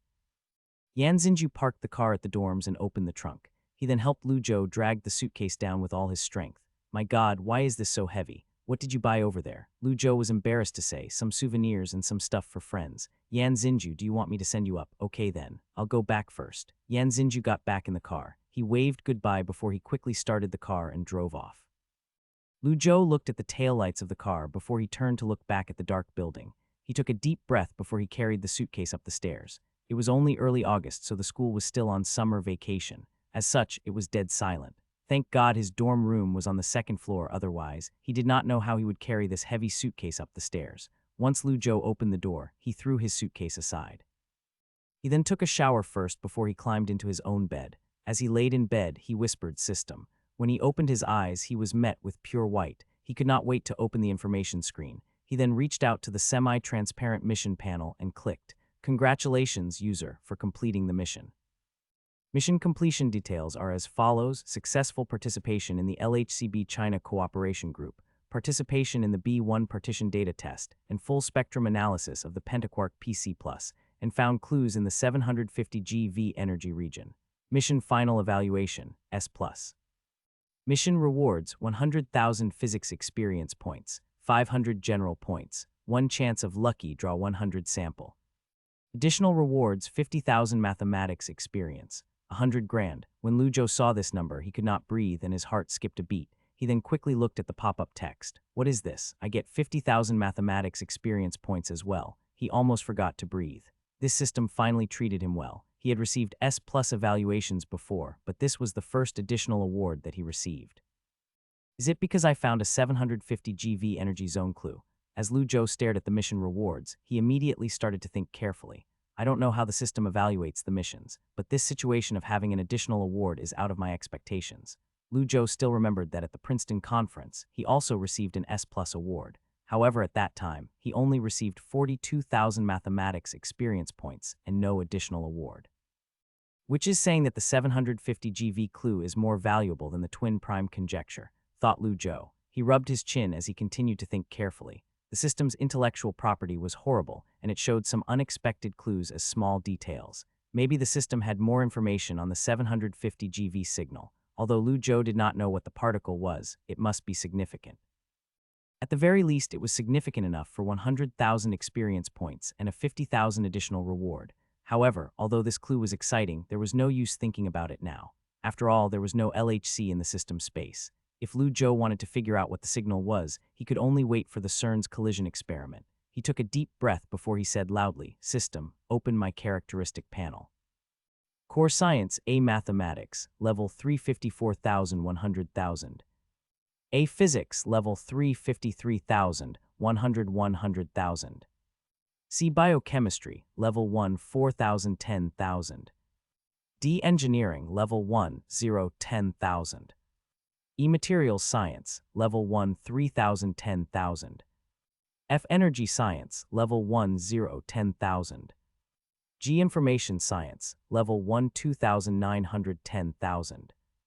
General points 2475, 1 lucky draw ticket. His physics level was upgraded to level 3, and it almost caught up to mathematical physics.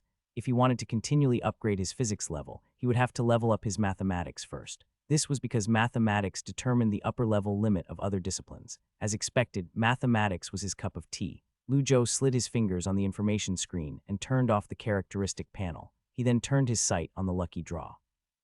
Finally, the exciting part came. This lucky draw was quite exciting as it would be 100 of a sample. He did not have to worry about getting a soft drink again. Lu Zhou hoped that he would not get a rubbish sample. At the very least, he should receive some focus capsules. Although he did not need to rely on the focus capsules anymore, it was still useful for all-nighters. Begin lucky draw. Lu Zhou took a deep breath as he looked at the spinning roulette. He then shouted, "Stop." Congratulations, user, a sample is given. Well, of course. Let's see how good it is. Lu Zhou squeezed his fist and looked at the screen. Sample awarded, scanner gun one-time use. Lu Zhou, this scanner gun sounds cool, but what's this one-time use? It's going to disappear after one time. Lu Zhou wanted to curse at the system, but he stopped. He remembered that the USB that he copied Zio AI from disappeared after he used it once. If the system said one-time use, then it probably could only be used once. He did not know why there was this restriction. Lu Zhou continued to look at his mission panel because the last time he received an S+, the mission was a reward mission. He then clicked on the mission panel. Reward mission is activated. Give up at any time without spending general points. Description: since user has already solved the most difficult form of k=1, why not solve the Polignac conjecture? Requirements: solve Polignac conjecture before 2016. Reward. Lu Zhou, what do the 3 question marks mean? It didn't tell me the rewards. Does this mean that the rewards are 3 question marks? Lu Zhou was speechless. It seemed that this system was becoming more and more dishonest. The Polignac conjecture was a strong conjecture belonging to twin prime numbers. For all natural numbers k, there were infinitely many prime pairs p plus 2000. The case of k=1 was the twin prime number conjecture, where there were infinite prime numbers p such that p plus 2 was a prime number. The latter was already proved by Lu Zhou, using a topology method. Prior to this, Zhang Yideng and other mathematicians had completed the proof for bounded distance between prime numbers from 70 million to 246. These conclusions all belong to the p plus 2000 form, which also provided a powerful clue for the proof of the Polignac conjecture. So far, k=123, etc. had been completed. However, the last step, k=1, was still unproven.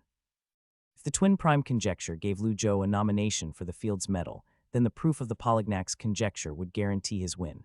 However, to prove that all natural numbers were true was not an easy task. The method would be an entirely different process. The proof of the twin prime conjecture only gave Lu Zhou an idea. To prove Polignac's conjecture, Lu Zhou would have to create an entirely different proof method. Even though his mathematics level was now level 3, it would still be difficult to complete this proof. The hardest part was that the system required him to complete it before 2016. This meant that he had to solve this problem in 2015. On the other hand, the reward was also random. However, Lu Zhou thought that if the twin prime conjecture gave him 40,000 experience points, then this must be more than that. Furthermore, this was a reward mission. Therefore, he was still quite looking forward to this reward. Once Lu Zhou accepted the mission, he left the system space. He fell asleep right away and only woke up when it was afternoon. When he woke up, he realized that he had some missed calls. The calls were all from Professor Lu's office. Lu Zhou guessed that Yan Xinju told the old professor that he had returned to China. Anyway, since he was going to Professor Lu's office later, he did not return the call. Before lunch, he still had something important to do. Lu Zhou then climbed down from his bed and brushed his teeth. He then entered the system space again and opened his inventory. Scanner gun one-time use, able to scan the internal structure of an object with a volume of 1 cubic meter, able to analyze its structure and composition. The description was short, but Lu Zhou kind of guessed how he could use the thing. The potential use of this item was high. He could use it to steal intellectual properties or reverse engineer an Iron Man suit. Basically, he could recreate any piece of technology as long as he had the materials. The question was, how should he use it? I can only use it once. I can't even test it. When Lu Zhou looked at the icon in his inventory, he was a little hesitant. He wanted to maximize his return on this reward. There were 3 items in his inventory. There was the debris one, the old 2-hour energy-enhancing needle, and an old can of Sprite. Therefore, he had 3 choices. He could either scan the debris, the needle, or maybe even the Sprite. The first option would inform him of the debris battery's material, but Lu Zhou did not know how valuable that information was. Also, he did not even know the technology behind the battery. He guessed that it was probably some kind of legendary lithium-air battery. As for the second one, it was considered a good sample. From the sample's description, the effects of the needle were strong and had no side effects. Maybe it had Captain America effects. As for the last one, he could receive the recipe for the future branded Sprite. He could then recreate the beverage easily, unlike the other 2. After some thinking, Lu Zhou finally chose the first option. He had big dreams. The short-term gain of the third option was large and the technical threshold was not high. It was also delicious. However, the potential for development was too low. Furthermore, it was difficult to apply for patents on beverages. As for the second option, while the technical aspect was interesting, it was also too risky. The first option was more like a gamble. Something that was destroyed to this extent could be anything. I'll just gamble it. Lu Zhou took out debris 1 from his inventory.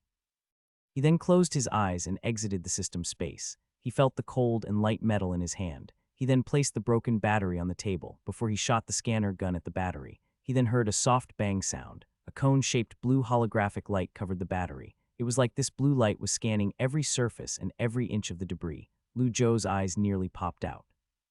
Damn, this high-tech system really is high-tech. This blue scanning light alone would be worth a Nobel Prize. The standard model was no match against this thing. A normal person would not think much of this, but for a mathematical physicist like Lu Zhou, the existence of this thing was a miracle to him. He did not know how to explain this phenomenon. Suddenly, the blue beam gradually disappeared. The broken battery was illuminated. It looked as if someone did a paint job on it. The scanner gun in Lu Zhou's hands slowly turned into a fine dust. It then slipped away from his fingers, and what was left in its place was a black USB. Lu Zhou stared at the USB in his palm and did not speak for a long time. He was still shocked by what he just saw. I guess this system has a lot more secrets that I know nothing about.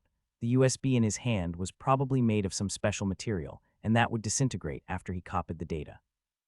Like the USB containing Zio AI. Lu Zhou plugged in the USB. Unsurprisingly, huge amounts of data started to flow into his laptop. The hard disk on his laptop quickly started to spin. The built-in fan was humming loudly and the laptop was burning hot. Lu Zhou waited for 5 minutes or so and the fan gradually slowed down. It should be done. As expected, the USB disappeared into black dust as if it was blown away by the wind. Lu Zhou was ready to open the folder and see what the scanner did. Suddenly, a dialogue popped out of the lower right corner of the laptop. "Master, do you want to kill Zio AI?" Lu Zhou looked at the dialogue box and was stunned. He then typed, "What is this? Zio AI, look at disk space." A flashing red disk space bar appeared in front of Lu Zhou. When Lu Zhou saw the remaining space, he was shocked. Damn, 2 TB of disk space, but now there's only 50 MB left. Why is this scanner data so large? Suddenly he realized a serious matter, and Lu Zhou quickly typed, "Wait, what about my other 2 disks? Zio AI, in order to save my life, I've combined the D and E disks into C." Lu Zhou quickly typed, "What about the data I saved in those disks? Zio AI, I helped you compress them and saved them onto C drive, so close." Those were the documents he was researching, and some were related to the Polignac conjecture. In the beginning, when he was selected for the 10,000 people initiative, he chose the Polignac conjecture to be his research project. He did some research on the side when he had spare time. It would be a great loss if those documents were destroyed. However, Zio AI was still more valuable than those documents. Although Zio AI was still a little bit retarded, one day it would grow and become useful. Lu Zhou thought for a moment before he typed, "I understand. I'll try to get a new home for you." Lu Zhou, he thought about those important documents and he was glad that he did not lose them. Then he thought about how expensive Zio AI's new home would be. For God's sake, always spending my money. Lu Zhou rudely closed the dialogue window, and when he found his valuable documents, he copied them onto his external drive before he opened data from the scanner gun. He thought that it would take a long time to figure out this data, so he did not expect the high-tech to be so convenient. When he opened the executable file, a design tool application appeared on his screen. A 3-dimensional drawing of a broken battery was shown. At first glance, it only looked like a 3D model. Lu Zhou clicked on the model. Suddenly, things changed. From the composition of the material to the temperature parameters at the time of the scan, all of the data were clearly shown in the pop-up dialog box. Lu Zhou stared at it in awe before he quickly clicked on the negative end of the battery. Then it was like he found a treasure. Lithium. His guess was correct. It was a lithium battery. He was not clear as to what kind of lithium it was because he did not find any clues of the electrolyte residue. He guessed that this high-tech battery probably used gas or solid material as the electrolyte. However, this had nothing to do with him. He would learn the technology sooner or later. Right now, he had to figure out the technology that inhibited the development of lithium dendrites. This battery was like a fish, and the most delicious part was the fish belly.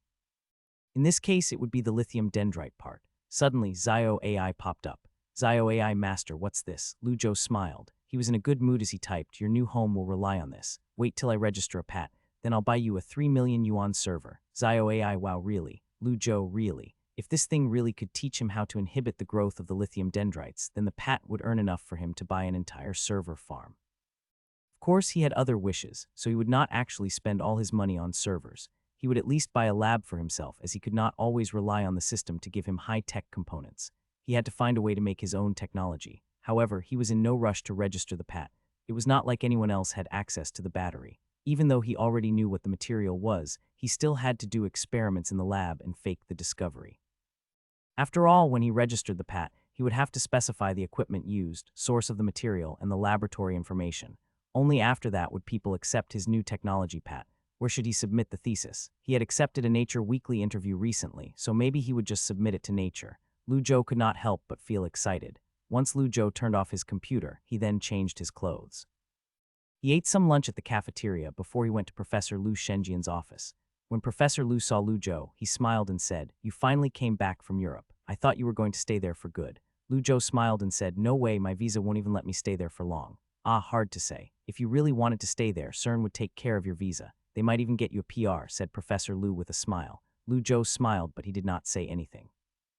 Although he knew that the old professor was just joking, he still did not take the joke well. What Professor Lu said was true. It would be easy for him to stay there. However, he had never even given this idea a thought. He liked the environment here and he liked the people here. He would go abroad for conferences or even to study there, but he would still eventually return to China.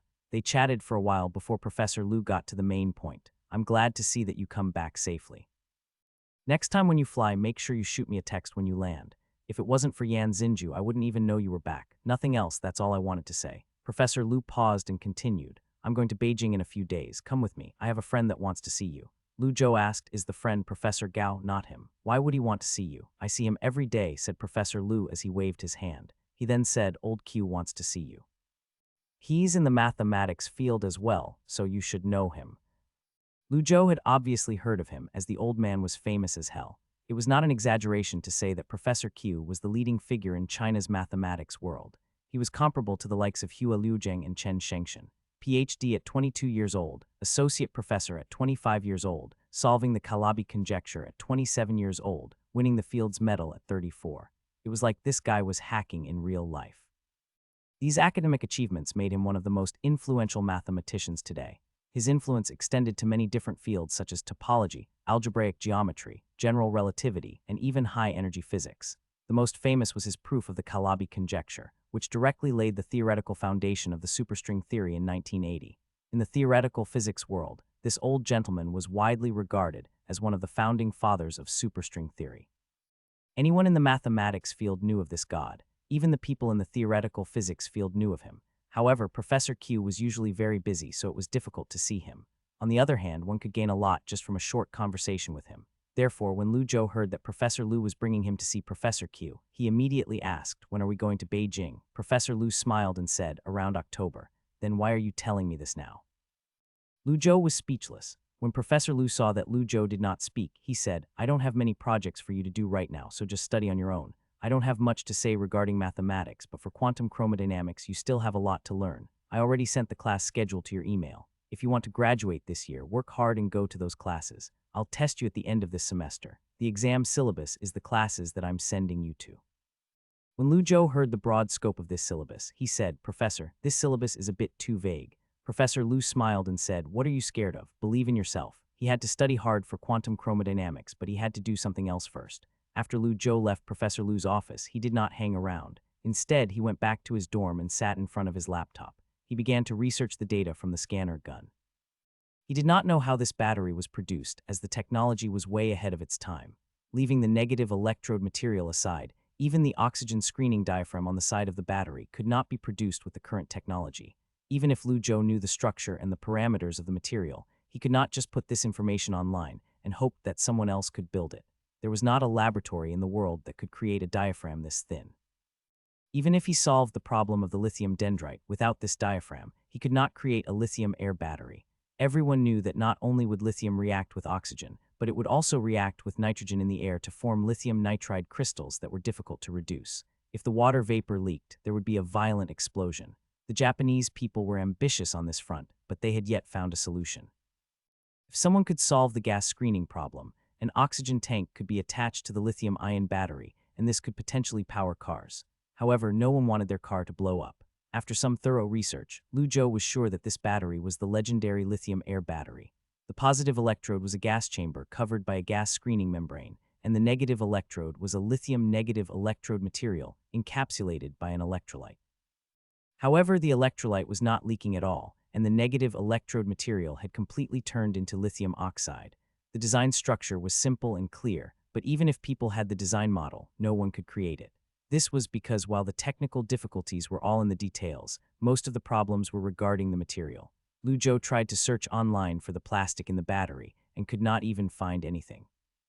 Fortunately, the material needed to protect the lithium negative electrode and prevent the growth of lithium dendrites was not something too special. Lu Zhou thought it was solvable. Lu Zhou saw a piece of copper foil under the fully oxidized lithium anode. Of course, the copper foil was not the key to preventing lithium dendrites. The key was the modified PDMS-1 nanoporous film covering the copper foil. There was nothing special about the PDMS material. It was called polydimethylsiloxane, which could be found in skincare products. The nanopore structure of PDMS was the key to solving breathing problems. As for the non-porous film made from PDMS, Lu Zhou guessed that it was made by spin coating it with hydrofluoric acid. When Lu Zhou saw a specially treated hollow carbon nanosphere under the PDMS film, he guessed that these carbon nanospheres were balancing the lithium dendrite growth.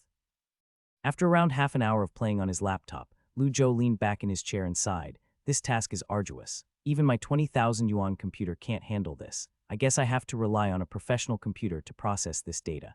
He planned to build a laboratory near the University of Jinling in order to study this gadget. He would then hire a large group of graduate students and PhD students to work for him.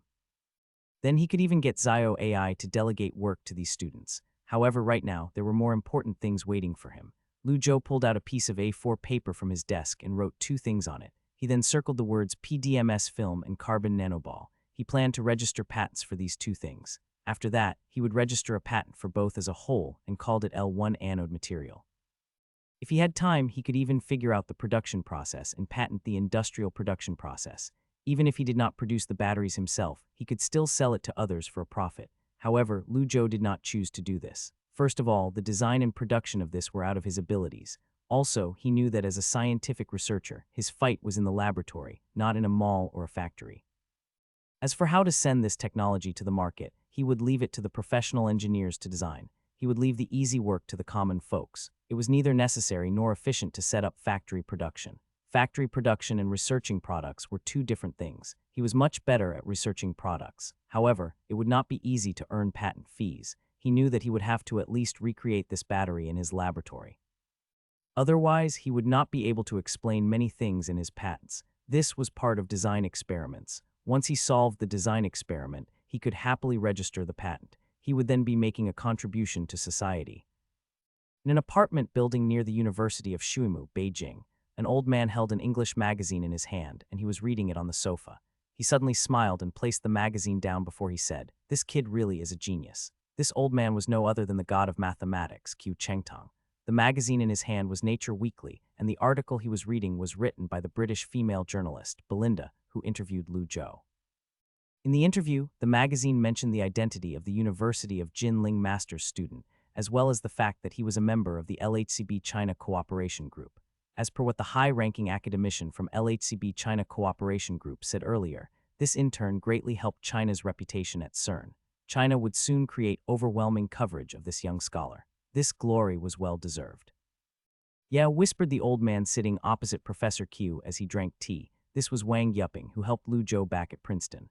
Although Professor Q had a poor relationship with the University of Yan, he still had a few good friends from the said university. Professor Wang Yuping was one of them. Professor Wang paused for a second.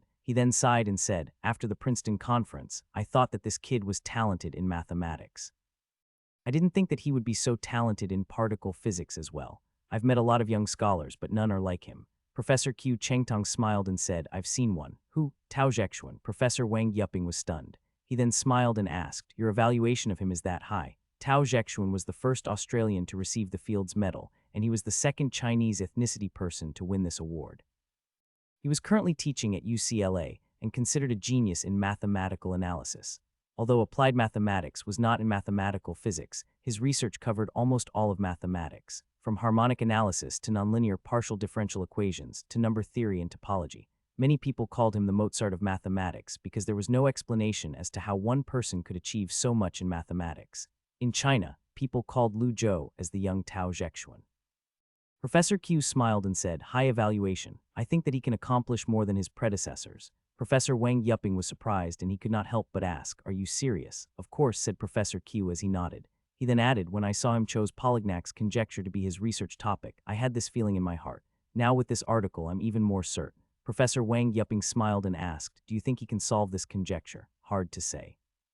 He solved the twin prime conjecture. If I had the energy, I might even try to challenge this problem, replied Professor Q. Suddenly his eyes sparkled and he looked at his old friend before he said, how about we make a bet? Professor Wang Yuping smiled and asked, bet about what? I bet that he can solve this conjecture in 2 years. Not possible, said Professor Wang Yuping as he shook his head. He added, I know you have a high opinion of him, but his research problem right now isn't number theory, but mathematical physics.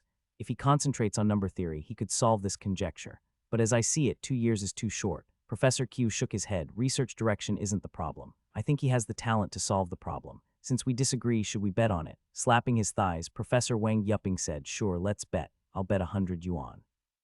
It's not much even if I lost. Professor Q smiled and said, look at you, already talking about losing. How boring, the bet is off. Achoo. Lu Zhou sneezed and rubbed his nose as he continued to write at his desk. He had already read Professor Lu's class schedule. However, he was still on his summer holiday, and the class would not start until next month. Lu Zhou did not really leave his dorm over the past few days. He locked himself in his room and tried his best to design experiments using the battery data on his computer. He had to read a large amount of literature to design the PDMS film. The reason he was this motivated was money. With such a large gold mine laying there, he would not be able to sleep if he did not crack at it a little. There was no exaggeration to compare this technology to a gold mine. 20 years ago, lithium metal was abandoned by the industry because of the dendrite growth short circuit. This turned the battery into a bomb. However, lithium metal still attracted countless materials science laboratories. They were still doing experiments on this topic. IBM even did a super calculation of the lithium air battery project, and they assigned a path for each gas molecule to enter the battery unit to avoid gas blockage. However, they were burning money too fast, and the project was then cut off.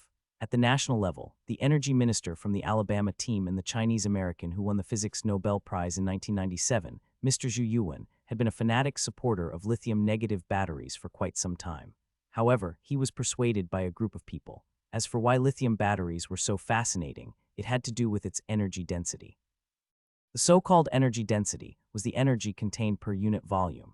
The most important performance indicator of a battery was its energy density. This had been the pursuit of the battery industry. In the 13th Five-Year China Plan, they clearly stated that their battery technology level should be synchronized with the international level by 2020. One of the most important factors was to increase the battery energy density to 300-350 Wh/kg. So far, the lithium-sulfur battery looked the most promising. However, if the lithium dendrite problem was solved, then all of the other materials would have to give way to the lithium-negative battery. Those who had studied chemistry would know that the lithium metal anode had the lowest electrochemical potential of 3.04 V and an energy capacity of up to 3861 mAh. That meant that by using lithium as the negative electrode, it could theoretically reach 10 times the energy capacity of graphite batteries. The most attractive part was that once the growth of the lithium dendrite was solved, there would be no other major design changes that needed to be made to batteries. They only had to replace the graphite anode material. You want to borrow the laboratory? When Professor Li heard Lu Zhou's request through the phone, he was analyzing carbon nanomaterials in the laboratory.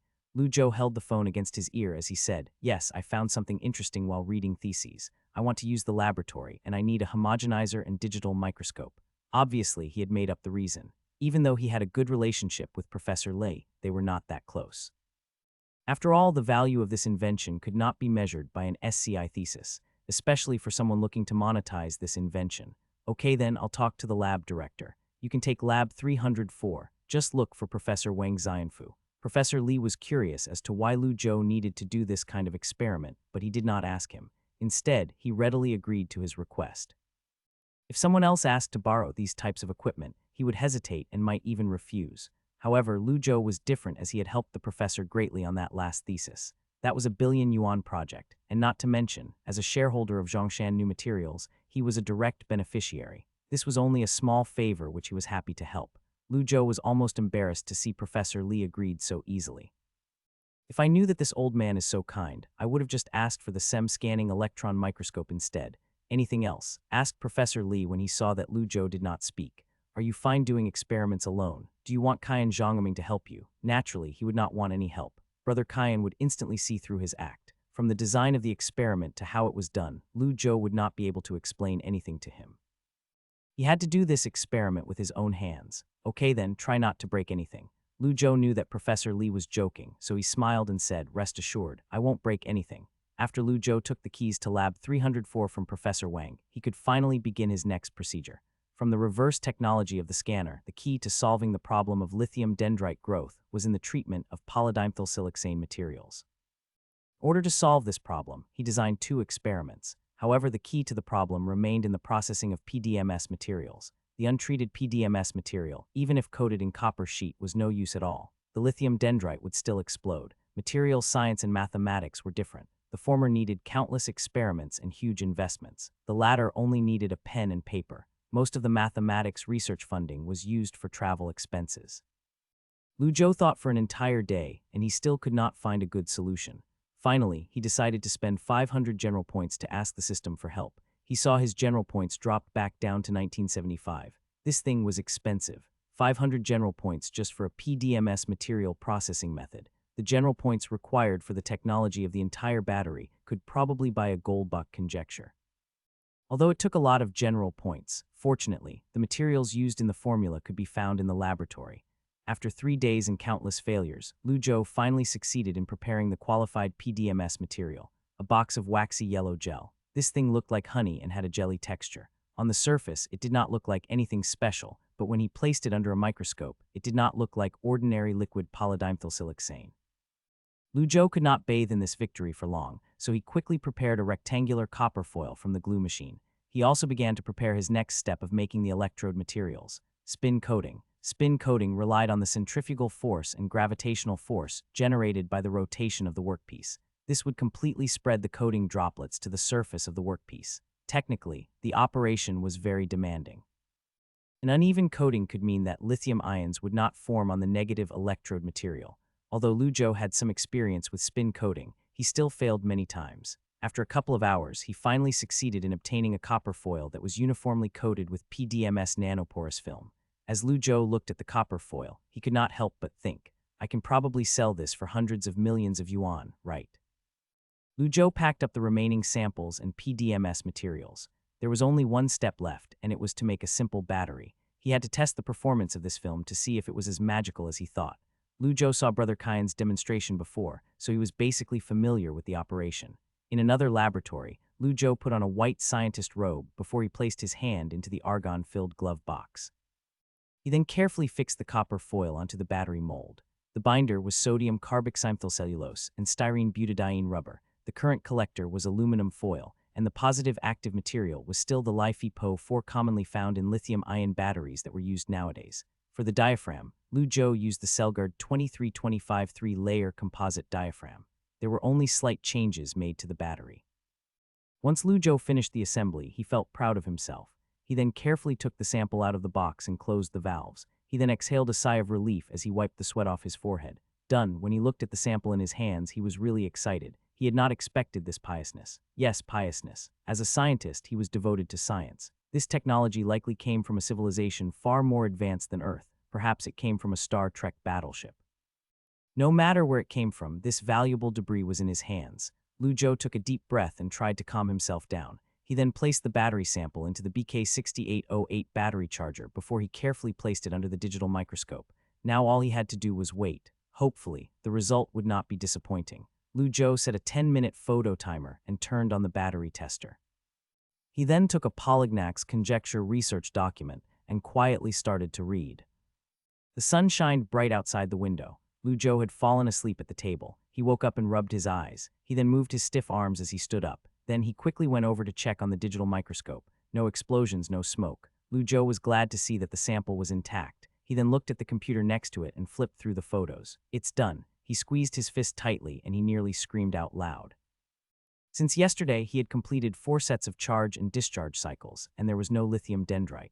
The lithium ions that traveled to the negative electrode did not form white tree ridges. Under the PDMS material, a layer of moss-like pleats was stacked on one another. From the data on BK6808, the Coulomb efficiency was maintained at a fairly high level. These results surprised Lu Zhou. He originally thought that the PDMS material and the carbon nanospheres had to be combined to completely solve the lithium dendrite problem. Yet, the effect was amazing with just the PDMS material alone. As for the carbon nanospheres, Lu Zhou guessed that it was to accelerate the deposition rate of lithium ions and to use to level the folds under the PDMS material. As for the mossy pleats, while it definitely had an effect on the performance of the battery, it was much better than the deadly lithium dendrite. Without the nanospheres, the battery's charge cycle would intensify the wrinkling phenomenon. It would also result in the Coulomb cycle decreasing and reduced battery life. Perhaps this was unacceptable for an advanced civilization, but on Earth, this was negligible. As long as the battery was safe, any company would love to implement this technology.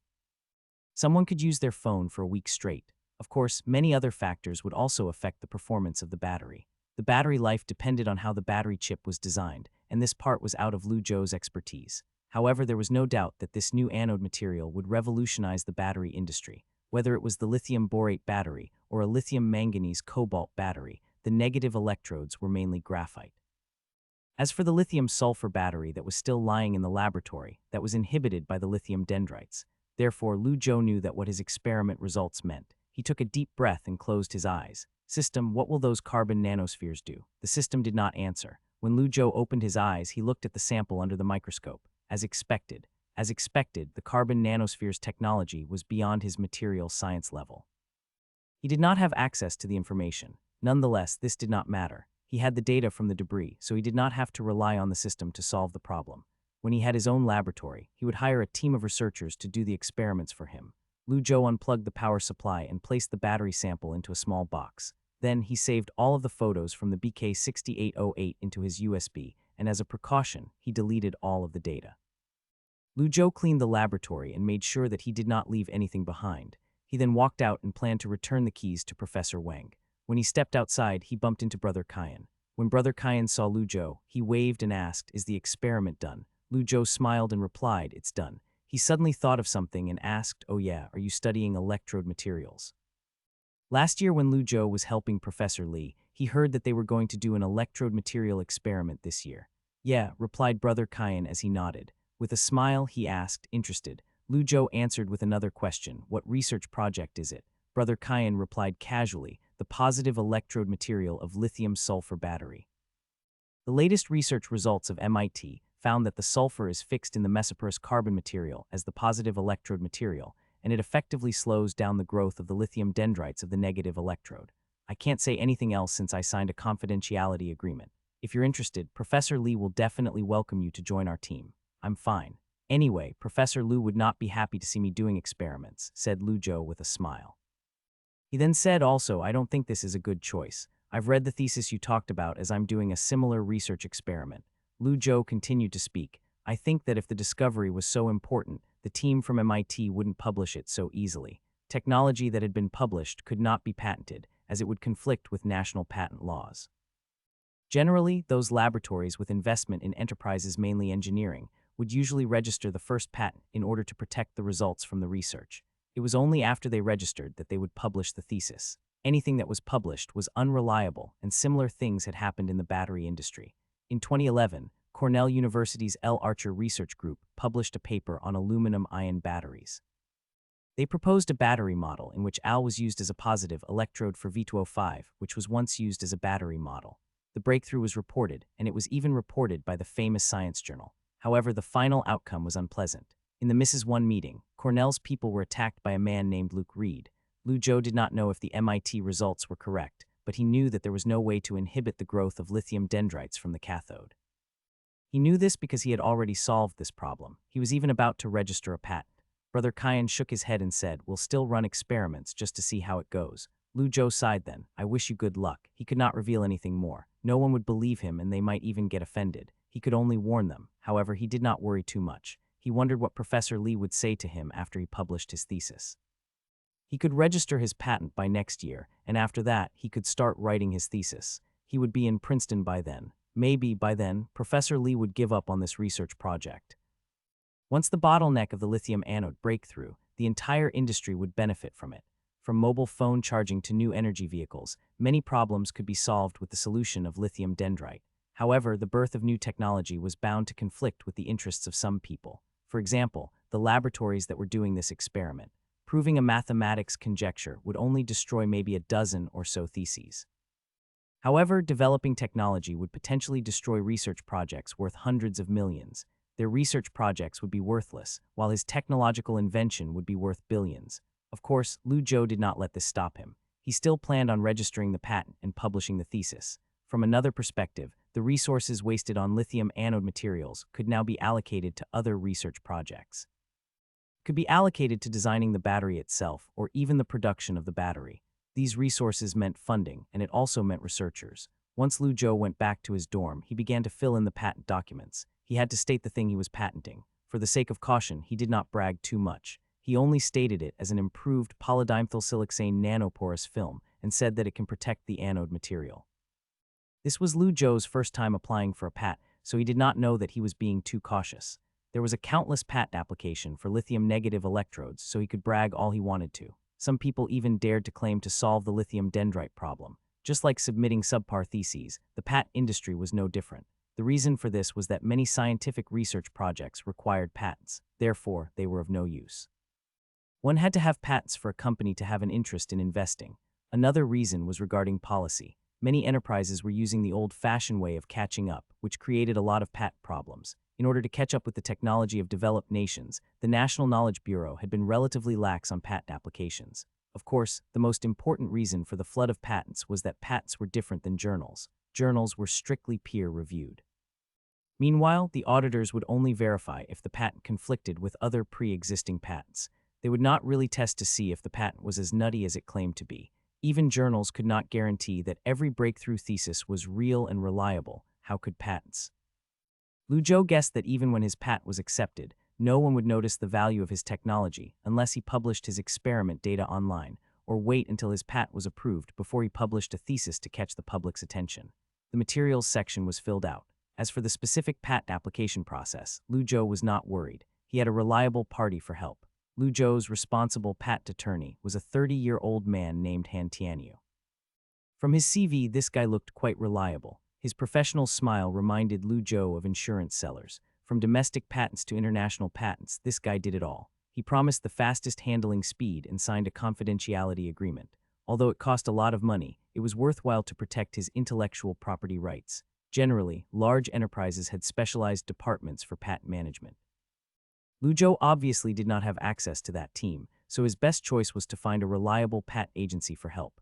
In fact, many small enterprises and laboratories used patent agencies. Contacting the auditor and the oral defense was cumbersome. Not to mention, the complicated patent laws were difficult to understand. If a sophisticated invention had a poorly written patent, the resulting patent could be invalid. The technology could then be stolen by others.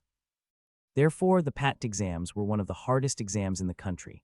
After Lu Zhou completed the patent application, he concentrated all of his energy into solving the Polignac's conjecture. In fact, his daily lifestyle did not change much. The laboratory visits turned into library sessions, while the experiment equipment turned into textbooks. When Lu Zhou saw the young students in the library, he could not help but think.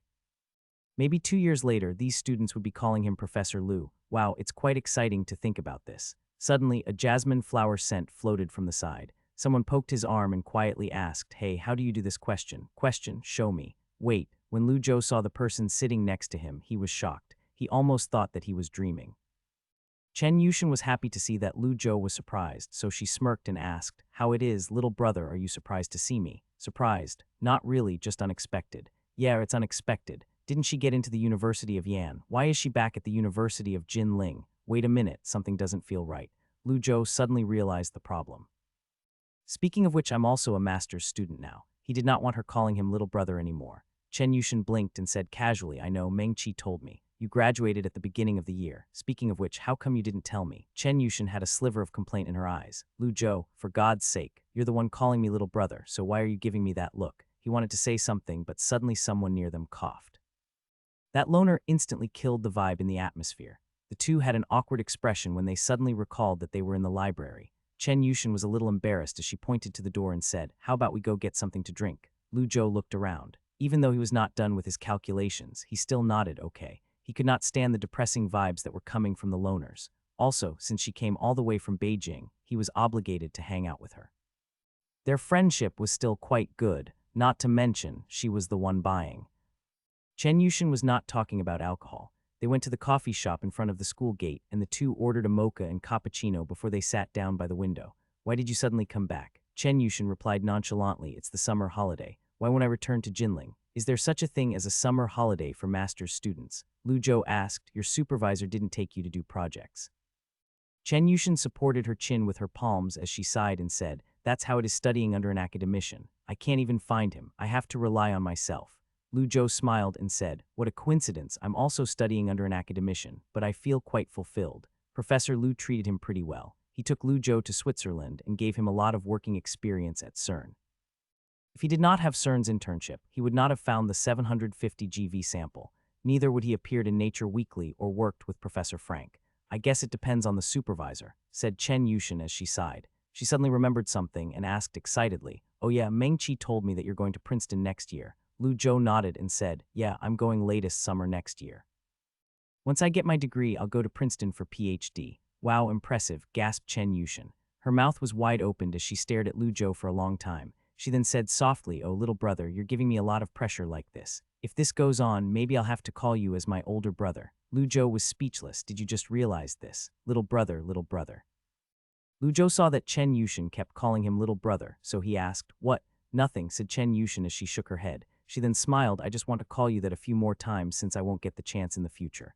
Lu Zhou could not help but complain, "I'm also doing my master's right now. You already don't have the chance." Chen Yushin seemed to realize this as she had an awkward look on her face. She laughed and said, "Don't be so stingy. Watch out, you might not be able to find a girlfriend." She suddenly realized that she was single herself, so she changed the topic. "Speaking of which, did you pass TOEFL?" "Lu Zhou, I passed it before I went to the Princeton conference." Chen Yushin felt like English was her strength, so she suddenly asked, "What did you get?" Lu Zhou replied, "I think 118. Chen Yushin was quiet for a while before she sighed, "Not bad, little brother. Do you really not have a subject you're not good at?" Lu Zhou smiled embarrassedly, "I do. I'm not good with modern history." "Oh yeah, did you get the offer from University of Pennsylvania?" Chen Yushin nodded her head and said, "I got it. I'm going at the end of the year." Lu Zhou could not believe it. "Wharton?" Chen Yushin proudly smiled and said, "Of course."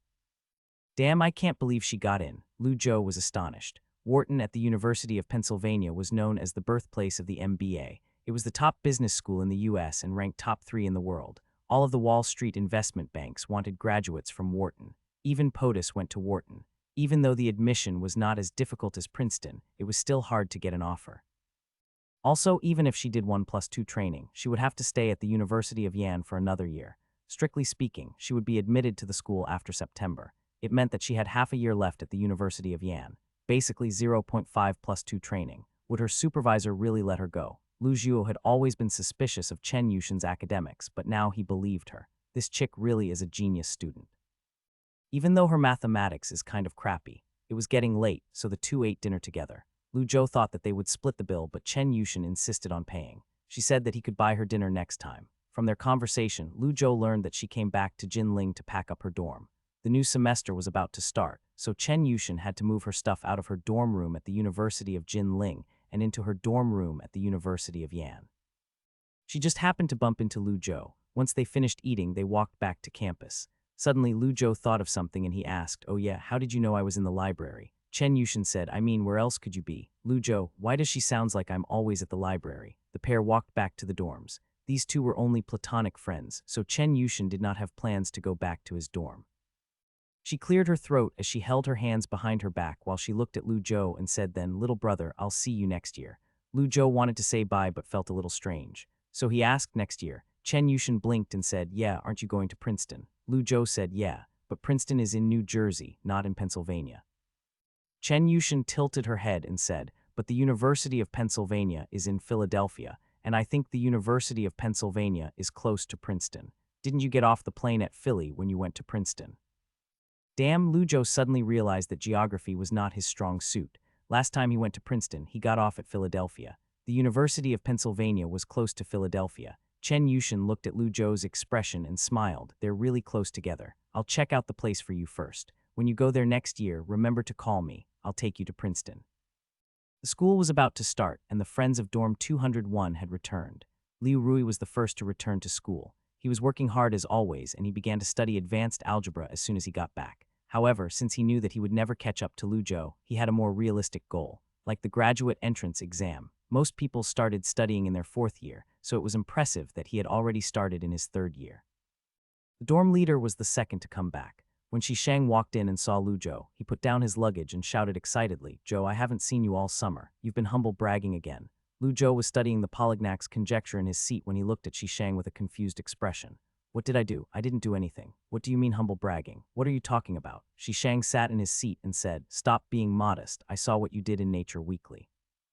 "That's it, that's old news." Lu Zhou looked at Shishang and he was speechless. "You read Nature Weekly?" "Nope, but I saw it on Weibo," said Shishang. He continued to ask, "So is there hope for a Nobel Prize?" When Liu Rui heard Nobel Prize, he stopped studying and began to listen. He normally did not go on Weibo, so this was his first time hearing that Lu Zhou was on Nature Weekly. He did not understand how a mathematician like Lu Zhou was able to get the Nobel Prize. When Lu Zhou heard Shishang's question, he smiled and asked, "I don't know. Why don't you go to Switzerland and ask?" It was not like the Nobel Prize was easy to get. Shishang was clueless. Suddenly the door to their dorm room was pushed open. Huang Guangming had his glasses on as he carried his suitcase awkwardly as he walked in. 201, your daddy is back. Damn, Brother Fei, daddy was wrong. Don't, let me get my glasses first. Ah, his glory lasted for 3 seconds. Before he could finish speaking, Liu Rui and Shishang started wrestling him while Lu Zhou was cheering on the side. Like this, the previously quiet atmosphere in dorm 201 was broken again. Strictly speaking, Lu Zhou was only considered as a first-year master's student. However, this did not matter to him as he would get his degree in a year anyway. The class schedule that Professor Lu gave him was pretty useless. He would usually study mathematics in his dorm room. Specifically Polignac's conjecture. The twin prime conjecture was already solved. Now he had to find a solution to extend the proof. The topology method was no longer of any use. He had to find a new method to solve this problem. This was the most troublesome part of number theory. There were too many options to choose from. Most people did not even know where to start when facing difficult number theory questions. However, Lu Zhou stayed calm. He was not frustrated at all.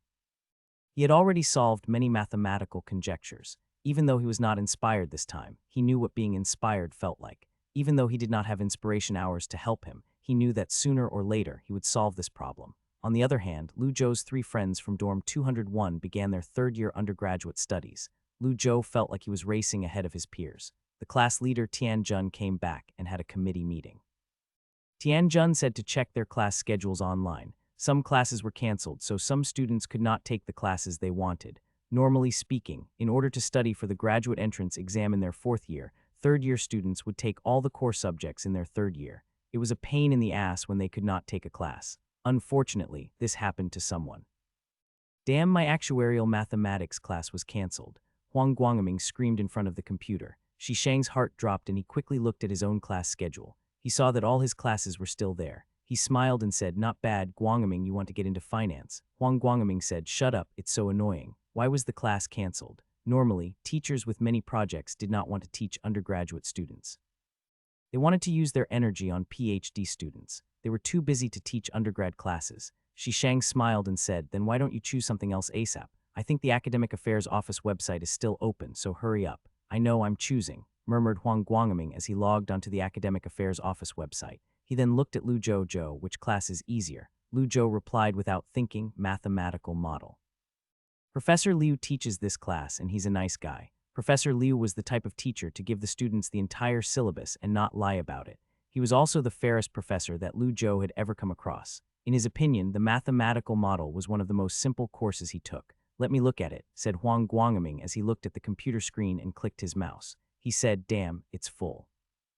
Lu Zhou thought for a moment before he said, "Then what about basic number theory? It looks pretty simple." "Fine, let me see." "Damn, there are still 20 spots left," said Huang Guangming with a surprised tone. Suddenly, Liu Rui said, "Give up." He twisted the pen in his hand and slowly said, "Don't be fooled by the words basic number theory. It's literally the most difficult mathematics course. Only Zhou would think that it's easy. Choose something else." Lu Zhou, what the hell? Huang Guangming said, "Damn, Lu Zhou, don't screw me over." "Oh, okay then, I don't really know what is easy," said Lu Zhou. Shisheng rubbed his chin and asked, "Zhou, are you close with Professor Liu?" Lu Zhou thought for a moment before saying, "Pretty close. After all, he took me to the mathematical modeling competition." Shisheng said then, "Why don't you ask for Huang Guangming, see if the professor can squeeze him on?" Lu Zhou nodded and said, "Okay then, I'll ask him today." Lu Zhou smiled and said, "That's easy, just thank me with dinner. The fish restaurant is good, Huang Guangming." Seeing that Huang Guangming would buy him food, Lu Zhou was happy to help.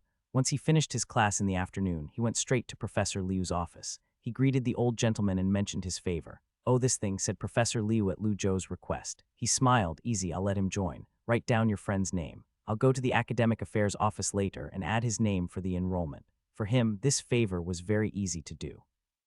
Lu Zhou did not realize that Professor Liu no longer treated him as a student, but rather a young and promising scholar. In other words, a worthy colleague. It was because in 2 years or so, once Lu Zhou returned from Princeton, he would become the youngest professor at the University of Jinling.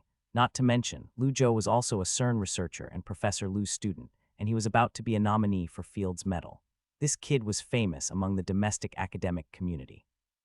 However, this kid did not even realize it. Maybe that was one of his strengths, humbleness. Not many people could accomplish so many achievements at his age. Liu Xiaoping had only seen a handful of students, but most of them fell off the board once they got older. This was because the young talented geniuses would often get distracted by fame and stopped grinding, not to mention all the bragging and ego boosting.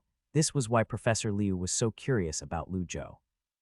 If anyone else had any of Lu Zhou's achievements, he could spend the rest of his life bragging about it. However, Lu Zhou was different. He would get excited and energetic. After the excitement ended, he would calm down and might even forget about it. He did not have that kind of arrogance. After he got the Higher Education Society Cup, Professor Liu had a strange feeling that Lu Zhou was different than his other students. Maybe, this is the potential of a great man.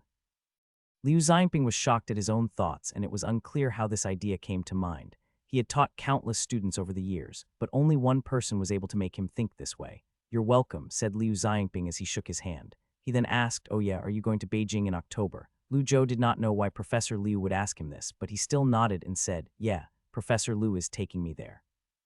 Professor Liu asked curiously, "Oh, what did Professor Liu say it was for?" "Lu Zhou, he didn't tell me. He said it was to take me to visit Professor Qiu Chengtong." "Why, nothing. That's a good thing," said Liu Xiaoping. He saw that Lu Zhou was oblivious, and so he smiled and patted him on the shoulder. "Then I'll have to congratulate you in advance." "Lu Zhou, congratulate? What's there to congratulate?" Lu Zhou felt inexplicably confused. He did not know what the old man was saying.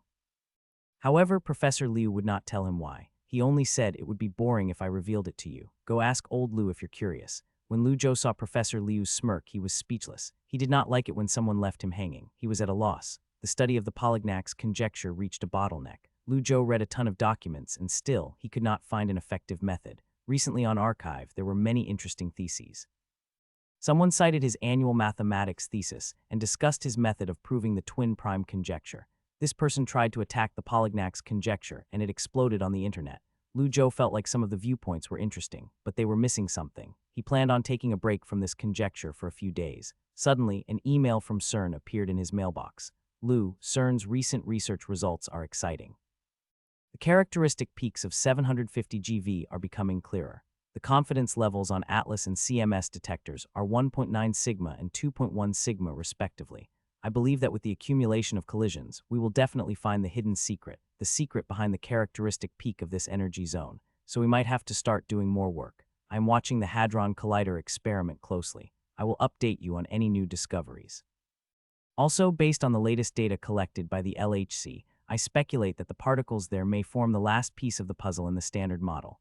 This piece of the puzzle has exceeded the expectations of the old supersymmetric particle. If this is true, then there is no doubt that our work here will be influential. With regards to the supersymmetry theory, the current work progress of my students, and I have reached a critical stage. In the study of the 750 GeV energy region signal, some interesting data appeared on several detectors. Regardless of your ability to process this data, I hope that you can give me a reply as soon as possible. After all, there are many people who are staring at the signal of this energy zone. We must race against time. Also, I am not doubting your academic morality, but I have to remind you to please keep the contents of this email confidential. Please tell me if anyone gives you a hard time. Since this was a professional work email, the old man wrote the words concisely. Obviously, Lujo would not reject the old man. He typed a few words on his keyboard and replied, "I will try to quickly process this data. It should only take 3 days. As for your concern, I guarantee that I will keep this confidential." Lujo obviously would not let a third party see this data. It was not only a matter of academic reputation, but also a matter of character. Lujo hit the reply key before he pulled out a laptop from his drawer. He wiped the dust off and plugged it in. The compressed file in the email was small, and most of it was image and chart files. Once Lujo finished the decompression, he opened the text file. He then looked at the contents inside. Suddenly, he raised his eyebrows. "Why does it feel like? This looks different than I imagined." Massachusetts, America. A plane landed at the Boston International Airport. Frank Wilczek had just flown back to Boston from Switzerland. His student came to pick him up. The old professor was sitting in the front seat. He placed his laptop on his lap and connected to the wireless network. He planned on doing some work with this free time. Suddenly, he received an email from across the Pacific. When he saw the sender's name, he clicked on the email. The PhD student in the driver's seat asked casually, "Professor, how is the situation at CERN?" Frank looked at the email and replied casually, "At the moment, the situation is still optimistic. The confidence level of 3 sigma can be confirmed as a sign. CERN staff are checking the instruments and preparing a press conference. I have to complete the theoretical thesis. Next month, I'll bring you to Geneva." "What?" The PhD student saw that the professor stopped talking, so he asked, "What's up?" "Nothing," murmured Frank as he read the email and frowned. He suddenly shook his head and said, "It's an interesting point, but I disagree." The young man from China wrote the email. "Dear Professor Frank, I have some questions regarding your supplementary theory of supersymmetry. According to the Deline's theorem on tensor categories, it can be known that the category satisfying certain conditions must be the representation category of a supersymmetric group G, so that we can say that supersymmetry is a generalization of field theory. But in your supplementary theory, it is assumed that there is an extra dimension beyond the symmetry field representation to explain the reason why the supersymmetric particle is too large. Doesn't this contradict the Deline tensor theorem?" Academic exchanges were different than work emails. There was no need for additional politeness, so Lujo pointed it out as is. He believed that Frank would not be so stingy. However, the old man's reply was also ruthless. From the other side of the Pacific, after Lujo edited the email and sent it to Frank Wilczek, he leaned back on his chair and stretched. He was about to go eat when an email popped up in his mailbox. Lujo opened the email and was amazed. Damn, he's already awake. Switzerland is 6 hours behind, so that means it's only 5 a.m. there. Lujo did not know that Frank had already returned to MIT. The reply in the email was simple, and it was mainly to answer his questions. "Lou, I received your email. Also, regarding your doubts, I admire your knowledge of mathematical physics, but my suggestion is that you should go and study Wigner's theorem in quantum mechanics. Then you would understand the theory of supersymmetry supplement and won't have any problems with the assumptions that I made." Lujo certainly did not know about Wigner's theorem. This was the cornerstone of quantum mechanics. This theorem described the principle of symmetry in physics systems, such as how rotation, translation, or CPT change the state of the Hilbert space.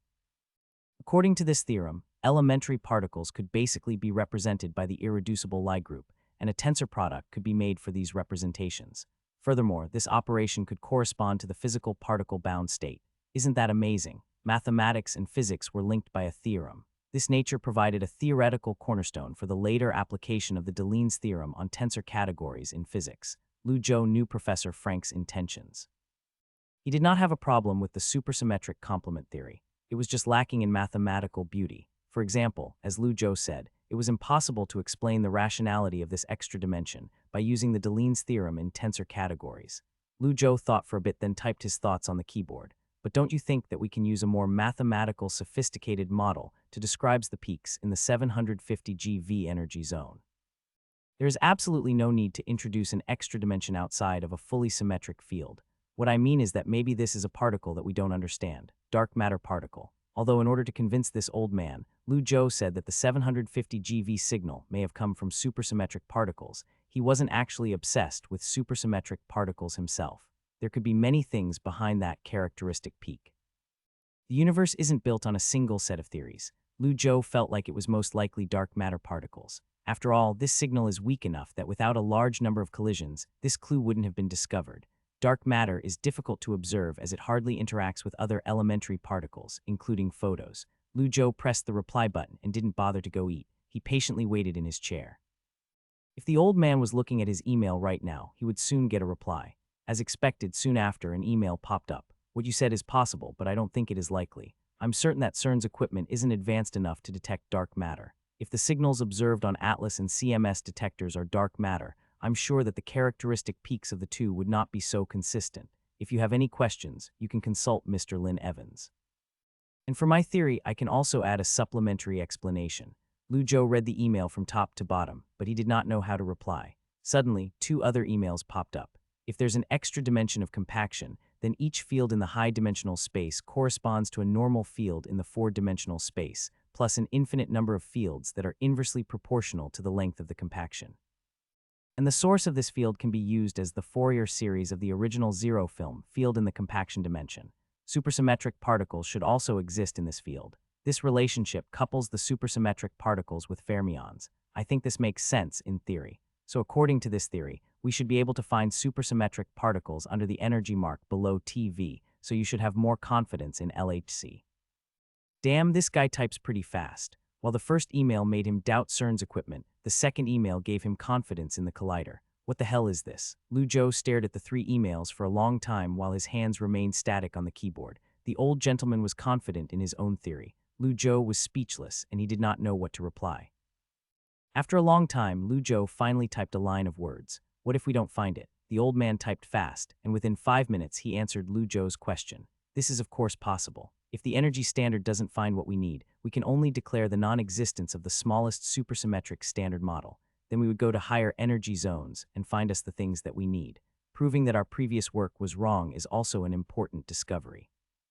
Although it is not necessarily what we want to see, but I think that you should have more confidence in our theory. I can smell the victory and it smells good. The old man even made a joke. However, Lu Zhou was not as optimistic, so he did not smile at all, probably because he did not understand the feeling of studying in the labyrinth of the quantum world for decades. So he did not cultivate the humor that a theoretical physicist must need in the face of an unsolved mystery. He would not be depressed if he did not understand something. However, if his research did not seem to have an end, it would make him feel irritated. Yes, this was his psychological makeup. Even a Nobel Prize winner could not convince him of anything he did not understand. This was unlike mathematics. Mathematics was binary, and there was only a right or wrong answer. What irritated Lu Zhou was that theoretical physics was different. Once could be both wrong and right at the same time, but just on different levels. The development of the theory was far different from the experiment. Theories of impossible experiments had been developed. The standard model that theoretical physics so heavily relied on was unreliable. In the 1960s, the supersymmetric theory proposed the string theory, which later emerged in the 1980s. However, over the past few years, weird particles were found in the laboratory. Theoretical physics community hurriedly announced the entry into the post-standard model era, and within 2 years, the neutrino oscillation brought the standard model back. Lu Zhou could understand why Mr. Frank was so obsessed with supersymmetry. This persistence was definitely not because of something superficial, but because the supersymmetry theory was not established. The loopholes of the standard model could not be filled, and the string theory based on supersymmetry theory would also collapse. If the supersymmetry theory was proven wrong, then people would ask why the theoretical physicists wasted half a century of time working on the standard model. If only theoretical physics worked like the news, one could discover this today and overthrow it tomorrow. Every day would be a new page. In reality, theoretical physicists had to be rigor and clear. They could not just constantly change their theories. Lu Zhou did not know if his dark matter speculation was correct. Both theories had the possibility of being established. However, the theories were wildly different. Lu Zhou wished he had the evidence to refute Frank's theory, but unfortunately he did not. He had to wait for the results of the experiment. Lu Zhou hesitated for a moment before typing a line of words. He then clicked send. Maybe you're correct, but I'm still inclined to believe in my theory. On the other side of the Pacific Ocean, Professor Frank was sitting in the front seat when he suddenly laughed out loud. His action scared the PhD student that was driving. The PhD student glanced at the computer and asked, "What?" "Nothing," answered Frank as he shook his head. He then closed his laptop before smiling and said, "That Chinese boy I told you about is quite funny." Lu Zhou did not feel so good. He stared at the computer for a long time. He then looked at the stack of A4 papers on his desk before scratching his head irritably. Two-line operations seemed to be the wrong choice. One was number theory, the other was functional analysis and group theory. Both were big problems. This most uncomfortable thing was that Mr. Frank introduced an extra dimension operation outside the symmetry field. This really was not mathematically sophisticated. From Lu Zhou's perspective, solving this problem with the perspective of dark matter would avoid many mathematical problems. From the perspective of dark matter, every ZPZ generator could be mapped to a function such as x2p, and the Pontryagin duality problem could probably be solved. The mathematicians in him told him that this was very probable. Lu Zhou leaned back into his chair and stared at the ceiling. The mathematics symbols kept appearing in his brain to the point that he totally forgot to eat. Group theory, group theory. If only group theory is as simple as number theory. Although number theory isn't exactly simple. Wait, group theory. Lu Zhou's eyes lit up and suddenly his mind flashed with information. He was not thinking about the 750 GV characteristic peak, but rather he was thinking about the Polignac conjecture. He sat up abruptly from his chair and picked up a pen. At the moment, Lu Zhou's brain was spinning 1,000,000 miles per second. Group theory was a very powerful tool. Not only was it listed as the two theoretical artifacts of quantum mechanics in the Hilbert space in functional analysis, but it was also useful when dealing with infinite prime numbers. For example, any number theory teacher would teach about Fermat's theorem. This theorem had many methods of proof. The most succinct proof was by group theory. This proof only needed 3 lines. If alpha and p were primes, the Euler's theorem was alpha phi p1 mod, but phi p equal p1, so alpha p1 1 mod. Both sides would then multiply by alpha to get the conclusion. When alpha was a natural number and p was a prime number, there was alpha p alpha mod. Was it that difficult? In fact, Fermat's theorem was only a special case of Euler's theorem.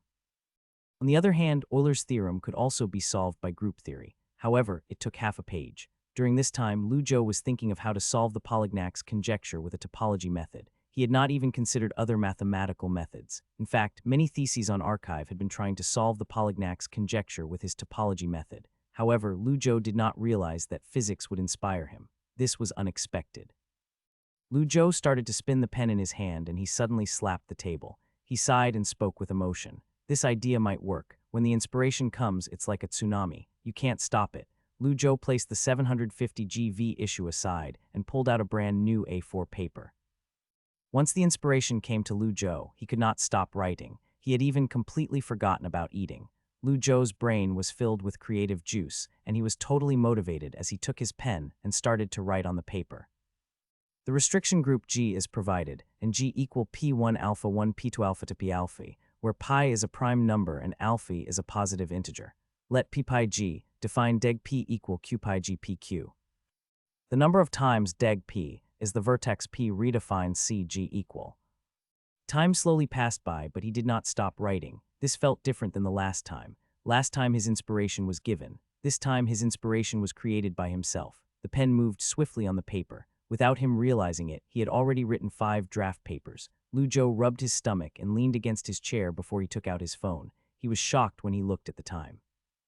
Damn, it's already 5 o'clock. He had not even eaten his breakfast yet. Lu Zhou could not handle it anymore. He then went to the crowded cafeteria and ate some dinner. After dinner, he continued to work. It was at 6 o'clock in the evening when Shishang returned from his class with his food. When he saw Lu Zhou writing on the desk, he asked, "Zhou, what are you doing? Master's students have homework too."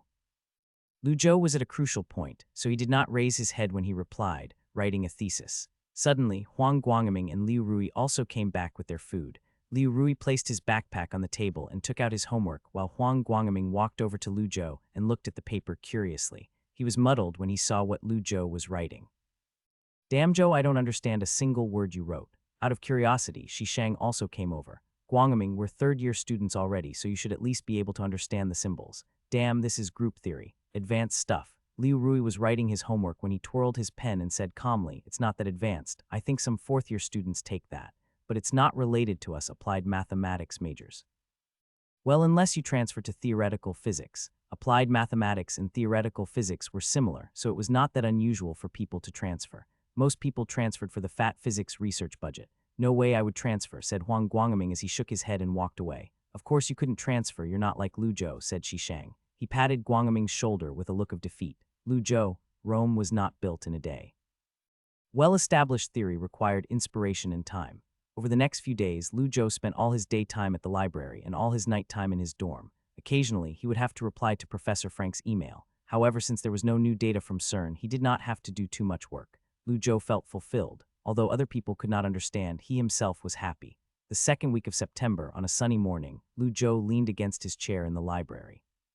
He glanced at the dozens of papers in front of him and said with relief, finally done. All it took was some inspiration to solve the bottleneck. After that, he could cruise through the rest. He was exhausted, but he also had an unexplainable, pleasant feeling.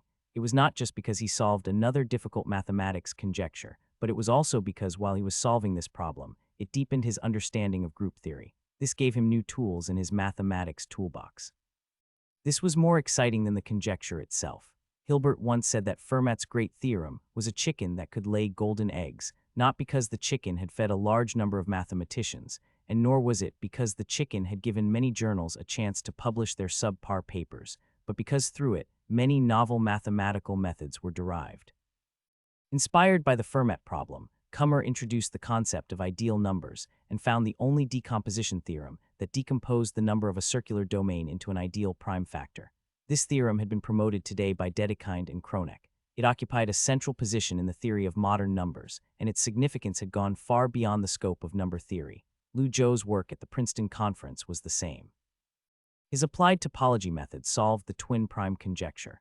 The original sieve theory was applied by Mr. Chen, and the number theory community believed that in order to solve the Goldbach's conjecture in the form of 1 plus 1, they needed a new method. It appeared now that the sieve method was more useful than they thought.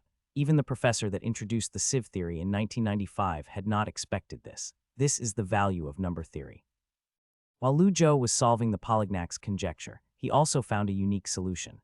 He named this method structure research method of the group theory or group structure method for short. Using the group theory method, the problem of infinity was studied as a whole. The k=1 form was extended to k is an infinite natural number, which thoroughly proved that for all natural numbers k, there are infinite pairs of prime numbers p, the proposition of p plus 2000. The conclusion might be one only sentence, but it took up several blackboards to prove. Lu Zhou spent an entire day organizing the proof on his computer before converting it into PDF format. As he looked at the finished product on his screen, he nodded with satisfaction. This should do. He could still write more on his group structure method. However, group structure method was not the focus of his thesis. So far, the Polignac's conjecture had been proved.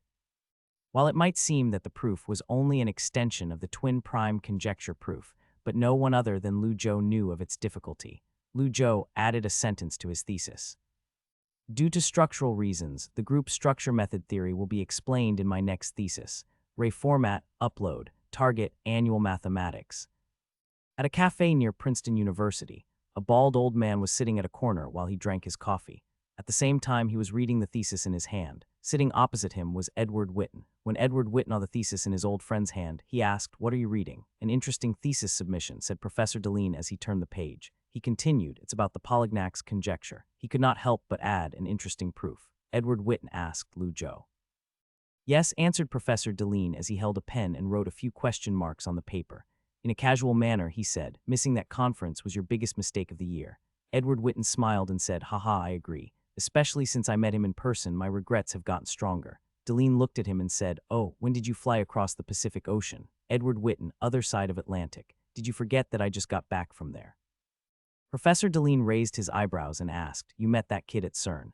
With a smile, Edward Witten said, "Did you not look at the news recently?" Professor Deline shook his head and said, "I didn't. Why? Is there anything new?" Edward Witten, the LHCb International Cooperation Group, published news on the pentaquark. They also found a characteristic peak at the 750 GeV energy zone. They think it could be supersymmetric particles. "Oh, congratulations.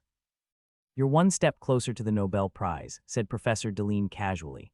In a nutshell, supersymmetry discussed a symmetrical connection between a fermion and a boson, which could be seen to some extent as a low-energy deduction of superstring theory. If the superstring theory was correct, then supersymmetric particles must exist.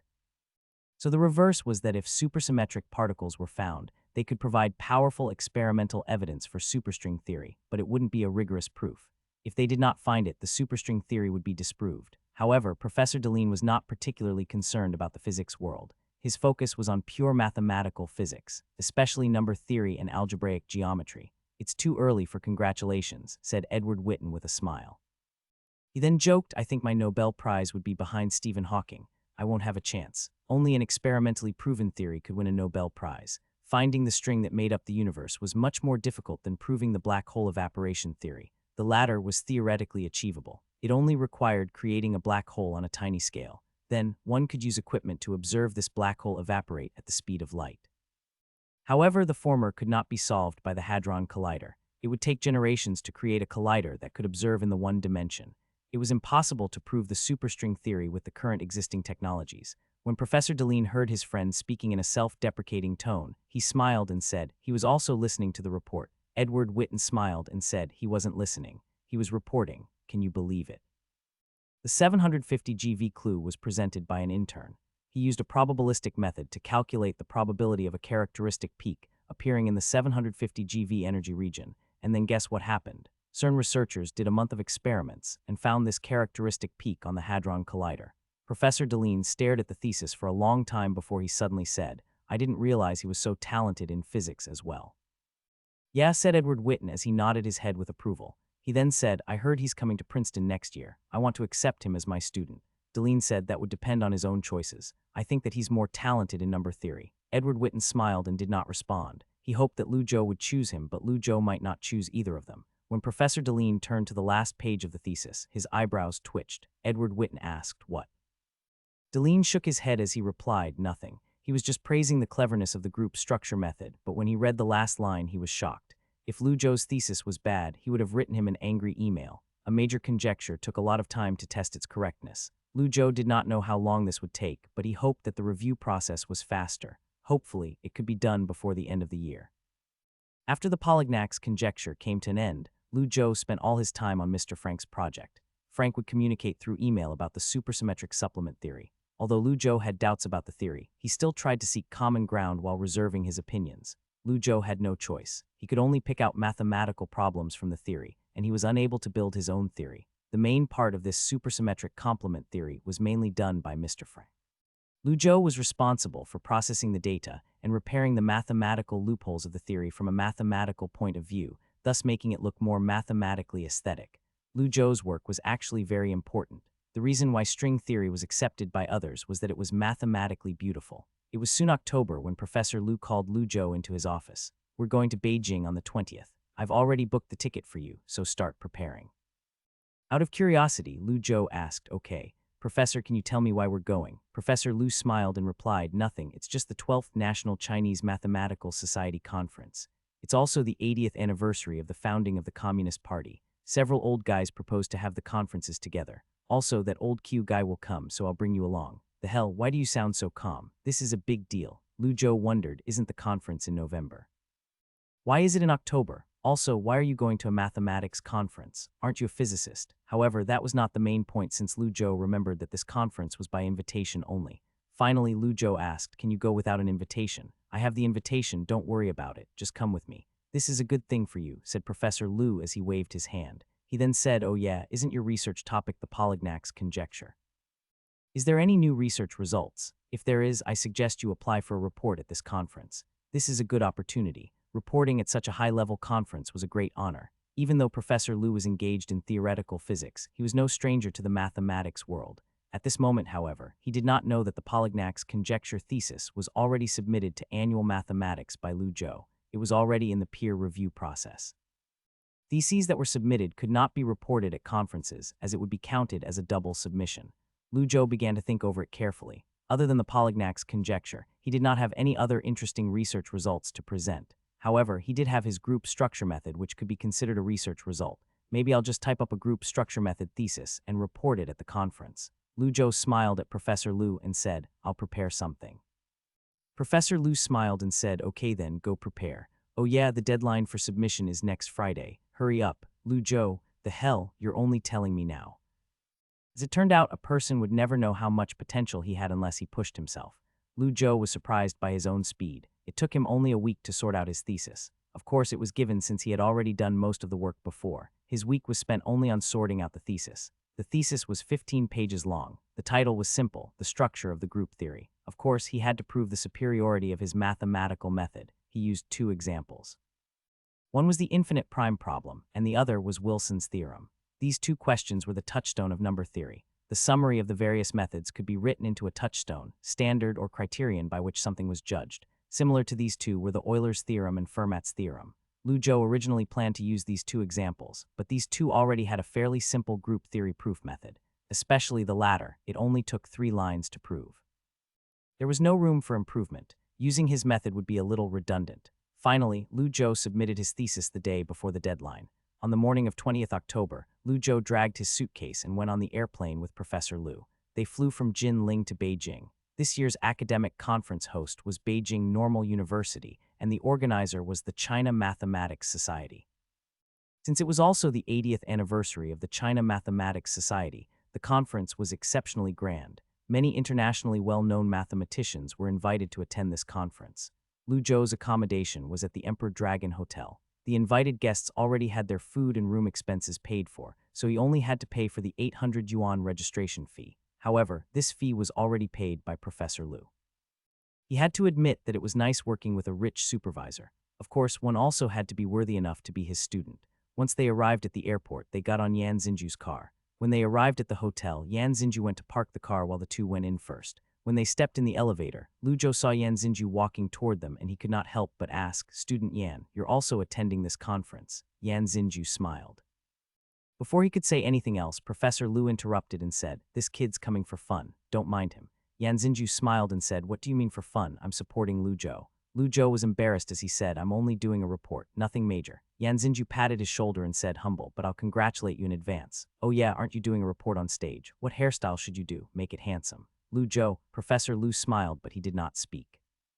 Lu Zhou was confused by both of them. "I feel like these two are hiding something from me. Why am I not in the loop?" After Lu Zhou went to his hotel room and left his suitcase there, he then went to the hall to eat. Today was mainly for admission. The conference would officially start tomorrow. The conference would last for 5 days. It would end on the 25th. Due to the importance of the conference, the entire hotel was booked by the China Mathematics Society.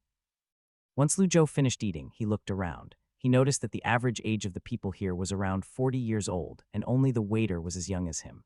Lu Zhou quickly finished his dinner and he planned to go back to his room. Suddenly, while he was walking to the elevator, someone greeted him and walked over with a smile. "Hello, you're Lu Zhou, right?" "Yes, you are," asked Lu Zhou as he looked at him suspiciously. He could not recognize this guy at all. "Wei Xiong, PhD student at Aurora University," said the young man as he shook Lu Zhou's hand. With a smile, he said, "I saw you at the Princeton conference, but I didn't get the chance to speak with you. You're too famous." "What do you mean famous?" "Nice to meet you," said Lu Zhou as he forced a smile. Even though he knew he was nutty, he still did not like being complimented. Wei Xiong smiled and introduced Lu Zhou to the old man behind him. "Let me introduce you to my boss, Professor Ma Chang'an. He's in the algebraic geometry field, 2017 academician nominee." Professor Ma had a majestic face. Professor Ma Chang'an smiled and waved his hand. He said to his student, "What do you mean nominee? Stop bragging about me. The organization hasn't even decided yet." Even though he reprimanded his student, it was obvious he liked to be complimented. Professor Ma smiled at Lu Zhou and said, "I've done 30 years of research but have little success. You young people really are impressive. It's quite admirable."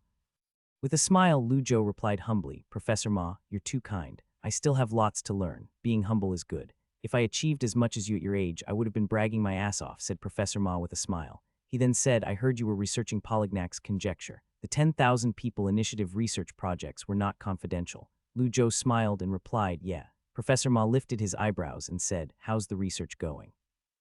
Lu Zhou smiled and said, "There's some progress. The review process for major mathematics conjecture process was slow. It could take months. The annual mathematics journal had not responded yet. His thesis status was still in peer review, so he could not just say he proved it." Professor Ma was interested as he smiled and said, "Oh, it seems that you have some ideas." Lu Zhou smiled and said, "You could say that." Professor Ma smiled and said, "I'm doing some research on number theory as well. Why don't you look at my thesis and we can exchange some ideas?" Lu Zhou was stunned. He looked at this professor with doubts in his mind. It was very rash to request others to look at unfinished research work. Not to mention, Lu Zhou was not his student, so there was no reason for him to look at the professor's work. In the end, Lu Zhou smiled and said, "There's no need for that. I like to study mathematics alone, so I won't waste your precious time." Professor Ma was stunned as he had not expected that he would be rejected by this young scholar. Even though a smile remained on his face, his eyes were cold. With an unpleasant tone, Professor Ma said, "What? You think I'm old and can't keep up with your thought process? Or do you think that I'm not good enough?" Lu Zhou smiled and responded gently, "No, of course not. It's just my personal habit." Professor Ma stared at Lu Zhou for a while before he laughed and said, "Ah, University of Jinling has some good talents. Okay then, it's fine if you're not interested. I won't waste your time. The old man then walked away. Wei Xiong was a bit embarrassed. He wanted to be friends with Lu Zhou, but he did not want to offend his professor. After hesitating for a moment, he then left. Lu Zhou was stunned. He felt that the professor was a little unhappy. That's strange. Why did this professor care so much about my opinion? What a weird guy. When Lu Zhou saw Ma Chang'an's back as he walked away, he did not know what had just happened. A day later, the 12th National China Mathematics Society and 80th Anniversary Academic Conference officially kicked off. Inside the grand auditorium, people started to crowd on the red carpet. Even though the conference had not even begun, people were already bragging left and right.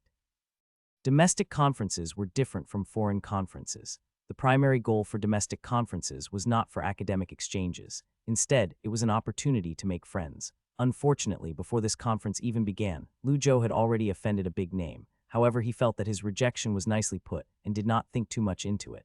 Maybe next time he should lie and pretend that he did not make any progress on Polignac's conjecture.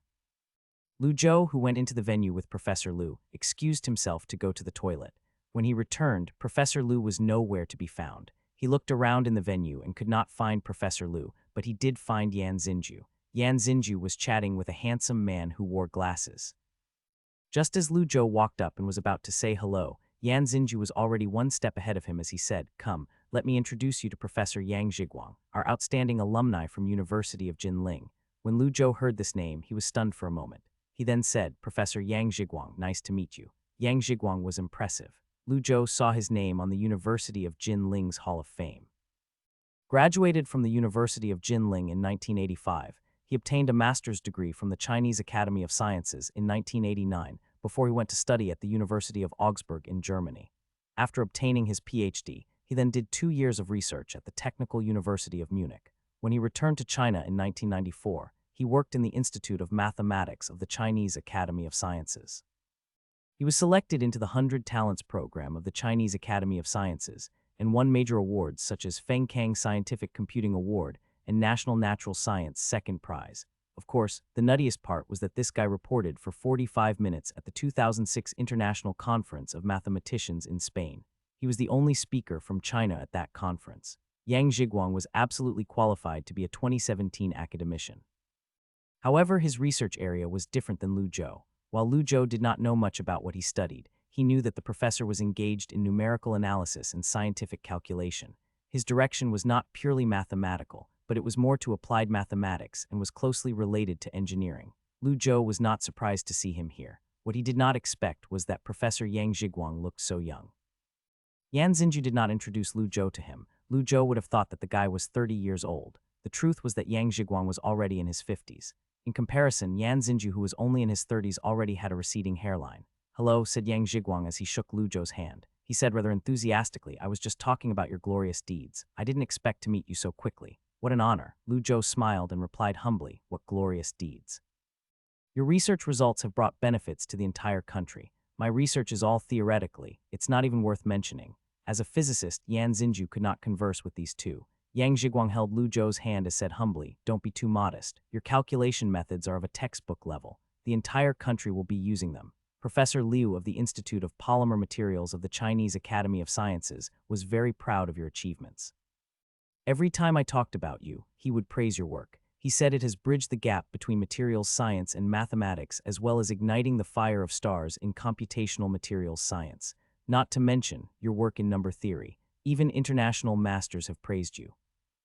"Damn, this is way too exaggerated. I just wrote one computational material thesis." "What do you mean by bridging the gap?" Lu Zhou did not know what to say. Fortunately, Professor Lu came over and he was saved by the bell. "Fine, stop bragging, you two. I can't listen to it anymore." When Professor Yang Zhiguang saw Professor Lu, he smiled. Embarrassed, he said, "What do you by bragging? I was telling the truth."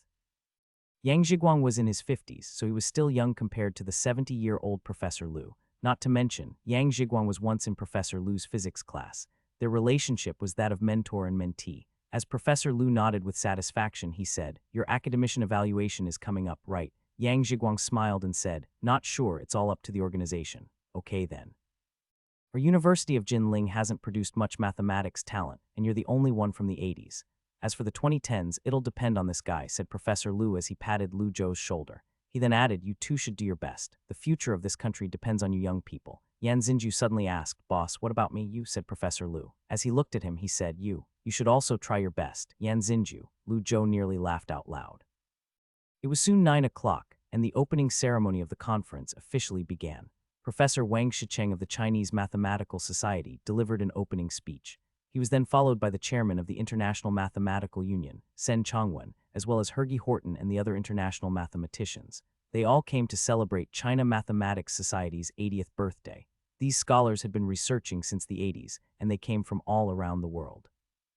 After Professor Wen Lan announced the opening of the conference with a "Always follow your heart, wherever it may lead you," the conference erupted in applause. The end of the opening ceremony was the highlight of the conference. Soon, it was the Liu Kenghua Mathematics Award and Xing Shenchern Mathematics Award ceremony. The former was aimed at professors over the age of 50, while the latter was aimed at young scholars under the age of 50. There were 2 candidates per award. The prize money was only 100,000 yuan, but the meaning was significant.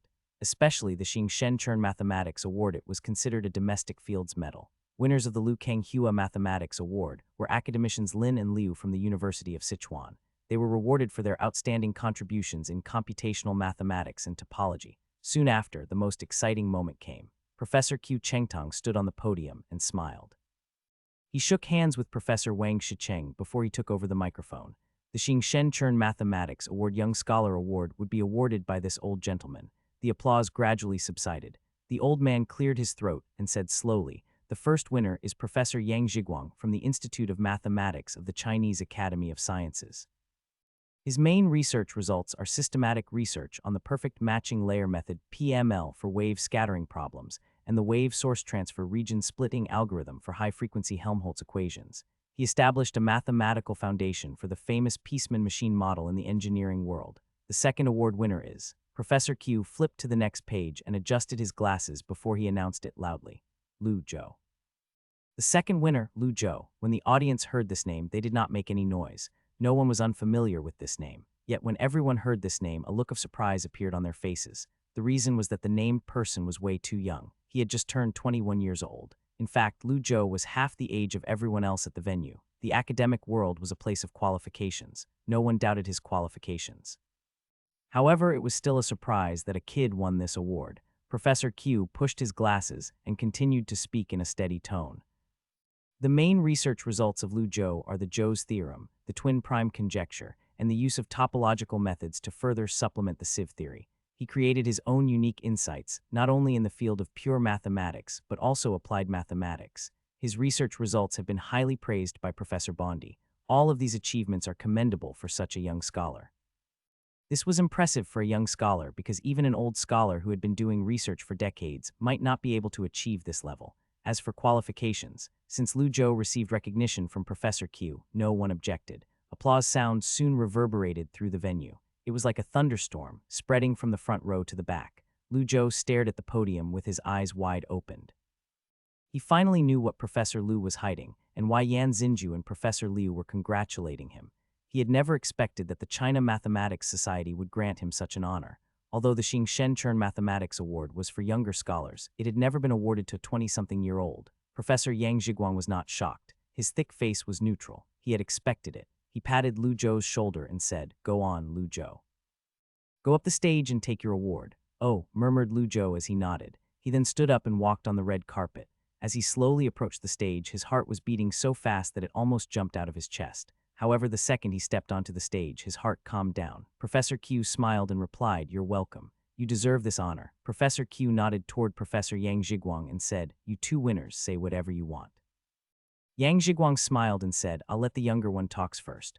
Lu Zhou was unprepared, but Professor Qiu already handed him the microphone. His award speech was very short. It was only 3 sentences. However, his speech was genuine and not exaggerated. Clap, clap, clap. The venue exploded with applause. Professor Lu looked at the podium with approval and applauded gently. Yan Xinju was even more excited. His hands were red from clapping, and he even shouted out loud, "Damn, Joe, you're nutty," receiving the Xing Shenchern Mathematics Award at 21 years old. If it was him, he would have bragged about it for the rest of his life. Be polite. Even though Professor Lu reprimanded Yan Xinju, his face was full of smiles. It was not just mathematicians who were applauding. Even the undergraduate students from Peking University Union, who was standing at the entrance of the venue, joined in. The person standing on stage was their age, maybe even younger. That was why they were applauding. Lu Zhou had set an example for them. Of course, some people were unhappy about this young winner. For example, someone who nearly received the reward. Wei Xiong sat at the back of the venue. He had an awkward expression on his face. His hands were rested on his legs, and he did not care to applaud. The reason was that his boss was sitting next to him. His boss' face had turned red. If Wei Xiong clapped, he was afraid that he would not be able to graduate. Professor Ma Chang'an stared at the person on stage. His mood was terribly gloomy. He was not furious because Lu Zhou rejected him earlier, but because this honor should have belonged to him. It was a long story. The domestic mathematics community was not big, but there were a lot of niche communities. In 1952, China had a change to the national university system. The authorities asked for domestic universities to imitate the British system. As a result, the mathematics department of both the University of Shuimu and the University of Zhai was cut. Instead, the nation built University of Yan and University of Aurora. Now, the domestic mathematics community could be divided into the University of Yan, the China Academy of Sciences, and the University of Aurora. Some said the system change was a waste of academic resources. The most famous was probably Professor Feng. He was unable to become an academician due to this change. In the end, this gentleman was hired to be the Dean of Mathematics at the Chinese Academy of Sciences. However, he was still unable to become an academician. It was obvious that the selection process of becoming an academician was not absolute.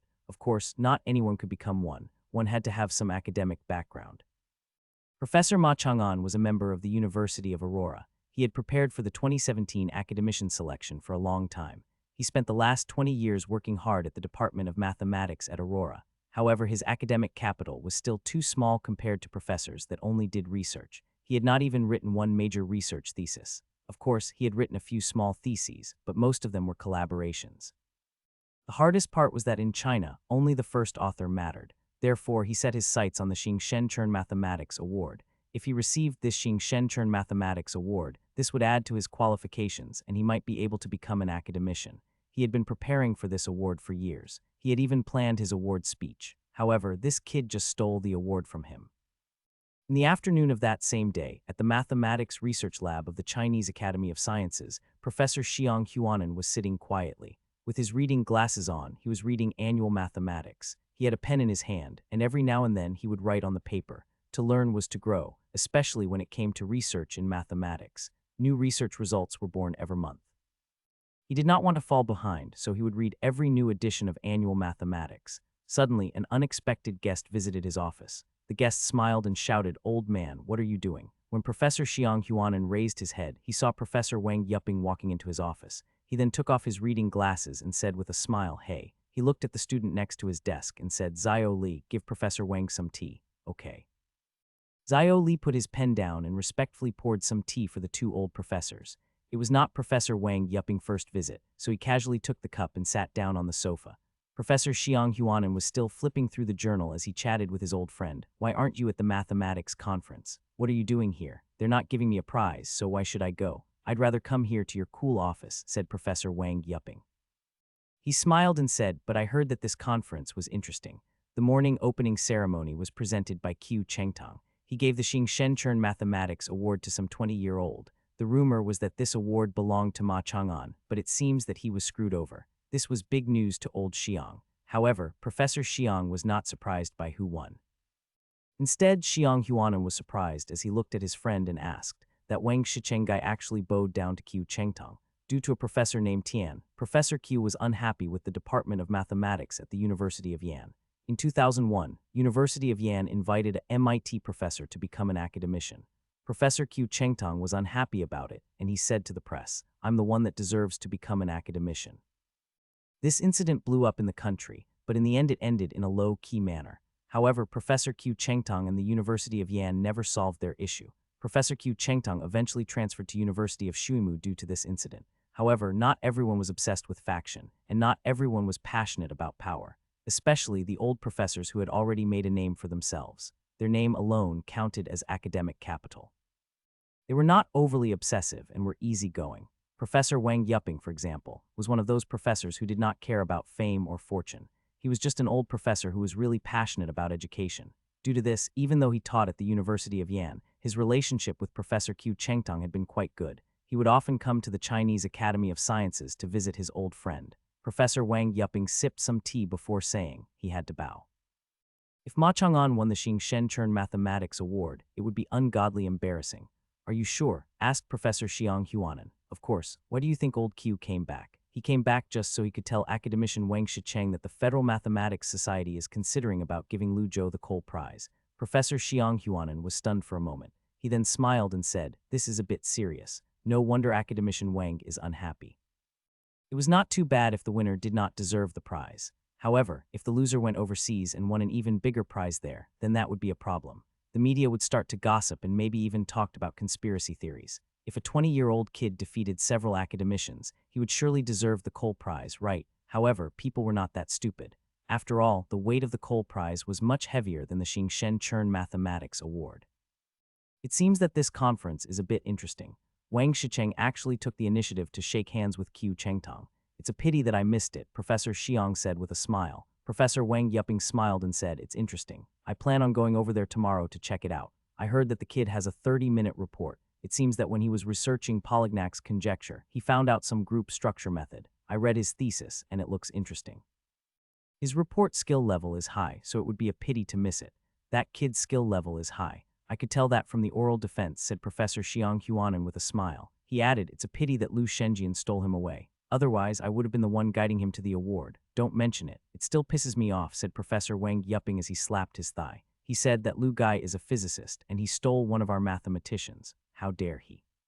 Professor Xiang Huanan smiled and said, "Well, why don't you go tell old Lu to his face?" Professor Wang Yuping smiled and said that, "Never mind, I'm afraid I might give him a heart attack." Xiang Huanan smiled and shook his head as he flipped the journal page. Suddenly, he froze. He looked at the thesis from top to bottom again, and his face became more and more serious. When he read the last line, he paused for a long time. After a while, Professor Xiang Huanan suddenly asked, "That report.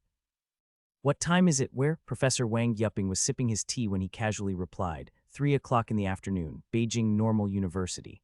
"Why, are you going?" "I have to go." Xiang Huanan sighed and placed the annual mathematics journal on the table. He then said, "Look at it yourself." Regardless of whether it was expected or not, the opening ceremony of this year's mathematics conference came to an end. The two Lu Kenghua and Xing Chern Mathematics Awards were settled in the applause. Someone was unhappy. The rewards did not care about your feelings. The shutter sound from cameras was loud as the second the opening ceremony ended, the reporters started to swarm toward the stage. The reporter from Daily Mail asked a question first. "Professor Qiu, there are rumors that you have had a disagreement with the mathematics department at Yan University. Is this true?" With a smile, Professor Qiu Chengtong, "Of course it's fake. I'm Wang Shicheng's old friend and we talk often." "Wang Shicheng, don't you agree?" Professor Wang Shicheng had a stiff smile as he said, "Of course. I admire old Qiu's work on partial differential equations." Professor Wang Shicheng was not lying, as Professor Qiu Chengtong was one of the leading mathematicians in the country. If it was another weak person, Wang Shicheng would have berated them. Professor Qiu did not have a good temper, and he disliked domestic learning values. Everyone were academics, so they had a certain demeanor. Not to mention, the President and Secretary General of the International Mathematical Union were here, so no matter how troublesome their own people were, he still had to be calm on the outside. On the other hand, it was not only Professor Qiu Chengtong who was being surrounded by reporters. Even the winners of the Lu Kenghua and Xing Chern Mathematics Awards were also surrounded, especially Lu Zhou. A 21-year-old winner was really amazing. This was big news to the reporters. A reporter rushed over and chased after Lu Zhou to ask, "Mr. Lu Zhou, what thoughts do you have with regards to winning the Xing Chern Mathematics Award?" Lu Zhou smiled and said, "I'm very excited. I don't have any thoughts." A foreign journalist rushed over and asked in fluent Chinese, "Mr. Lu Zhou, the rumor is that Professor Qiu and Professor Lu have beef, and that this Xing Chern Mathematics Award was given to you by Qiu Chengtong. Is this true?"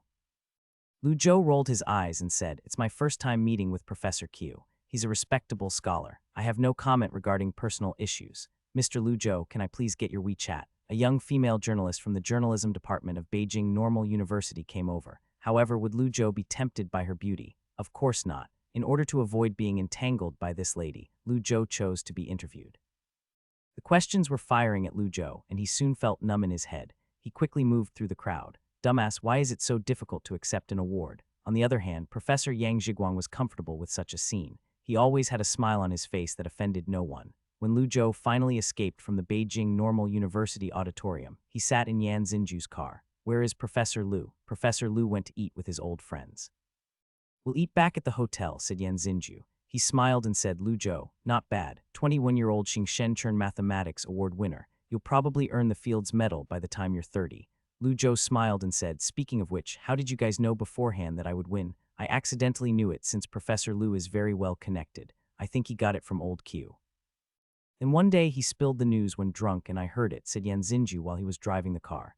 He added, I actually wanted to tell you, but Professor Lu wouldn't let me. Don't blame me. Lu Zhou smiled and said, of course not. Why would I blame you? It's not like you should have leaked it. Yan Xinju asked, what next? Are you still going to develop toward mathematical physics? Yes, said Lu Zhou as he nodded. He then said, mathematics is an important scientific research tool. It's like a knife and it can be used in any discipline. The work of a mathematics researcher is like sharpening this knife. But I'm not only interested in sharpening the knife, but I'm also interested in using the knife. Yan Xinju said, not bad, that's some nice bullshitting. I look forward to seeing you on stage in Stockholm. Stockholm was where the Nobel Prize was given. However, this award was only given to major scientific discoveries. It was not easy to get. Lu Zhou smiled and said, I hope. The opening ceremony of the 12th Chinese Mathematical Society came to an end. An official congress was held in the afternoon and the next board of directors, as well as the next secretary general and chairman, were selected.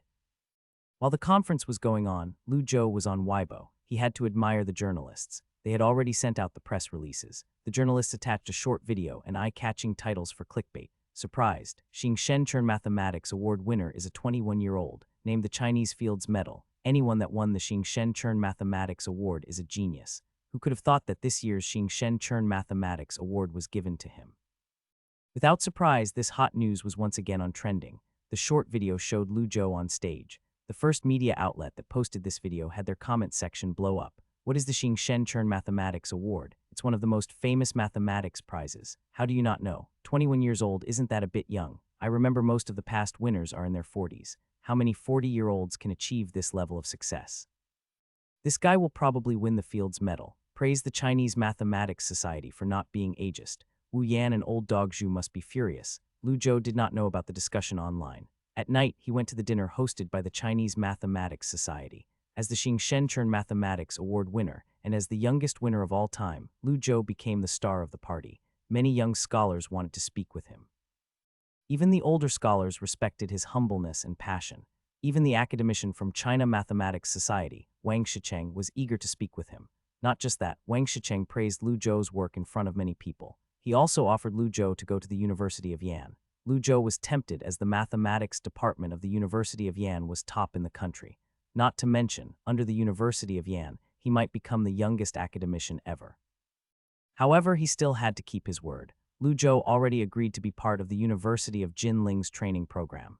Therefore, he euphemistically refused this invitation and told Professor Wang the reason, which was that he had already received the offer from Princeton and that he would go next year to get his PhD. When Professor Wang heard his explanation, he was understanding. Professor Wang said that if Lu Zhou ever wanted to teach or speak at the University of Yan, he would be welcomed with both arms open. Lu Zhou's glass seemed never-ending at the dinner. At the end of the dinner, he started to get really drunk. Thankfully, his tolerance was pretty good, so he did not black out. When Lu Zhou returned to his hotel, he immediately took his clothes off and went in the shower. Once he blow-dried his hair and laid in bed, he took out his phone, and just as he was about to check his email, he accidentally clicked on Weibo. He then saw that his name was on trending again. Even though it was not the ultimate top in trending, but it was still in the top 10, he looked at his personal messages and saw the 99+ notification. Master, are you still doing giveaways? Please help my thesis. All bow down to this genius student. Master, are you taking in students? I'm Luo Li Yin. Foreign mathematics professors are getting paid $1 million a year. Check it out. Hello, Mr. Lu. Here's the situation. I proved Goldbach's conjecture, but the Chinese Academy of Sciences wouldn't let me submit. I cannot take this shame. I want to go to Harvard University. I want to meet Qiu Chengtong, but I don't have the money. Please send me a 100,000 and I will write your name in as a co-author of the thesis. Lu Zhou was humored. He was amused by the persistence of his fans. Lu Zhou felt like he had not been on Weibo for a long time. No wonder his fans were so persistent. Maybe he should interact with them. He sent out a blog post. I'm graduating next year and I'm really flattered to suddenly win this medal. I hope I have no regrets this year. Lu Zhou then attached a photo of his gold medal before he sent it. After he went to get some water, he refreshed the page and dozens of comments came rolling in. Wait a minute, didn't you just graduate this year? Bo to genius student. I'm still writing my thesis, I'm about to cry. My master's career is full of regrets. As an undergraduate student, I'm in despair. When Lu Zhou saw the negative comments, he buried his head in the pillow and could not hold back his laughter. He still had to do the report. Thankfully, his report was in the afternoon, otherwise he would still be hungover. Lu Zhou ate some lunch and cleaned up his room. He then stood in front of the mirror and tried a couple of hairstyles. Then Yan Xinju called him to come downstairs. He drove Lu Zhou to Beijing Normal University. Lu Zhou stood on the podium and started the PowerPoint. He glanced across the stage and saw that there were quite a lot of people. The seats were all filled, but people were still entering. Lu Zhou was a bit shocked. He thought that the seats would be half full at most. After all, there were quite a lot of reports going on, and his report was nothing special. It was only a little group theory method. When he saw the crowd, he started to think, is this the celebrity effect? A Xing Shenchern Mathematics Award is influential. Shook. Once the 10-minute preparation time was over, the report officially began. Lu Zhou flipped to the first page of the PowerPoint and started to give a brief overview of the content of his report. While studying the Polignac conjecture, I studied Mr. Hilbert's proof of the infiniteness of prime numbers, which greatly inspired me, especially the study of using group theory to solve the number theory problem. I made a lot of interesting and improved changes to Mr. Hilbert's paper. I'll call my version the group structure method. When it comes to infinite prime numbers, this approach can simplify many complex problems. Lu Zhou started to go in depth of his thesis. He spent 20 minutes to talk about the core ideas and concepts of the group structure method. In order to save time, he spoke very quickly. The crowd was also paying attention. What surprised him was that he saw an old man taking notes. He felt even more motivated to give a good report. Finally, the presentation ended. The next session was the most important questioning session. A random 40-year-old guy raised his hand and asked a question. I have a question, line 47 in your thesis. The n equal 2nm is abruptly mentioned in Wilson's theorem. The even-order cyclic group G has a unique second-order element, a n. Isn't this somewhat less rigorous? When Lu Zhou heard this question, he laughed before he answered it with ease. Maybe not so. I wanted to save space and omitted some of the unrelated steps. He picked up a marker and wrote the steps on a whiteboard.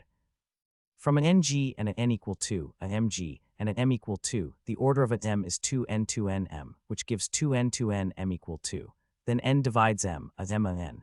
Therefore, it can be proven that the even-order cyclic group G has a unique second-order element a n. It was well-founded and convincing. You're welcome. Lu Zhou nodded his head and went to the next question. Only people who were interested would stay, and anyone that was uninterested would have left after the presentation. Lu Zhou was surprised to see a lot of people interested in his method. As such, he answered every question in detail. Suddenly, a familiar voice came from the venue. I have a question. When Lu Zhou saw the person standing up, he was stunned. Isn't this Professor Ma? Lu Zhou smiled and said, please ask. He was curious as to what Professor Ma would say. Professor Ma Chang'an smiled politely as he acted like a kind old man. However, when he opened his mouth, he was not so kind anymore. Whether it's Wilson's theorem or the infinite problem of prime numbers, both have been proven by group theory. Especially the latter, Hilbert has given a fairly complete group theory proof, and the method you proposed seems to me redundant. This question was easy to answer.